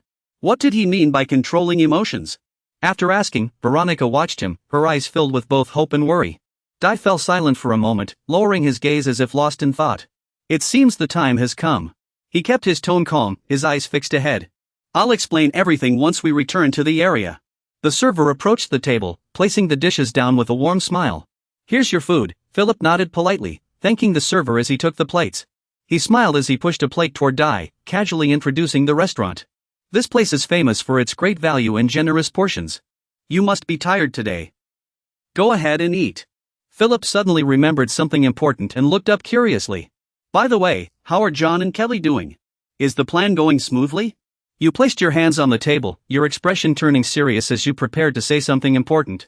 First, there's something I must tell you both. Your words paused briefly, as if weighing how best to phrase it. I looked directly at them, lowering my voice to reveal my ability to see others' emotions. For 60 seconds, you placed your hands on the table, calmly explaining everything clearly. All magic has colors, and I can see them with my own eyes. You continued, your gaze deepening as you described how emotions influence magic. When humans feel a particular emotion, magic of the corresponding color begins to flow. And by observing the color of the magic gathered near the heart, I can tell what they're feeling. Philip's eyes widened. So, you're reading our emotions right now? He gave a slight nod, confirming it without hesitation in a natural tone. That's right. Veronica lowered her head in thought. Magic has colors? If this is true, it would revolutionize the entire academic world. He shook his head, still unable to fully believe the absurd claim. I just can't wrap my head around it. Emotions have colors, and you can see them? He looked at them both, speaking calmly as he described what he saw.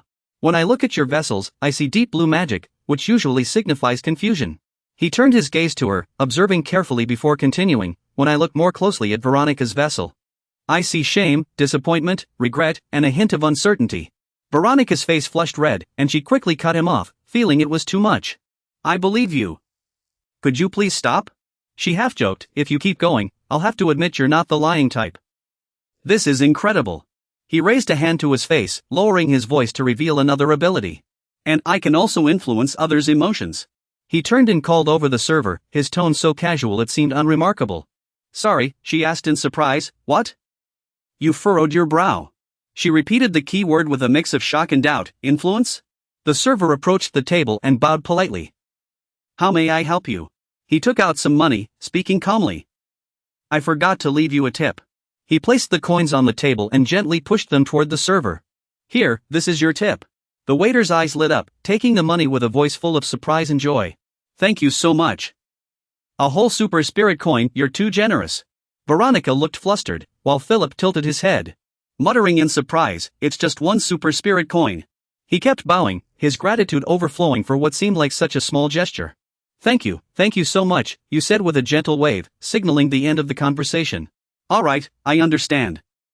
You may go, Dai continued explaining, it's that simple. I can inject an emotion into someone else's vessel. You went on, your tone growing more serious, of course, only if that emotion already exists in their vessel.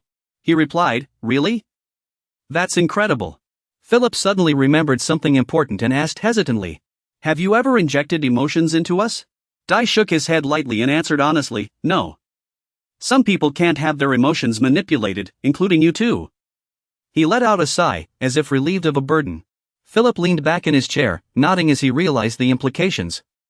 Either way, this is a huge advantage for our future travels. Veronica called out to you softly, her gaze serious and deep. She looked straight at you, slowing her words as if searching for the truth behind them. Is there anything else you're hiding from us? Dai met your gaze, his words equally measured, as if seeking the truth himself. I also. Dai paused slightly, his eyes lowering before continuing, cannot feel emotions. Veronica and Philip froze, their eyes widening at this unexpected revelation. You continued explaining, your tone steady, as if stating a long-known fact. More accurately, my range of emotions is very narrow. Dai went on, his voice still calm, as if recounting something ordinary. Though I can feel a few emotions when fully focused, they only last for a moment. I imagine reaction flashed in your mind, your voice tinged with unease. What? I only just found out too. It's a little unsettling, she agreed, sounding uneasy. Dai sat quietly, his gaze distant, lost in imagined thoughts. But in reality, Philip just nodded lightly, as if understanding something. I see, she said, looking at you with a gentle voice, unafraid. I've thought you were acting strange for a while now. He let out a soft chuckle. It all makes sense now. Veronica nodded in agreement, her expression relaxing as if a long-standing puzzle had finally been solved. And it had. Dai lifted his head, his eyes wavering as he realized their reactions were nothing like he'd expected. Why? Why aren't you afraid? Why don't you find this strange? She smiled faintly, tilting her head slightly as she studied him. Come on, we're friends, right? Philip placed his free hand on the table, speaking in a matter-of-fact tone. Friends understand each other, naturally. Veronica suddenly shifted her expression, giving him a sly look. Dai, you have to say it. Say Veronica and Philip are my friends, and that Veronica is the most beautiful person in the world. He immediately turned to protest, exasperated by her overconfidence. Veronica, have you ever heard of a little thing called conscience? Watching the two of them tease each other, a strange yet warm feeling began to rise in his chest.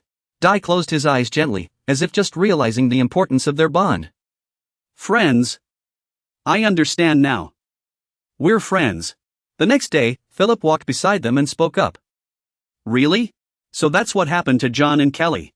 That dear already got the sapphire, and there's a manager named Margaret called Curiosa. He continued thoughtfully, his tone growing somber.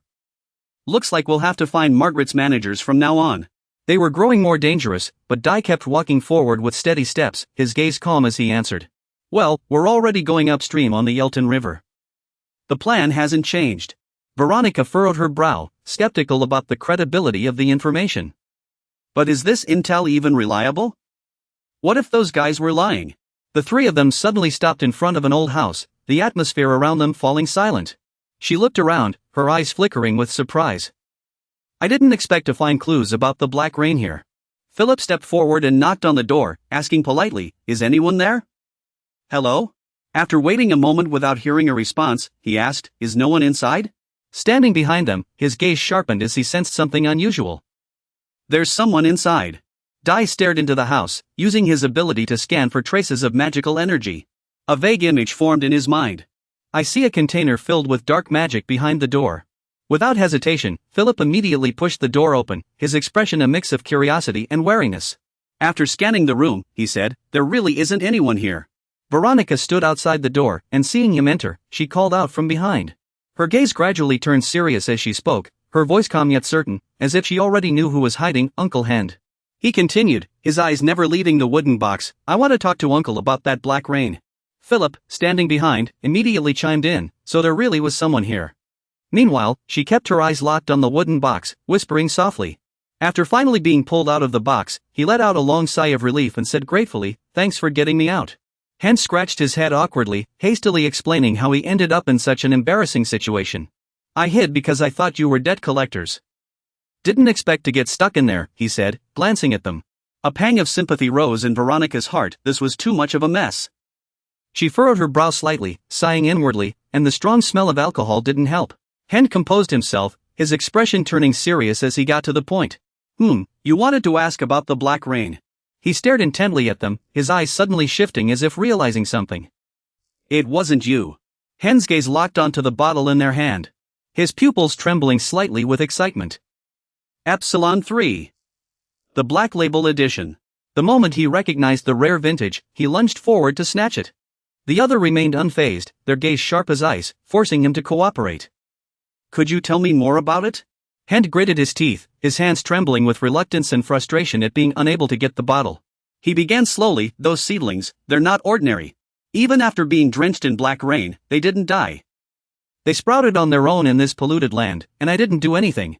Veronica examined the strange seedlings closely. Her eyes filled with curiosity and astonishment. This is odd. I've never seen this plant in any botany book. This is my first time seeing seedlings like these. He crossed his arms, piecing the clues together before asking, you said they grew from the seeds you received, right? He scratched his head, seeming a bit confused as he recalled the past. Well, more accurately, someone dropped them.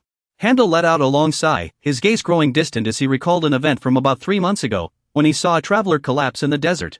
He shrugged, his tone slightly sheepish but still frank as he admitted his first thought, the man was dead, and he planned to check if there was anything valuable on him. Just as Handel reached out to search him, the man he thought was dead suddenly sat up and grabbed his wrist, startling him half to death. Lucas's voice was so weak it sounded like his last breath, one hand reaching out desperately as he begged, give me food. Lucas took the offered food and devoured it without hesitation. He wiped his mouth, let out a relieved sigh, and thanked him, saying, it tastes awful, but at least it's edible. I'm still hungry. Handel gritted his teeth, muttering under his breath, that madman ate 16 boxes of food in one go. Lucas's expression turned serious as he spoke of repaying the kindness, I can't leave this debt unanswered. Lucas reached into his pocket, pulled out a small object, and tossed it lightly to him. His gaze still calm, take this. Handel caught it, his first thought being how much money it could fetch, not its true significance. This is a precious living seed, right? How much could it sell for? He pressed, what kind of seed is it? Lucas showed no intention of explaining, simply gesturing for Handel to try folding it, give it a try. Lucas's final words drifted in with the desert wind, soft yet clear, you'll understand when the time comes. Handel recalled that strange encounter, his eyes still flickering with irritation. Then he grumbled in frustration. Yeah, that's all he said, clearly waiting for me. He sighed, his face a mix of annoyance and curiosity as he continued. I'm furious, but I can't help being intrigued. Handel began gesturing wildly, trying to describe the scene. That seed could grow without water and wasn't affected by the black rain. He even showed me something incredible called magic. Not to mention, he was ridiculously good-looking. His gaze grew even more distant, as if the traveler's figure still lingered before him, his voice low and full of confusion. It felt like looking at something not quite human. Handel kept shaking his head, still unable to comprehend that strange man. He ate like a beast, yet carried an air of mystery. Philip stood by, listening intently as his mind raced with analysis. A mage who isn't human. Daya turned to her, his expression serious. Veronica, what do you think? Do we need that seed? She hesitated for a moment before nodding quickly. Ah, yes, I think it could help in finding a cure for the magical poisoning. He turned to Handel, his tone growing more decisive. Handel, how many seeds do you have left? The man furrowed his brow in thought. Those things are stuffed somewhere in my house. Probably about 4. Why? Daya didn't hesitate, calmly suggesting something entirely ordinary. We'll take them all, 10,000 super spirit coins each. Handel blinked several times, clearly startled by the number he'd just heard. Seeds, huh? Let me think, he muttered, quickly calculating in his head. A flicker of greed flashing in his eyes. Wasn't this a golden opportunity? This guy seemed powerful. If he played his cards right, he could drain him dry. He feigned arrogance, putting on a dissatisfied air. That price is way too low. Daya kept his gaze steady. How about 12,000 super spirit coins, then? Handel crossed his arms, a sly look in his eyes. You should reconsider. Daya remained unshaken, his tone firmer. 15,000. That's my final offer. He scoffed, clearly unimpressed. So rich, yet so stingy. Handel raised an eyebrow, stretching out his words as if proposing a reasonable deal. If you pay 30,000 super spirit coins? I might consider it. That's a total of 120,000. Otherwise, I'll have to pass. Just then, a fierce voice cut through the air from behind, interrupting the deal. Found you. His gaze was murderous, locked on a Handel like a predator spotting its prey. Handel, you scoundrel. I finally caught you. Remember what I told you last time? He tightened his grip on the hammer, stepping closer with a cold smirk. His voice dropping low. If you didn't pay me back next time, I'd hunt you down and make sure you regret it. Hiding here, huh? Today's your last day. Without hesitation, the man raised his hammer high. A vicious glint in his eyes before bringing it down hard. You're finished. Handel staggered back in terror, his body trembling violently as he frantically raised his hands to shield himself. Daya only glanced briefly before stepping forward. Let me help you with that. Magic swirled around him, forming a barrier of resistance. It's invisible, but a storm of attacks is pouring down like a tempest. Handel's eyes widened in terror, his lips trembling as he struggled to speak, unable to hide his fear and shock. Magic, he thought. That guy is a mage. Ropes brushed past him, the voice still calm. I can use it too. He swallowed dryly, cold sweat beating on his forehead as his mind grew more chaotic. A mage. Handel immediately begged, his voice trembling with despair. Please. I beg you, save me. You turned to look at him, your gaze cold. 120 ultra coins. Think carefully. After all, it's your life. Handel's voice twisted with sheer terror. W what? He cursed inwardly. Damn kid. The ropes still hovering before him, your gaze unwavering. Now isn't the time to hesitate. Handel opened his mouth, trembling. But you tilted your head slightly, your tone steady yet carrying an unspoken pressure. The price will keep rising. 130, 40. Finally, cornered, he shouted desperately. Fine. 120,000, I'll pay. After resolving the immediate trouble, the three of them quickly returned to the car and sped away from the area. Veronica leaned back in her seat, her voice soft but laced with curiosity. By the way, I'm really curious about what kind of person that traveler was. You kept your eyes on the road, answering calmly, most likely a researcher investigating the Black Rain. That seems the most plausible. A flicker of hope crossed her eyes, as if grasping a clearer direction. Really? If that's the case, that would be great. You noticed Philip's unusual expression. He had been silent since earlier and asked directly, Philip, is something on your mind? You continued watching him, your sharp gaze seeming to see right through him. I can tell you're upset just by looking. He forced a smile, his eyes downcast. No longer bothering to hide it. You're right. Go ahead. Philip let out a soft sigh, his voice low. It's just, in District 48, I didn't find any clues about my mother. He clenched his hands lightly, disappointment flickering in his eyes, though he tried to stay composed. I didn't expect to find her right away. But there should have been at least some trace of her. You fell silent for a moment before saying firmly, I'm sure your mother hasn't gone far. A person can only travel so much on their own. You continued, still looking ahead, your tone clearly meant to reassure, I believe we'll find clues in the next district. Philip nodded gently, his eyes softening slightly after hearing those words of encouragement. Yeah, I hope so too. The vehicle gradually slowed to a stop, and he immediately opened the door and stepped out. His voice was brief and clear, as if announcing to everyone that we had arrived at our next destination. He paused, staring straight ahead, squinting slightly as he cross-referenced the location in his mind. Area 47. He immediately recalculated the route and travel time in his head. This time, it took 8 days, one less day per area. Veronica followed behind, asking with concern, you? She turned to him, her tone full of confusion. Why did you say we need to change clothes? Maybe those gangs will target us. He shrugged slightly, his expression calm, as if all risks were within his expectations. It's fine, Philip asked in confusion, it's fine. He turned away, his voice low, as if reaffirming his decision before finally taking action. His eyes turned icy, his entire demeanor shifting as magic began flowing through his body. His voice carried a deadly intent, this was his goal all along. The sky gradually darkened to a deep gray, a light breeze brushing through the empty streets, making the atmosphere even colder. A small underling was instantly overpowered, knocked to the ground before he could react. He stepped forward, stomping his foot heavily against the wall beside the man's head. Answer me. He leaned down slightly, his voice low and full of pressure. Who's your leader? Veronica stood behind him, watching the scene and sighing inwardly. This was the 26th time. The man trembled all over, his eyes filled with terror as he stammered to save his life. Missed. She raised an eyebrow slightly, hearing that familiar name again. Missed again? He nodded from the side, adding, before, it was Dunning, right? He pulled his foot back and commanded coldly, go back and tell your leader. I have business with him. Tell him to come to the Froning Hotel, 16th Street. The man nodded repeatedly, not daring to hesitate for even a second. All right. With his hands clasped behind his back, he gazed thoughtfully, assessing the situation in the area. It seems this area has been divided between two gangs. Philip continued, his tone steady yet analytical. An area this large should logically have at least 5 gangs, maybe even dozens, but so far, only these 2 names have come up. He gave a slight nod, agreeing with his own reasoning, this meant they had the capability to control so many people.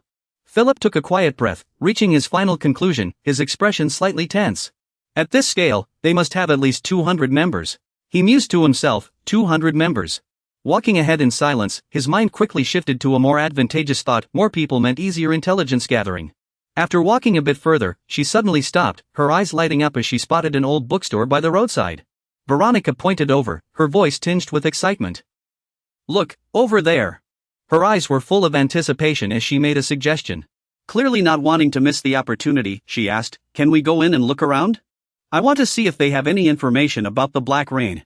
He didn't object, replying, sure. The moment they stepped inside, Veronica was almost stunned by the size of the place. Wow, this is huge. She quickly delved deeper into the store, her gaze sharpening with focus. Her tone resolute. I'll go look for research materials. Philip turned in another direction, his eyes reflecting interest. I'll check out the financial section. See you later. He stood for a moment, his gaze sweeping across the spacious bookstore. His eyes landed on a woman not far away, a familiar feeling making him glance at her a few more times. He looked up at the bookshelf in front of him, his gaze lingering on a row of brightly colored picture books, a simple thought crossing his mind, illustrated book star. Memory suddenly surged, an image of a woman telling stories to children echoed in his mind, carrying an indescribable sense of vagueness. I remember Grandma Viola used to tell us so many interesting stories. He paused slightly, his eyes resting on those books a little longer, as if trying to find something familiar from the past. I wonder if these books have any of those stories. Just as his hand touched a book on the shelf, it suddenly sprang away and fell to the floor.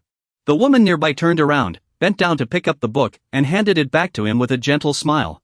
Oh dear, you dropped this book. Lena held the book out to him, her expression kind but laced with curiosity as she eyed his rope. He took the book, but as he studied the woman's face, his gaze suddenly shifted strangely. She tilted her head slightly, sensing something off in his expression, and calmly asked, is something wrong? Lena continued to meet his eyes, her tone now probing as she didn't receive an immediate response. Is there a problem? His gaze swept lightly around before settling on the empty space in front of him as he replied, no.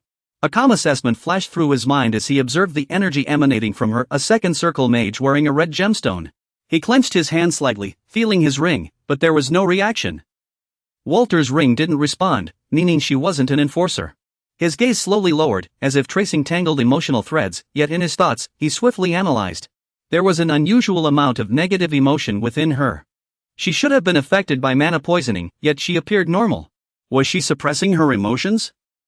I should look into this. A voice from behind Philip suddenly interrupted his thoughts, pulling him back to reality. There you are. Philip approached, arms full of books, his face weary but still wearing a faint smile. Great, could you help me with these? He paused briefly, his expression still lingering with unshaken contemplation before freezing in place. He wondered inwardly, his gaze still following the woman's figure. What's so surprising? A strange thought flickered in his mind as he compared their features. Looking back, she bore a striking resemblance to Philip. Lena smiled slightly, her eyes flicking between the two of them as she said warmly. Must be your companion. He was slightly taken aback by the unexpected remark. Huh? Her gaze settled on the books in Philip's arms, her expression tinged with surprise. And so full of enthusiasm, it's truly surprising. She looks so young yet is already reading such difficult books. He seemed like he wanted to say something, his lips parting slightly, but the words never left his mouth. Sorry, may I? Lena merely gave a gentle nod before turning away, her soft voice lingering from behind. I'll be going now. Her footsteps faded into the distance, leaving behind a quiet farewell that somehow felt heavy with meaning, as if she hoped they'd meet again. The two stood silently, watching Lena's figure disappear into the library. Dai turned to look at his companion, his expression growing serious. His tone lowering as he posed a critical question. Philip, do you think that woman could be your mother? He blinked in surprise, his gaze flickering uncertainly. Huh? I don't know. Philip lowered his head slightly, speaking slowly, as if struggling to untangle his thoughts. I'm not sure. If she were my mother, wouldn't she have recognized me by now? Another possibility flashed through his mind, making him lower his head further, his eyes growing more troubled. But what if she's pretending not to know me on purpose? Dai narrowed his eyes slightly, studying Philip's expression as a suspicion began to form. He's afraid of being abandoned by his mother. Dai spoke calmly, his voice steady, as if trying to ground him in reality. I don't think so. She's a mage, and she's wearing a necklace with a red gemstone. Philip froze for a moment, as if suddenly recalling an important detail he'd overlooked. The necklace, I just remembered now. His gaze remained thoughtful, his tone clear and resolute. We should investigate to be sure. He gave a small nod, quickly regaining his composure. I'll add her to the information-gathering team's list. Philip glanced around at the bookshelves before turning back to ask, Oh, right, Dai, have you picked a book yet? Dai answered immediately, not yet. Just then, Veronica walked over and said, Oh, so you two are here? He was about to explain, but she had already jumped to conclusions with excitement. What? Has anyone who looks like Philip's mother come here? Philip gently waves his hand, his expression uncertain, his tone hesitant. No, it's just a passing resemblance. Veronica tilts her head in thought, a flicker of hope in her eyes, but who knows? She smiles warmly, as if encouraging him to face the long road ahead. Maybe you'll be the first among us to reach the goal. A strange voice suddenly interrupts the conversation. What did you just say?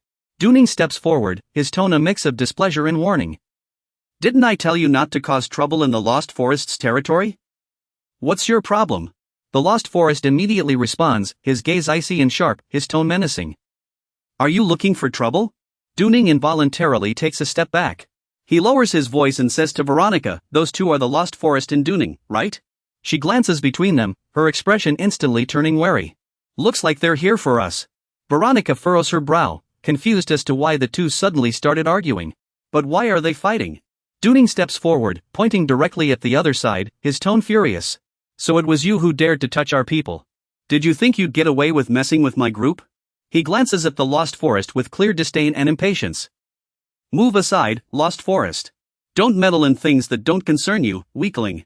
He narrows his eyes at the other side, his tone provocatively low. What? You're the one who should move. Want to fight? Dooning doesn't hesitate, a fierce glint in his eyes. Fine, let's go. Philip stands in the back, frowning as he watches the situation unfold, muttering, Their relationship is worse than I thought. Veronica looks anxiously between the two sides and says, This isn't going to turn into a real fight, is it? C silently observed, his expression calm, but his mind already analyzing the situation. Perhaps, squinting slightly, he sensed the fluctuations of magical energy and detected something amiss in their emotions. But rather than anger, they seemed more hesitant, as if merely intimidating each other. C let out a soft breath, making a decision as he sensed the risk of things spiraling out of control. If this continued, it could escalate into a major problem. Since he was already here, he might as well resolve it all at once. He raised his hand slightly, his gaze cold, subtly tapping into his own power. An invisible energy quietly seeped out, silently infiltrating Milan's body without anyone noticing. The power continued to spread, stealthily entering Duning's body in the same way. Both of them shuddered, a vague discomfort rising within them, something even they couldn't explain. A restless thought surfaced in their minds at the same time. An overwhelming surge of irritation. Why was he so infuriating today? He gritted his teeth, his glare growing fiercer. That jerk. He clenched his fists, negative emotions surging as his thoughts twisted. Had he always disliked him this much? Both of them shuddered, as if pushed to their emotional limits. Their last shred of restraint finally snapped, and they were nearly consumed by the overwhelming tide of emotions, unable to endure it any longer. Duning let out a low growl, his voice laced with hostility, as he gave his underlings an order without hesitation. Wipe them out. A lackey hastily reminded him. Boss, you said we shouldn't make a move no matter what. Milan immediately shot back, shouting angrily, having completely lost his initial composure. What are you waiting for? Attack. The lackey hesitated, his voice trembling. But you said we'd be at a disadvantage if we fought. He nearly roared, his gaze icy, directly threatening his own men. Shut up and kill them all. Anyone who doesn't act will answer to me. The underlings on both sides exchanged glances before suddenly lunging forward, the atmosphere instantly descending into chaos. Screams erupted as one of the lackeys charged forward, brandishing his weapon with clear intent. You're asking for trouble, scoundrel. Amid the chaos, another person suddenly took a hit and cried out in pain. My hand, my hand. Ashy, Philip, and Veronica stood still in the midst of the turmoil, their eyes following the ongoing battle. He lowered his gaze slightly, beginning to analyze the patterns of emotional change in his mind. Emotions follow only two paths: either they fade away or grow stronger. Ashy continued observing and noticed a clear shift in the emotional flow between the two opponents. In the second case, if emotions accumulate beyond a critical point, his gaze sharpened as he imagined the inevitable outcome: they would erupt through action. Ashy watched in silence, understanding that the chaos before her was merely the result of losing control. Such emotional imbalance leads to unpredictable behavior. But once those emotions are expended, in whatever way, he let out a soft breath, his gaze softening as he realized the balance was gradually restoring itself, like a shattered vessel mending. Ashy watched the two still fighting, as if testing her own reasoning, just like now. His eyes shifted slightly as he thought their anger had clearly subsided. Though they kept fighting, perhaps out of pride amid the chaos. A weary thought suddenly surfaced in both Duning and Miwang's minds at the same time.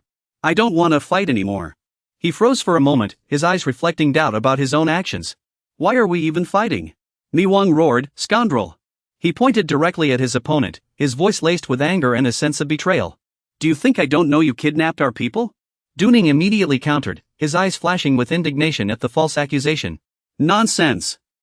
You're the ones who kidnapped someone. Miwang gritted his teeth, pressing harder with even more severe accusations. You sold them to another group.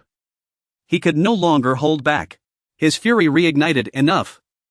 I'll make you pay. Just as both were about to lunge again, Ashy suddenly stepped forward to stop them. Duning immediately turned, his eyes filled with frustration at being interrupted.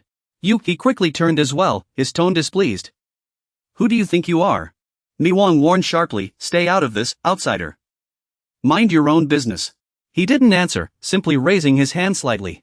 An invisible force immediately pinned the two of them down. He suddenly felt a sharp pain coursing through his body, his mind filled with confusion. What on earth was this? Where did this inexplicable power come from? Du Ning shouted, my hand. He couldn't help but tremble all over, his eyes wide with shock as he sensed the overwhelming gap in power.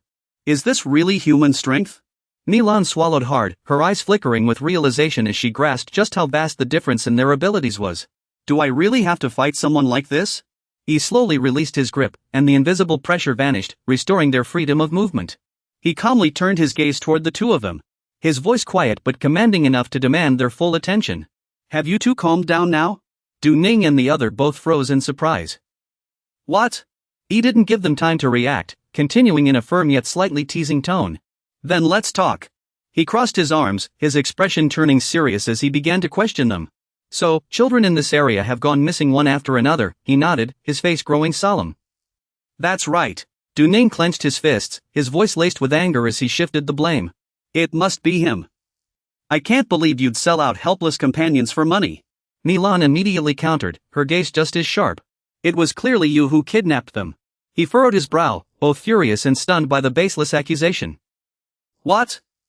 When did I ever? He pressed on, while searching for the missing children, didn't you find any clues? Dunning shook his head, a look of helplessness flashing in his eyes as he recalled the scene. Nothing at all. They just vanished without a trace. He paused suddenly, as if something important had come to mind. Now that I think about it. Milan also furrowed her brow, beginning to recount details she hadn't considered before. Because the children kept disappearing, we decided to patrol in pairs. But then another child went missing. Her expression darkened as she recalled that eerie moment. The child with me immediately went to search for traces. But when they reached the dead end, the child had already vanished. Milan clenched his fists, his voice dropping to a whisper as he mentioned the most terrifying detail. Only a crimson glow remained. At this, Shu's expression shifted slightly, his mind instantly piecing together the details he just heard. The crimson glow. He fell silent for a moment, his thoughts swiftly leading him to a familiar possibility. If it was a crimson glow, it was likely tied to the crimson rank. Shu lowered his head, his gaze turning more solemn as he locked eyes with the two leaders. You want to find those children, don't you? He answered without hesitation, his tone unwavering. Of course. They're our family. He gave a slight nod, his voice low but resolute. Then from now on, listen to me. Shu straightened up, his gaze unshaken. I will rescue those children. 63 days later, he raised his hand slightly, activating magic and leaving an invisible mark on them before saying, there. Shu looked around, his voice calm but carrying an unmistakable command. Now, all of you, disperse. He crossed his arms, his eyes sharpening as he continued giving orders. Go about your usual business on the streets. Go now. The younger ones immediately nodded and replied, yes. Dunning stepped forward, his expression serious with a hint of concern as he called out to Shu. Shu. He met his gaze and lowered his voice, asking the critical question. Can we really find the missing children this way? He didn't answer immediately, silently observing their surroundings while weighing his thoughts. Was he wondering if they suspected something? After a brief silence, Shu finally spoke, his tone so calm it was unsettling. A child will go missing here today. Dunning's eyes widened in shock. What? What did you say? In his mind, scattered pieces of information quickly formed a clear chain of reasoning. Based on their accounts, someone disappears every 2 or 3 days. Shu continued analyzing, his focus intensifying. The last disappearance was 3 days ago, clocked by the bell. I'm certain that red light will appear on the streets again. If what they say about the red light is true, if it really is magic, then. His thoughts delved deeper into the nature of magic. Magic is nothing more than a convergence of magical energy, a fusion of scattered fragments. Dai gently closed his eyes for a moment, as if replaying the entire mechanism in his mind. If even a trace of the original elements remains, I can pinpoint the exact moment the magic activates and track its subsequent flow. He opened his eyes, his tone growing more resolute. Don't worry, just protect me. From now on, I need to focus. He and Nimang exchanged a glance before nodding in unison. Understood. Dai slowly crouched by the tranquil lakeside, letting his magic ripple outward. He closed his eyes, channeling all his awareness to detect the faintest fluctuations. As the energy blurred and spread, Dai raised his hand slightly. I sense it. His mind sharpened instantly, dissecting every aspect of the magic structure, from the elements' positions and forms to their density and movement, expanding his perception. Dai clenched his fist slightly, guiding his magic to stretch beyond its initial limits. Within his intangible range, he detected a group of underlings gathering at bar 18-2. In another direction, someone else's tracking imprint remained distinctly clear. In that moment, a surge of killing intent suddenly struck from behind. He snapped his eyes open, his breath quickening before steadying himself. He stepped closer, lowering his voice with anticipation. Did you find it? Veronica echoed the question. Did you find it? Before he could answer, Dai sprang to his feet. His gaze locked onto a distant direction. She cried out in alarm, Dai.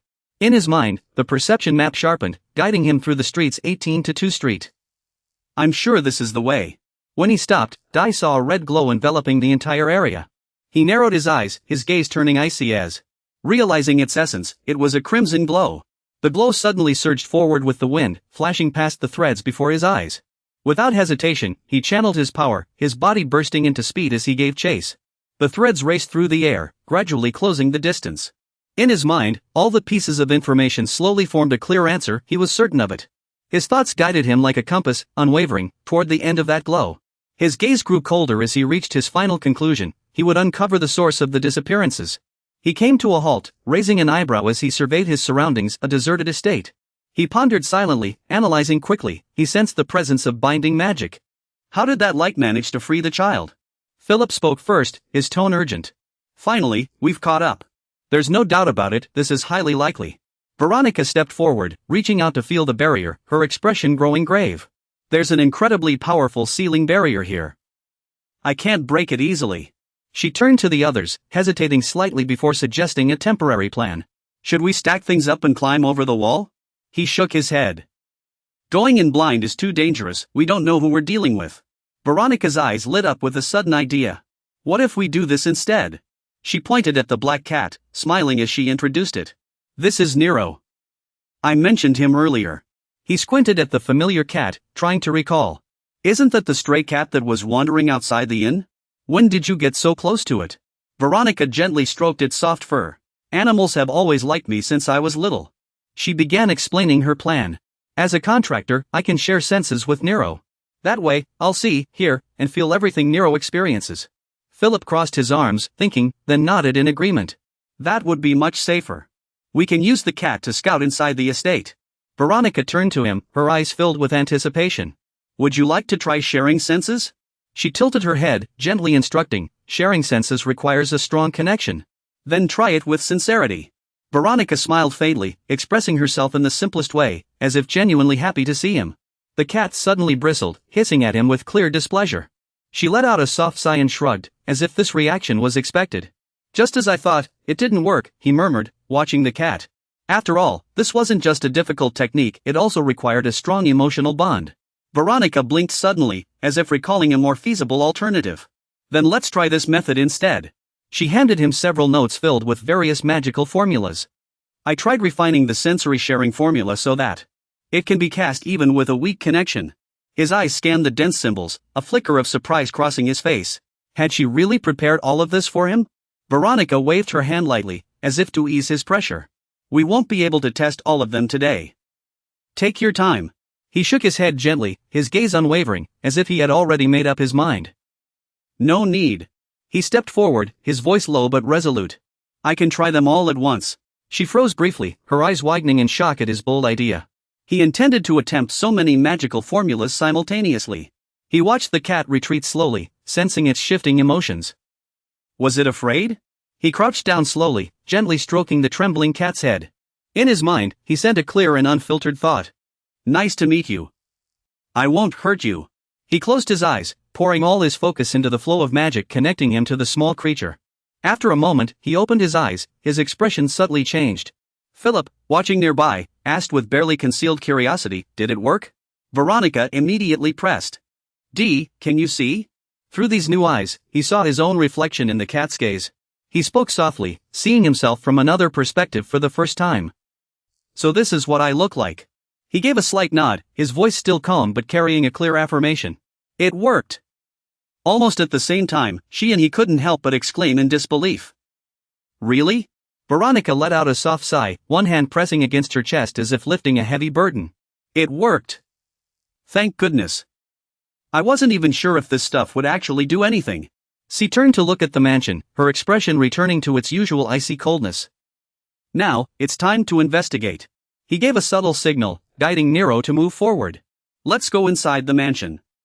It nimbly approached the front door, its small frame blending into the darkness. The interior was pitch black, the air eerily still, though the place appeared surprisingly clean. A faint crimson mist brushed past its paws, sending a chill and unease through the air. Through their connection, she focused intently on every detail around them. The place was too clean and tidy. His thoughts continued to search for anything out of place in the scene before him. This place should have been abandoned long ago. The cat paused in front of a door, from which a soft giggle could be heard. Through their bond, she narrowed her eyes, straining to locate the source of the sound. It sounded like a child's laughter. He flinched, yet his gaze still couldn't make out anyone inside. I can't see anything. At that moment, Lena's voice rang out before him, gentle yet laden with meaning. Oh my, what a lovely guest we have here. You shouldn't underestimate things. And you shouldn't be here. Lena probed C, whose eyes widened in unprecedented surprise. How did you get in? C glanced at Lena while quickly recalling everything she knew about her. This woman was the one from the bookstore, the maid she suspected was part of Margaret's faction. She remained lost in thought, her gaze following Lena's figure.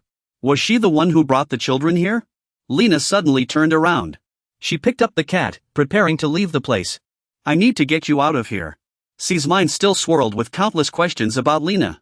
He kept asking himself, what was her goal? Just then, Lena spoke again. She walked leisurely in her high heels. Well, this is quite the surprise, isn't it? Lena closed her eyes, as if recalling something. I never expected the young man I met at the bookstore to be a mage. Lena gestured for the black cat to get down from her hand. When their eyes met, she gave an enigmatic smile. You're quite an interesting mage. After a moment, Lena gently set the black cat down. Then she said slowly, I suppose you must have been in a hurry to use magic to control it like that. Lena sat down, and the black cat settled comfortably on the steps by the door.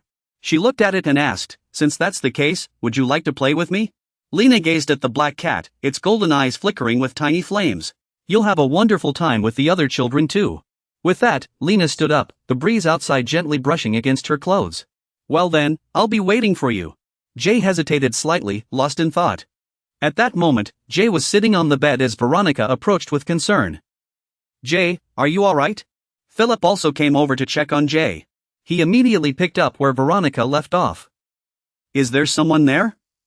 Is it dangerous? Jay calmly answered Veronica and Philip's surprised expressions. The owner of that mansion. I think we can meet her directly without any issues. A new day arrived, and Lena opened the door with a radiant smile to welcome her guests. The next morning, welcome. The guests turned out to be Jay, Veronica, and Philip. Veronica and Philip both looked visibly uneasy. Jay, however, appeared unusually resolute. Lena greeted them, all young mages. And your friends too. After exchanging pleasantries, Lena led Jay and the others on a tour of her castle. Before long, Veronica noticed something strange. She asked her friends. All the lights are out. Philip noticed it too. His concern grew more apparent. They've been out for 3 days? Jay didn't answer, as he was busy piecing things together. Just before coming here, I received a report that Dooning had gone missing. Jay's hand seemed to sense something. This only confirmed his suspicions. I can feel the binding spell I cast on it somewhere in this mansion. I'm certain it's here somewhere. Lena leads Jay and his group into the dining hall. Inside, the children have already set the table and are waiting for her. Teacher, come quick. We've been waiting for you for so long. A boy holding a fork invites Lena to join them, saying, let's eat together. A little girl smiles happily, proudly showing off what she's done. We set the knives and forks just like you taught us. Veronica is taken aback by the scene before her. She whispers to Philip. Were they really kidnapped? Jay doesn't seem to care about that detail. Instead, he just wants to find Dunman as soon as possible. I don't see Dunman anywhere. Then, Lena finally speaks, introducing Jay and his group to the children. Before we eat, I've brought some guests today. As soon as Lena finishes, the children's expressions change. They're going to eat with us? So be nice to them, okay? But soon after, the children's faces light up with smiles as they warmly welcome them. Hello, everyone. Nice to meet you. The other children gather around Jay and his group, chatting eagerly. They're so hospitable. Which street are you from? You're so cool. Since you're the teacher's guests, sit over here. At the table, everyone chats and laughs. A boy asks Philip if the food suits his taste, but Philip isn't used to such warmth and seems a bit awkward. It's delicious. Hearing this, the children relax. Meanwhile, Jay calmly observes everything. This is going well. Jay glances at Lena, silently guessing what might happen next. Her negative emotions are still overwhelming. It wouldn't be surprising if she snapped at any moment. Jay studies Lena's neck more closely. The glow from her necklace is the complete opposite of her demeanor. Is the necklace suppressing her emotions? After observing, Jay speaks up, turning to Lena. We're here to find our missing friend. Jay continues, we followed that light to this mansion. Hearing this, Lena touches her cheek, looking unsurprised. Oh no! I was so careful. Lena doesn't answer Jay's question right away. Instead, she places a hand on her forehead and says, maybe I should introduce myself first. I am Lena, and I came here to recuperate. Lena, the owner of this estate. Lena continued sharing her life story, while Jay and Philip listened quietly. 10 years ago, I suffered a terrible accident. Lena went on to recount that painful past, a woman's silhouette in a dimly lit room. I felt like the whole world was collapsing, yet I couldn't even take a step forward. Back then, Lena shed many tears, as if she were carrying an immense burden. But recently, I found a way to move past that sorrow. Lena shifted the conversation to the present, looking at the group of children. Now, I rescue and live with homeless children. Lena's face radiated happiness, though a strange emotion lingered beneath the surface. We live together very happily. Zay sensed something amiss. He pondered, trying to connect the dots. This was the same feeling he had yesterday. Zay reflected on his knowledge of magic. Did he know what kind of magic this was? Light orange magic. This was what people called a mother's love. Suddenly, Lena's hand, resting on the table, clenched tightly. Zay immediately noticed the detail. Zay glanced at Philip and saw that a kind of magic within him was resonating with Lena's. Was there some connection between them because of what happened 10 years ago? Philip might have been separated from his mother around that time too. Veronica noticed several inconsistencies in Lena's story. She spoke up indignantly, asking if Lena had ever considered their feelings while rescuing them. Lena completely ignored Veronica's question. Instead, she turned to Zay and asked, "When did you start learning magic, young mage?" Lena suddenly became unusually enthusiastic. She bombarded Zay with questions. Do you have a favorite food? I'm curious, how have you survived all this time living on the streets? Wasn't it difficult? Zay keenly sensed Lena's odd behavior. He wondered why she was asking him so many questions. Zay delved deeper into Lena's mind and discovered another kind of magic. Whenever she looked at him, that emotion grew stronger. Zay continued analyzing the situation. It seemed like something was unfolding in her mind. You've got too many doubts, regrets, and shadows weighing on your heart. Why did she react that way to me? What makes me different from the other children? While Zay was still lost in thought, Veronica gently called out to him from the side. Hey, Zay. Veronica watched the children eating and drinking as she voiced her concerns. But don't you sense the lingering magical energy on the other children? She said she didn't use magic to control their minds. Zay turned his gaze toward the children, listening to Veronica while pondering. But do you really think they're here of their own free will? After a moment's hesitation, Zay answered, I don't think so. Zay watched the children, who were still laughing and chatting, but their expressions seemed hollow. None of them had any emotions in their vessels. Hearing this, Veronica was shocked. What? The children continued eating and talking cheerfully, but despite the lively atmosphere, their spirits remained completely still. Zay noticed their vessels were empty, just like his usual state. Zay observed the other children, who wore bright smiles, and quietly concluded that their behavior seemed genuinely emotional. Zay analyzed the situation expressionlessly. This is a Scarlet Sound level ability. Noticing Zay wasn't paying attention, Lena stood up to draw everyone's gaze. Oh, look over here. Lena left her seat and walked straight to the door, smiling as she said, I forgot to bring out the dessert. Just a moment, please. Hearing this, the children obediently stopped eating and replied, All right, teacher. The moment Lena left, the children seemed to transform into entirely different people, completely unlike their earlier selves. One of the children spoke, their tone revealing dissatisfaction with Zay and his group. You're here to take us back, aren't you? Faced with their attitude, Veronica quickly explained, Dooning and Miwon are looking for you. Instead of gratitude, the child bluntly refused Veronica's offer. No need. You can go back. Hearing this, Veronica was stunned. What? Boston stated firmly, we're not going back. Palai immediately chimed in, that's right, we love it here. Palai continued sharing what Lena had done for him, showing how deeply grateful he was to her. Miss Lena has been so kind to us. She gives us delicious food, warm clothes, and even teaches us to read. Life on the streets can't compare to this. A timid little girl spoke up, rubbing her small hands as she picked up where Palai left off. Our mistress is a good person. I don't want to disappoint her. The other children nodded in agreement. Me too. I want to make her happy. I'll do everything I can to stay here. Gradually, the children's attitude turned hostile toward the rope group. If you try to stop us, we'll do whatever it takes to resist. Lena returned, pushing a cart full of desserts. Sorry to keep you waiting. At the sight of the dessert cart, the children immediately grew excited. And everyone started buzzing with anticipation. No, miss. I want to eat the desserts. Lena unhurriedly placed each cake on the table, and they looked incredibly tempting. Once everything was ready, Lena addressed the children and the rope group. I've prepared a special treat for everyone. Lena cheerfully invited them, please, have a taste. The rope group instantly sensed something was off about the desserts. This treat. The cakes were covered in a bright red syrup with a small cherry on top. The rope group member gently poked one with a fork. It was laced with something harmful. The children laughed, but their smiles were eerily hollow. They urged the rope group to eat faster. Come on, try it. This is what our mistress made for you. Still hesitant, the rope group was met with scolding from the children. Veronica suddenly looked lost. What's wrong? Aren't you going to eat? Are you planning to reject her kindness? Unsure of how to respond appropriately, the rope group member finally ate the cake. Lena looked pleased, giving a meaningful smile. Suddenly, a fork coated in syrup clattered to the floor. As if by accident. Lena remained at the head of the table, watching the scene she had long awaited. All the children collapsed unconscious. With her goal seemingly achieved, Lena finally revealed a sinister grin. Chapter 65, a morning with sunlight streaming into the warm room. In the summer, a group of children were carrying a boy on a stretcher. Boston was walking at the front. The boy lying unconscious on the stretcher was none other than Ashang. It seemed Ashang was only pretending to be unconscious, as he could still move slightly. Sure enough, Ashang opened his eyes wide, covertly observing his surroundings. Earlier, just to be safe, Ashang had given his friends 3 pills. What were they exactly? She asked in surprise. Are these fever reducers? Ashang explained why he thought everyone should take the fever reducers before entering the mansion. I think it's best to take them before we go inside. Ashang recalled his past experiences, trying to piece everything together. When Nero entered the mansion, near the garden corner by the entrance, he spotted a familiar herb. Ashang's mind flashed back to the plant with bright red fruits he had seen that day. It was called the burst fruit.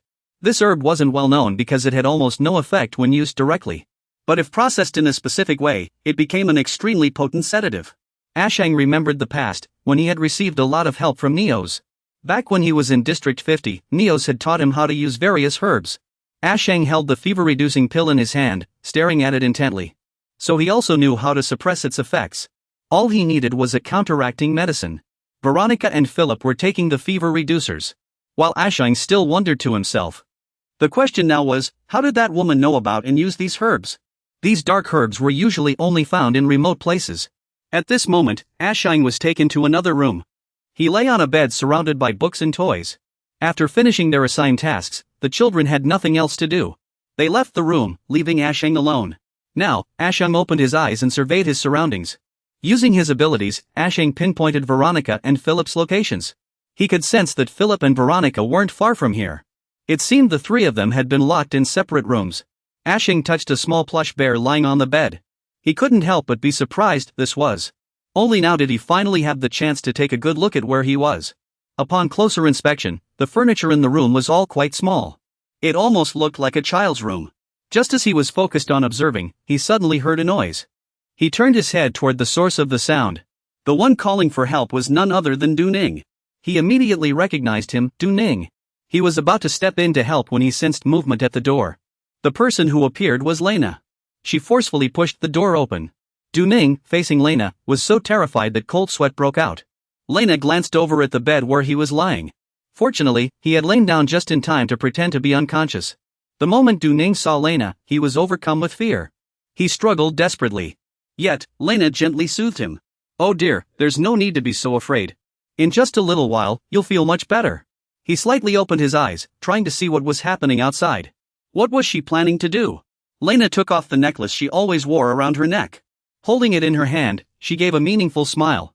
The necklace was draining all of Du Ning's emotions, making him appear in agony. He had already witnessed too much.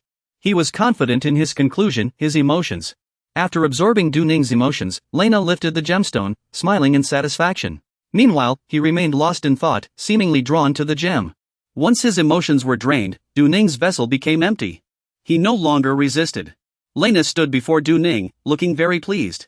She tightly gripped the gemstone in her hand.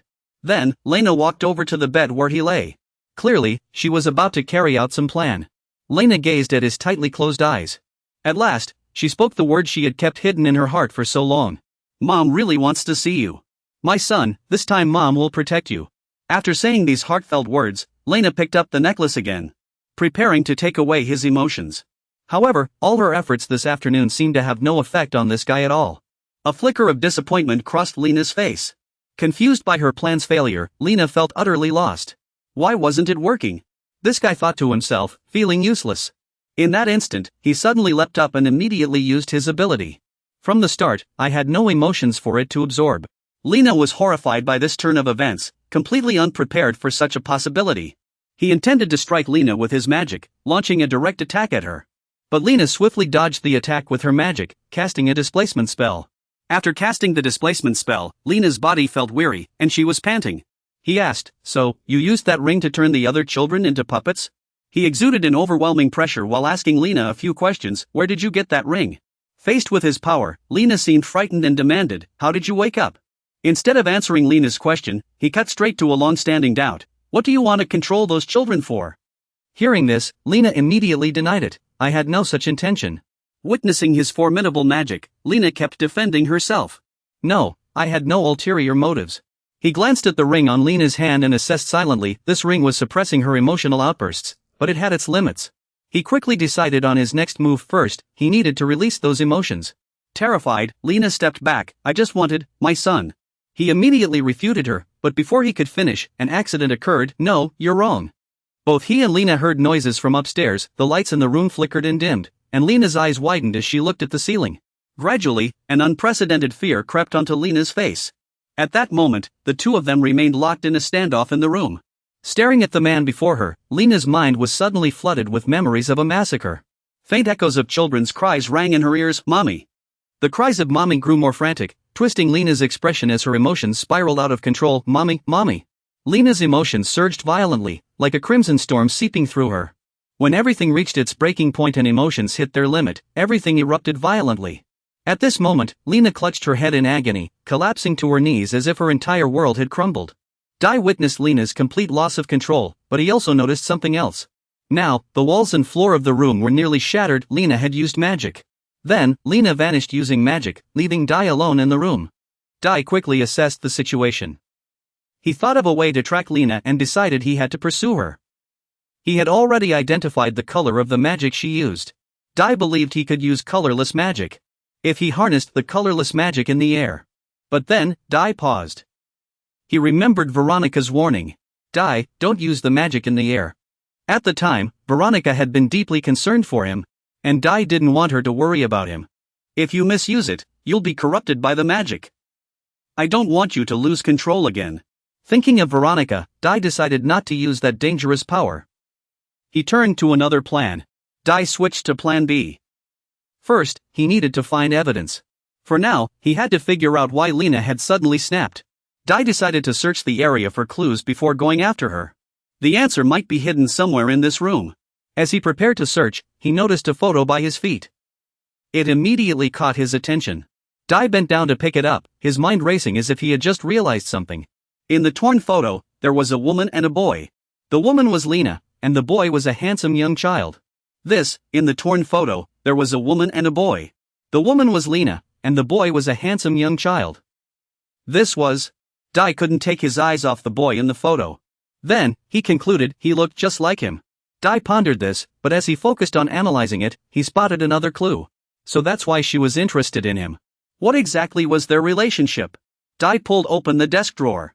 Inside, there is a blue notebook. It looks like a child's diary. There are some drawings on it. And some writing below them. "Today, I cooked with Mom. It was so much fun. Mom taught me magic. Mom is the best." He flips through the pages and schemes them. There is nothing else. It seems he is slowly piecing everything together. His eyes widen in shock. If the last entry was from 10 years ago, then he should be about the same age as me now. I have never seen such a child before. On the last page, the handwriting is no longer childish. It is Lena's handwriting. "Mom couldn't protect you. I'm so sorry." While reading the diary attentively, while engrossed in reading the diary, he suddenly senses something wrong. He immediately goes on alert and turns toward a certain direction. Dooning appears furious on the surface, but there is no emotional fluctuation inside. "How dare you put Madam in danger?" He almost immediately notices something is off. He analyzes the situation. Dooning, this body has no emotions at all. He looks at the furious Dooning before him and wonders. He stands still, watching Dooning charge at him. His mind is still full of confusion. How can this be so illogical? A flicker of surprise flashes in his eyes. He grows increasingly curious about that thing. What exactly is it? Dooning is closing in on him. Despite missing his mark, Dooning didn't back down. He questioned the man's actions. "How dare you disrespect the lady?" Immediately after, Dooning threw a punch at the man. His face was filled with fury. "I won't let you get away with this." Dooning suddenly swung a powerful fist. The man blocked the strike with both hands. His body showed no signs of injury. Even as Du Ning attacked with all his strength, the man remained calm, assessing the situation. His entire body was covered in reinforced magic. After evaluating the situation, the man realized Du Ning wasn't much of a threat. He was stronger, but not exceptionally so. Mid-fight, Du Ning suddenly froze as the ground and floor trembled again. Du Ning suddenly shouted, seeming to lose control. "Get out of here, now!" Seeing this, the man thought to himself that he couldn't delay any longer. The man grabbed Du Ning tightly, trying to restrain him. Du Ning was stunned. "You!" Right after, the man used magic to suppress Du Ning, causing him to cry out in pain. Before long, Du Ning was completely subdued. He collapsed onto the floor. After dealing with him, the man quickly opened the cell door and rushed out. He wanted to find Philip and Veronica. "I must find Philip and Veronica." The group of children had reappeared. It seemed they had anticipated his escape. "He's over there." Palace led the group, looking furious, and ordered the children behind him. "How dare you attack the lady? Seize him." Palace pointed directly at the man, commanding the others to rush forward and capture him, kill him on the other side. But these tricks were no match for the man. He swiftly used magic, vanishing without a trace. The man moved at lightning speed behind Palace and his group. So fast they didn't even have time to react. Seeing this scene, Pales was extremely furious. He quickly ordered the remaining children. "Darn it, grab him! Hurry, chase after him!" Using his magic, Jia pinpointed the location of Philip and Veronica. It seemed they were nearby. Finding Philip wasn't hard. Soon, Jia spotted him from a distance. Philip was impossible to miss. "Get away, you pests!" Philip climbed onto a tall bookshelf, wielding a long pole to fend off the kids below. "Don't touch me!" Meanwhile, the kids below were desperate to pull Philip down. "Stay back!" Tom hooked his leg around Philip's, planning to drag him down and... Before long, one of the kids grabbed Philip's ankle. Philip was caught, but Jia wouldn't let that happen. He struck the child's neck and grabbed him. Another child noticed the interference and started complaining. Philip, still perched above, witnessed it all. That little. Philip remained up there, overjoyed when he saw Jia. Jia had already handled everything. Jia. Only after ensuring safety did Philip dare to climb down, asking slowly as he descended, "What's going on?" Jia didn't hesitate. He immediately turned to leave, needing to rescue their friend first. "We'll explain after we find Veronica." On their way to save Veronica, the two heard a strange noise. Philip asked, "That sound?" They rushed toward the source of the noise, realizing it was Veronica's voice. Philip ran over, shouting, "Veronica!" Just as Philip was about to ask if she was okay, the sight before him left him stunned. "Are you all right?" Veronica was using magic to restrain the kids, who were wailing. "What's happening? I'm scared to death, put me down," and Veronica is not happy about it. Seeing the situation, Philip let out a relieved sigh. "Looks like you're fine after all, you're a mage too." Veronica was relieved to see her friends unharmed. "Thank goodness, you're both okay." Of course, Veronica sensed something was off. She asked Philip and Jia with concern, "What's going on? This mansion suddenly shook, and then they charged at me." Hearing this, Jia remained still, answering calmly, "You saw what happened." Jia recounted the events, as if seeking confirmation from Veronica. After the lights came on, she ran away. "Is that why?" Veronica confirmed, "That's exactly right." Philip was thoroughly confused. He rubbed his chin and asked Jay, "But why did she run away the moment she saw the light?" After listening, Jay pulled something out of his pocket, intending to show Philip and Veronica. "Maybe it's because of this." Jay handed the photo to Philip, whose expression instantly changed upon seeing it. "I found this in the room. It should be Lena's family photo. And the child's diary." Veronica stood behind Philip as they read the diary together, her expression turning sympathetic. "No." Veronica still had many questions, but as she pressed further, Philip's face grew increasingly grim. Jay observed from the side. "This child must be Lena's son. Could it be, he's no longer with us?" Veronica rubbed her chin, recalling what she had learned before. Her voice carried pity for Lena. "She once mentioned this to me. She called it psychological trauma." Maybe when the light came on, painful memories resurfaced. After explaining her theory, Veronica refocused on the most urgent matter at hand. "But right now, we still need to rescue the other children in the mansion." "Jay, what do you think?" Jay didn't answer Veronica's question immediately. Instead, he turned to Philip and asked, "Philip, what do you think?" Philip was taken aback, flustered at being asked for his opinion. "Me?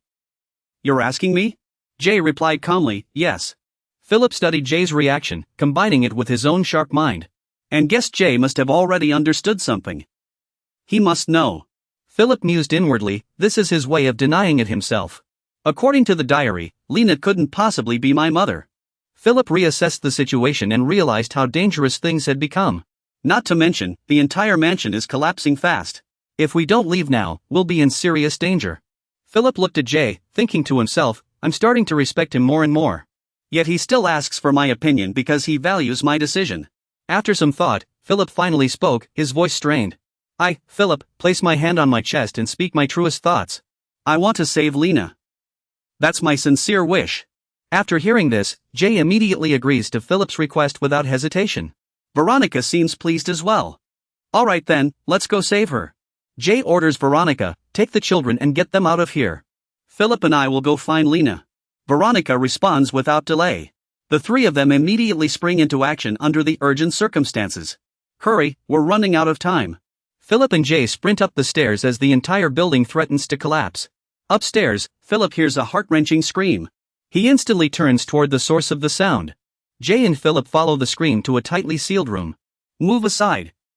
Get away from here. Philip asks uncertainly, is Lena in there? Suddenly, a powerful surge of magic erupts from behind the door where Jay and Philip stand. Philip stares at the scene and the force that just exploded, bewildered. What's happening? Before Jay and Philip stands Lena, engulfed in a massive storm of magic. Is that a storm?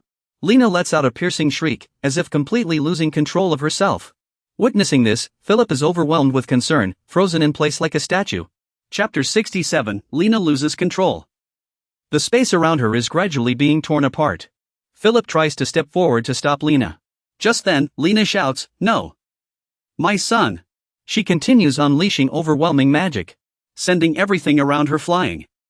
Stay back.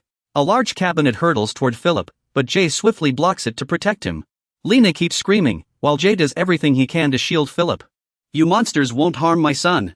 Philip explains, recalling what Veronica once said, it must be the psychological trauma she mentioned. Lena sees us as enemies. Jay doesn't respond to Philip's words, his mind occupied by thoughts of the ring and the immense magical power. The magic she's releasing far exceeds what her spell formation can handle. The magic in her ring has spiraled out of control, triggered by the emotional outburst of its vessel. Jia explains the situation to Philip, her vessel can't withstand this overwhelming surge of emotions. If this continues, it will inevitably collapse. Hearing this, Philip panics. What? Philip mumbles in response. Jia cuts to the chase, we need to calm her down to stop this from happening. Jia turns to Philip and asks urgently. Do you have any way to help someone calm down? Philip rests his chin on his hand, deep in thought. Soon, he comes up with an idea, he can empathize with her. As if a floodgate had opened, Philip clenches his fist and pours out everything on his mind. While comforting her, you can share her emotions. Jia still doesn't fully grasp the concept. So he quickly asks Philip to explain what empathy means. Philip details Reina's situation and points out how to help her escape it. Lady Reina never had anyone to confide in before. All you need to do is listen to her, hold her, pat her back, and empathize, let her know you understand. Philip elaborates further to ensure Jia understands what he meant. After all, emotions are contagious. Hearing this, Jia seems to have an epiphany and thinks to himself. Contagious. Is that why I ended up crying too? Jia recalls that day when he hugged Veronica. Their emotions truly did pass between them. After hearing Philip's advice, Jia knows what he must do. He says, if I'm going to do as you say, I'll need to get close to her first. Jia plans to approach Reina himself because he's worried about Philip. I'm not good at sensing or empathizing with others, but if Philip, someone without any magic, steps into this storm. Philip speaks up, I'll do it, Jia. Philip presses his hand to his chest, and in that moment, a fire seems to ignite within him. I understand the emptiness of losing family. In an instant, Jia sees a flash. The magic felt incredibly warm, which surprised him greatly. Seeing Philip so determined, Jay decided to help him by setting up a barrier to surround him. Alright, then I'll shrink the barrier and focus all my magic to protect you. Jay still took care to reinforce the protection for his friend, doing so with great attention. I've already strengthened the magical reinforcement. Philip couldn't help but admire Jay's skillful use of magic. I never knew magic could be used like this. Finally, Jay gave Philip a few last words of advice before he embarked on the difficult task. I've already used too much magic on the first layer and can't reinforce it further now. Be careful. Philip heeded Jay's warning and thanked his friend. Alright, thank you, Jay. Then, Philip quickly entered the chaotic magic zone where Lena was.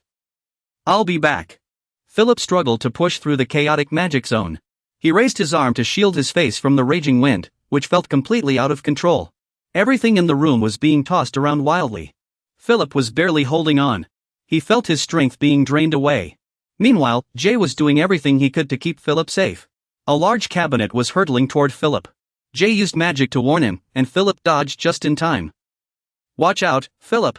Philip was utterly shocked by the sudden voice. He was a little surprised himself. Jay's voice echoed in his mind. Is this magic too? On top of that, Jay reminded Philip to finish the difficult task as soon as possible.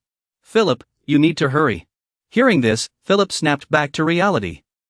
"Sorry." By this point, Jay was starting to feel his strength fading. He was barely managing to maintain the barrier. His magic was depleting rapidly. Jay observed the situation, silently assessing it. What lay before him was a massive storm. This was no ordinary storm. The main component of this magic was weakness and exhaustion.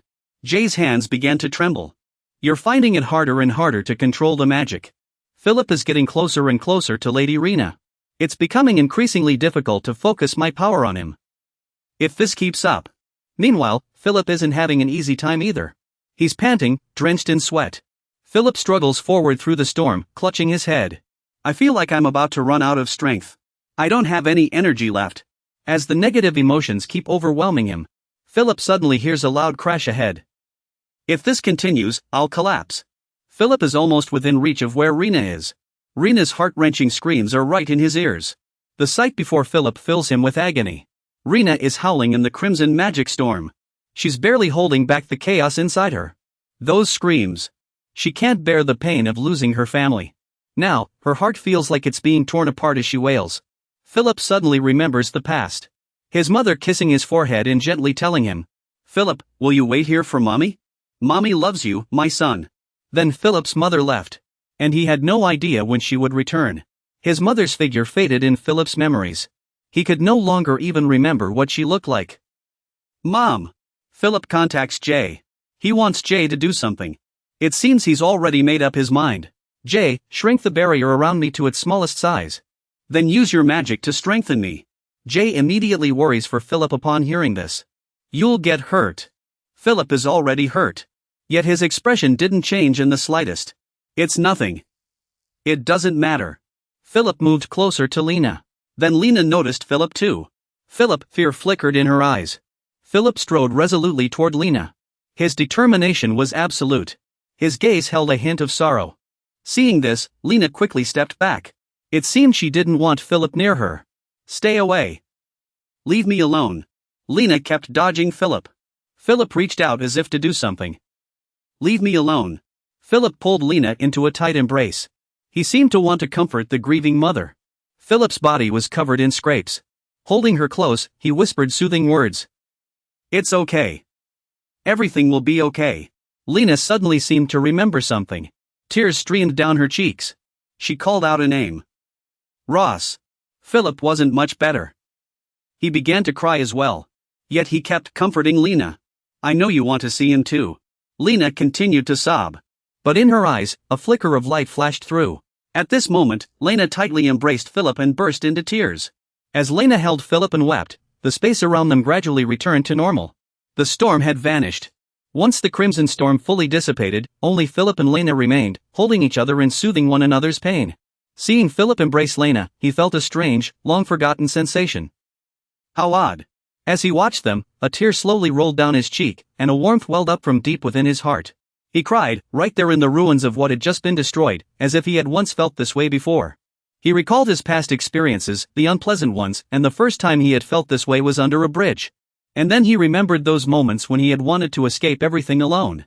Ever since then, he had been running away. Back then, had there been tears like these? He had been running ever since. The tears kept flowing, but he didn't mind the feeling now, it was surging from deep within. He struggled to recall the happy moments he had shared with his family, while also remembering the painful memories he had endured. "Run, come here," he realized he had once cried like this before, unable to bear it. He had touched upon those past emotions and couldn't help but sob, so. He looked at his reflection and saw someone shedding tears, yet feeling real emotions. He had to face it, a powerful magical force was enveloping his heart, this pain. In that moment, through his tears, strength and emotion truly welled up within him. He placed his hand over his chest, gripping his heart tightly, as if he understood something. His heart now held emotion, and it was so beautiful, it was complete. Just then, a black vortex appeared before him, slowly materializing in the room where he, Philip, and Lena stood. He was astonished by this strange phenomenon, as if he knew what it was. He could name the being that had appeared before Lena and Philip: Kirgiosha. Kiliaksa raises his bandage-wrapped hand, as if he's about to do something. Then, Kiliaksa immediately charges forward. However, Dai has already blocked Kiliaksa's attack with magic, leaving him completely immobilized and helpless. Then, has the magic weakened? Kiliaksa kneels on the ground, pushing himself up with great effort before speaking. Besides the binding magic, it also learned weakening magic? This kid. Dai stands in front of Kiliaksa, threatening and warning him not to make any further moves or lay a single finger on either of them. Dai's eyes are filled with emotion, and his heart feels the same way. If you want trouble, just try it. Dai commands, don't touch either of them. If you want trouble, just try it. Kiliaksa dares not make a sound. He wonders to himself, why is his anger so intense? And what is this magic power? Last time, he was only at the first circle, but now he's already at the second, no, at least the third. Kiliaksa exclaims, so you are hiding your strength. What circle are you really at? Third? Or fourth? Dai immediately understands, Kiliaksa has been secretly observing him all along. Kiliaksa's only reason for appearing now is to eliminate Lady Lania to prevent Dai from gaining information. If Dai obtains information through Lady Lania, Kiliaksa would be at a disadvantage in future exchanges, so he wants to remove the source. Kiliaksa suddenly laughs, magic radiating from him. I'm getting more and more curious. Where did you come from? How have you lived? What's your goal? I'm going insane with curiosity. Dai knows his abilities aren't enough to fully control him. In that case, I demand you stay away from Philip and Lady Lania. I'll teach you how to control your emotions. If you dare harm them, I won't give you the answers you seek. And in the future, don't interfere with my search for information about Dr. McCrest. Kiliaksa thinks to himself, has he seen through my intentions? I really shouldn't have let him know about the new faction's intel last time. From the very beginning, the exchange was completely one-sided. If I didn't need that intel so badly. He probed, don't you want to know what intel I have? I could have traded something else, but you refused. Not anymore. I don't want you to know anything else about me. Kiliaksa snapped in frustration, what a cunning little brat. With that, he glanced at the person lying on the ground, watching her suffer alone. Then sat down to observe. He saw that Lena's magic at her chest glowed red, though she found some relief, her emotions remained trapped. This necklace is suppressing her emotional outburst. To free her emotions, the necklace must be destroyed. But when he picked up the cord, Kiliaksa looked shocked, the cord moved on its own. I bet you're wondering what this thing is for, huh? Investigate it carefully, and you might uncover intel about the doctor. But what should I do? If you don't destroy it now, she might lose her mind. What's there to hesitate about? Or do you think her memories will stay intact even if she goes insane? He knew that much, his words weren't entirely wrong. Walter's case was the same. Though his soul was shattered, he could still barely hold on. I see. In this situation, Philip would surely understand me. Watching him still hesitate, he mused, still can't make up your mind, huh? Kiliaksa's lips curled slightly. Now I get it. Like us, he's a monster forbidden from feeling freely, yet he knows how to exploit emotions when it suits him. You'll bring about your own downfall soon enough. Then, he smashed the necklace. Kiliaksa stared in shock. Oh no, look, the necklace is broken. How could this happen? Lena's magic at her chest had turned into a purer white. Is that so? You'll regret this. It holds more than just the intel you want. If handled properly, it could even help restore the doctor. He replied, I don't care. I'll get intel elsewhere.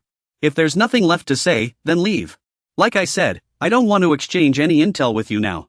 He barked, get out of here. Kiliaksa held back, knowing he wasn't your match. Did his body just vanish into thin air? Meanwhile, you, who had been unconscious beside Rena, woke up. Philip curiously asked you, should I keep sleeping? What exactly happened? It's nothing. Don't worry about it. Veronica just ran over. She saw you carrying Philip on your back while holding Rena. She let out a sigh of relief. Thank goodness, you're okay. The kids suddenly passed out. I thought something terrible had happened. Is Lady Rena alright? She's fine. She'll wake up soon. When the other two injured people woke up, they looked confused. What exactly happened?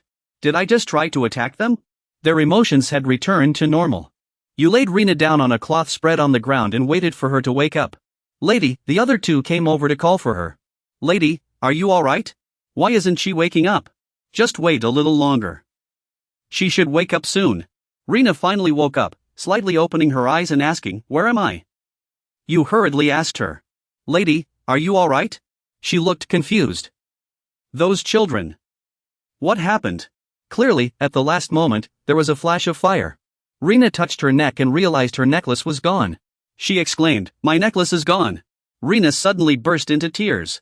The people beside her called out, Lady, have you eaten yet? It seems you haven't had dessert yet.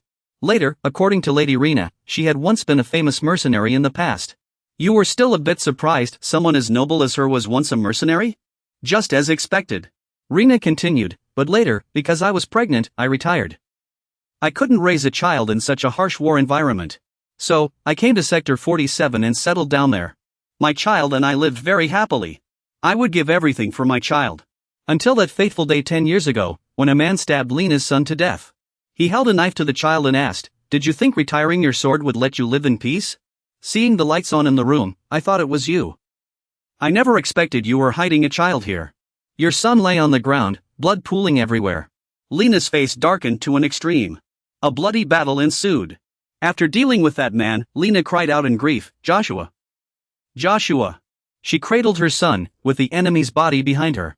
Unable to contain her hatred, Lena screamed, no. My son. She continued, from that day on, I lived like a hollow shell, shutting myself away in the mansion, seeing no one. Until one day, someone suddenly barged in, they had found me. They said, you possess a rare kind of emotion. I've heard about your story. They held out a necklace. Here. This will help you escape those emotions. Lena said sadly, what happened after that, everyone knows.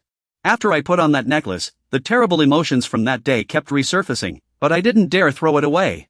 Eventually, to fill the void Joshua left behind, I kidnapped those children and hurt them. I'm truly sorry. I'm willing to accept any punishment for my crimes. Another voice chimed in, it's alright. The children peeked from behind the wall, watching as he cried out. Big brother, he's moved. I never knew Madam had such a tragic past. Another person said, I'm fine too. The time I spent in the mansion was genuinely happy. Others joined in, same here. You don't need to feel guilty. It was the first time I felt such care. Yeah, you've always been kind and smiling. Thanks to you, Madam, we lived so happily. So please don't be sad anymore, Madam. These words left Lena in tears. Everyone. They rushed forward to comfort her. Lena continued, thank you all so much. Seeing this, the rope group let out a sigh of relief. Their vehicle started up and drove away. Philip sat in the passenger seat and sighed in relief, I'm so glad Madam Lena has fully recovered. After the mansion was repaired, she said she wanted to open a training and rescue institution, right? It seems she'll continue keeping in touch with those street kids. He replied, yes, thinking to himself that with those children around, Madam Lena would be just fine. Before negative emotions can build up, the kids around her will help dispel them all. They'll fill the void for each other. He continued, but it's really too bad. If only Madam Lena were my real mother. Philip said lightly, it's okay. I'll meet my mother someday. No, I will meet her. No matter where she is, I'll find her. A black cat meowed. Philip was surprised to find it in the back seat. Madam, little one. Ever since that incident, it's been sticking to Veronica, so we just let it come alone. Veronica begged them, please let's keep it. He answered, I agree. What's the big deal? Every district has to find a summoning beast anyway, what a hassle. Philip looked worried. Is what Madam Lena said really true? The story about the walking castle.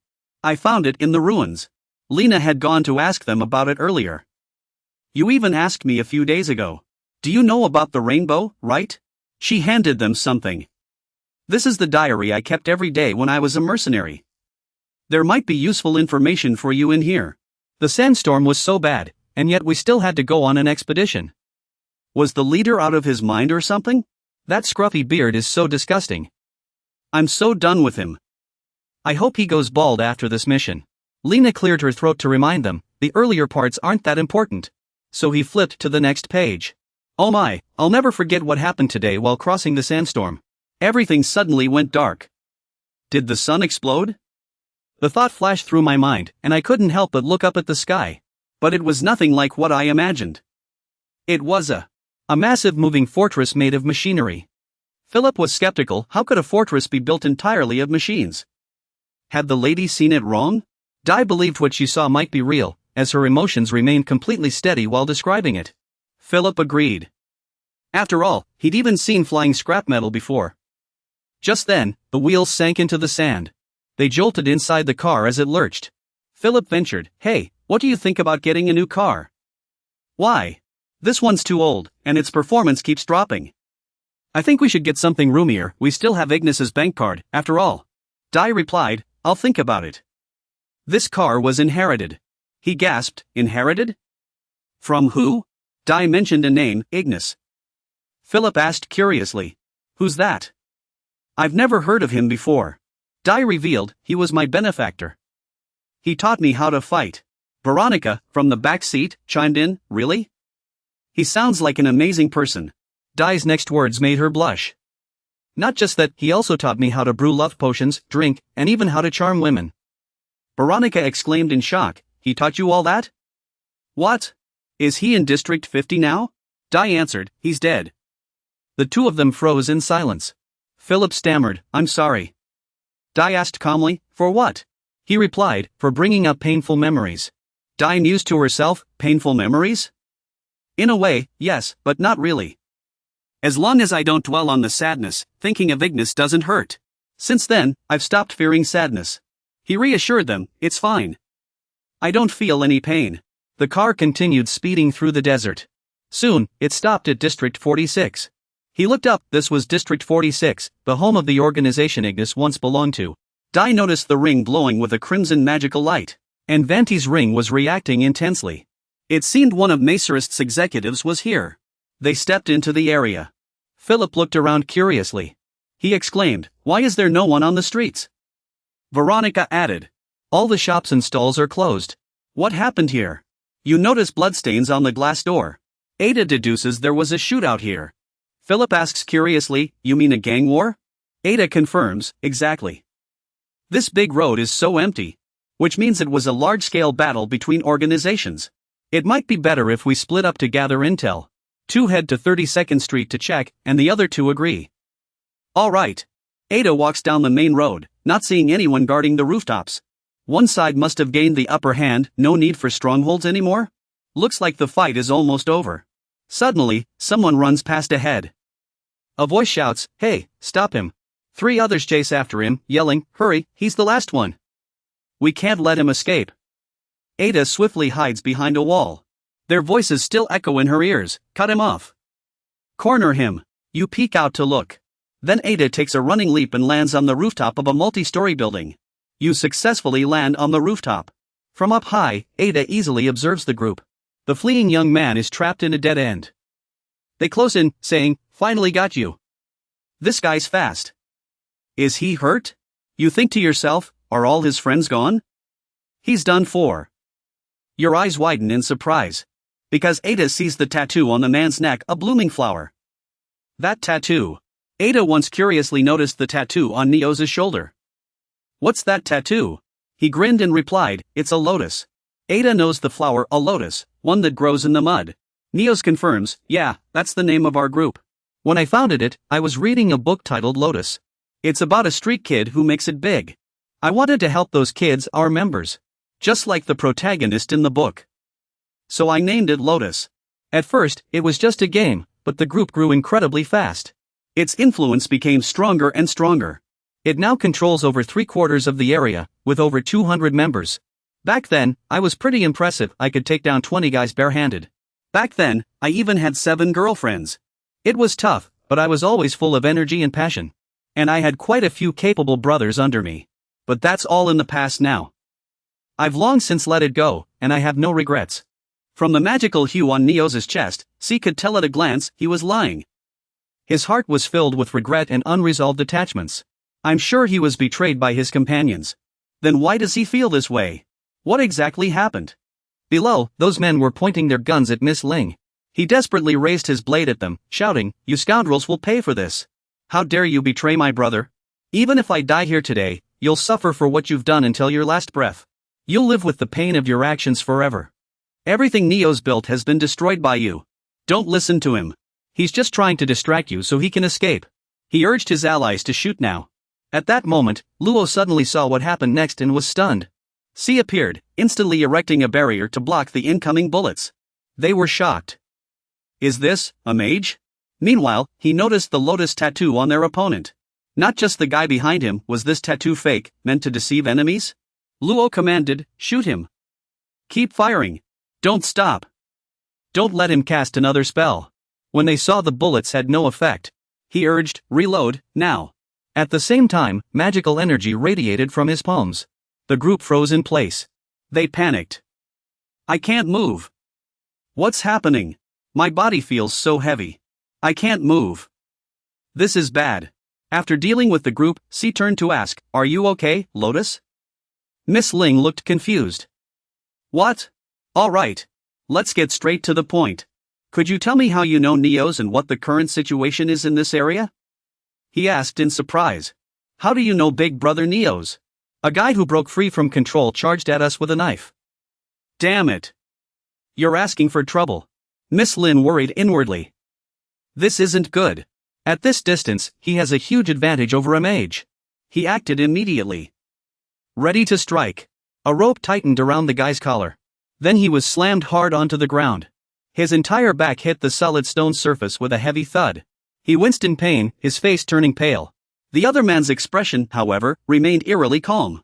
None of his companions dared to move. They fled. Now's your chance, run. He's not someone we can mess with. Miss Lin felt a sense of familiarity. The way he moved. Looking at his back, it felt so similar. Neil's figure seemed to appear before Miss Lin's eyes.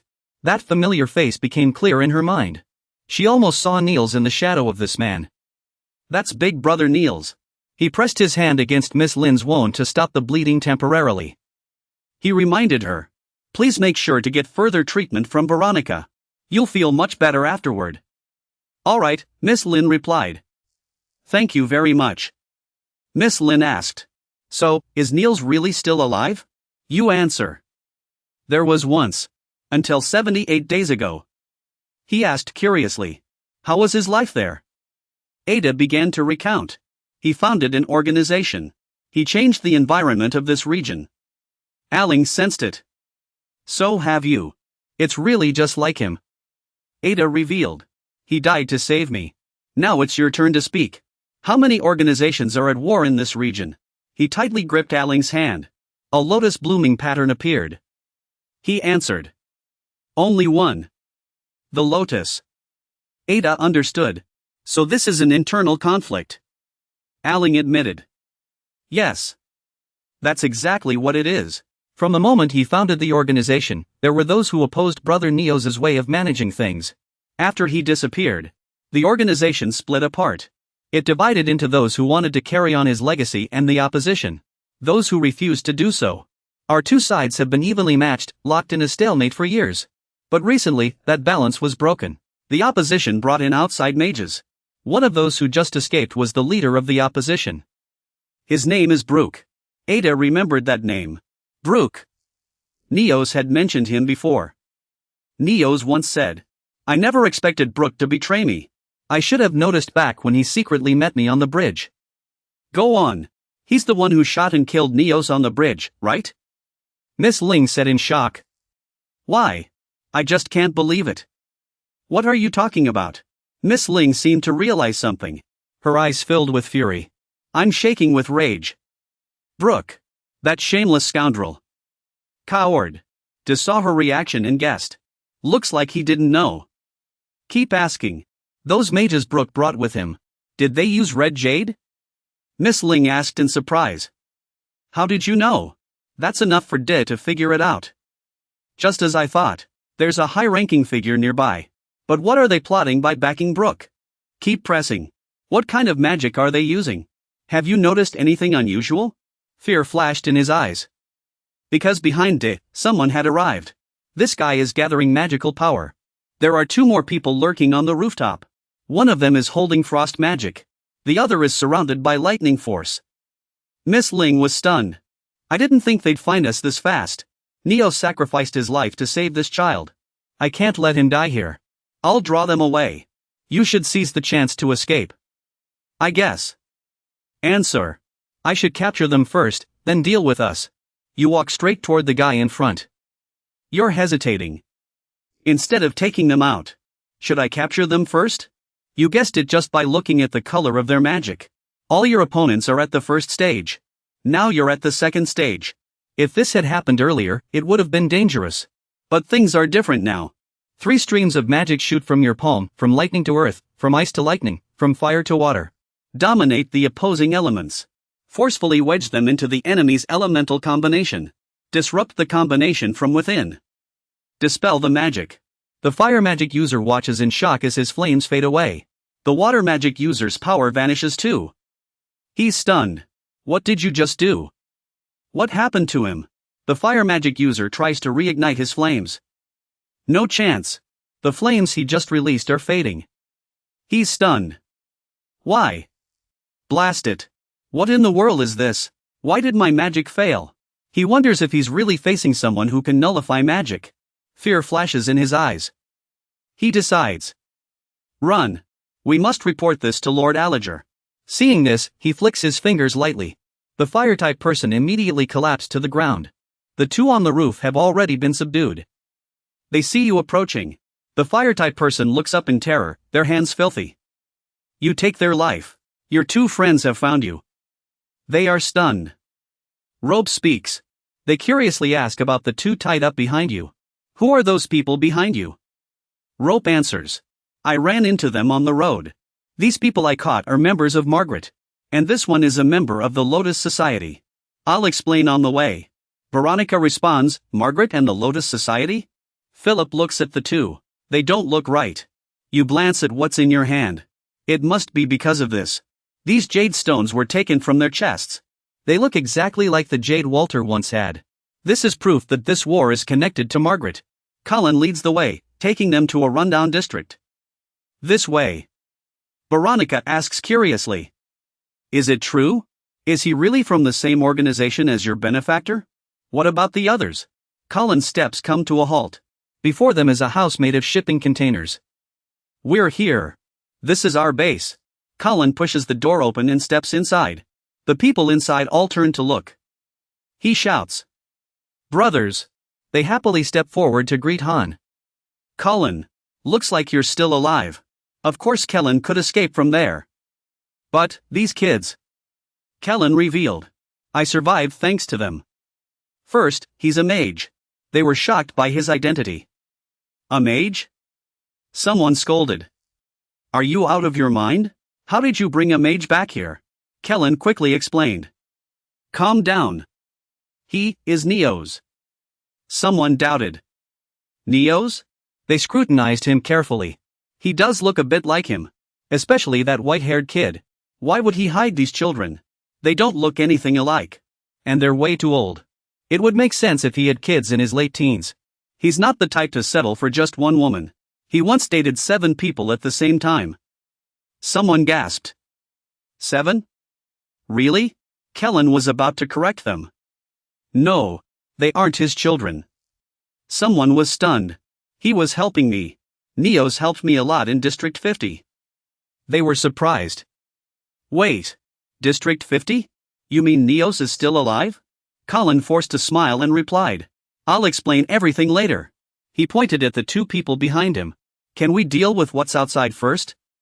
He asked in surprise. Wait. How did you capture these mages? What exactly did you do? Don't tell me it's because of this kid. The 2 were tied to chairs. Colin had just smoothed things over for his teammates. I'd like to apologize on behalf of all our members for their rudeness. They've lost many comrades to mages before. So their emotions are running pretty high right now. You asked about Neos and the Lotus organization earlier. Then I should start from how we first met. The founding members of the Lotus organization were Brooke, Neos, and me. We were all orphans living on the streets. At first, we were enemies. Each of us led our own group. After countless battles, Neos came out on top. We merged all the gangs into one. Brooke and I resisted at first, but it didn't take long before we fully followed him. Later, when he came of age, he brought back a book he'd found in a trash heap and told us we should form an organization. From the very beginning, he wanted to eliminate the gangs that threatened other orphans' safety. But no matter how much fear he spread, he knew he couldn't solve the problem at its root. That's why he decided that if he couldn't stop the violence, he would become the most powerful force in the region. He proposed we take in orphans and form an organization. Orphans like us fighting against gangs. Brooke and I thought it was impossible. Yet our organization grew stronger and eventually became the most powerful force in District 46. Besides the Lotus Sanctuary itself, we've eliminated all the other factions. When we lived under his reforms and witnessed the orphanages being built, we thought his vision of an ideal world was within reach. Until that fateful day, when Mr. Neos was ambushed by remnants of the opposing forces. We heard he fell into the Elton River. That day, half of our comrades were lost, betrayed by those who had fought beside us just the day before. All of this was part of Brooke's plan. He had to oppose the Lotus Sanctuary's current policies, focusing only on his own faction, everything. His opposition even dragged mages into the conflict. The side we support is in dire straits. So, I have a request to make. Miss Ling bows to you, Master Mage. Do you have a way to help us? If you join our side, we can surely find a way to turn the tide. Veronica and Philip are waiting for your decision. I will respect your choice. Dai, you're the leader. You wonder if this is out of respect for you. But something still feels off. True, I owe Neos a debt, but I have no direct ties. So there's no reason to help the Lotus Sanctuary. Without Neos, I already feel regret and longing. Regret and longing come from things left unfinished. Did Neos leave something behind in District 46? What could it be? I don't think it's just his remaining followers. Suddenly, the bound mage lets out a loud scream. He keeps shrieking. Miss Ling looks shocked. What's happening? Veins are spreading across the man's face. And flames on his chest. You think to yourself, this is a hidden mage. It was carved so exquisitely that I didn't even recognize it. In just an instant, the mage collapsed. The ground beneath was covered in blood. The corner of his mouth suddenly curled upward. The energy around him shifted abruptly. So it was you. How dare you, kid, stand in my way. Linger shielded the two behind her. Silk stared at him intently. Are you asking if I'm their master? He crossed his legs. That arrogant look. That's right. I am the master of Zyapir and Jeremiah. Silk chimed in. I see you casually use your own primary body, don't you? Looks like you have no interest in exchanging prisoners. Flames erupted from his palm. No matter. When Silk's chains were burned off, he punched the person beside him in the head. Blood splattered everywhere. The leader remained utterly calm. As you can see, these children belong to me. I'll do with them as I please. You're also a mage summoned from outside, just like us? Silk denied it. No, I'm helping Linger of my own free will. I came to District 46 for other reasons. He gave a regretful look. Oh, really? Then why don't you go take care of your own business? It's a shame to kill a talented mage like you. Silk wiped the blood from her face. That might be a little difficult. It seems the reason I came here is now in your hands. The leader laughed and asked. You're quite amusing. So, you want to fight me? Silk answered without hesitation. If necessary. He said confidently, fighting me would be certain death. You feel curious. Why? The leader replied, I am an omnipotent being. I observe all things from the heavenly realm. I see through everything. I am stronger than anyone else. Even now, I could easily locate you and eliminate you. ACI said calmly, I know your location too. You thought to yourself that you had implanted an element into the mage you met among the members and in the alley. They must have gone straight to report to the leader. Thus, you pinpointed his current location, a building on Main Street, 10th floor. That's exactly where your base is. And about your identity. You are a high-ranking executive of Margaret.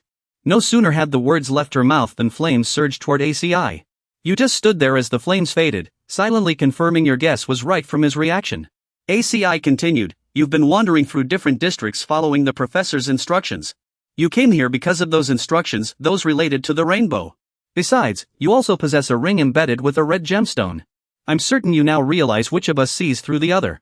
The leader exclaimed in surprise, you've investigated me? You replied, in a way, yes.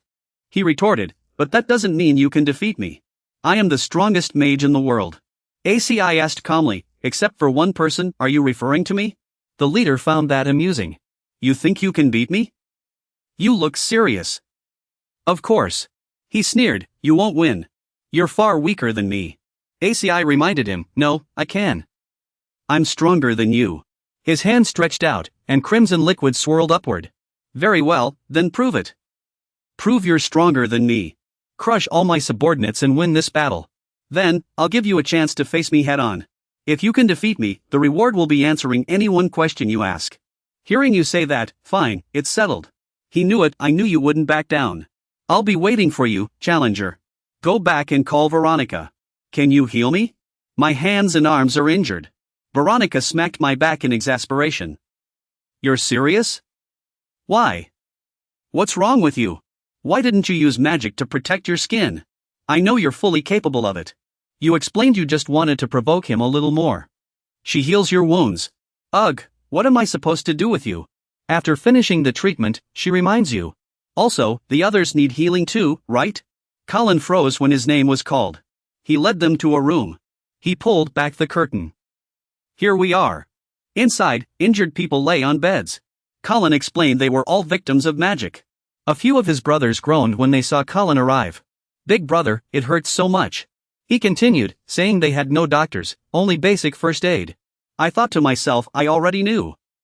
The air was thick with the smell of blood and antiseptic. Veronica was stunned, covering her mouth in shock. What in the world happened here? Even if a doctor came, they might not be able to save everyone. She asked you, can you handle this? Veronica replied, leave it to me. She told Colin, you'd better close your eyes. Philip had already put on his sunglasses out of habit, while Colin looked confused. What's going on? Veronica clasps her hands together, and a healing energy radiates outward. A dazzling light envelopes the area. As the glow gradually softens, Colin is stunned. What? He sees the people who were initially wincing in pain. They now appear much more relaxed. Colin exclaims, their wounds.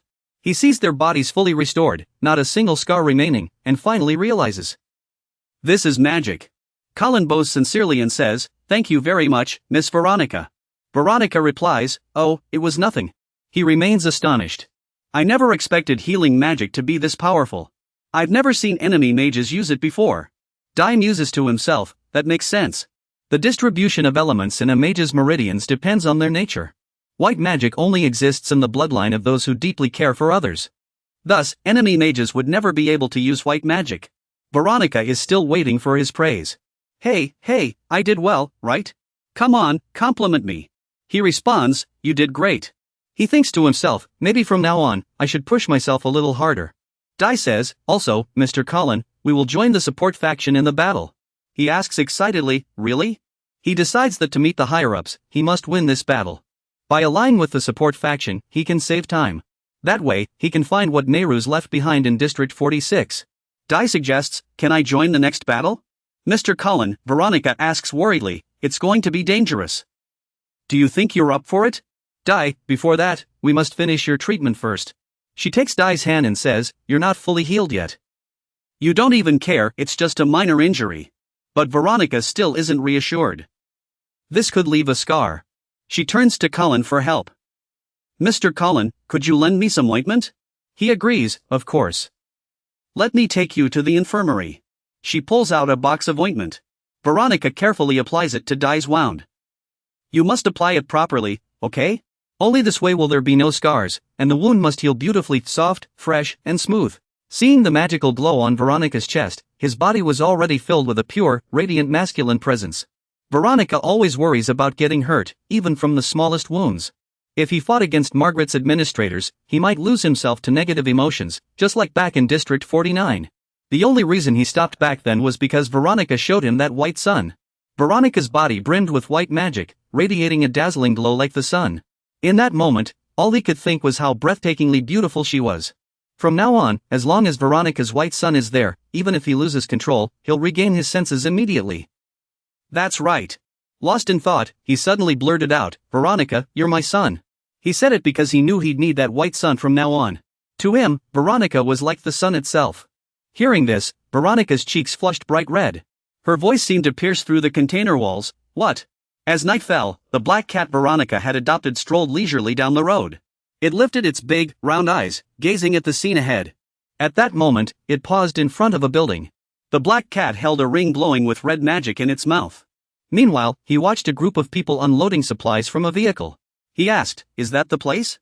The two of them stood on the rooftop of a nearby building. Chuli confirmed, yes, every morning they transport supplies to the border for assembly. Today's mission was to seize those supplies. He was the captain of the second squad of the support faction. He asked curiously, why would they leave the supplies so exposed? Chuli replied, they're mocking us, as if daring us to take them. Deep down, they knew exactly how desperate we were for supplies. We'd managed to seize their supplies a few times before. But each time, we suffered heavy casualties. Even when we ambushed them and waited for the guards to leave, the enemy would arrive immediately. He mused to himself now that he thought about it. Ling Ling had once mentioned that there was something strange about every battle. The enemy has been shifting positions and waiting, blocking our retreat every time, forcing our entire squad into a specific area. It feels like every move we make is being seen through. Yet, that area has no enemy guards at all. It's as if someone is watching us from above. You immediately think of the sky. He said something similar, claiming he was looking down on all of us from above. Last night, I left magical elements inside that mage. It's likely someone killed them. But when I checked with Nero last night, he still hadn't moved his base of operations. From a risk perspective, relocating would be more advantageous for him. Also, according to Colin, he and his men are often forced into defensive positions, barely escaping. It feels like they're deliberately letting us escape. He's intentionally dragging out this war. He's toying with the enemy's stronghold for his own amusement. Like Walter and Curiosa, this high-ranking officer must have some emotional flaws. Does the current situation reflect his true nature? If so, what can I exploit from this? They're now sitting in the carriage, preparing to depart. Dai Wenhan, Veronica, are you all right? She says lightly, I'm not worried at all. Dai replies, good to hear. You're observing the magical colors of the two across from you. On the other hand, anger, anxiety, dissatisfaction, and fear.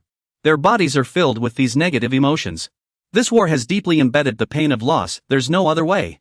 They don't seem to trust us much either. The carriage stops, and the door opens. We've arrived. Move quickly, be fast. Colin assigns tasks. First squad, go out and secure the perimeter. Second squad, handle the supplies. Take your battle positions. Dai asks him, what should we help with? Colin instructs. Please stand guard with us. But don't leave the circular area. Other members are moving the supply crates. Cardboard boxes are being loaded into the carriage. Kelly mused to himself. Good, so far so good. Just hold on a little longer. When he glanced to the side, his expression changed instantly. Kelly gave the order. Enemies. Take cover. Seeing them aim their weapons at him, he cursed under his breath. Blast it, they were too fast. Mage, can you set up a barrier for us? We need to load the rest of the supplies. Veronica acted, creating a bright white barrier. Kelly was stunned. This is Veronica's magic. She can even cast a barrier of this scale? Where's the rope for the supplies? You want to load it, right? I just remembered. Hurry. Load the supplies quickly. Come on. We need to leave here immediately. Once the supply crates were cleared, he ordered. All right, everyone, get in the vehicle and take cover. We need to leave as soon as possible. Just then, there was a guy inside the barrier, aiming his weapon at them. He realized. Did he sneak in from the side before the barrier was fully set? Kelly ordered. Bruno. What are you doing? Shoot. What are you doing? Shoot. Hurry, shoot, Bruno. If we don't leave now, we'll get caught. Bruno's whole body was trembling. Aye. Your gaze was locked on that direction. 2 bullets struck the opponent's shoulder and thigh. It was Corey who fired. Temporarily took this guy down. He yelled at Bruno. What are you doing? Get in the car. The van door slammed shut. The vehicle started immediately. Inside the car, Bruno faced Corey's scolding. He reprimanded Bruno. You almost got us all into serious trouble. He lowered his head and said, sorry. I have nothing to say in my defense. Jay walked over and asked, you're close to him? Corey replied, I think so. I understand now. That makes sense. The one I just shot was Mark. Bruno's brother. He realized suddenly. Should have seen it coming. I didn't misread the emotions back then. In the moment he faced his enemy, his heart. A mind once consumed by negativity suddenly bloomed with joy and relief. Corey revealed. The truth is, not everyone in the opposing camp follows Brooke out of loyalty. Most members of the Lotus sect today are former street orphans who were once helped by the original Lotus sect. That's why, even after Nehru's disappeared, many still hoped to carry on his legacy. However, after Brooke and his followers attacked the Loyalists and seized power, most supporters and undecided members chose to side with Brooke. From our perspective, they simply picked the side more likely to survive. Our once precious allies have now become enemies. What a shame. But at this point, there's no other choice. Corey, what if we expose Brooke's betrayal of Nehru's? Could that turn the tide of this war? I don't think that alone would change the outcome. Corey said with frustration. Besides, we have no proof he took out Nehru's. Then you added, what if we did have proof? At that point, the neutral factions would suddenly switch sides. The driver reported over the intercom, sorry. A spell came flying at us. I swerved instinctively, and the door opened. I'll go check what's happening outside. You were stunned to see mages standing steadily on the roofs of the pursuing vehicles. This was